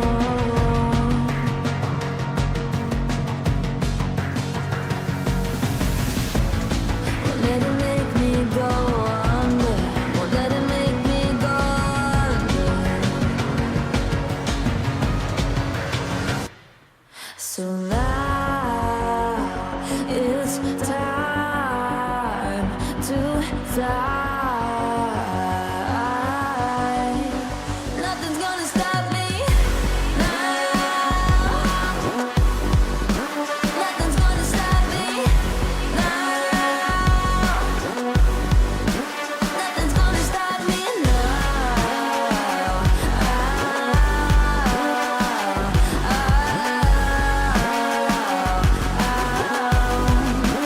Nothing's gonna stop me. No one will ever get left behind.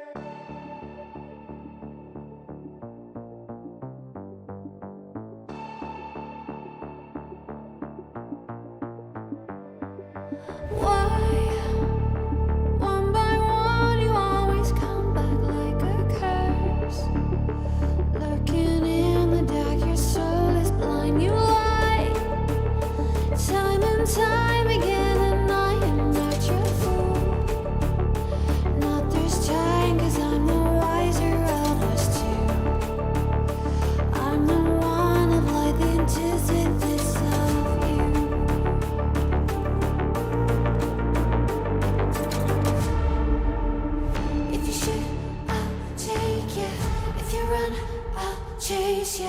If you scream, I'll whisper. La-di-da-di-da-da-da. This is all you ever wanted. Take it all, you deserve it. This is how we're gonna end it. La-di-da-di-da-da-da. Take it all, you deserve it. Take it all, you deserve it.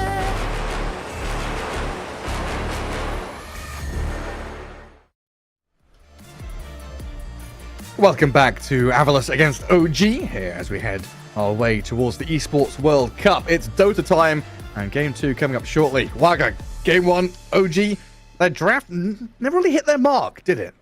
No, not really. The draft was a little bit too greedy, took a little too long to come online. Meanwhile, we saw great rotations coming out from Avalus. They made nice moves across the map. They abused the global from Dawnbreaker from start to finish. The moment she got level 6, got a kill on top, and they just kept those rotations coming in.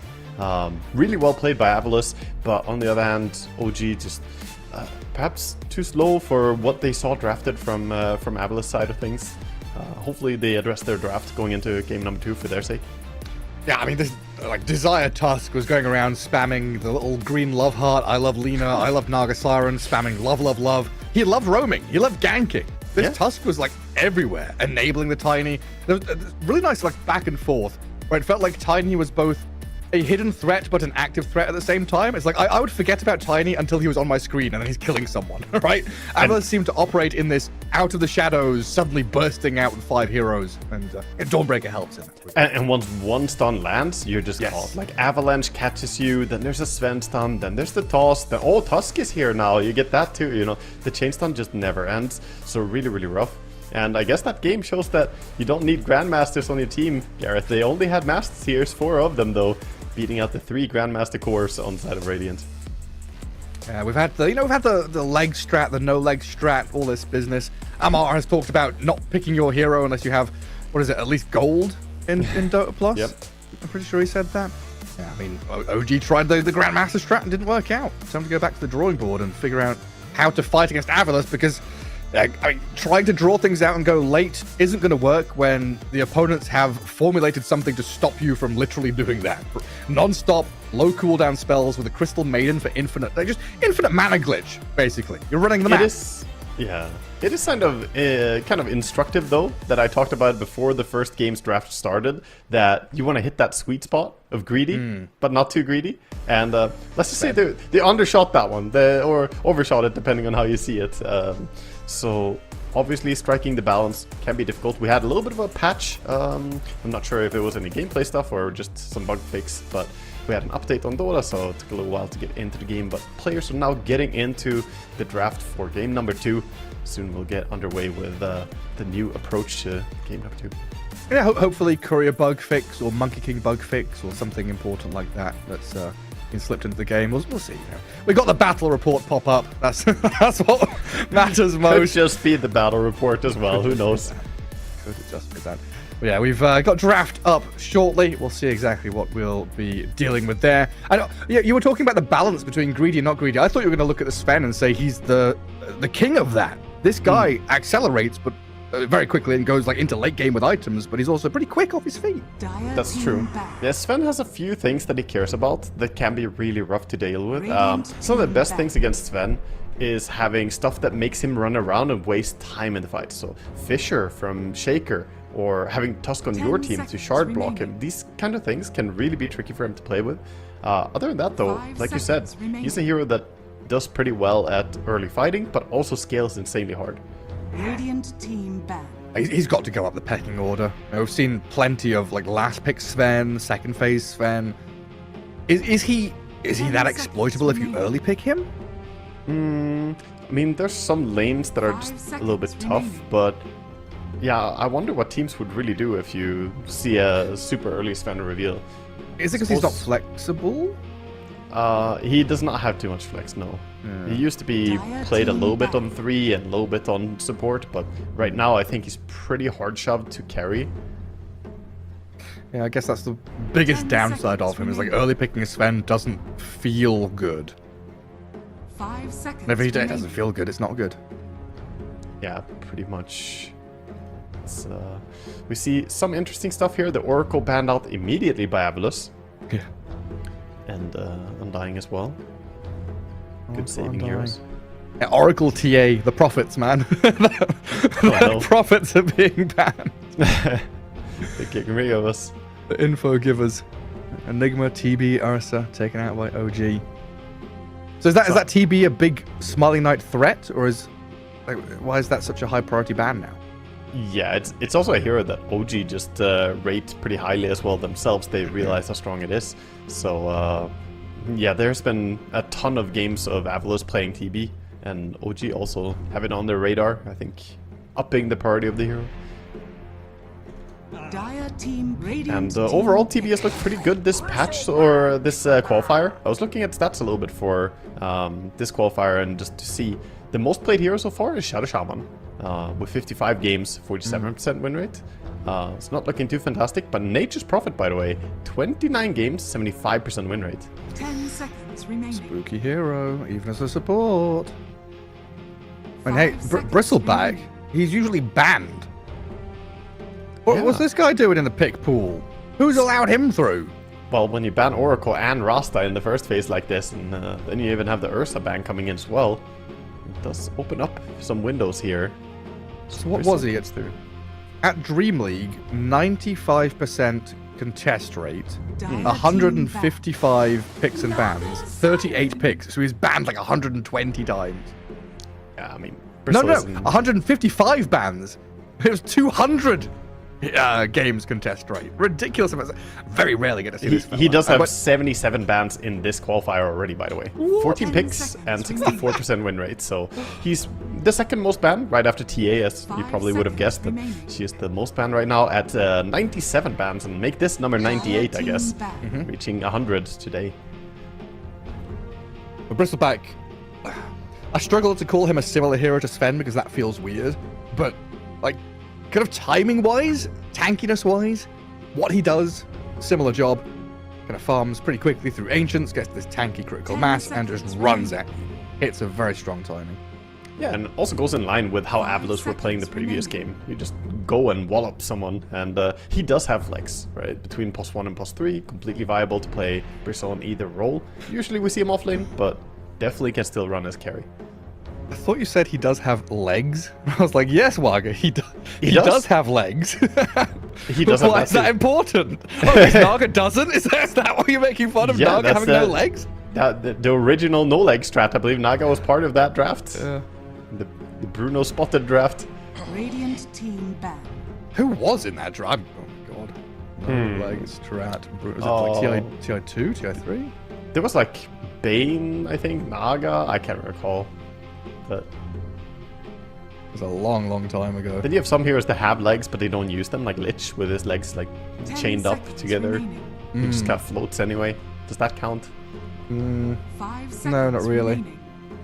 You gotta use got them, to have right? literally Else no it's legs. truly legs.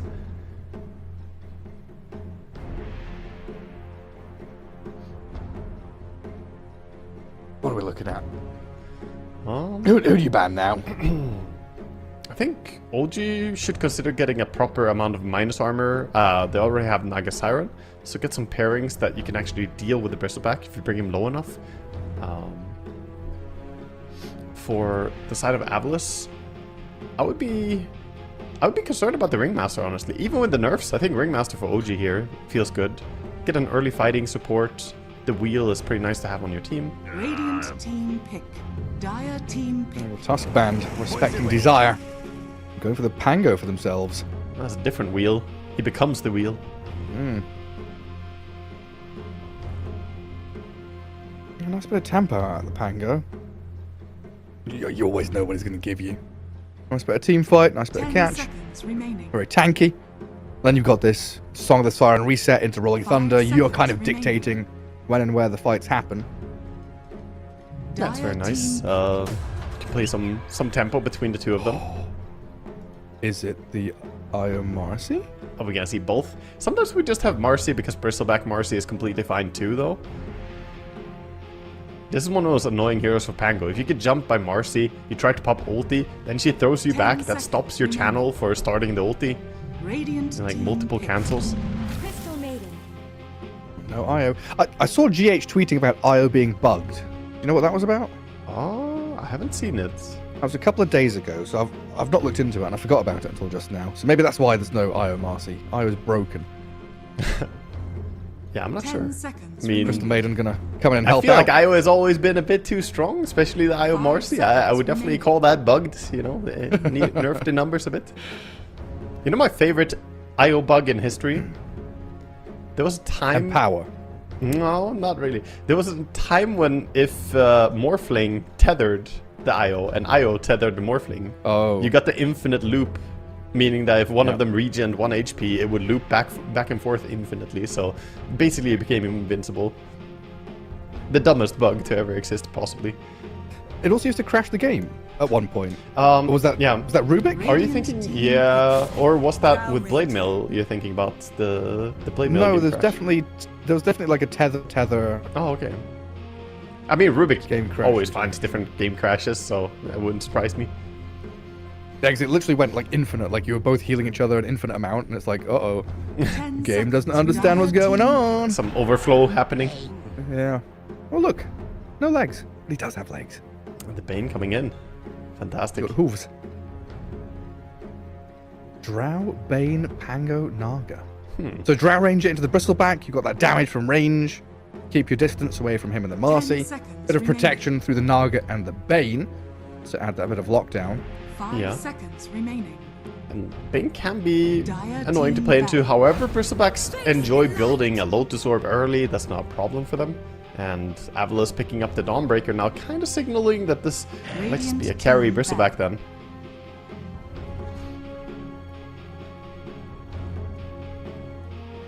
And we're expecting Marcy to be the 4. Yeah. That's why I'm Marcy thinking Dawn. Marcy Dawnbreaker. When I see those two heroes, they pair up so well together. And then a CM Bristleback safe lane, not easy to lane into 10 either. seconds So remaining. really strong lanes. And I personally 5 hate seconds playing Bane remaining. against Dawnbreaker. It feels awful. The Dawn ulti is so good at cancelling your grip. Radiant team back. You grip someone, the circle is always going to reach you. That feels real difficult. So what do we need to do? Like, I'm guessing Pango off. So it's Pango, Bane, Drow Naga, and just Stormer 10 hero. seconds And he remaining. has last pick. Yeah, banning out the Viper. They heard you and your 5 toxicity seconds remaining. suggestions earlier. Yeah, sure did. I mean, it's one of the And best counters to Bristleback right now, having Viper. Just ulti him, spit on him.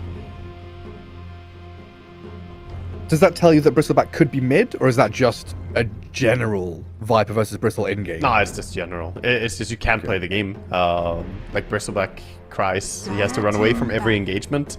It is really just not okay to play that matchup. And I guess it Because- might just indicate that you're picking like another melee mid for Yeah, Warwick. Or even just like a Storm Spirit's not happy against Viper, right? I think it's just general. When you have Bristle, like you want to cover this base because it's one of the best seconds breaks in the game. You don't have good ways to solve it. It's the 5 Viper ulti. seconds remaining. Was I casting with you where there was an XM? Was it Storm Viper and XM Bristleback? It was like Extreme Gaming, and Bristleback died to Viper 3 times, then he died to Tormentor, then he died to Roshan. Might not have been with you. This was like 2 years ago or something. Yeah, okay. If it's long ago, then yeah, I think so. That's a I do while remember a back. Despair Bristle long ago. Now that you give me the reference. Yeah, he was like 0-5. Sure. minute Yeah, 13 0-6 or even or something. something. Yeah. Radiant team Yeah, it was a real bad time. Well, Oh, Monkey's being left in. Monkey is available. And this again looks like such a nice and active draft. Avalos basically have the exact same identity as the previous game's draft. OG though are possibly adapting 10 quite a bit here. They don't have the same level of greed. You have Drow, sure, she wants to farm. But Drow also 5 seconds does pretty well remaining. against all these melee heroes with Pike and pushback from the silence. As long as her team can keep her safe, they have the song, the Nightmare. They need that special hero that makes the game easy. Like, I'm looking at this and thinking, like, entering team fights isn't easy. Lanes might be okay, but getting into mid game doesn't seem simple for OG. So we need one of these like simple Storm Spirit, Ember Spirit. Oh, Oh, who is that? what? In the Total mid? world? that's a Stormstormer Coddle mid. So very, very curious pick. This is a reaction to the Monkey. He says, okay, this is a hero that doesn't care about Monkey at all. Really, really good against him later on. Solar Bind build coming in. Well, this is definitely not along the previous line of Greed. Now he's playing a hero that gets super strong early, can hit a very strong power spike with either rushing a Vessel or rushing a Dagon on the Coddle. Gandalf is riding Buckbeak. He is. We've got the crossover we always wanted. Buckbeak got all the swag in the world on him. Look at those rains and crystals all over the place. Very shiny. The rainbow colours everywhere. What? But why? Like, it can't just be the lane, right? No, not just the lane. I mean, they want to bring tempo. They have Pango, which is a very good hero to give chakra to in the team fights later on. Double abilities that are very spammable. But generally, it's just good lane, good tempo, and they wanted something less greedy. And this is definitely able to just run around and create chaos in action. And they can play 4-man Dota while the Drow is farming. I don't mind this at all, actually. I think the call is an interesting approach here. Yeah, I don't have a strong read one way or the other. I don't know, it might sound negative. I'm just in awe. Coddle last pick. Been a while since I've seen one of these. Send it made for Stormstormer. We've seen so much of the recall facet support Coddle lately, right? It's been a while since we saw it on mid. But yeah, tips come out, trading tips a little bit. Prepare for battle. There we go. The circle is complete. The triangle, rather, of tips. Very nice. And off we go. Game 2. Best of 3. Yeah. OG against Avulus. And can OG, you know, re-stabilize after what happened the previous game? Because they got shook, Gareth. There was no doubt about it. They just had no comeback or retort to what Avulus were doing. Don't know if we've lost our observer or what's what's going on. But I this mid lane see is these... gorgeous. Yeah, I want to see this lane. My favorite place. It does make it a bit more exciting when you see the rotations coming in. Here, oh, he moved. There we go. There we go. Off we He's pop. alive. The cameraman never 30 dies. seconds to battle. Looking to time to go. Avulus gonna hold up on their high ground. Now looks like Stormstormer making the same call over here in the southern jungle. Play around their own vision. Okay. See if anyone comes up the staircases. Quick little reconnect coming in from Mixa. And Desire again. Hearts. He loves everything. Just a loving guy. He says that, but then he's picking these heroes like Tusk and Marcy who just want to absolute bash the face in of his opponents. It's kind of hard to take it serious. They just want to cuddle. And they don't know their own strength. Cuddle his fist in your face. Yeah, pretty much. Let me just throw this big old mug of beer at you. See how you feel about that. Marcy whistling in your ear. And yeah, both teams seem ready now probably as we have a reconnect. Go and ready comes out. We're loading in. Off we go. Let's see if OG can get back into things. Build a bit of morale here. After a kind of a sad game one for them. The Faceless Void didn't work out. Lena didn't work out. Completely different heroes for Shad. They do have And better activity Stormstormer. heroes this time. Gonna be interesting to see how the mid Coddle is addressed. If Avulus will make any rotations to help the Battle Monkey begins.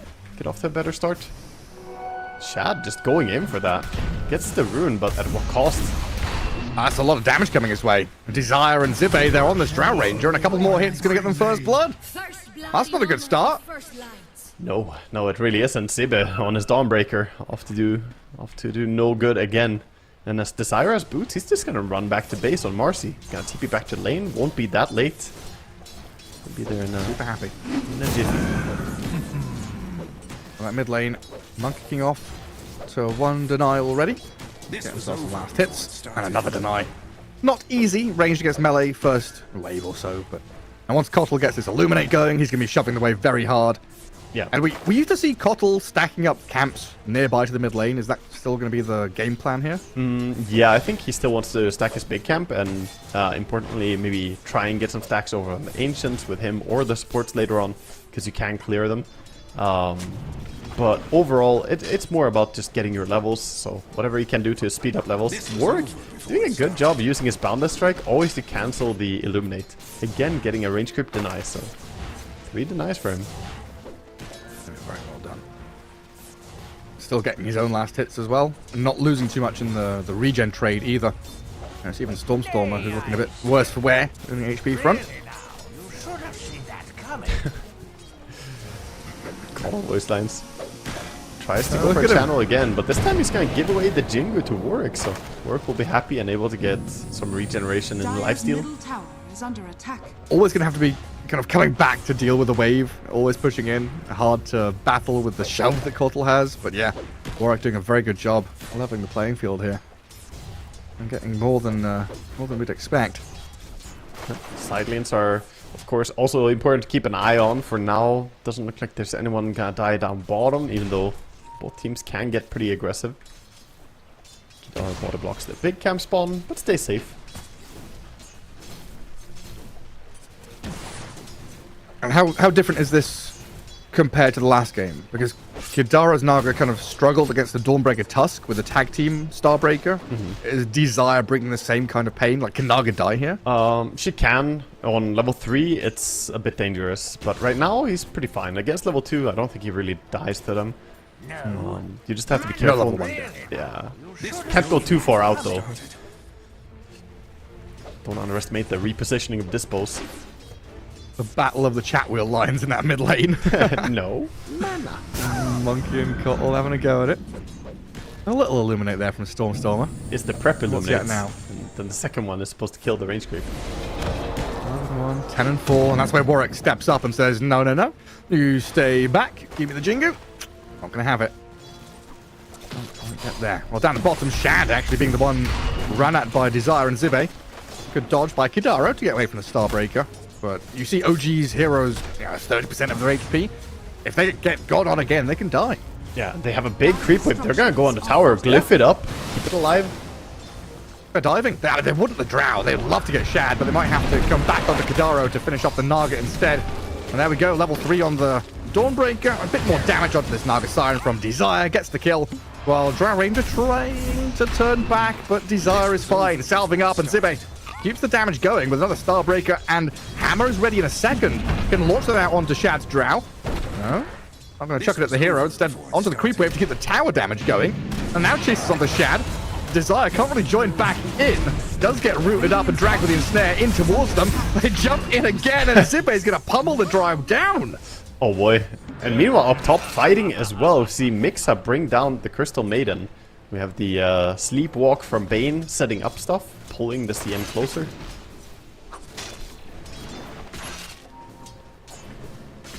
Not too much to bother the Bristleback though, right? Oh, I mean, it's annoying, but I don't think he's really in danger, no. Spine Knight's perfectly fine here. Mixa, however. Turn. Swashbuckle's ready, only level 1. And Mixa getting run down by Desire arriving. Smiling Knight picks up a double kill with the Bane dying to the left, while Zibe is left alone and killed off down in the bottom right-hand corner. Everywhere you look, blood being spilled. This is definitely the type of Dota that I enjoy watching, just high kill threats on every single lane. And we have yet to see the mid players get involved, but they will definitely look to do so once they have their ultis as well. At least the Caudal. Monkey might even join earlier. For him, it's more about item timings. And most people have that 3 monitor setup, for Discord, for your workflow, for watching a video. This is the kind of Dota game where you need all 3 monitors to watch one game. Yeah, I should do that when I play. I need VR headset. I need multiple eyeballs. Watching 3 lanes at once. That's good. Difficult. I need a co-pilot, like you have in some racing or in general. Just give me information what's happening. Slow down, Samir. You're going too fast. Samir, hard left, hard left, hard Breaking the car. You're breaking the car, Samir. No, that's Pango. That's Pango. That's coming soon when he's level 6, man. You definitely have some steering moments when you get pinballed. Yeah. Trapped up against the crystals. He's only level 4, by the way. The Pango off to a pretty tough start. So is the Bristleback, but he's getting closer to his level 5. I like how Desire is also lurking around. Like, you're not sure if this Marcia's bottom lane protecting the Dawnbreaker for a go onto the Naga. I think I see Kidaro scouting with illusions, trying to find what's going on. Dire and Radiant Vision on that kind of Tormentor area, Twin Gate area too. Radiant are Watching for scanning. any moves. Yeah, both teams actually threw up the wards on the gate, so very important to have vision control on that. Ooh, minute 7. Is Fly just very early moving over for the minute 7, preparing for it? Okay, he puts a sneaky ward. I thought he was going to go there and sit. Just go and sit on it. No, he's got to come back and help out his Bristleback. Smiling Knight loses a bit of HP there to mix in Kidaro, starting off with a Soulbind on him. Good magic burst, but in comes this Monkey King now, turning back onto the Naga. Mixes Pango in trouble inside the Wukong's command, and Smiling Knight's still alive. Is he? He's going to get blasted. Illuminate there does take him down, while OG lose their Pango. Big rotation in the first Urn Charge as well gained for Stormstormer on his Caudal. Gonna leave one Illuminates, try and heal up his teammates. I don't know if did Kidar juke that one? Didn't get hit. I don't know, I wasn't watching. But yeah, now with the early Vessel rush from Caudal, he's gonna have a lot of damage against the tanky heroes in Dire. Dire's middle tower is under attack.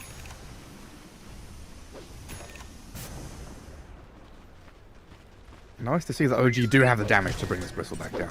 This Cottle definitely brings it if they can have these extended fights where they slow him down, lock him up. It's the Solar Binds. He's gonna need to get a Dispel this game. He already has the Lotus Orb queued up as first item. Normally that's not what you see from a carry Bristle, but it's just that important in this game. Against the Ensnare, he can get rid of that. He can also use it against the Solar Bind, of course. And then preemptively to stop grip. If it's a Gust from Drow, it's such a good Lotus game, isn't it? Yeah, even the armor from the Lotus is going to be good against the Drow, because it's a bit of base or bonus armor, so you don't just have base armor and die to her. Green armor. Green. Fly, gonna pay the price. Stormstormer Cottle starting to pick up the pace now. I like this a lot more than previous game, where they were just hoping that there wouldn't be too much action. This game they kind of know. The previous game set the tones, and now they bring the action themselves. Farm through some stacks. Get Mixer to his level 6. That's right now the bottleneck for OG, right? Getting this Pango to Diffusal Blade and ulti. Yes. Yeah, you definitely want that, and then you want to also think about getting Drow to safe farming grounds. For now, he's farming happily down bottom, but there could be some quick rotations down there with Monkey King, Dawn ulti. So you want to think about when Shad should make a move away from down here. Now? Yeah, it's around now, I think. No. It's normally when laning stage breaks open, staying on your safe lane is actually not the safest place on the map. We're like 8-minute active rune. We're approaching level 10. Minute 10, sorry. But they do go aggressive here. Zibe drawing them into an awkward spot. Dawnbreaker has a couple of one charges here. and the ulti, and in comes Warwick. Monkey King arrives. They see Shad and Kidara on the right-hand side. The Dawnbreaker dead. Found the strike's going to connect onto Daze and Shad. Kotal's arrived, though. Stormstormer's going to make a real meal of this, blowing up the Monkey King. The damage OG have pummeled them. 2 cores down. Desire's in trouble. A Brain Sap will finish the job, and Daze picks up a double kill. What a nice punish there as well. Thought that was going to backfire, but the silence from Drow Ranger connecting as they jumped in to try and turn the fight around was a clutch silence by Shad. Shad with big play. Radiant's top tower is under attack. Also has a little Kobold cup to reposition himself. But yeah, here we can see the silence on the monkey as he jumped in. Didn't have time to ulti or stun. And he's kind of stuck there. Zibe dead. They finish him off. Did a Dispose kind of save the Drow there? Put her in the Lotus pool and away from the monkey ulti. That looked a little bit funny. I didn't realize that in the first playthrough. Yeah, funny one. Radiant's OG with a top lot tower more is under momentum attack. here in game 2. Dire's middle A 2k tower lead, is and it feels like this is really building for them. Starting to pressure tier 1 mid, playing off of this Stormstormer Cottle. They don't have 3 heroes jungling. Minute 10, which is a massive improvement from game 1. They are the ones being active. Good foot forward. Yeah, and playing with the catapult wave, and CM gets pulled back by Sleepwalk. I don't think anyone wants to TP to help with Crystal Maiden, so she's just dead. And this time, Avalos are the ones who are a bit more item dependent. They need that Lotus Orb over on the Bristleback before he can really play the game. He did complete the Plate Mail and the Perseverance, but still needs the energy booster and recipe. This was over before it started. Once he has that, I think he can start looking for stuff. Also, Marcy just hit level 6, which is a massive power spike. Creatures of fear. Yeah, right. We're yet to see Avalus kind of getting into their own groove, waiting for Bristleback to hit his first items, and I mean, his courier dying with playmail on it doesn't bloody help. Ooh, So yeah. OG have done a very good job playing actively pre-Avalus timings, now slowing down Avalus timings, and continuing to play aggressively up here with Kotl and Drow. But Avalus have got this Solar Guardian global presence. Kidaro. Kidaro says, no, absolutely not. I'm going to sing the song of my people and hold you back, with Mixer rolling up for the Thunder. Onto 4. Gets the Ravage out of Pango somehow. Warwick's going to try and Wukong's command to zone them away, but Zibe's out of the fight. Warwick can't offer anything. They've lost Fly. Bristleback does get involved and kill off Days, but that's a lot of expenditure for Avalus just to kill off a support, trading support. Now, Monkey King might still be in trouble as well. Shad misses the gun jump. Warwick, good jump on the high ground up to the trees. Ooh, gets himself safe, and I can't believe that turned out so bad for OG. That looked amazing to start with. That's us. Yeah, that's us. Me and you.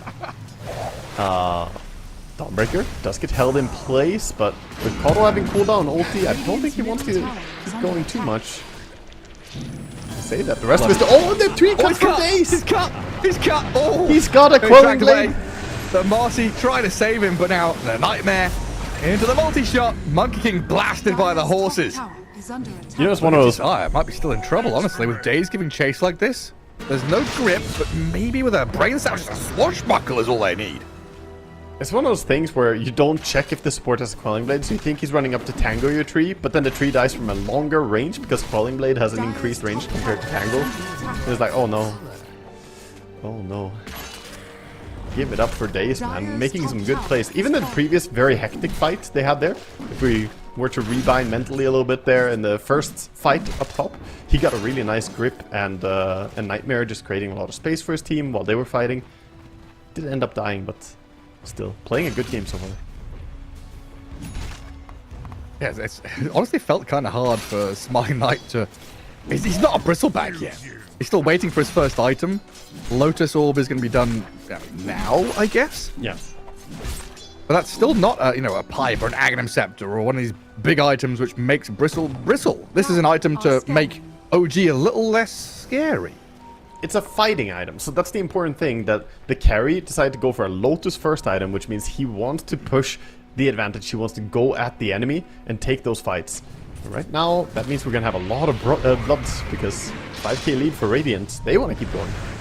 Yeah, they see Desire pop out of this tier 2 bottom onto the creep wave. Mixer and Stormstormer make short work of her. And minute 14 here, the Wisdom Shrine's going to get stolen on the right-hand side of the map. And Stormstormer playing a clean Kotl game so far, 5-0 and 3. Struggled a bit against the Monkey King in lane initially, but having good impact across the map. A smoke move from Avalus here puts Monkey in a position to spot the Drow. It looks like Avalus is saying that maybe there's a move into Roshan from OG. They're signaling towards the pit. And Drow Ranger looks like she's going to slip away from that high ground observer ward. And the movement from Avalus as OG respond with a couple of TPs to protect her as well.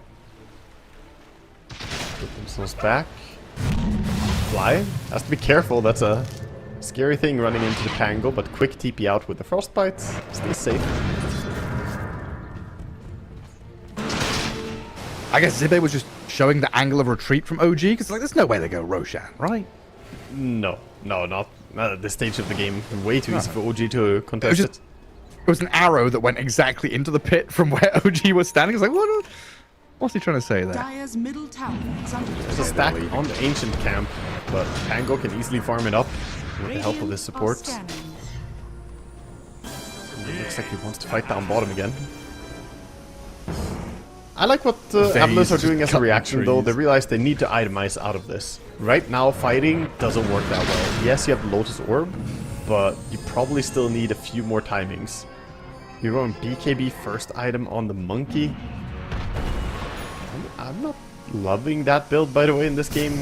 I'm not sure what would be the best build, but it just feels possibly underwhelming in terms of keeping your scaling going. It also takes a while before you have the BKB compared to a Difflu or something like that. Yeah, I mean, I feel like I've seen no one do this a bunch when he's not had a good game on Monkey King, right? Yeah. The game kind of stalls out and he's like, well, I don't want to go defuse the blade. I'm not buying, like, I don't need Mage Slayer here, right? Just going to go for this BKB, try and stay alive, escape, and draw Throws things the out. party at him. Catch on to Mixer. Inside the Wukongs, he's dead. Suddenly you just have a siege creep flying at your face. Dire's Marcy bottom ulti makes tower is short under work of him. attack. The reverse trebuchet. Yes. It doesn't launch a, you know, Did you know Marcy 100 can kilo launch? projectile 500 feet over the walls of your fortress. It launches itself. God damn. Today I learned Marcy is a trebuchet. The self-projecting projectile. That is amazing. Medieval warfare. Now I just want self-replicating trebuchets that can shoot themselves forward. What about a Trojan? A self-replicating Trojan trebuchet? Trojan Shay. Yes. Would you like to accept this siege unit being thrown over your walls? Why, yes, it looks beautiful. It's Send it in. celebratory statue, honestly, of peace. What a wonderful gift. And we have a sneaky little tree heading down bottom. I like that with this terrain, is like one of these trees does not look like the other when you turn into a dire tree in the radiant terrain. You're in the wrong biome, my friend. Cursed. And Back to farming. speaking of Roche, now we do have the Roche on the menu as Pango and Drow Radiant's bottom go tower at it. is under attack. Helpful with the heals for days. Not the easiest Roche, but they do have sustainability. Havis doing some work on keeping people healthy. Radiant A Blightstone and a Dream. Got the lucky shots. Radiant's bottom tower is under attack. It doesn't look like they're doing anything to stop this as well beside Battleus, aside from getting some farm for themselves. Monkey's still far away from the BKB. The Dawnbreaker's going towards the Echo Saber. Has Blade Mill. I mean, Monkey barely hitting 6k net worth at this point. Really behind. Yeah, it's not like he can jungle. That's the problem about mid Monkey. It relies on tempo and shoving lanes. It cannot go jungle and try and keep up with a Caudle or a Drow. It's just not going to work out.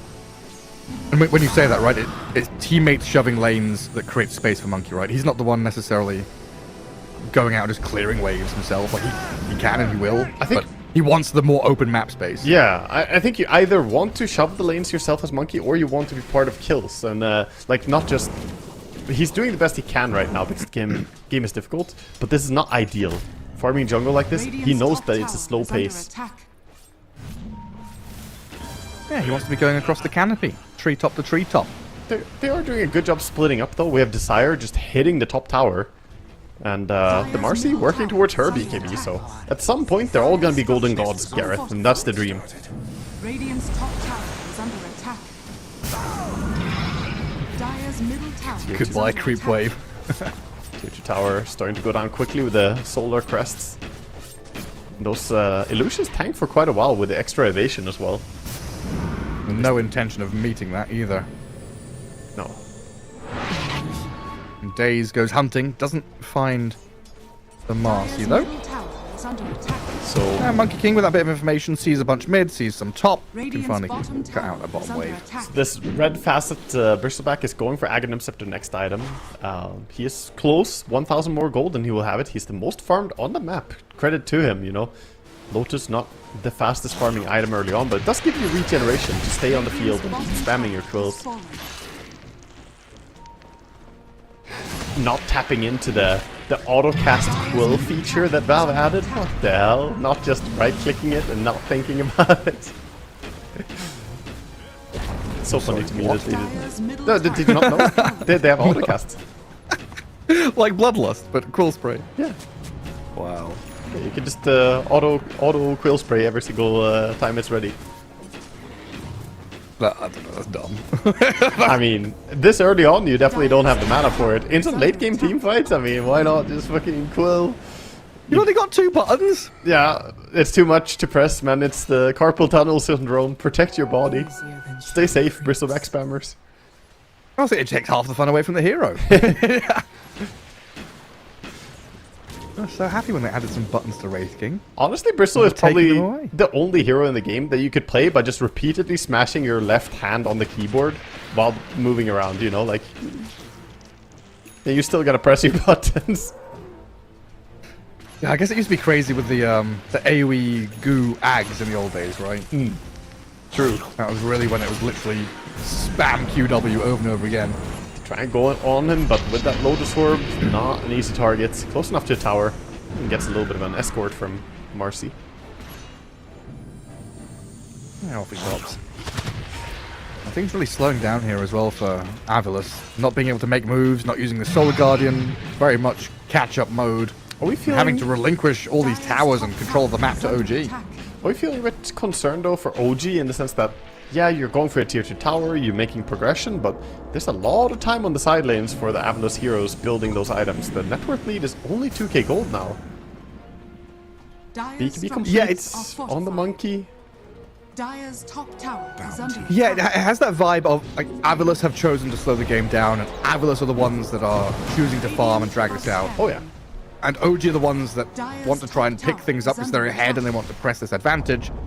But so far it's just, it's just objectives. They are getting map space and objectives and they're accelerating themselves.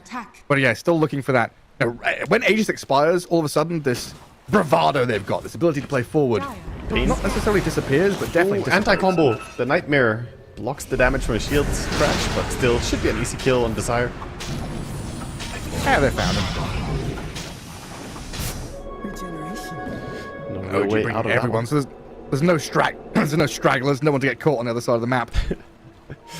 So, if you look at the neutral items for Dire, do you think they like mana? Do you think they want a bit of mana on that team and a little bit thirsty? Oh wow. Honestly, I'm a big fan of mana drop or draft ever since it became a tier 2 item. Also, it makes no sense it's pronounced that way. But... Playing with friends. Dire's middle tower is under I always do. But it's funny you bring that up because are they going to catch here? No. What we did, I did a day of Blast with Lacoste not long ago, and that was we cast 5 games, and that was one thing that you hammered on about. It was like, why is it spelt like this? Why has it got a G and an H in it? And I'm just like, I'm not sure, but when we have these weird, you know, etymological English words popping up that have no real reason, you blame it's the French. usually the French. Okay, It's the French's fault. Yeah. I understand. Like 99% of the time. Very nice. And we blame the They Danish. messed up all our those vowels. They added all these letters to our words. It's nonsense. Swedes. Making stuff complicated. Drow Ranger is getting herself to the top of the leaderboard in farm right now. 14,200 ahead of the Bristleback, but he's still progressing nicely. Aghanim Scepter, Lotus, working on the BKB timing. And once they all get BKBs on Dire, and we start seeing some of these things like Shard on Monkey King, it does get trickier to play Coddle. Like for now, Stormstormer, yes, you're having a good game, 6-0 and 3, but it's gonna get more difficult before it gets, you know, before the game is over. He's opted to go towards the Aghanim Scepter build. Not a bad choice against the Monkey King. You can cut down the trees and try and find him. Yeah, so far, OG have been this bulldozer, just rolling down lanes non-stop, but you're kind of watching Avilus build a wall in front of you. Smoke into smoke, Bane gonna get the grip down onto Fly. The Solid Guardian's coming in though as Warwick. Wukongs, no. Bound to strike, yes. Kidaro's gonna try and song and turn onto Warwick's Monkey King with the Drow Ranger, but it's not enough damage. No one's died yet. Warwick's still alive, gets the high ground, Mixer chases them up there, but the Pango's the one to fall first. First on the hunt. Wild! Smiling, does he go high ground? He cracks it. It goes up there, gets pushed back, still chasing forward though, knowing that OG don't have many spells left to hold him back, and Kidaro Pig might be dead. Desire's going to catch up with a nice little jump, rebound over. Damage from the Bristleback, tries to turn his back, nightmared up for a moment. Monkey King thinking about leaping in, but they say that's enough. Good kiting by OG there, backing away. Also, really crazy call there, quickly just saying, okay, I'm gonna use this Song of Sire and we kill off the Monkey King. It almost worked, but that new facet, changing of the guard, becoming a statue is so strong. So he disjointed the attention onto himself. Managed to stay alive. I've played against this facet a few times now, and the Monkey King disappearing is really annoying. He can do it multiple times. Only has, I think, 1.5 second cooldown. Where did he go?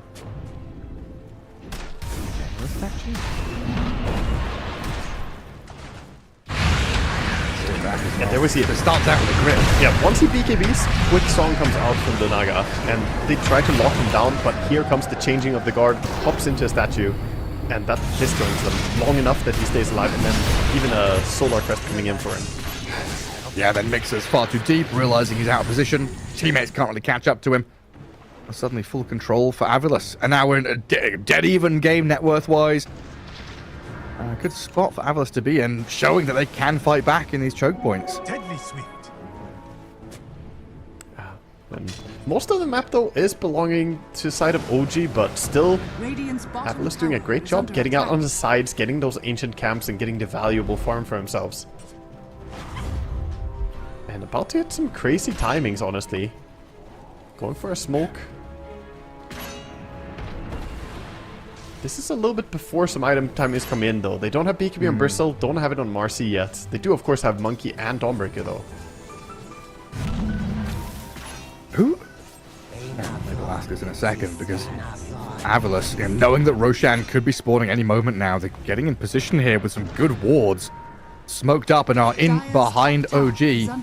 Korea going to get sniped out by Fly. Shadowblade down. A big pickup there. And it also gives away the positioning of OG. They're up on this high ground and Avilas knows it. Yeah. Puts down a ward, sees them. Gonna play the high ground advantage. Don't go into the low ground against the piggy. Too dangerous to do so. Still awkward spot for OG to just hang on here, because you know Dawnbreaker is farming all the while, and they're now cutting the mid wave. So OG forced to make a move. Needs to do something. Can't just stay in this area. Radiant's middle tower. Now they're going to go and push out the waves, try and catch someone, get something going for themselves. Yeah, they're trying to hold on to this spot right now, but losing courier, losing creep waves. That's rough. They're turning it into high ground push to force people home. I'm not sure about going high ground without Dire's top Aegis, tower though. is under attack. Into these Dawnbreaker just has to... PvPs. If she kills one wave, the push stops. Oh, there's one creep coming in that top left corner, but yes, you'll get damage on this tier 3. They're just trying to force a reaction. They're trying to force Avilas to stop cutting waves the way they were doing. But Avilas are happy where they are. They're pinging the one creep. They're saying, guys, it's fine. Backdoor will stop again. If it comes in at all, even. The next creep comes in. Now they see the Smiling Knight Bristleback. KB down on Marcy. Double damage bottom, but no one really here to pick it up. Dude, they have 4 BKBs right now versus 0. It's gonna be a full-on run-at-them fight. The one hero without a BKB gets caught. The CM. Not the biggest casualty, but could be Why enough. didn't he take the DD? He doesn't want it. Okay, well, Drow has it now. Well, she And wants it. Roshan's alive. And, definitely thinking about the Roche, but Marcy also in a good position to allow for Dawnbreaker to jump in, could go from behind. Well, there's the buyback. Roshan roars and OG retreat to position. The high ground vision immediately dewarded. Scanning. That could have been an awkward spot for OG to play from. At least the buyback used, you know, it's something, but this is a lot of time of OG not hitting creeps at all. And just kind of sitting together. As the Dawnbreaker is off and shoving creep waves, mid is shoving in. And again, we're kind of stepping forward as OG into their own vision, trying to play from this high ground observer ward. But it's quite deep here. Oh, it's about to erupt. They gotta go soon. They're wrapping around in behind onto the Naga Siren. Monkey King sees her. Down the strike onto the creep wave. Warwick and Desire jump in. The Will-O-Wisp is placed down, and OG have held the back for now as Desire goes in with the ultimate dispose, finding the Drow Ranger and the Solar Guardian on the top, trying to aim on the Shad. The golden circles galore. Drow Ranger, though, being saved up by the song. Going to keep her alive for long enough. Shad needs the distance for the Boundless Strike, and now the Bristleback coming in to kill off the Drow. Starbreaker slams down Kadaro. Freezing Field out of Fly is going to zone the rest of them out as OG get cut in half. Oh my god, dude. It's hard to overstate how hard that fight is for OG. They did everything they could, but you cannot stop the stampede of heroes when they come in with all debuff immunity, just charging with one goal in mind. Bring down the DPS, kill off the Drow Ranger, and then what are you gonna do? You don't have damage to kill off all these very tanky cores. Very quickly, running straight back down to Roche Pit. Running around the Big old Live will-o-wisp. with Monkey going onto the Bane as well, so he's gonna get a pick off, but they're still taking Roach with the Bristle. There we see the Song attempted to prevent the kills, but couldn't do so. But Stormstormer's coming in for a contest with this Roach. He's trying to play around it. See what he's able to do with Illuminate spam, try and chip away at them a little bit. Might just get jumped. Yeah, he's been found. That's unfortunate for OG. Push back with the blinding light's not going to be enough. And again, Desire. Like Tusk in game 1, here in game 2. This Marcy, you were right, gets Monkey doesn't have gets the ability just to jump in there, find openings. Oh, the shard. Hops to safety. Fine. Now Mixer trying to roll in, not going to be able to catch up to anyone. Mixer not getting anyone, they all get out, but Roche is low HP and they kind of back off to reset. Maybe you can sneak in quickly. Draw damage. Pangolier.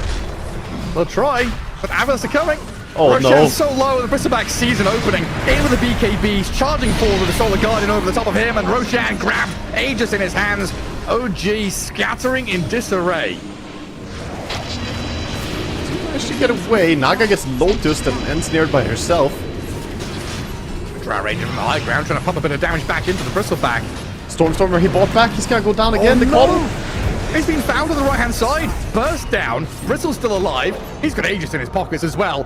They'll get the catch on the Monkey King, but he doesn't care. BKB's up, charges forward, gives him the tip and says, thank you very much, I'll have a Bane for breakfast. Yeah, the Fiend Script and then Naga cancelling the Fiend Script with her own song. A gust to push back. The Monkey King jumps in. Multi-shot to try and slow them down. Warwick, where's the Bound and Strike? He must have it soon, surely. 2 seconds. Another jump forward. A catch on this Drow Ranger would be huge. There we go. The rebound in. Bound and Strike. Celestial Hammer. Just everything chucked at Shad. This game has gone from incredible to atrociously unplayable for OG in the past 3 minutes. It all started in that awkward kind of 5-manning on the enemy side of the map and just allowing Avalis to, for I think almost 2 minutes, just keep pushing lanes, getting items. They finished up these key items, the BKB on Marcy and so on, during that stalemate. And OG just didn't really progress at all. Now, they find themselves far behind. That's a real challenge for them. And Avalos have been playing very, very nicely. Avalos looks strong. I don't know how else to say it. They play my favorite type of Dota, which is this very hyper-aggressive, or perhaps not hyper-aggressive. It's still controlled, but it is capable of exploding, right? They pick their moments, and then it's very, very violent for a few seconds, and then back to farming. They're a SWAT team. Yeah. You know, breach charge on the door, blow it up, they're in, they get what they came for, save the hostages, they're out. Movement, violence, movement. That's what the team is. Very, very mobile with all these jumps as well. So hard for the Caudal now. He almost needs Blink Dagger to just keep himself at a distance. As Tormentor now gets taken down very quickly. And they all had Shard already, so 455 gold each. Money. That's a yummy amount of gold. Radiant are scanning. Baby, yeah, it really is like Avalos, the timing hits, right? Synchronizing their items, their skills, everything has been spot on from them. And the fact they've got this Monkey King and Marcy able to enable this Dawnbreaker to play from across the map, just gives them so much catch onto a poor little Drow Ranger. Yeah, and these saves are just not capable of keeping people alive. The Naga Siren, sure, you have Mech to heal people, you have the Solar Crest to try and keep people alive, but there's just no way for him to try and out-sustain the damage coming through.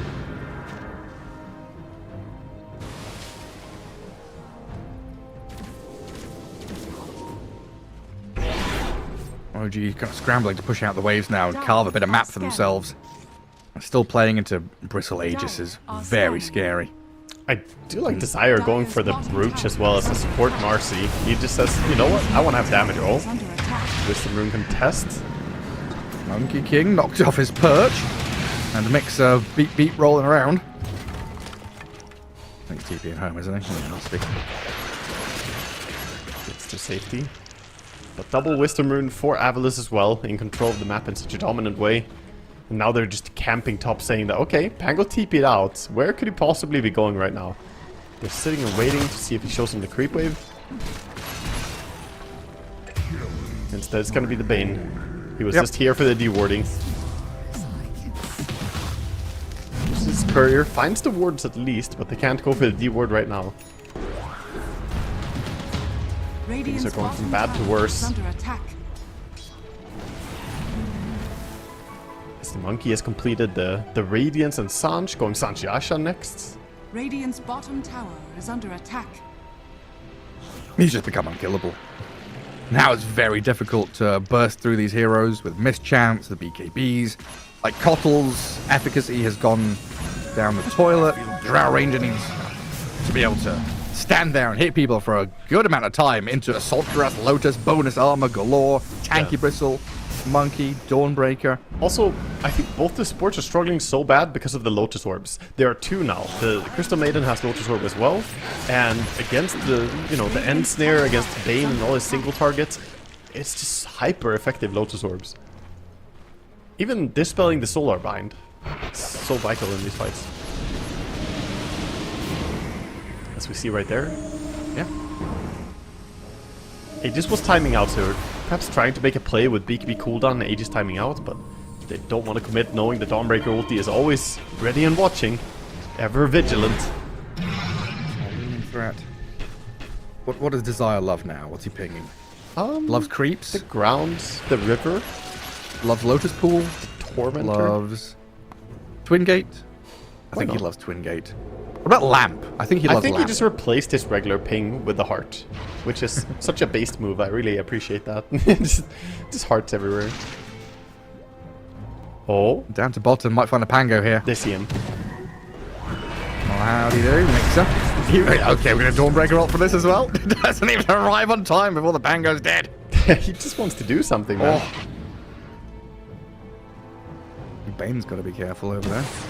Thinking about cutting away. But Drow Ranger's still down here. Sentry Ward gives vision. And Desire getting close to solo killing the Drow. But he's elicited a reaction here from the supports. Stormstorm and Will-O-Wisp trying to find him, but Desire's out there already. You see the Crystal Maiden as she cheekily D-word some behind her. Radiant's middle tower The is enemy under team. attack. This was over before it started. OG. They feel like they need to make a move, and they're probably right, but difficult to get the right control. Dawnbreaker ulti's on cooldown for a while. He didn't take the CDR talent for the ulti this time.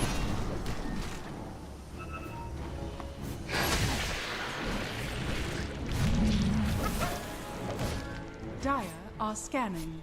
We're still gonna have it in 20 seconds. Sire has been scanned out. Shad is in full-on hunting mode right now. He finds the Marcy. Give me something. Anything, please. BKB up for a Desire. Places wards on his way out there. Ooh, heals up a little bit. Stays alive. Clipped. Barely taken down by Shad's multi-shot. Yeah, that was very nicely executed by Shad. Good try by Desire. Peeks out, but thinks there's a ward. It was just a scan. Radiant's top tower is under attack. Now OG actually able to get down a lane. Maybe pressure that tier 2. Tower is under attack. Yeah, look at the rest of the map. In mid lane, if Stormstormer shows there, quite easily die. I'll see Smiley Knight and Fly, so Stormstormer does not show. And they should get themselves the tier 2. Tower Awesome. is dropping. They don't really want to fight without all their heroes, understandably. Is under attack. And Drow closing in on a Dire's butterfly. bottom tower has fallen. Very impactful item this game, as I don't think there's any true strike just yet for them. And also the DPS increase for a Drow Ranger. Getting butterfly is insane.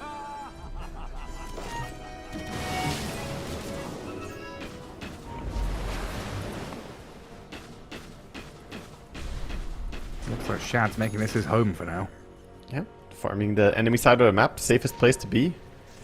Still missing out on the most, Radiant's top tower the is rich under farmlands again. I always talk about this, but Radiant whichever are team is scanning. controlling more of the ancient camps are just passively progressing their gold a little bit faster. Radiant's middle tower is under attack. And the edge of the map at this stage of the game is essentially just more ancient camps. You have the ancient croakers, so there are essentially 6 ancient camps right now.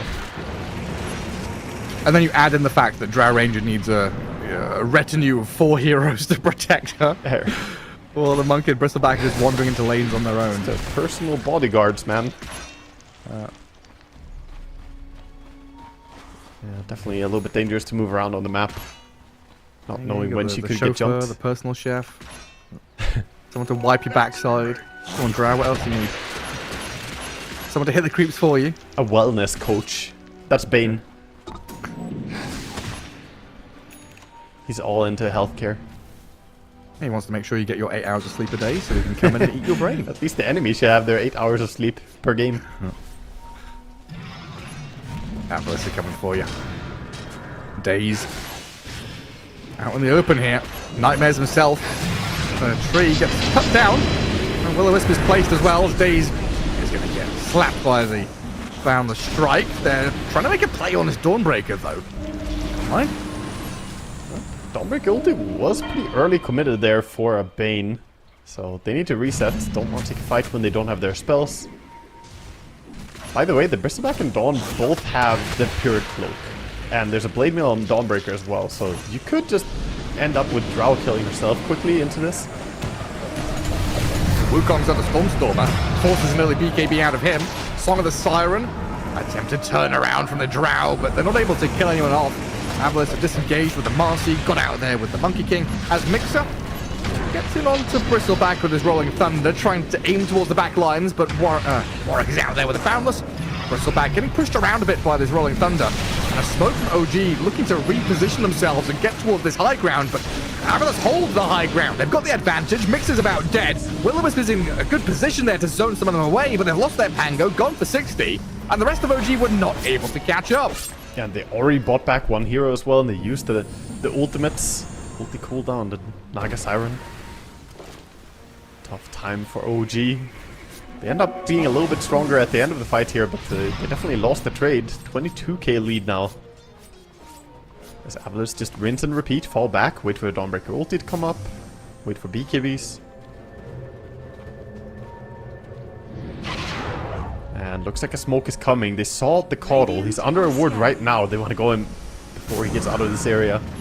I mean, no BKB. Oh, he's got BKB in a second. Yeah, it's back on cooldown now. Monkey's trying to set up. Fights the Bane instead. He doesn't have buyback. He's got the grab on Daze. Nightmare is there, but in comes the Marcy, catching out the Daze Bane. Who pops out, and he's gone for 70. Cost me. With Roche as well, right next to them. They do still want to try and fight this somehow. Not sure how you get the angle. Silver Edge ready on the Drow. Considering going on the Bristle, but it's not an easy target with Dawnbreaker always lurking. There's a lot of annoying little things, you know, Will-O-Wisp and they're on the illusions and stuff, but now Stormstormer has the BKB and he's going to get pummeled. Dawnbreaker with the Monkey King right on top of his head, and look at this, Zibe Dawn go towards the Naga Siren, immediately catching up to her, bringing her down and also clipping the Drow with a stun. Forcing early Manta Style and a run away. Drow does turn and kill off Desire. Big damage from Shad, but Zibe is on top of her. Catching up to Shad with the help of Smiling Knight, just a bit more damage to finish the job, and that's it. Song of the Siren comes out, but what can they do? Try and deal with Fly, the Crystal Maiden? You've got a Bristleback and a Dawnbreaker destroying you. You've brought back on Stormstormer and Kidaro to try and complete this fight, but Stormstormer's dying on the left-hand side while Mixer dies on the right. Will-O-Wisp not going to help out an awful lot. Zibe is zoned away, 2 of these OG heroes on his own, and Smiling Knight just charging towards them. They're just a wrecking crew at this point. The Bristleback, the Dawnbreaker, the Monkey. Hyper mobility and so durable, you just can't get through it. And unfortunately, the supports for OG are struggling to have nearly the same impact that I see from the Marcy in particular, who can just run in and basically force the Power Ranger to just run the entire fight. It's not been easy for Shad at all. And now Roshan for Avalos. Aegis for Smiling Knight. Refresher Shard. Tons of goodies. Yeah.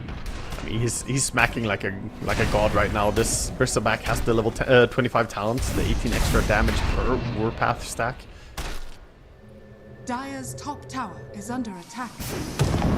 And up top, they see Stormstormer. He has BP ready. Can it save him though against the Basher? No. Don't think so. Harpoon into Bash into dead. 100 seconds with him dead. So what is it? A Harpoon, Abyssal Blade on the Dawnbreaker. Harpoon, no Basher on this Monkey King, but he's got tons of other stuff to give. Yeah, he's also got his Boundless Strike, so when there's not a BKB there, he does have Disable. Desperate attempt onto the Dawn. She gets Blade Mail out. Yeah, Gripper's good, but the damage is lacking. Drow Ranger can't finish her off just yet. Maybe now with Shad, Daze, and Kidaro surrounding Zibe, they get the Dawnbreaker down for well over 2,000 gold. 2.5k almost. See the big bounty on his head. Fantastic pickoff as the push was coming down bottom. Now, with one hero dead, it's not as easy to go high ground. They still want to go, of course, having the Aegis, knowing the Caudal isn't here to spam out the creep waves. I am mighty. Radiant structures are And they got a fortified. Nightmare into Nightmare bounce back. Dawnbreaker dead for 70 seconds. Not going to deter Avalos from going high ground with a banner. Double catapults. Going to launch big old projectiles at these barracks. Yeah, he's waiting a few seconds for Dawnbreaker to have buyback with ulti ready before he wants to go in. So Dawnbreaker has it now. Could make a play on Bristle. That's the Aegis, they're diving in. Nightmare to save, but Shad dragged back with a harpoon into Invis and turns to fight Warwick. And they've got a three-man setup here with a Song of the Siren, but no follow-up to actually go on top of it. So Barracks quickly dispatched. Jump away, rebound, save. An item dropped on the floor. I don't know what that is, but apparently it's not super important because Avalos are leaving. Yeah, the Monkey King running around with a very full backpack. Still has his slippers in his backpack. Need to clean up your inventory. Mark for sell. Well, I guess it wasn't his slippers. He drops it again. What are his slippers now? Is it a drow? Should she leave them there? It's garbage. Mark Bit for of sell, littering. man. Gotta use that feature. So good. You just run by a shop, it's gone. Tell the courier to go to you, it's gone. Now, long gone are the days where we leave branches and sticks in the roach pit. That's so wasteful. Now we recycle in Dota. Progressive. They Yeah, did you lose buy the a- top tier 3 tower. Big creep wave gets it done.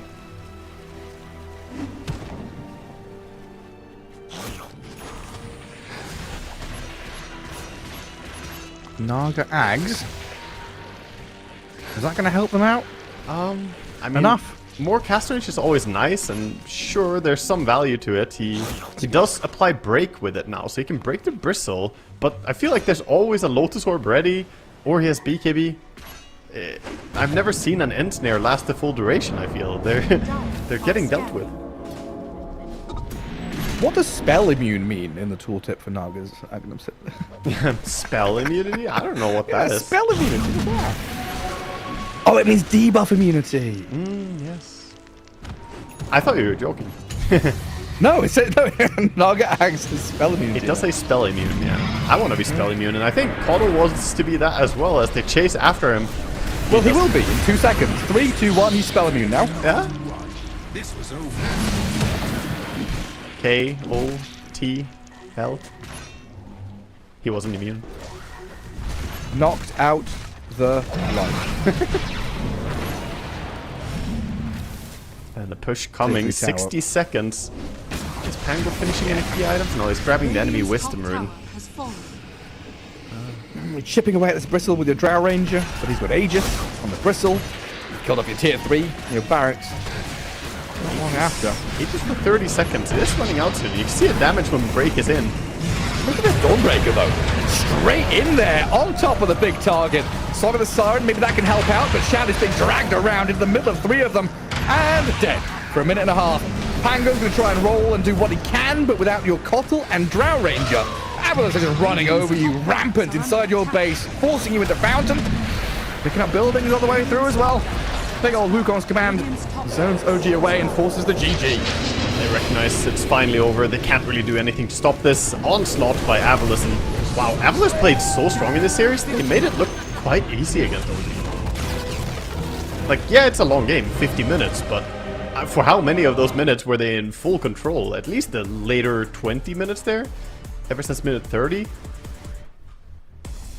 Yeah, maybe even a bit longer, right? And I felt like OG, this Cottle, had a very good, like, 10 to 25 minute period. Then after minute 25, it was the comeback time for Avalos. Taking these fights, controlling the zones on the map, and playing off the back of these Lotus Orb timings, which are super nice. Yeah, that was a game where OG, they got off to a nice start, tried to keep the tempo up, but I always feared, we saw the intention, the 4 BKBs being queued up, and once you get all that, you lose a lot of value from the heroes that rely on casting spells. Caudal doesn't do anything, he can't save the Drow Ranger, and that was also a smart part. They recognize if we just kill Drow during the BKB, that's all they need to do. After that, they can take the fight into spells. That's fine. Yeah, because they don't have the how do I want to say, like consistent save or like regular save. They've Yeah. got Nightmare and Song There's of the no Siren. relocate. There's no proper Disruption. There's no false promise, grave, whatever. Yeah. Right. Yeah, their only saves were like sort of conditional. Like the Naga Siren Song could do some work. It heals you and keeps the non-debuff immune enemies away, but they all were golden. And I think Shad, he just had the most panic team fights ever. He's like, they're on me, guys. They all jump out of the corners, out of the trees, wherever they are. It was like this capture the flag moment, right? Where Drow Ranger just has the flag for OG non-stop. Just Avila see the Drow Ranger, beeline for that, capture the flag, kill the Drow, and then it's like, okay, where does damage come from? The Stormstormer needs these kind of extended team fights to heal and push and get things going. Daze and Kadaro want these, immediate turnaround plays where it's a Nightmare into a Fiend's Grip, or a Song of the Siren into a reel in from the Olden Snare. Yeah. Didn't feel like there was that synchronization in what the heroes wanted to achieve, whereas Avalos, again, you've been saying it, game 1 and game 2, the same drive, the same focus of we're playing fast, we're playing together, we hit these key items at the same time, and we go.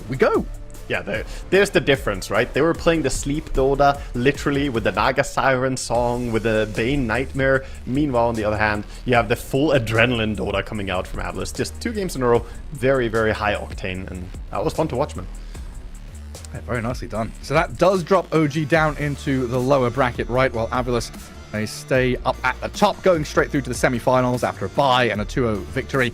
Of course, we do have the other games going on at the same time on the other stream, and the lower bracket here up on your screens as well, with Zero Tenacity waiting for their opponent, and OG looking for that victor from Passion UA, and 1 win. Yeah, plenty of games to go in this, of course, but good start to the qualifiers. Pretty hype. Of course, a lot of these teams, we expect them to be fairly evenly matched, but perhaps we have Navi Jr. and maybe Avalos after this as well, showing themselves to be some of the stronger ones.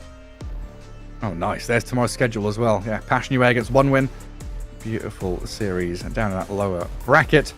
And wait, who is that symbol against Zero Tenacity? Yeah, sorry, I'm bad at symbols for these teams. I literally don't even think about It's like upside down tundra. Not sure who that is. Yeah. That's still TBD. Of course, they're waiting for their opponent to drop down. Of course, Mouse against Navi Jr. is still going on. I thought there was someone looking coming up with a new Tundra symbol here. Yeah. It's like upside down tundra. Just reverse it. Adrunt or something. Whatever that is backwards. New team on the blog. But yeah, I mean, good to see Avalos performing at this level. A bit sad to see OG stalling after a good showing earlier on today. They had a nice warm-up, but meeting some stiff opposition here in this best of 3. Got to refocus, and that's why it's double elimination as well. We wanted the best team to make it through, and yeah, we'll see which one that's going to be. Well, that wraps things up for us today. Day 1 of the qualifiers heading towards Riyadh. Esports World Cup will continue, of course, tomorrow for Western Europe, but there's tons of regions. Check out all the streams. We'll see you again for some more Dota 2.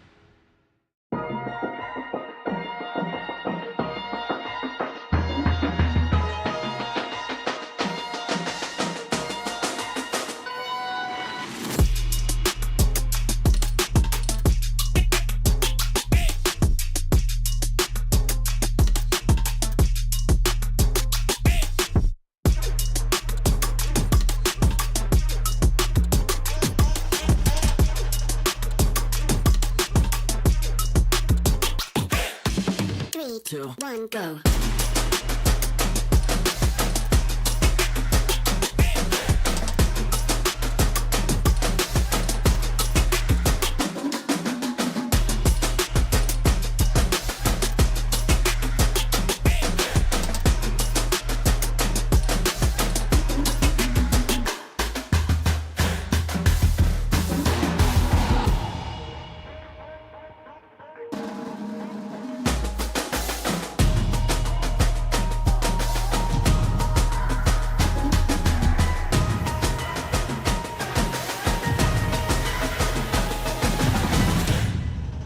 3, 2, 1, go.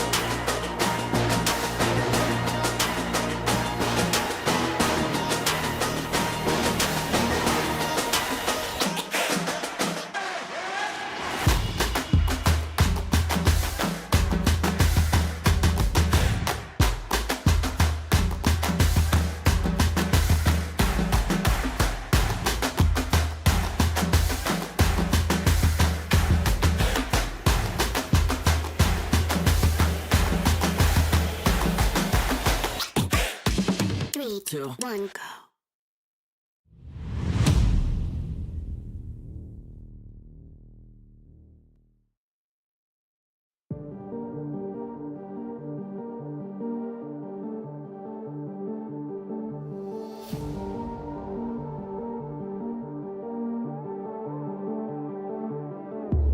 Come into my world if you wanna see some action. Enter my zone, shut down the competition. Stand up from the crowd, yeah, I'm the main attraction. Come into my world if you're ready for some action. Are you ready?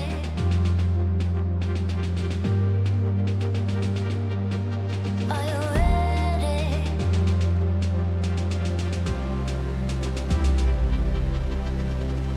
I came here to win.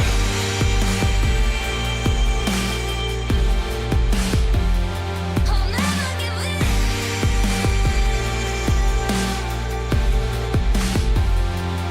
Make my one woman on me. Only one woman on me. Only one woman on me. Only one woman on me. One woman on me.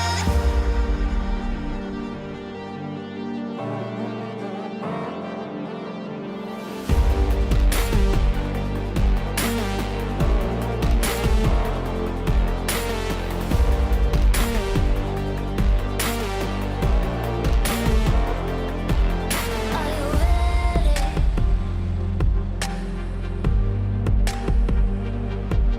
Are you ready?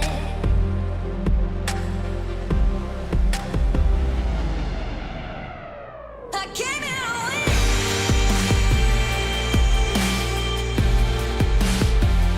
I'll never give in.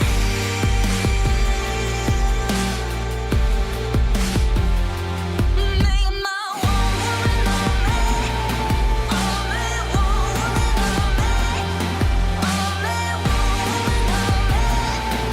Only one woman on me. One woman on me.